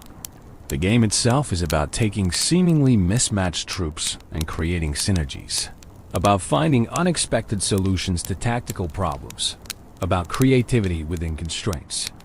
The Mega Knight embodies these themes in his very backstory. He took a constraint, small hands, and created an innovative solution, mace fists integrated into armor. That made him not just viable, but extraordinary. The other students at night school, the ones who mocked him, where are they now? Presumably, They graduated and became regular knights, competent perhaps, but unremarkable. Meanwhile, the one they belittled became a legend, a legendary card that players across the world desire and fear. There's a poetic justice in that, a validation that being different, being subject to mockery, doesn't determine your ultimate value or potential. This backstory also makes the Mega Knight more relatable to players. Many people, perhaps most, have experienced some form of being told they're not good enough for something they want to do. Maybe it was a physical characteristic, maybe a skill deficit, maybe just being in the wrong place or knowing the wrong people. The Mega Knight's journey from inadequate to extraordinary resonates because it reflects struggles that transcend the game, that touch on universal human experiences of overcoming adversity. The fact that this rich backstory is conveyed in just a few words of flavor text shows Supercell's skill at world building. They didn't need to create an elaborate cutscene or write a novel. A single sentence about night school mockery is enough to spark imagination, to create depth, to transform a game piece into a character with history and motivation. It's efficient storytelling that respects players' intelligence and imagination. The Mega Knight's memories of night school, of being mocked, of feeling inadequate, these aren't shown directly in the game, but they inform everything about how we understand the character. They explain the armor's imposing nature, the oversized weapons, the aggressive abilities. They give context to the confidence he projects, that swagger of someone who has proven everyone wrong and knows it. Every time he lands on the battlefield with that characteristic force, he's making a statement. You were wrong about me. You've always been wrong about me.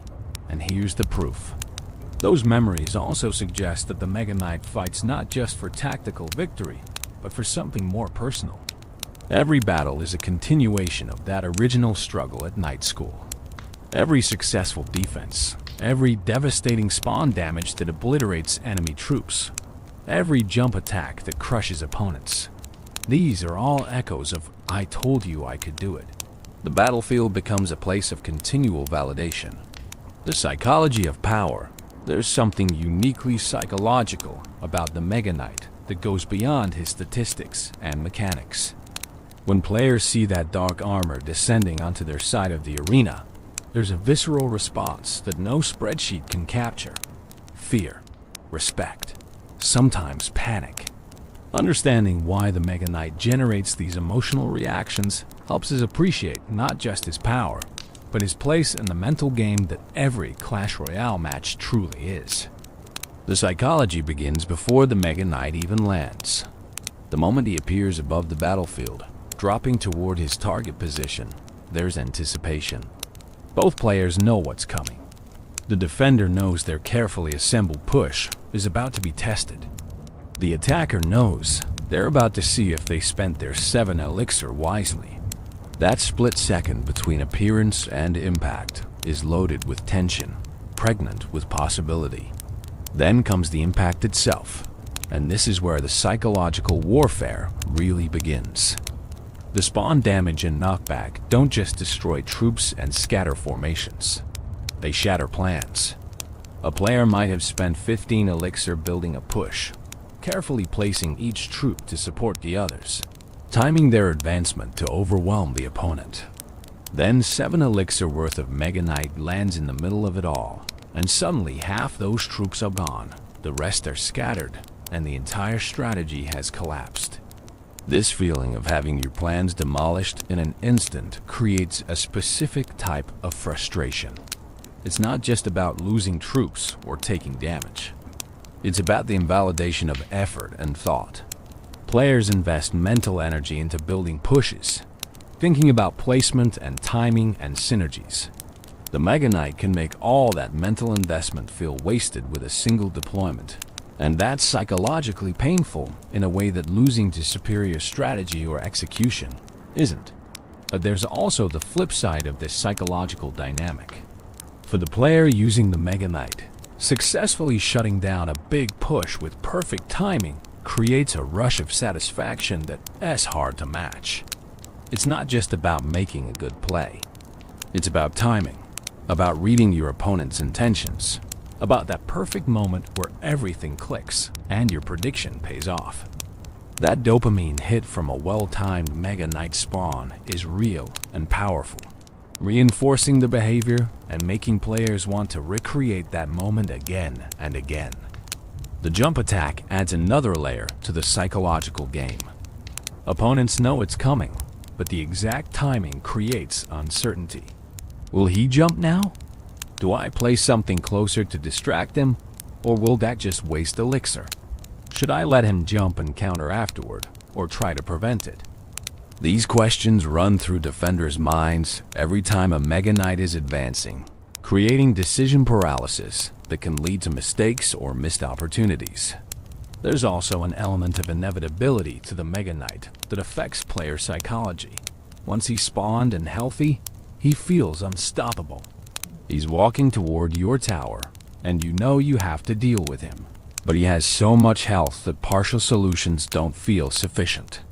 It's not enough to chip at him or slow him down. You need to fully commit resources to stopping him, and that commitment can leave you vulnerable to other threats. This creates a damned if you do, damned dash if dash you dashed on single quotes T feeling that generates stress and forces uncomfortable decisions. The overleveling phenomenon amplifies all these psychological effects. On Lair, where card levels vary, facing an overleveled Mega Knight can feel completely hopeless. Your usual counters doing work, quite right, because the level difference means he survives when he should die, or kills your troops when they should survive. This creates learned helplessness, a psychological state where players stop trying optimal strategies because their experience has taught them nothing works. They panic spawn counters, make desperate plays, and often lose not because the Mega Knight is actually unbeatable, but because they've convinced themselves he is. The meta-perception of the Mega Knight also plays into his psychological impact. Cards that are perceived as overpowered or no skill carry a stigma that affects how encounters with them feel. Players who believe the Mega Knight is a crutch for bad players will feel extra frustrated when losing to him, not just because they lost, but because they feel they lost to something unfair.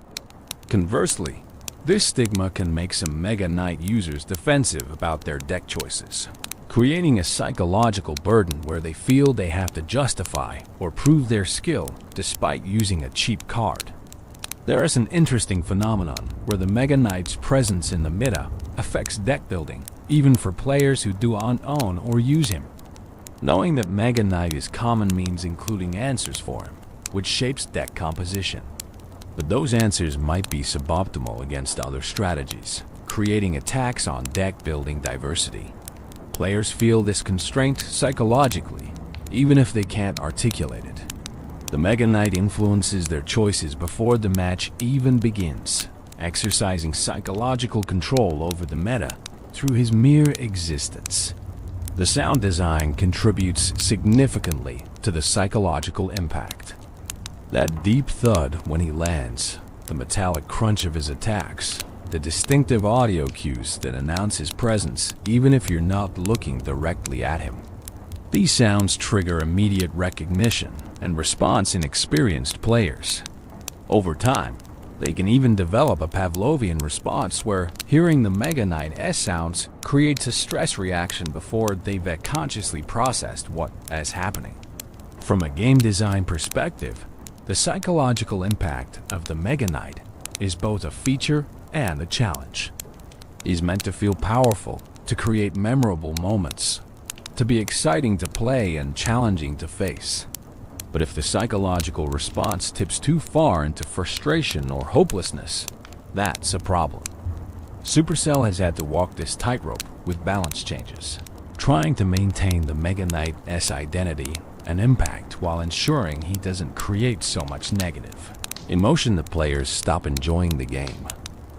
The psychology of power in gaming often relates to agency, the feeling that you have control over outcomes and that skill matters. The Mega Knight challenges agency in specific ways. His spawn damage can feel unavoidable, like you couldn't have done anything differently. His jump attack can feel random, like whether you win or lose depends on targeting decisions you can't fully control. These situations where outcomes feel predetermined or out of your hands are psychologically uncomfortable, creating frustration even when the actual balance might be fair. But experienced players develop a different psychological relationship with the Mega Knight. They learn to predict when opponents are likely to have him in cycle. They position troops anticipating his deployment. They manage elixir specifically to maintain answers. For these players, the Mega Knight becomes less an overwhelming force and more a puzzle to solve, a known quantity that adds complexity without adding stress. This transition from fear to understanding is part of the skill development journey in Clash Royale, and the Mega Knight serves as a significant milestone in that journey. The card also creates interesting psychological dynamics in terms of commitment and investment. Playing the Mega Knight is a 7 elixir commitment, a significant portion of your total elixir at any given time.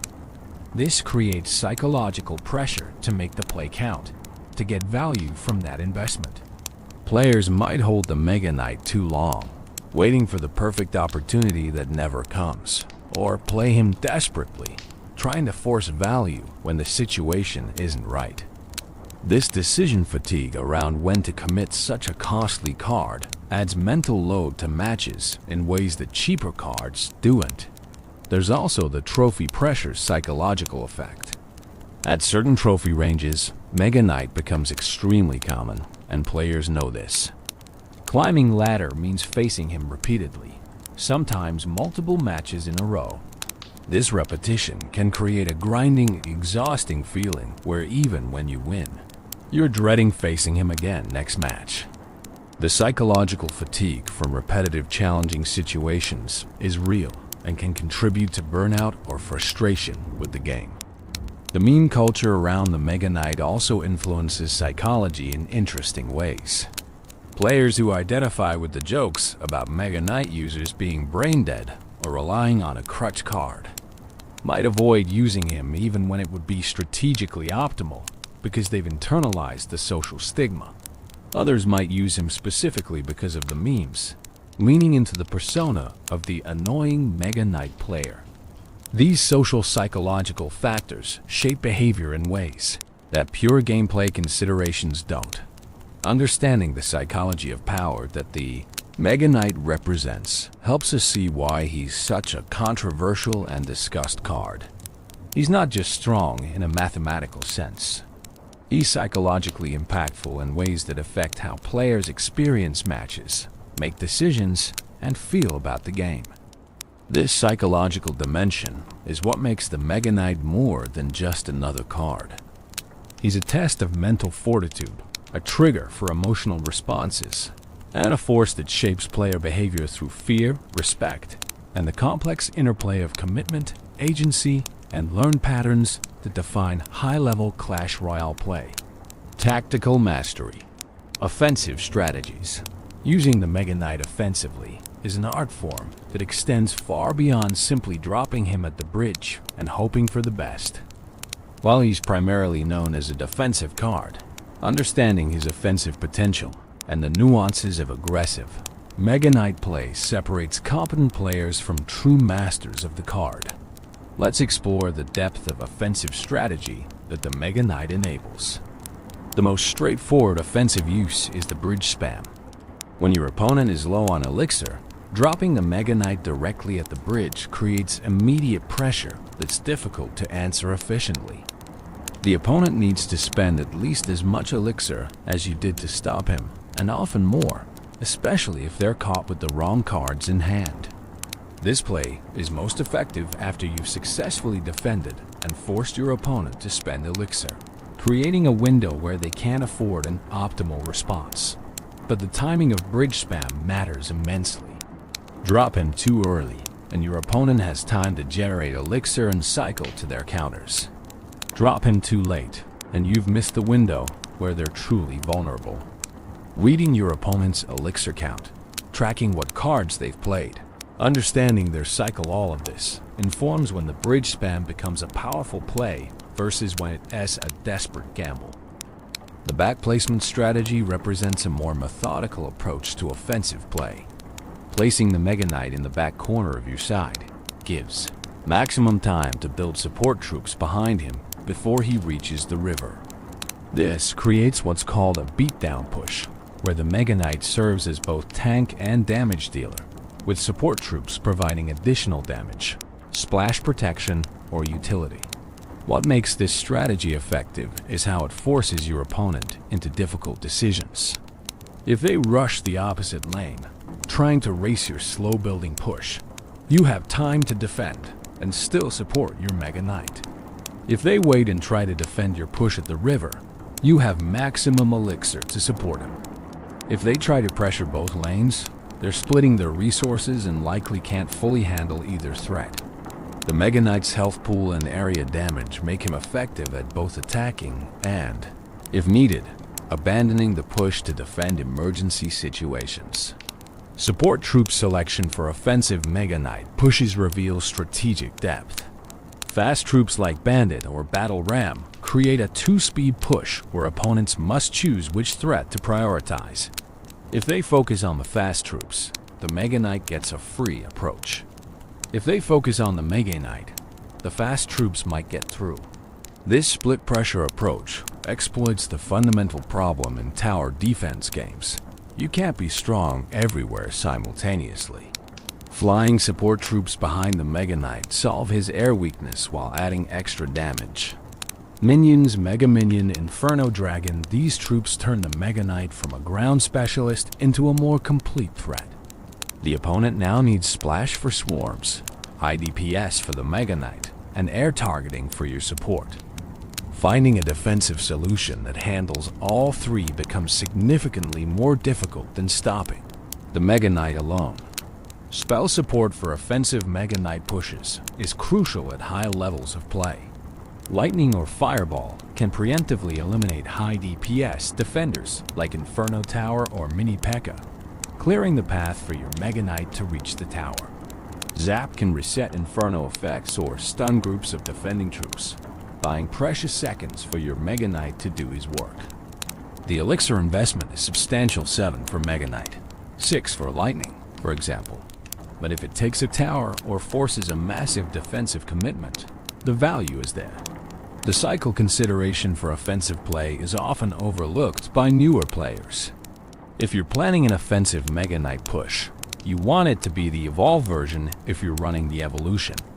This means tracking your cycles carefully, ensuring that when you're ready to push, you'll get the upgraded version with the uppercut ability. Poor cycle management can result in spending elixir on an offensive push, only to realize too late that you've deployed the base version when you needed the evolution. Punishing overcommitment is another offensive application of the Mega Knight that requires reading your opponent. When they invest heavily in one lane, say, placing a golem in the back and beginning to build a massive push, the Mega Knight at the opposite bridge creates a problem they're well positioned to handle. They've committed elixir to their push and may not have efficient answers available.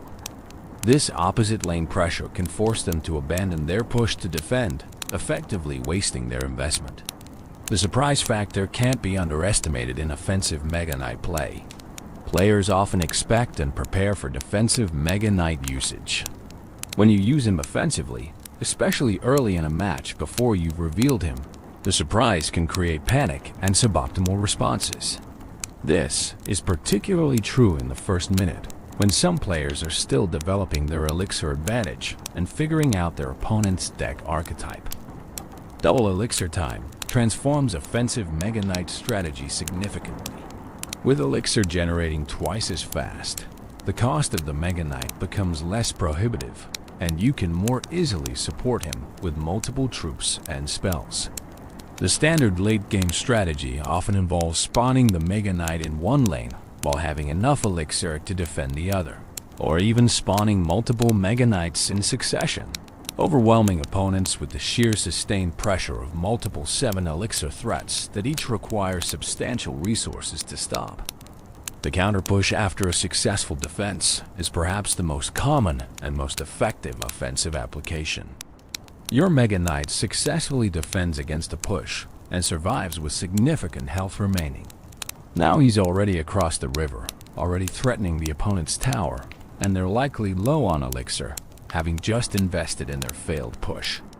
Adding even cheap support troops behind him turns the successful defense into a threatening offense with minimal additional investment. Baiting out counters is an advanced offensive technique. If you know your opponent has Inferno Tower or P.E.K.K.A., hard counters to your Mega Knight forcing them to use these cards on other threats creates windows where your Mega Knight can be deployed offensively without facing his natural predators. This requires deck composition that includes other tanks or threats that force out the same counters, creating mind games about which threat your opponent needs to use their counter on. The split lane pressure using Mega Knight requires precise timing and elixir management. Place him in one lane while simultaneously deploying threats in the other goblin barrel. Minor, fast troops forcing your opponent to defend both sides. The Mega Knight's presence means they can't just ignore one side while fully committing to the other.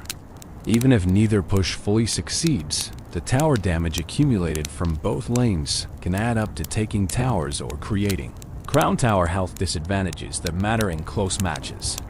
Understanding tower health breakpoints for offensive decision-making separates good from great players.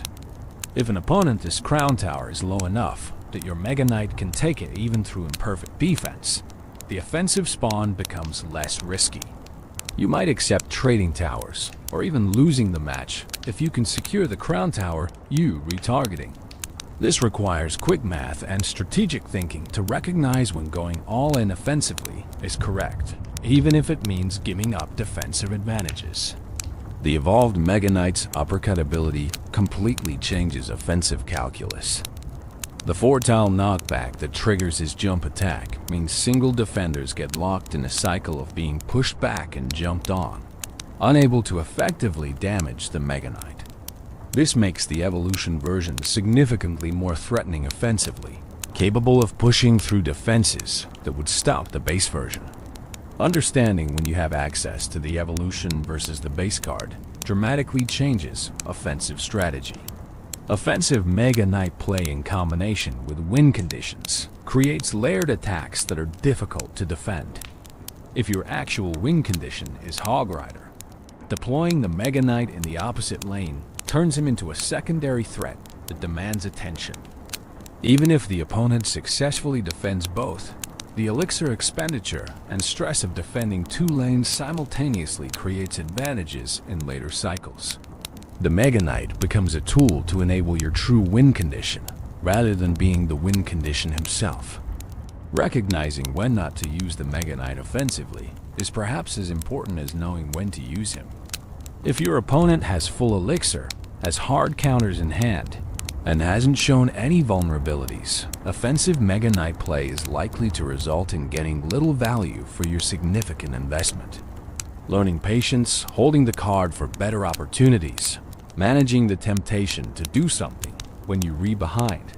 These discipline elements separate players who use the Mega Knight well from those who waste him. The offensive mastery of the Mega Knight isn't about one dominant strategy, but about having a toolkit of approaches and the game sense to know which applies in each situation. It's understanding matchups, tracking cycles, reading elixir states, predicting responses, and executing with timing that maximizes value. The Mega Knight's versatility means he can be deployed offensively in myriad ways, and truly skilled players move fluidly between these approaches, keeping opponents guessing and exploiting whatever weakness presents itself. The art of defense with Mega Knight. While offensive applications showcase the Mega Knight's versatility, his defensive capabilities are where he truly shines and where his design intent is most apparent. Using the Mega Knight defensively is a nuanced skill that involves prediction, placement precision, and understanding the complex web of interactions between cards. Let's explore the defensive artistry that the Mega Knight enables. The perfect defensive spawn is more prediction than reaction. By the time you see your opponent's push fully developed and crossing the river, it's often too late to get maximum value from your Mega Knight. The art lies in reading your opponents as pattern, seeing them place a tank in the back or begin grouping troops and anticipating where their push will be and what composition it will have when it reaches the river. Spawning your Mega Knight at that predicted point creates the ideal situation. His spawn damage hits multiple high-value targets simultaneously.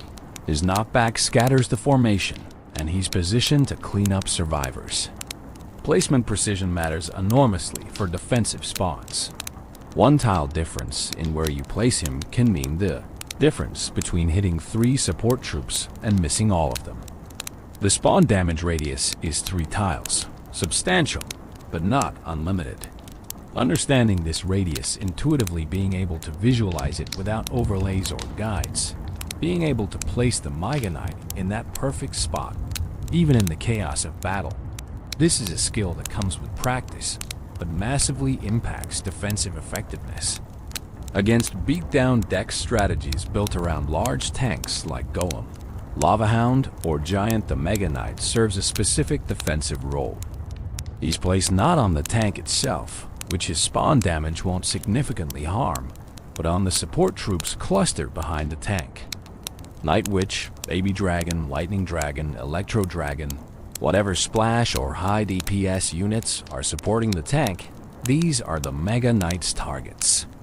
Eliminating or severely damaging these support troops with spawn damage turns a terrifying push into a lone tank that your Princess Towers can handle. The defensive timing against fast pressure decks requires different considerations.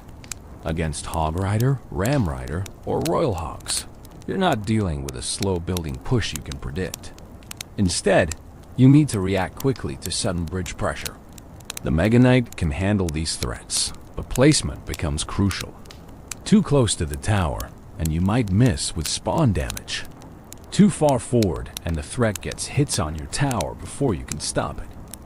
The optimal placement is usually just at the river, letting the Mega Knight as spawn damage, and then his regular attacks stop the threat before it reaches the tower. Against spam decks, strategies that flood the arena with numerous cheap troops, the Mega Knight is uniquely valuable. His area damage, both from spawn and regular attacks, excels at clearing swarms. Skeleton Army, Goblin Gang, Spear Goblins, Fire Spirit groups, all of these popular spam elements die instantly or nearly instantly to the Mega Knight. The psychological deterrent is real too. Opponents running spam strategies have to think twice about their deployments, knowing a Mega Knight might land in the middle of their push. The kiting technique with Mega Knight. Defense is an advanced skill that turns his jump attack from a simple mechanic into a strategic tool. By placing troops at specific positions, you can control where the Mega Knight jumps, essentially choosing his path through the battlefield. This allows you to position him to intercept threats, to cluster enemies for maximum spawn damage value, or to set up situations where his jump will hit exactly what you want it to hit. Mastering this technique requires understanding the 3.5 to 5 tile jump, trigger range, and being able to use it predictively rather than reactively. Combo defending with other cards amplifies the Mega Knight's defensive value. Pairing him with Tornado, for example, creates a devastating combination where you can pull scattered enemy troops together just as the Mega Knight lands, ensuring spawn damage hits everything. Combining him with splash damage dealers like Wizard or Executioner means even if something survives his spawn, it's immediately hit by additional area damage. These combinations often completely annihilate pushes that would otherwise threaten towers, creating massive positive elixir trades. Against air-heavy strategies, the Mega Knight's fundamental limitation, inability to target air units, becomes a critical consideration. But this doesn't make him useless in these matchups. Against Lava Hound, for instance, he can touch the Hound itself, but destroys the pups when they spawn and eliminates ground support troops. Against Balloon, he needs air targeting support, but his presence means the opponent's ground troops can't support the Balloon. Understanding his limitations and building your deck to cover them is part of the defensive art.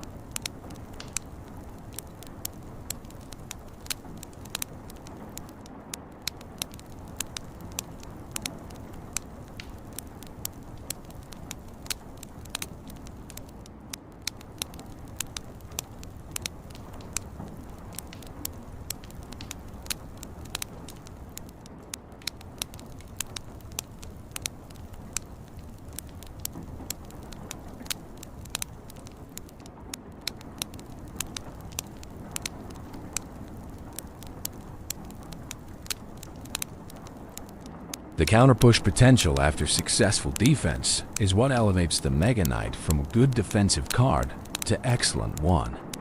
Because he has substantial health, successful defenses often leave him alive with enough HP to threaten the opponent's tower. This creates what's called defense into offense, where a single card serves both roles sequentially. The 7 elixir investment feels less costly when you realize you're getting both defensive stop and offensive pressure from the same deployment. This is a key reason why the Mega Knight, despite his high cost, sees play in so many deck archetypes. Defending split lane pushes with the Mega Knight requires quick decision making.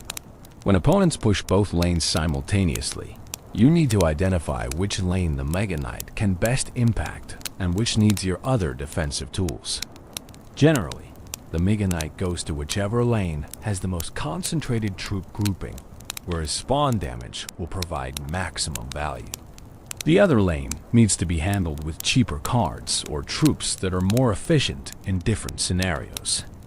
This split-second decision-making under pressure is where defensive mastery truly shows.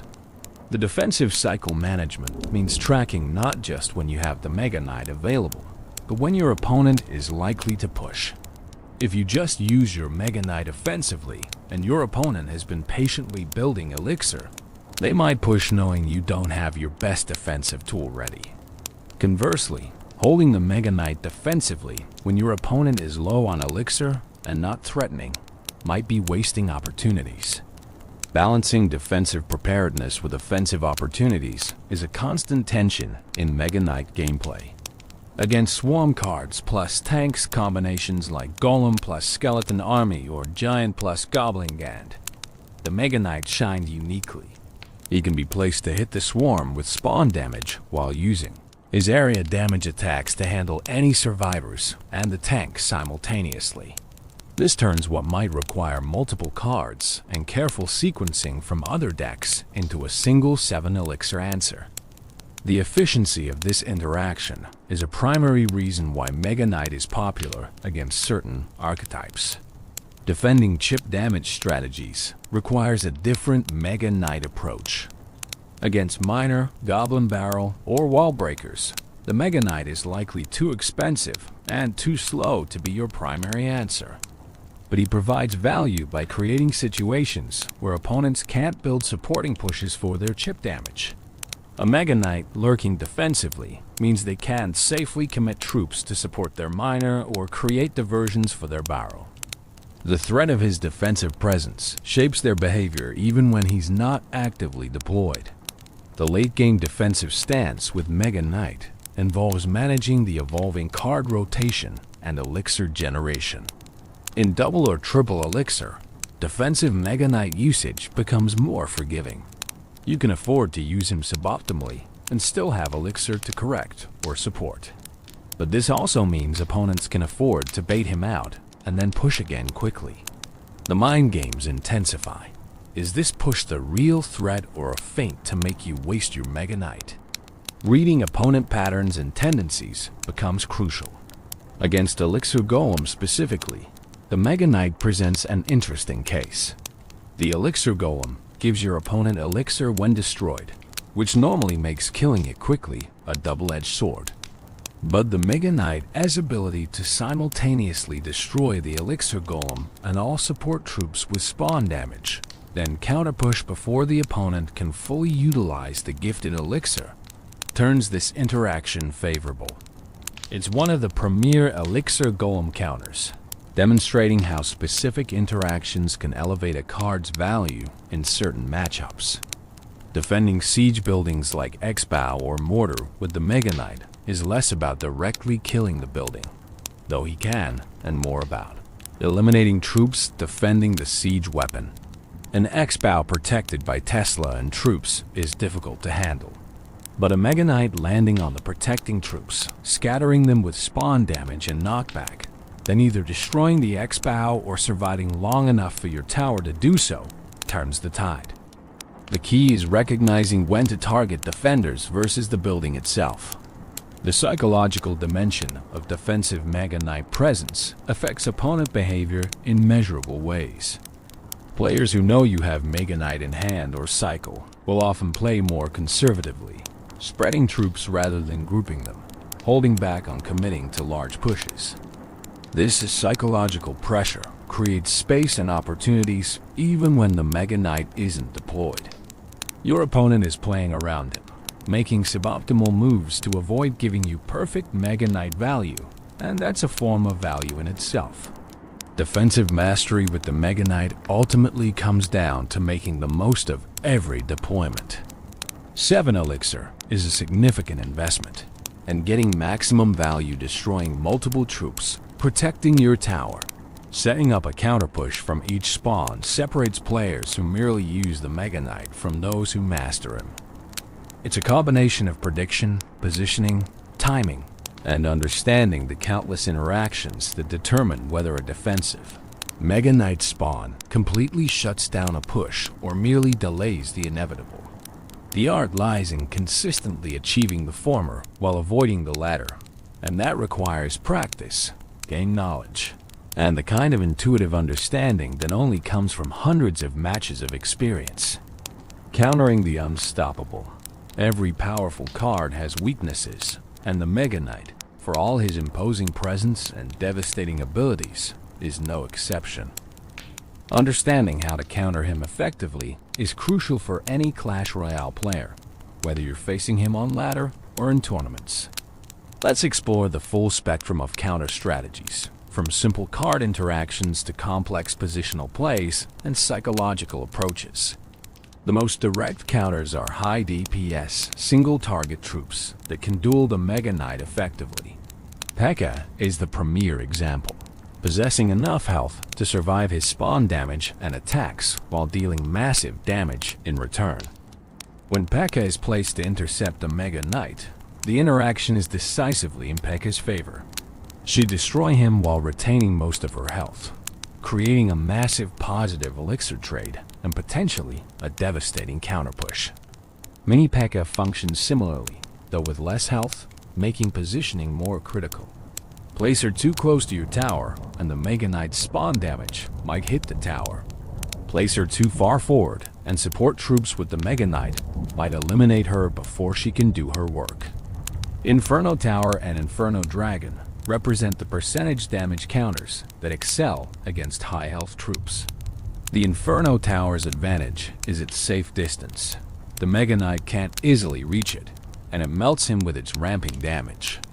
Proper Inferno Tower placement, typically in the center of your side, pulling the Mega Knight away from your tower, neutralizes him almost completely.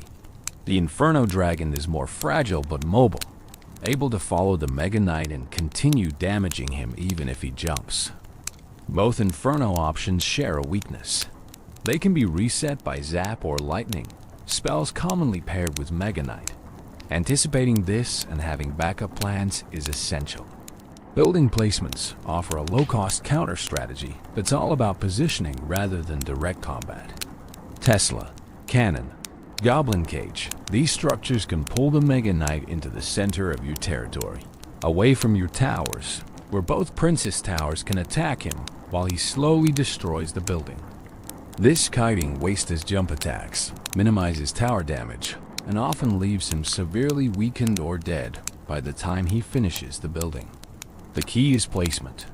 4 tiles from the river, 3 tiles from your tower, centered between your towers. This specific positioning, called the center plant, maximizes tower damage on him while minimizing his damage to you. Knight, despite being only 3 elixir, can effectively counter the Mega Knight in certain situations. He has enough health to survive spawn damage and can then trade with the Mega Knight, especially if supported by your tower.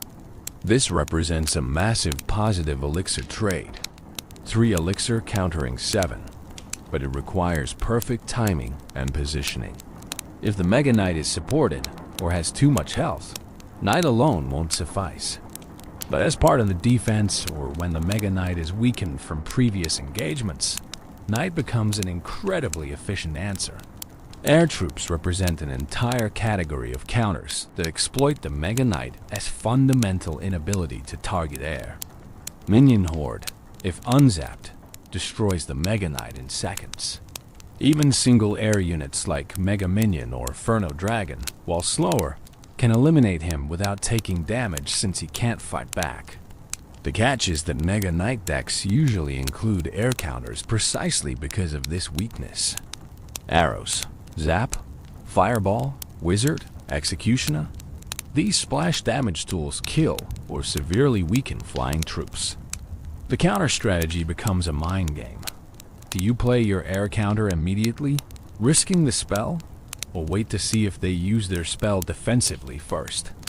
Swarm tactics can overwhelm the Mega Knight despite his area damage if executed cleverly. Skeleton army placed after his spawn damage. Goblin gang split between lanes. Minion horde from air, while skeletons distract on ground. These combined swarm approaches divide his attention and his area damage. No single card overwhelms him, but forcing him to deal with multiple small threats from multiple directions stretches his capabilities. This strategy is elixir efficient when done correctly, but requires precise timing. Swarms placed too early die to spawn damage. Placed too late, and the Mega Knight might already be attacking your tower. The evolved barbarians present an interesting counter case. Their increased stats make them survivable against Mega Knight spawn damage, and their damage output when surrounding him is substantial. They represent a 5-for-7 elixir trade that typically favors the defender, especially when tower damage is considered. The barbarian's primary weakness against Mega Knight is his jump attack, which can scatter them and prevent them from surrounding him properly. Placement becomes crucial, dropping them around him after spawn damage, preventing the jump through positioning, or accepting some will die while others deal damage. Fisherman offers a unique counter mechanic through his hook. He can pull the Mega Knight away from threats, reposition him into tower range, or even pull him across the river if timed during his jump. This creates situations where the Mega Knight's positioning works against him, whereas 7 elixir investment results in minimal value because he's been manipulated into useless locations. Fisherman requires high skill to use effectively, but in practiced hands, he can completely neutralize Mega Knight threats while costing only 3 elixir. The Hunter is an underutilized but effective Mega Knight counter. His close range damage output is enormous, and he survives spawn damage with enough health to fight back effectively. Placement matters. Too far, and his spread damage is weak. Too close, and he takes tower damage from splash. The optimal distance is just far enough that Mega Knight's spawn damage hits Hunter, but not your tower, allowing Hunter to pour his close-range shotgun blast into the Mega Knight, while your tower adds damage. Support with a cheap tank like Ice Golem or Skeletons and Hunter becomes surprisingly effective. Electro Wizard provides utility beyond just damage through his spawn zap and attack stun. Placed on a Mega Knight, he immediately resets his jump if timed correctly and continually stuns him, slowing his attack speed. E-Wiz alone won't kill a healthy Mega Knight, but he buys time and reduces damage output, allowing your towers and other troops to finish the job. The 4 elixir for 7 trade is favorable, especially considering Electro Wizard's utility remains after the Mega Knight is dealt with. Mega Knight versus Mega Knight interactions become common at higher trophy ranges where card ownership overlaps. When both players have Mega Knight, the interaction is about support troops and placement timing more than the Mega Knights themselves. Spawning your Mega Knight on theirs creates dual spawn damage that often neutralizes both or leaves both weakened. The player with better support or whose Mega Knight spawns second, thus getting the last hit of spawn damage, usually wins. This mirror match is all about reading when your opponent will deploy and being prepared to counterspawn. Legendary deck archetypes. The Mega Knight's versatility has led to his inclusion in numerous deck archetypes throughout Clash Royale's history.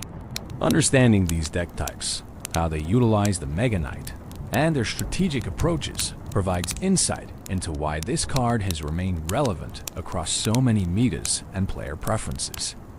Bridge spam decks were among the first to truly showcase the Mega Knight's potential beyond simple defensive play. These aggressive decks pair the Mega Knight with fast pressure cards like Bandit, Battle Ram, and Ram Rider. The strategy revolves around applying constant pressure, forcing opponents to respond to multiple threats simultaneously. The Mega Knight serves dual roles. When defending, his spawn damage and splash attacks stop enemy pushes efficiently, and when pushing, he provides a tanky presence that supports your fast troops or becomes a formidable counter-push threat himself after successful defenses. Beatdown Mega Knight decks take a different approach, treating him more like a secondary tank in slower, more methodical pushes. These decks might pair Mega Knight with Golem or Giant, building massive pushes with layered threats that overwhelm defenders through sheer sustained pressure. The Mega Knight in these builds often starts defensively, stopping enemy pushes, then joins your main beatdown tank for the counter push, creating a two-tank assault that's incredibly difficult to stop. Cycle Mega Knight decks seem contradictory. How can you cycle quickly with a 7 elixir card? But they work by including numerous cheap cards alongside the Mega Knight. Ice Spirit, Skeletons, Fire Spirit, Bats, maybe Spear Goblins or Arrows. These ultra-cheap cards allow you to cycle back to your Mega Knight quickly, meaning you can have him available frequently despite his cost. The strategy emphasizes efficient defense with cheap cards supplemented by the Mega Knight's defensive power, then capitalizing on elixir advantages with well-timed pushes. The bait decks incorporating Mega Knight use him as both bait and payoff. These decks include multiple cards that bait out the same counter, then capitalize when that counter is unavailable. For instance, if your deck includes Mega Knight, Goblin Barrel, and Skeleton Army, opponents must choose what to use their small spell on. Zap the barrel? Then Skeleton Army threatens. Zap the Skeleton Army? Barrel gets damage. Meanwhile, Mega Knight provides a substantial threat that demands different answers, stretching opponent resources across multiple threat categories. Control Mega Knight decks focus on efficiency and attrition.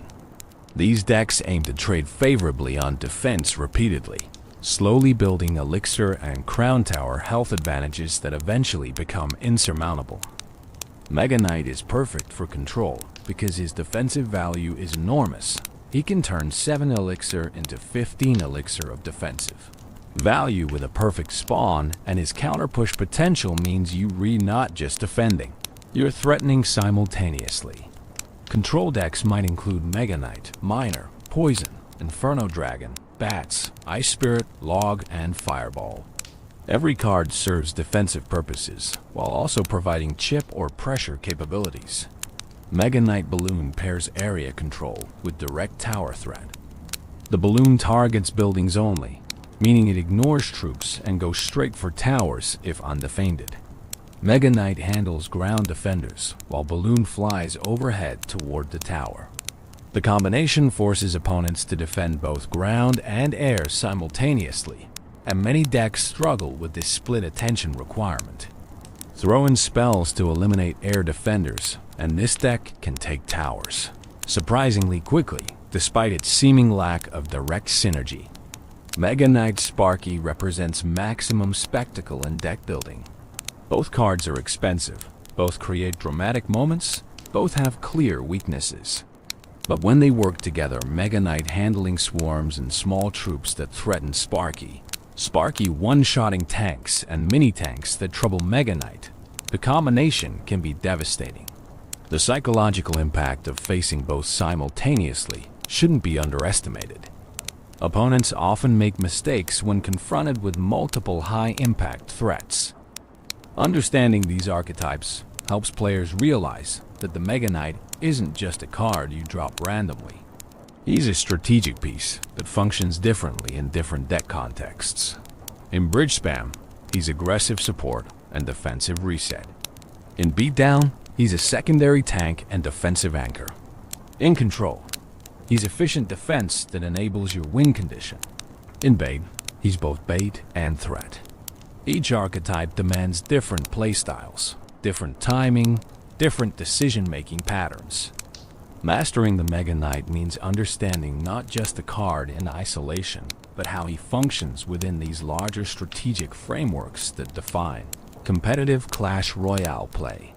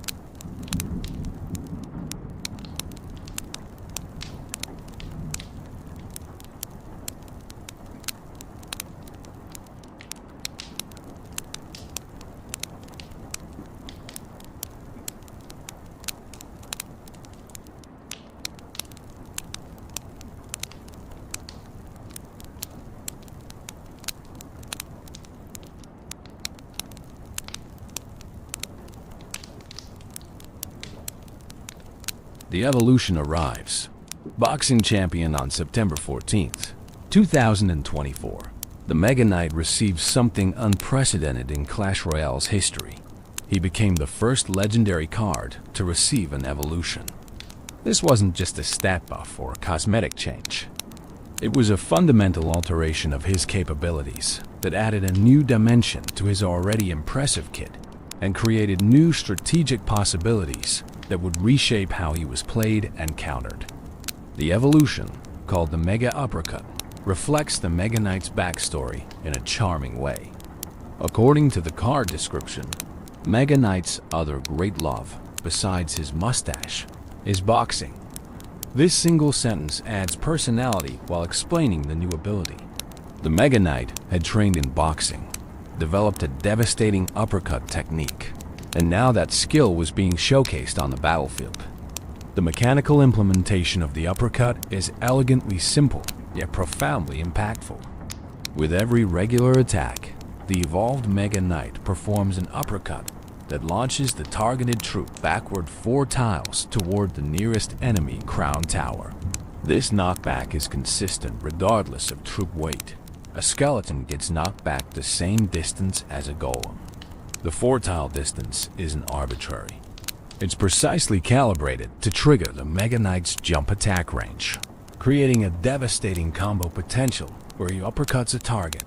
The target lands 4 tiles away, which triggers the jump range, so he jumps and hits them again, then uppercuts again, creating a cycle that can lock single targets in an inescapable loop until they reach the crown tower.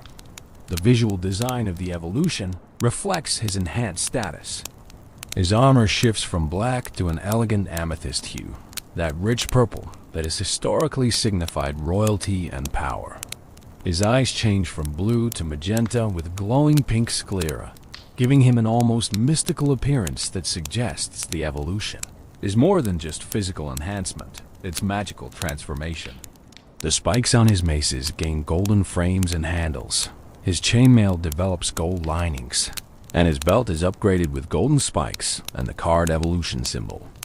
These aesthetic changes ensure the evolved Mega Knight is instantly distinguishable from his base form, crucial for both the player deploying him and opponents who need to recognize what they're facing.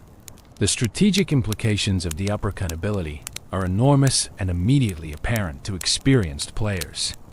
The base Mega Knight, his primary weakness in dueling situations was that single high DPS troops could often trade favorably against him. A mini P.E.K.K.A. to be placed to intercept him, taking the spawn damage but then fighting him relatively effectively. The evolved Mega Knight completely changes this interaction. The mini P.E.K.K.A. gets uppercutted backward, preventing her from attacking effectively, then jumped on for double damage, then uppercutted again. The cycle repeats until either the mini P.E.K.K.A. dies or reaches the tower, and throughout this process, she's dealing minimal damage to the Mega Knight because her attacks are constantly interrupted.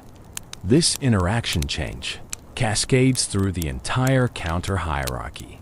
Cards that once traded evenly or favorably against the base Mega Knight suddenly struggle against the evolution. Prince charges in but gets uppercutted mid-charge, negating his charge damage and making him vulnerable. Sparky charges her shot but gets knocked back before firing, effectively reset without Zap or Electro Wizard. Even P.E.K.K.A., the premier Mega Knight counter, has trouble because while she has enough health to survive the uppercut jump cycle, her slow attack speed means she's taking far more hits than she can dish out, turning a favorable matchup into something much more even. The evolution's defensive capabilities surpass even the base Mega Knight's impressive performance. When defending against single tank pushes Royal Giant, Giant, Golem, Electro Giant, the evolved Mega Knight can be placed on them and will repeatedly uppercut them backward, preventing them from reaching the tower while the Mega Knight and towers deal damage. What makes this particularly devastating is that these tanks often have death damage or lingering effects when they reach towers, but the evolved Mega Knight can prevent them from ever getting there, completely negating their intended function. However, the evolution isn't without weaknesses, and understanding these is crucial for both using and countering it effectively. Swarm's still overwhelming because the uppercut only affects the main target. His area damage still hits multiple enemies, but only one gets knocked back per attack. A well-timed skeleton army, goblin gang, or minion horde can surround and eliminate him before the uppercut provides significant value. Air troops remain his fundamental counter. He cannot uppercut what he cannot reach, and flying units are immune to his most dangerous new ability. Building counters become more important against the evolution, because the uppercut can lock single troops in cycles. Placing buildings to pull him becomes the safer defensive strategy. An Inferno Tower placed correctly melts him before he reaches it, and even if he does, it's a building, not a troop, so the uppercut provides no additional value. Tesla, Cannon, Goblin Cage all, these building options become premium responses to the evolution in ways they were unnecessarily against the base version. The cycle requirement for the evolution adds strategic depth. Like all evolutions, the Mega Knight requires one cycle to deploy the evolved version, meaning you deploy him twice, and every other deployment is evolved. This creates interesting decision points. Do you waste a base Mega Knight deployment to get the evolution in cycle? Do you hold your Mega Knight until you know the next one will be evolved? How do you track opponent cycles to predict when they'll have access to the evolution? These questions add layers to gameplay that reward planning and game sense. The evolution's release was handled through multiple avenues, reflecting Supercell's approach to evolution accessibility. Players could obtain it free by earning 55 crowns on 6 separate days during the Fight Night Evolution event, which ran until September 25th. This gave dedicated free-to-play players access without spending money. Alternatively, it could be purchased directly through in-app purchase, typically bundled with exclusive emotes and other bonuses for around $10. After the initial release period, it became available through standard Evolution Shard collection, level up chests, season shop purchases, and lucky drops. The community reaction to the evolution was predictably mixed, as with any powerful new addition. Some players celebrated having a reason to use their upgraded Mega Knights again, excited by the fresh gameplay the uppercut provided. Others lamented that an already strong card had been made stronger, worried about balance implications and the meta becoming dominated by evolution Mega Knight strategies. Content creators immediately began testing, producing guides on optimal use and counter strategies, while competitive players integrated it into their tournament decks or developed specific answers to handle it. Balance adjustments came relatively quickly, suggesting Supercell was monitoring the evolution's impact carefully.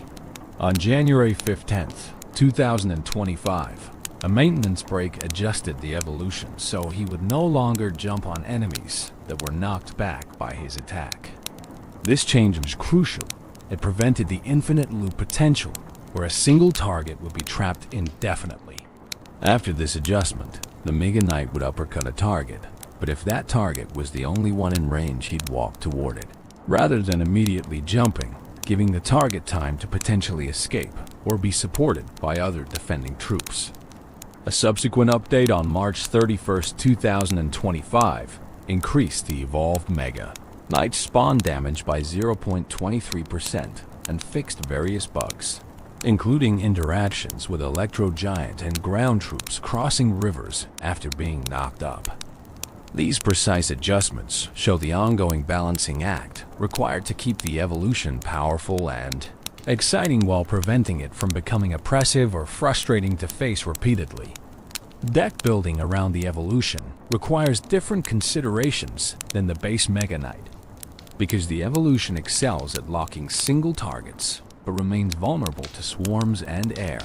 Pairing him with splash support and air defense becomes even more crucial.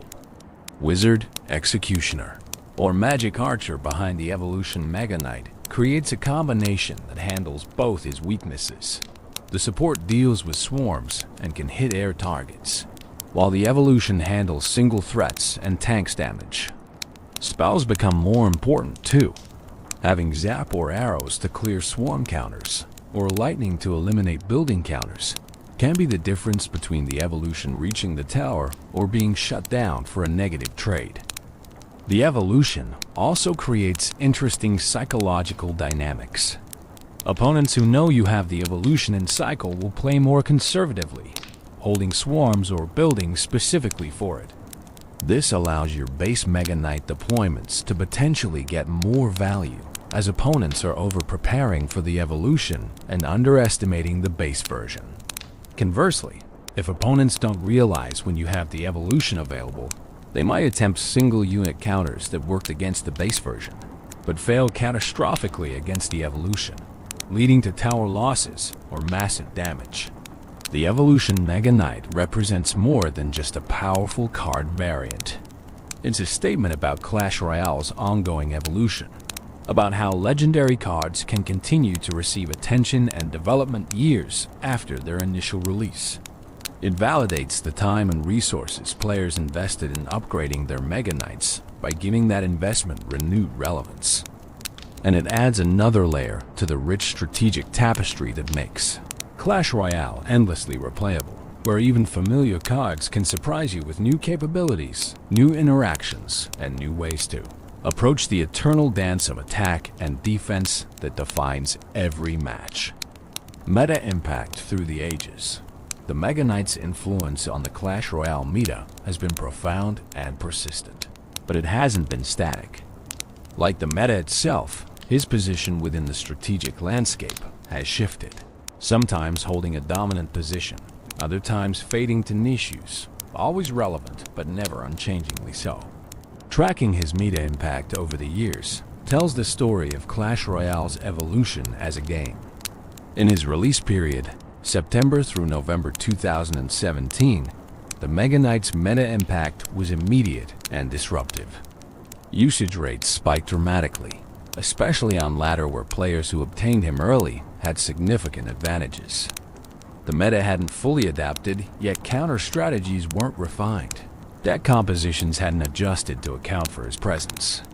This created what could be called the honeymoon period, where the Mega Knight felt stronger than he actually was, simply because the collective knowledge of how to handle him hadn't developed.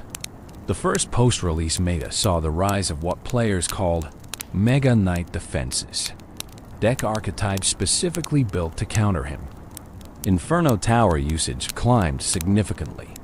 P.E.K.K.A decks proliferated. Building heavy strategies that could kite and distract him became popular.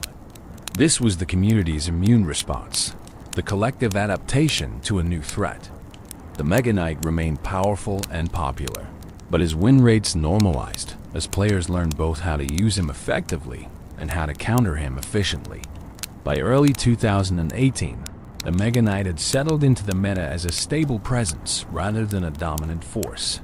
He was common enough that every viable deck needed to account for him, but not so overwhelming that he appeared in every match.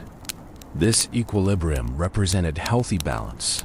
The card was impactful without being oppressive. Certain archetypes naturally countered him. Others struggled against him, creating a rock-paper-scissors dynamic that kept the meta diverse. The mid-2018 meta saw interesting developments as new cards were released that interacted with the Mega Knight in unique ways. The Magic Archer's long-range splash damage provided efficient chip alongside or against Mega Knight. The Royal Hogs created fast pressure that demanded responses, making Mega Knight defensive spawns riskier as you needed elixir for other threats. Each new card release subtly shifted the Mega Knight's position, not through direct changes to him, but through changes to the ecosystem around him. The 2019 meta period, following his late 2019 buff to hit speed, saw renewed Mega Knight prominence. The increased attack frequency made him more threatening in duels and more effective at clearing troops. Usage rates climbed, particularly in bridge spam variations that paired him with fast pressure cards. The meta adapted again, but this time, the Mega Knight had slightly better tools to fight back against his counters, creating a more contested landscape where both Mega Knight decks and anti-Mega Knight decks jockeyed for supremacy. Tournament play throughout these years showed the Mega Knight's competitive viability fluctuating. In some major tournaments, he saw high representation, particularly in formats favoring defensive play and counter pushes. In others, faster cycle decks or heavy beatdown strategies that could overwhelm his defensive capabilities dominated, pushing him to the fringes. His tournament presence was always respectable, but rarely dominant, suggesting balanced design that allowed skilled play with multiple archetypes rather than centralizing around one strategy. The 2020 meta, influenced by global shifts and increased playtime during lockdowns, saw the Mega Knight become somewhat controversial on ladder. His overleveling on ladder created frustration among mid-range players who lacked properly leveled counters. The perception of him as low skill or a crutch became more prominent in community discussions. Those statistics showed that at equal levels and high skill, he remained balanced. This disconnect between perception and reality highlighted how psychological factors and level-dependent interactions can create meta-narratives that diverge from actual balance. The introduction of champions in late 2021 added new dynamics. Champions with their abilities provided tools that could handle the Mega Knight in novel ways. Archer Queen's Cloak could avoid his attacks while dealing damage. Golden Knight's Dash could reposition around him. Monk's Reflect could turn his own damage against him. Each champion release subtly altered the Mega Knight's meta position, not dramatically, but incrementally, as the game's complexity increased and new interaction possibilities emerged. The 2022 meta saw multiple balance passes that tweaked various cards around the Mega Knight without directly changing him. Support troops he commonly paired with received adjustments. Counter cards were buffed or nerfed. These indirect changes affected his performance more than many players realized. A nerf to Battle Ram or Bandit weakened bridge spam Mega Knight decks. A buff to Cannon made building kiting strategies more viable against him. The meta isn't just about individual cards, but about the web of interactions between all cards, and changes anywhere in that web ripple out to affect everything else. The Evolution update in 2023 fundamentally altered meta considerations around the Mega Knight. The existence of evolutions for other cards meant more threats that demanded responses, more decision points about when to commit elixir, more layers of strategic depth. The Mega Knight remained relevant, but is part of a more complex ecosystem where evolved barbarians, evolved firecracker, and other enhanced cards competed for deck slots and mental attention. The Mega Knight Evolution, S release in September 2024, created perhaps his most significant meta impact since his original launch. Suddenly, the Mega Knight wasn't just a solid defensive card with counter-push potential. He was a potentially game-ending threat that could lock down single-target defenses and force opponents into specific counter strategies. Usage rates spiked again. Deck diversity shifted as players either incorporated the evolution or built specifically to counter it. The meta during this period was defined in large part by Evolution Mega Knight presence and the strategies that emerged to handle or leverage him. The quick balance adjustments to the evolution, the jump change in January 2025, the spawn damage increase in March showed active meta management. Supercell was monitoring win rates, usage rates, and player feedback, making targeted changes to keep the evolution powerful without letting it become oppressive. This active management style, responding to meta developments rather than waiting for scheduled balance passes, reflected lessons learned from years of live service game operation. Throughout all these meta periods, certain truths about the Mega Knight remained constant. He was always better on ladder than in tournaments due to level advantages. He was always more popular among mid-range players than pros, who often preferred more reliable or flexible win conditions. He was always controversial, beloved by users, and frequently complained about by opponents. And he was always relevant, never completely dominant, but never falling into irrelevance, maintaining a consistent presence that marked him as one of the game's defining cards. The current meta, as of early 2025, sees the Mega Knight in what might be his healthiest state yet. The evolution provides high-power gameplay for those who enjoy it. The base version remains viable and accessible. Counter strategies are well understood, but not trivializing. Deck diversity is high, with Mega Knight fitting into multiple archetypes without dominating any. This represents years of iterative balancing, community adaptation, and thoughtful design reaching a plateau where power, accessibility, and counterplay exist in reasonable equilibrium.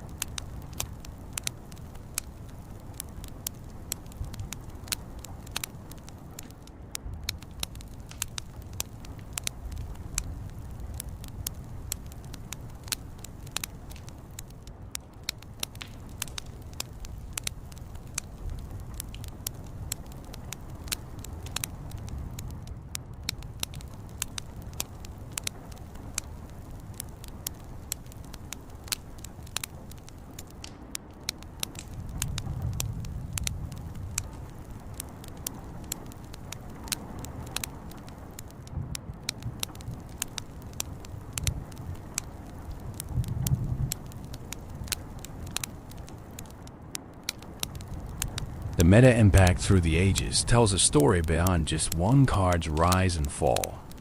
It tells the story of a living game that changes and grows, where yesterday's dominant strategy becomes today's counterable approach, where players and designers engage in an endless dance of innovation and response. The Mega Knight has been a major character in this story from 2017 to the present, a constant presence whose impact has waxed and waned, but never disappeared. Understanding his meta journey helps us appreciate not just the card, but the dynamic, ever-shifting landscape of competitive Clash Royale, where nothing stays the same for long, where adaptation is constant, and where even the mightiest warriors must evolve or be left behind. Tournament legacy and competitive play. While the Mega Knight has always been popular on ladder, his competitive tournament legacy presents a more nuanced picture. Tournament play with its level caps and best-of-3 formats. creates a different environment where raw power matters less than consistency, versatility, and player skill. The Mega Knight's journey through competitive play reflects both his strengths and his limitations at the highest levels of play. The first major competitive appearance of the Mega Knight came at the Clash Royale World Finals in December 2017, just 3 months after his release. Several competitors included him in their lineups, primarily in bridge spam configurations. The results were mixed. Some players found great success with him, leveraging his defensive power to shut down opponent pushes and create devastating counterpressure. Others struggled, finding that top-level opponents had already developed counter strategies that neutralized his impact. This debut established a pattern that would persist. The Mega Knight was viable competitively, but not dominant. Effective in the right hands and matchups, but not universally optimal. The Clash Royale League throughout 2018 saw fluctuating Mega Knight representation. In the first season, he appeared in roughly 20 to 25% of deck lists, a healthy but not overwhelming presence. Certain players became known for their Mega Knight mastery, showcasing intricate timing and placement that extracted maximum value from every deployment. These showcase matches did more than just win games. They educated the player base on optimal Mega Knight technique, raising the general skill level around the card across the entire community. One particularly memorable competitive moment came during the Crown Championship 2018, when a player executed a perfect Mega Knight spawn that eliminated an entire push worth over 20 elixir, then counterpushed for the 3 crown victory. This play became a highlight reel moment, shared across social media and YouTube, cementing the Mega Knight's reputation for spectacular game-swinging potential. But for every highlight play, there were dozens of matches where the Mega Knight performed adequately without creating these dramatic moments, reflecting the reality that consistent, efficient play often matters more than spectacular ceiling. The 2019 competitive season saw an interesting development: the rise of Mega Knight Minor Poison as a tournament-viable archetype. This control-focused deck leveraged the Mega Knight's defensive prowess while using Minor and Poison for consistent chip damage. The strategy was patient, almost defensive, waiting for opponents to overcommit and punishing them with efficient Mega Knight defenses, then slowly chipping away with Minor Poison cycles. Multiple players piloted variations of this deck to success in Clash Royale League and Crown Championship qualifiers, proving that the Mega Knight could anchor control strategies at the highest level, not just aggressive bridge spam. However, the 2020 competitive meta saw reduced Mega Knight presence as cycle decks like Hog Cycle and X-Bow gained prominence. These faster cycling strategies could bait out the Mega Knight, then push when he was out of cycle, or spread pressure across both lanes to prevent the Mega Knight from providing single-lane defensive dominance. The competitive meta demonstrated a truth about the Mega Knight: he excels against certain strategies but struggles against others, making him a meta-dependent choice rather than a universally strong pick. The introduction of best-of-5 formats in certain tournaments created interesting strategic dynamics around the Mega Knight. Players would include him in their lineups not for every match, but for specific matchups where he excelled. This selective deployment showed sophisticated meta reading, recognizing that the Mega Knight was a tool for specific jobs rather than a universal solution.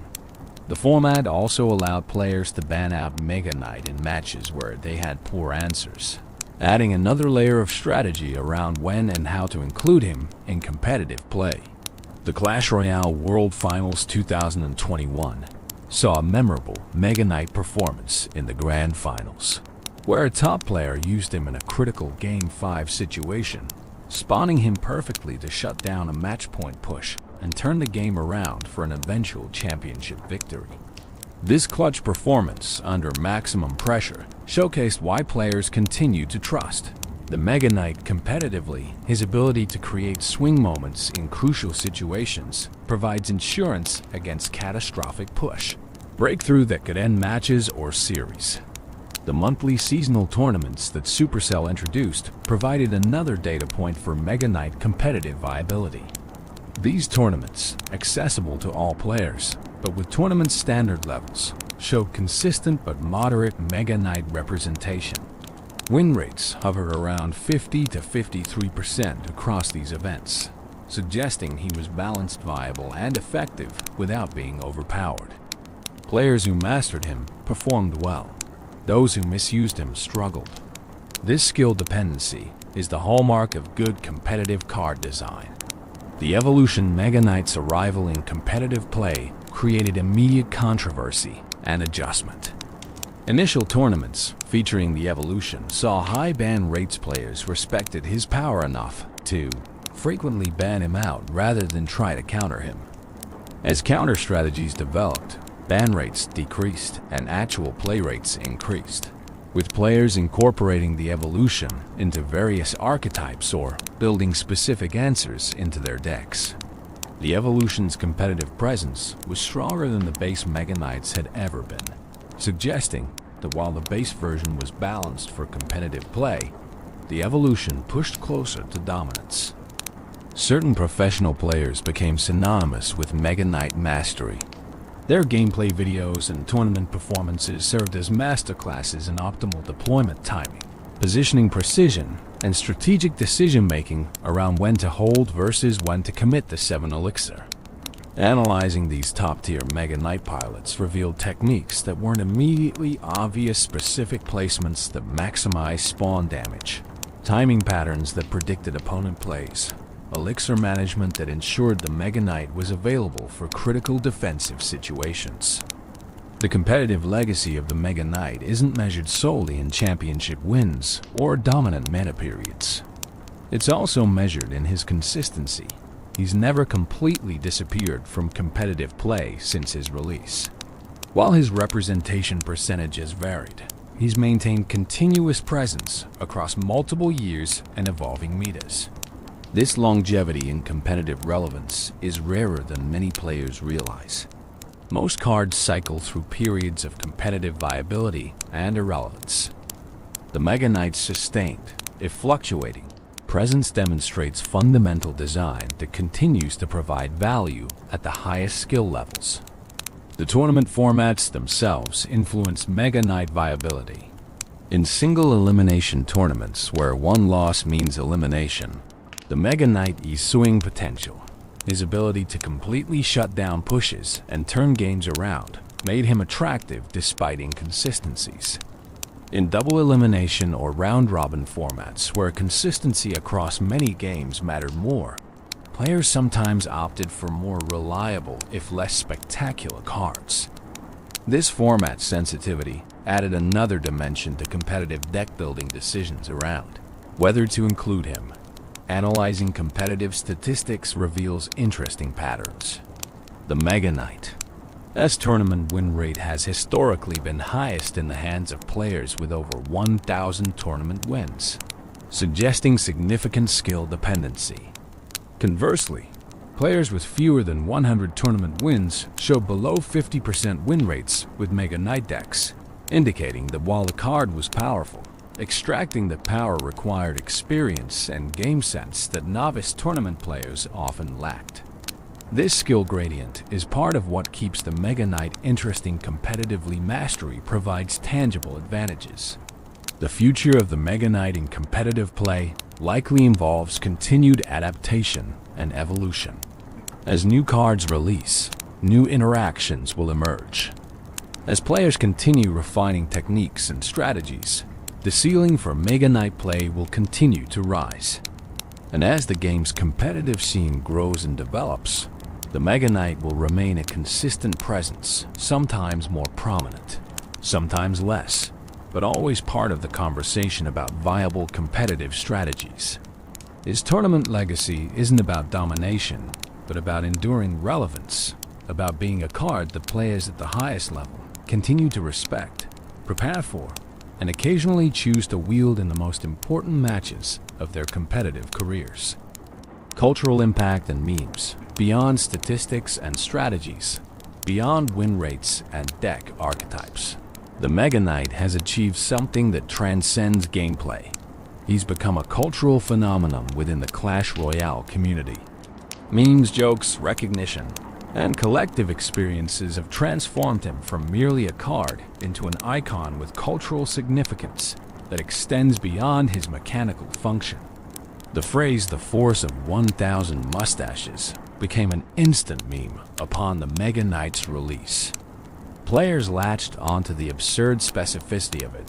Why mustaches? Why 1,000? What does that even mean as a unit of force? As the echoes of the arena fade and the dust of battle settles, our journey with the mighty warrior comes to an end. The tale of the Mega Knight, his strength, his honor, his thunderous descent, now rests quietly in the night beside you. If your eyes grow heavy, let them close. If your thoughts drift, let them wander. For even legends sleep, and so should you. Before you go, traveler, tell me this. Which character should we explore next? Your voice guides the next story, the next legend, the next night's dream. And if you've enjoyed this calm journey through Steel and Shadow, consider subscribing. It helps this little corner of the Clash universe grow, and ensures you never miss the next bedtime lore. Thank you for sharing these quiet moments with me. Sleep well, traveler. May your dreams be gentle, and your battles tomorrow be light. 7, 8, 9, 10, a machine here. There you go. Nobody works like David in this house. Welcome, friend. Settle yourself comfortably into your pillows. Adjust your blankets, just so, and let your breathing slow to a gentle, peaceful rhythm. Tonight, we embark on a journey through the hidden histories and forgotten tales of one of the arena's fascinating warriors. Close your eyes if you wish, or let them drift, half open in that pleasant space between waking and dreaming. The story we're about to explore is one of precision, of mastery, of a small green creature who discovered that sometimes the quietest warriors leave the deepest marks. This is the story of the Dark Goblin Dot in the vast and chaotic world of Clash Royale, where giants shake the earth with every footstep, where wizards hurl bolts of arcane energy, where dragons breathe fire across entire battlefields. There exists a humble figure who has carved out his own legendary status through means far more subtle. He doesn't tower over his enemies. He doesn't announce his presence with thunderous roars or explosive spells. Instead, he stands at a distance, barely larger than the grass beneath his feet, and with methodical precision. He sends dart after dart whistling through the air with deadly accuracy. The Dark Goblin measures just over 2 feet tall when standing at his full height, though he rarely stands still for long. His skin carries that distinctive goblin green, a shade that seems to absorb and reflect the arena's light in equal measure, making him blend with foliage one moment and stand out starkly the next. But it's not his stature that captures the eye, not his size that commands respect from seasoned warriors and strategists alike. It's what he wears and what he carries that tells his true story. Upon his face rests a voodoo mask, carved from wood that has been hardened through processes known only to the deepest goblin traditions. The mask's eyes glow with an inner light, red as embers in the darkness, peering out from carved sockets that have witnessed countless battles. The mask isn't merely decoration or protection. It's a statement, a connection to powers and knowledge that most goblins never access. Behind the mask, rope and leaves dangle in team colors, swaying with every movement, marking him as a warrior who's chosen his allegiance while maintaining his connection to more ancient loyalties. His face paint, applied with careful ritual each morning before battle, bears the colors of his team. Whether blue or red, the paint is never haphazard, never casual. Each stroke follows patterns that have meaning, that tell stories to those who know how to read them. The paint speaks of victories earned, of skills mastered, of a journey from novice to expert that was neither quick nor easy. And then there's his weapon, the blowgun he cradles with the same reverence that a knight might show his sword. The same care that a wizard lavishes on his staff. It's not a complex device, this blowgun. It's bamboo, hollowed and smoothed, lighter than it looks, but sturdy enough to have survived countless deployments into the heat of arena combat. The simplicity of the weapon is deceptive, though. In the hands of someone who hasn't spent years mastering its use, a blowgun is nearly useless. In the hands of the Dark Goblin, it becomes an instrument of precision warfare, capable of striking targets at ranges that leave most opponents baffled and frustrated. The darts themselves are small, almost delicate things, each one carefully balanced, each tip treated with compounds that make even glancing blows meaningful. He carries these darts in a quiver fashioned from materials he's gathered across years of service. Each one checked before battle, each one selected with the kind of attention that master craftsmen give to their finest work. This attention to detail, this obsessive care for his equipment and his craft, defines everything the Dark Goblin is and everything he has become. But we're getting ahead of ourselves. To truly understand the Dark Goblin, to appreciate how a small green creature armed with a bamboo tube and tiny projectiles became one of the most respected and feared units in the entire Clash Royale arena, we need to go back. We need to understand not just who he is, but where he came from. We need to explore the deep history of Goblinkind, the traditions and secrets that flow through his veins like the very blood that keeps him moving, keeps him fighting,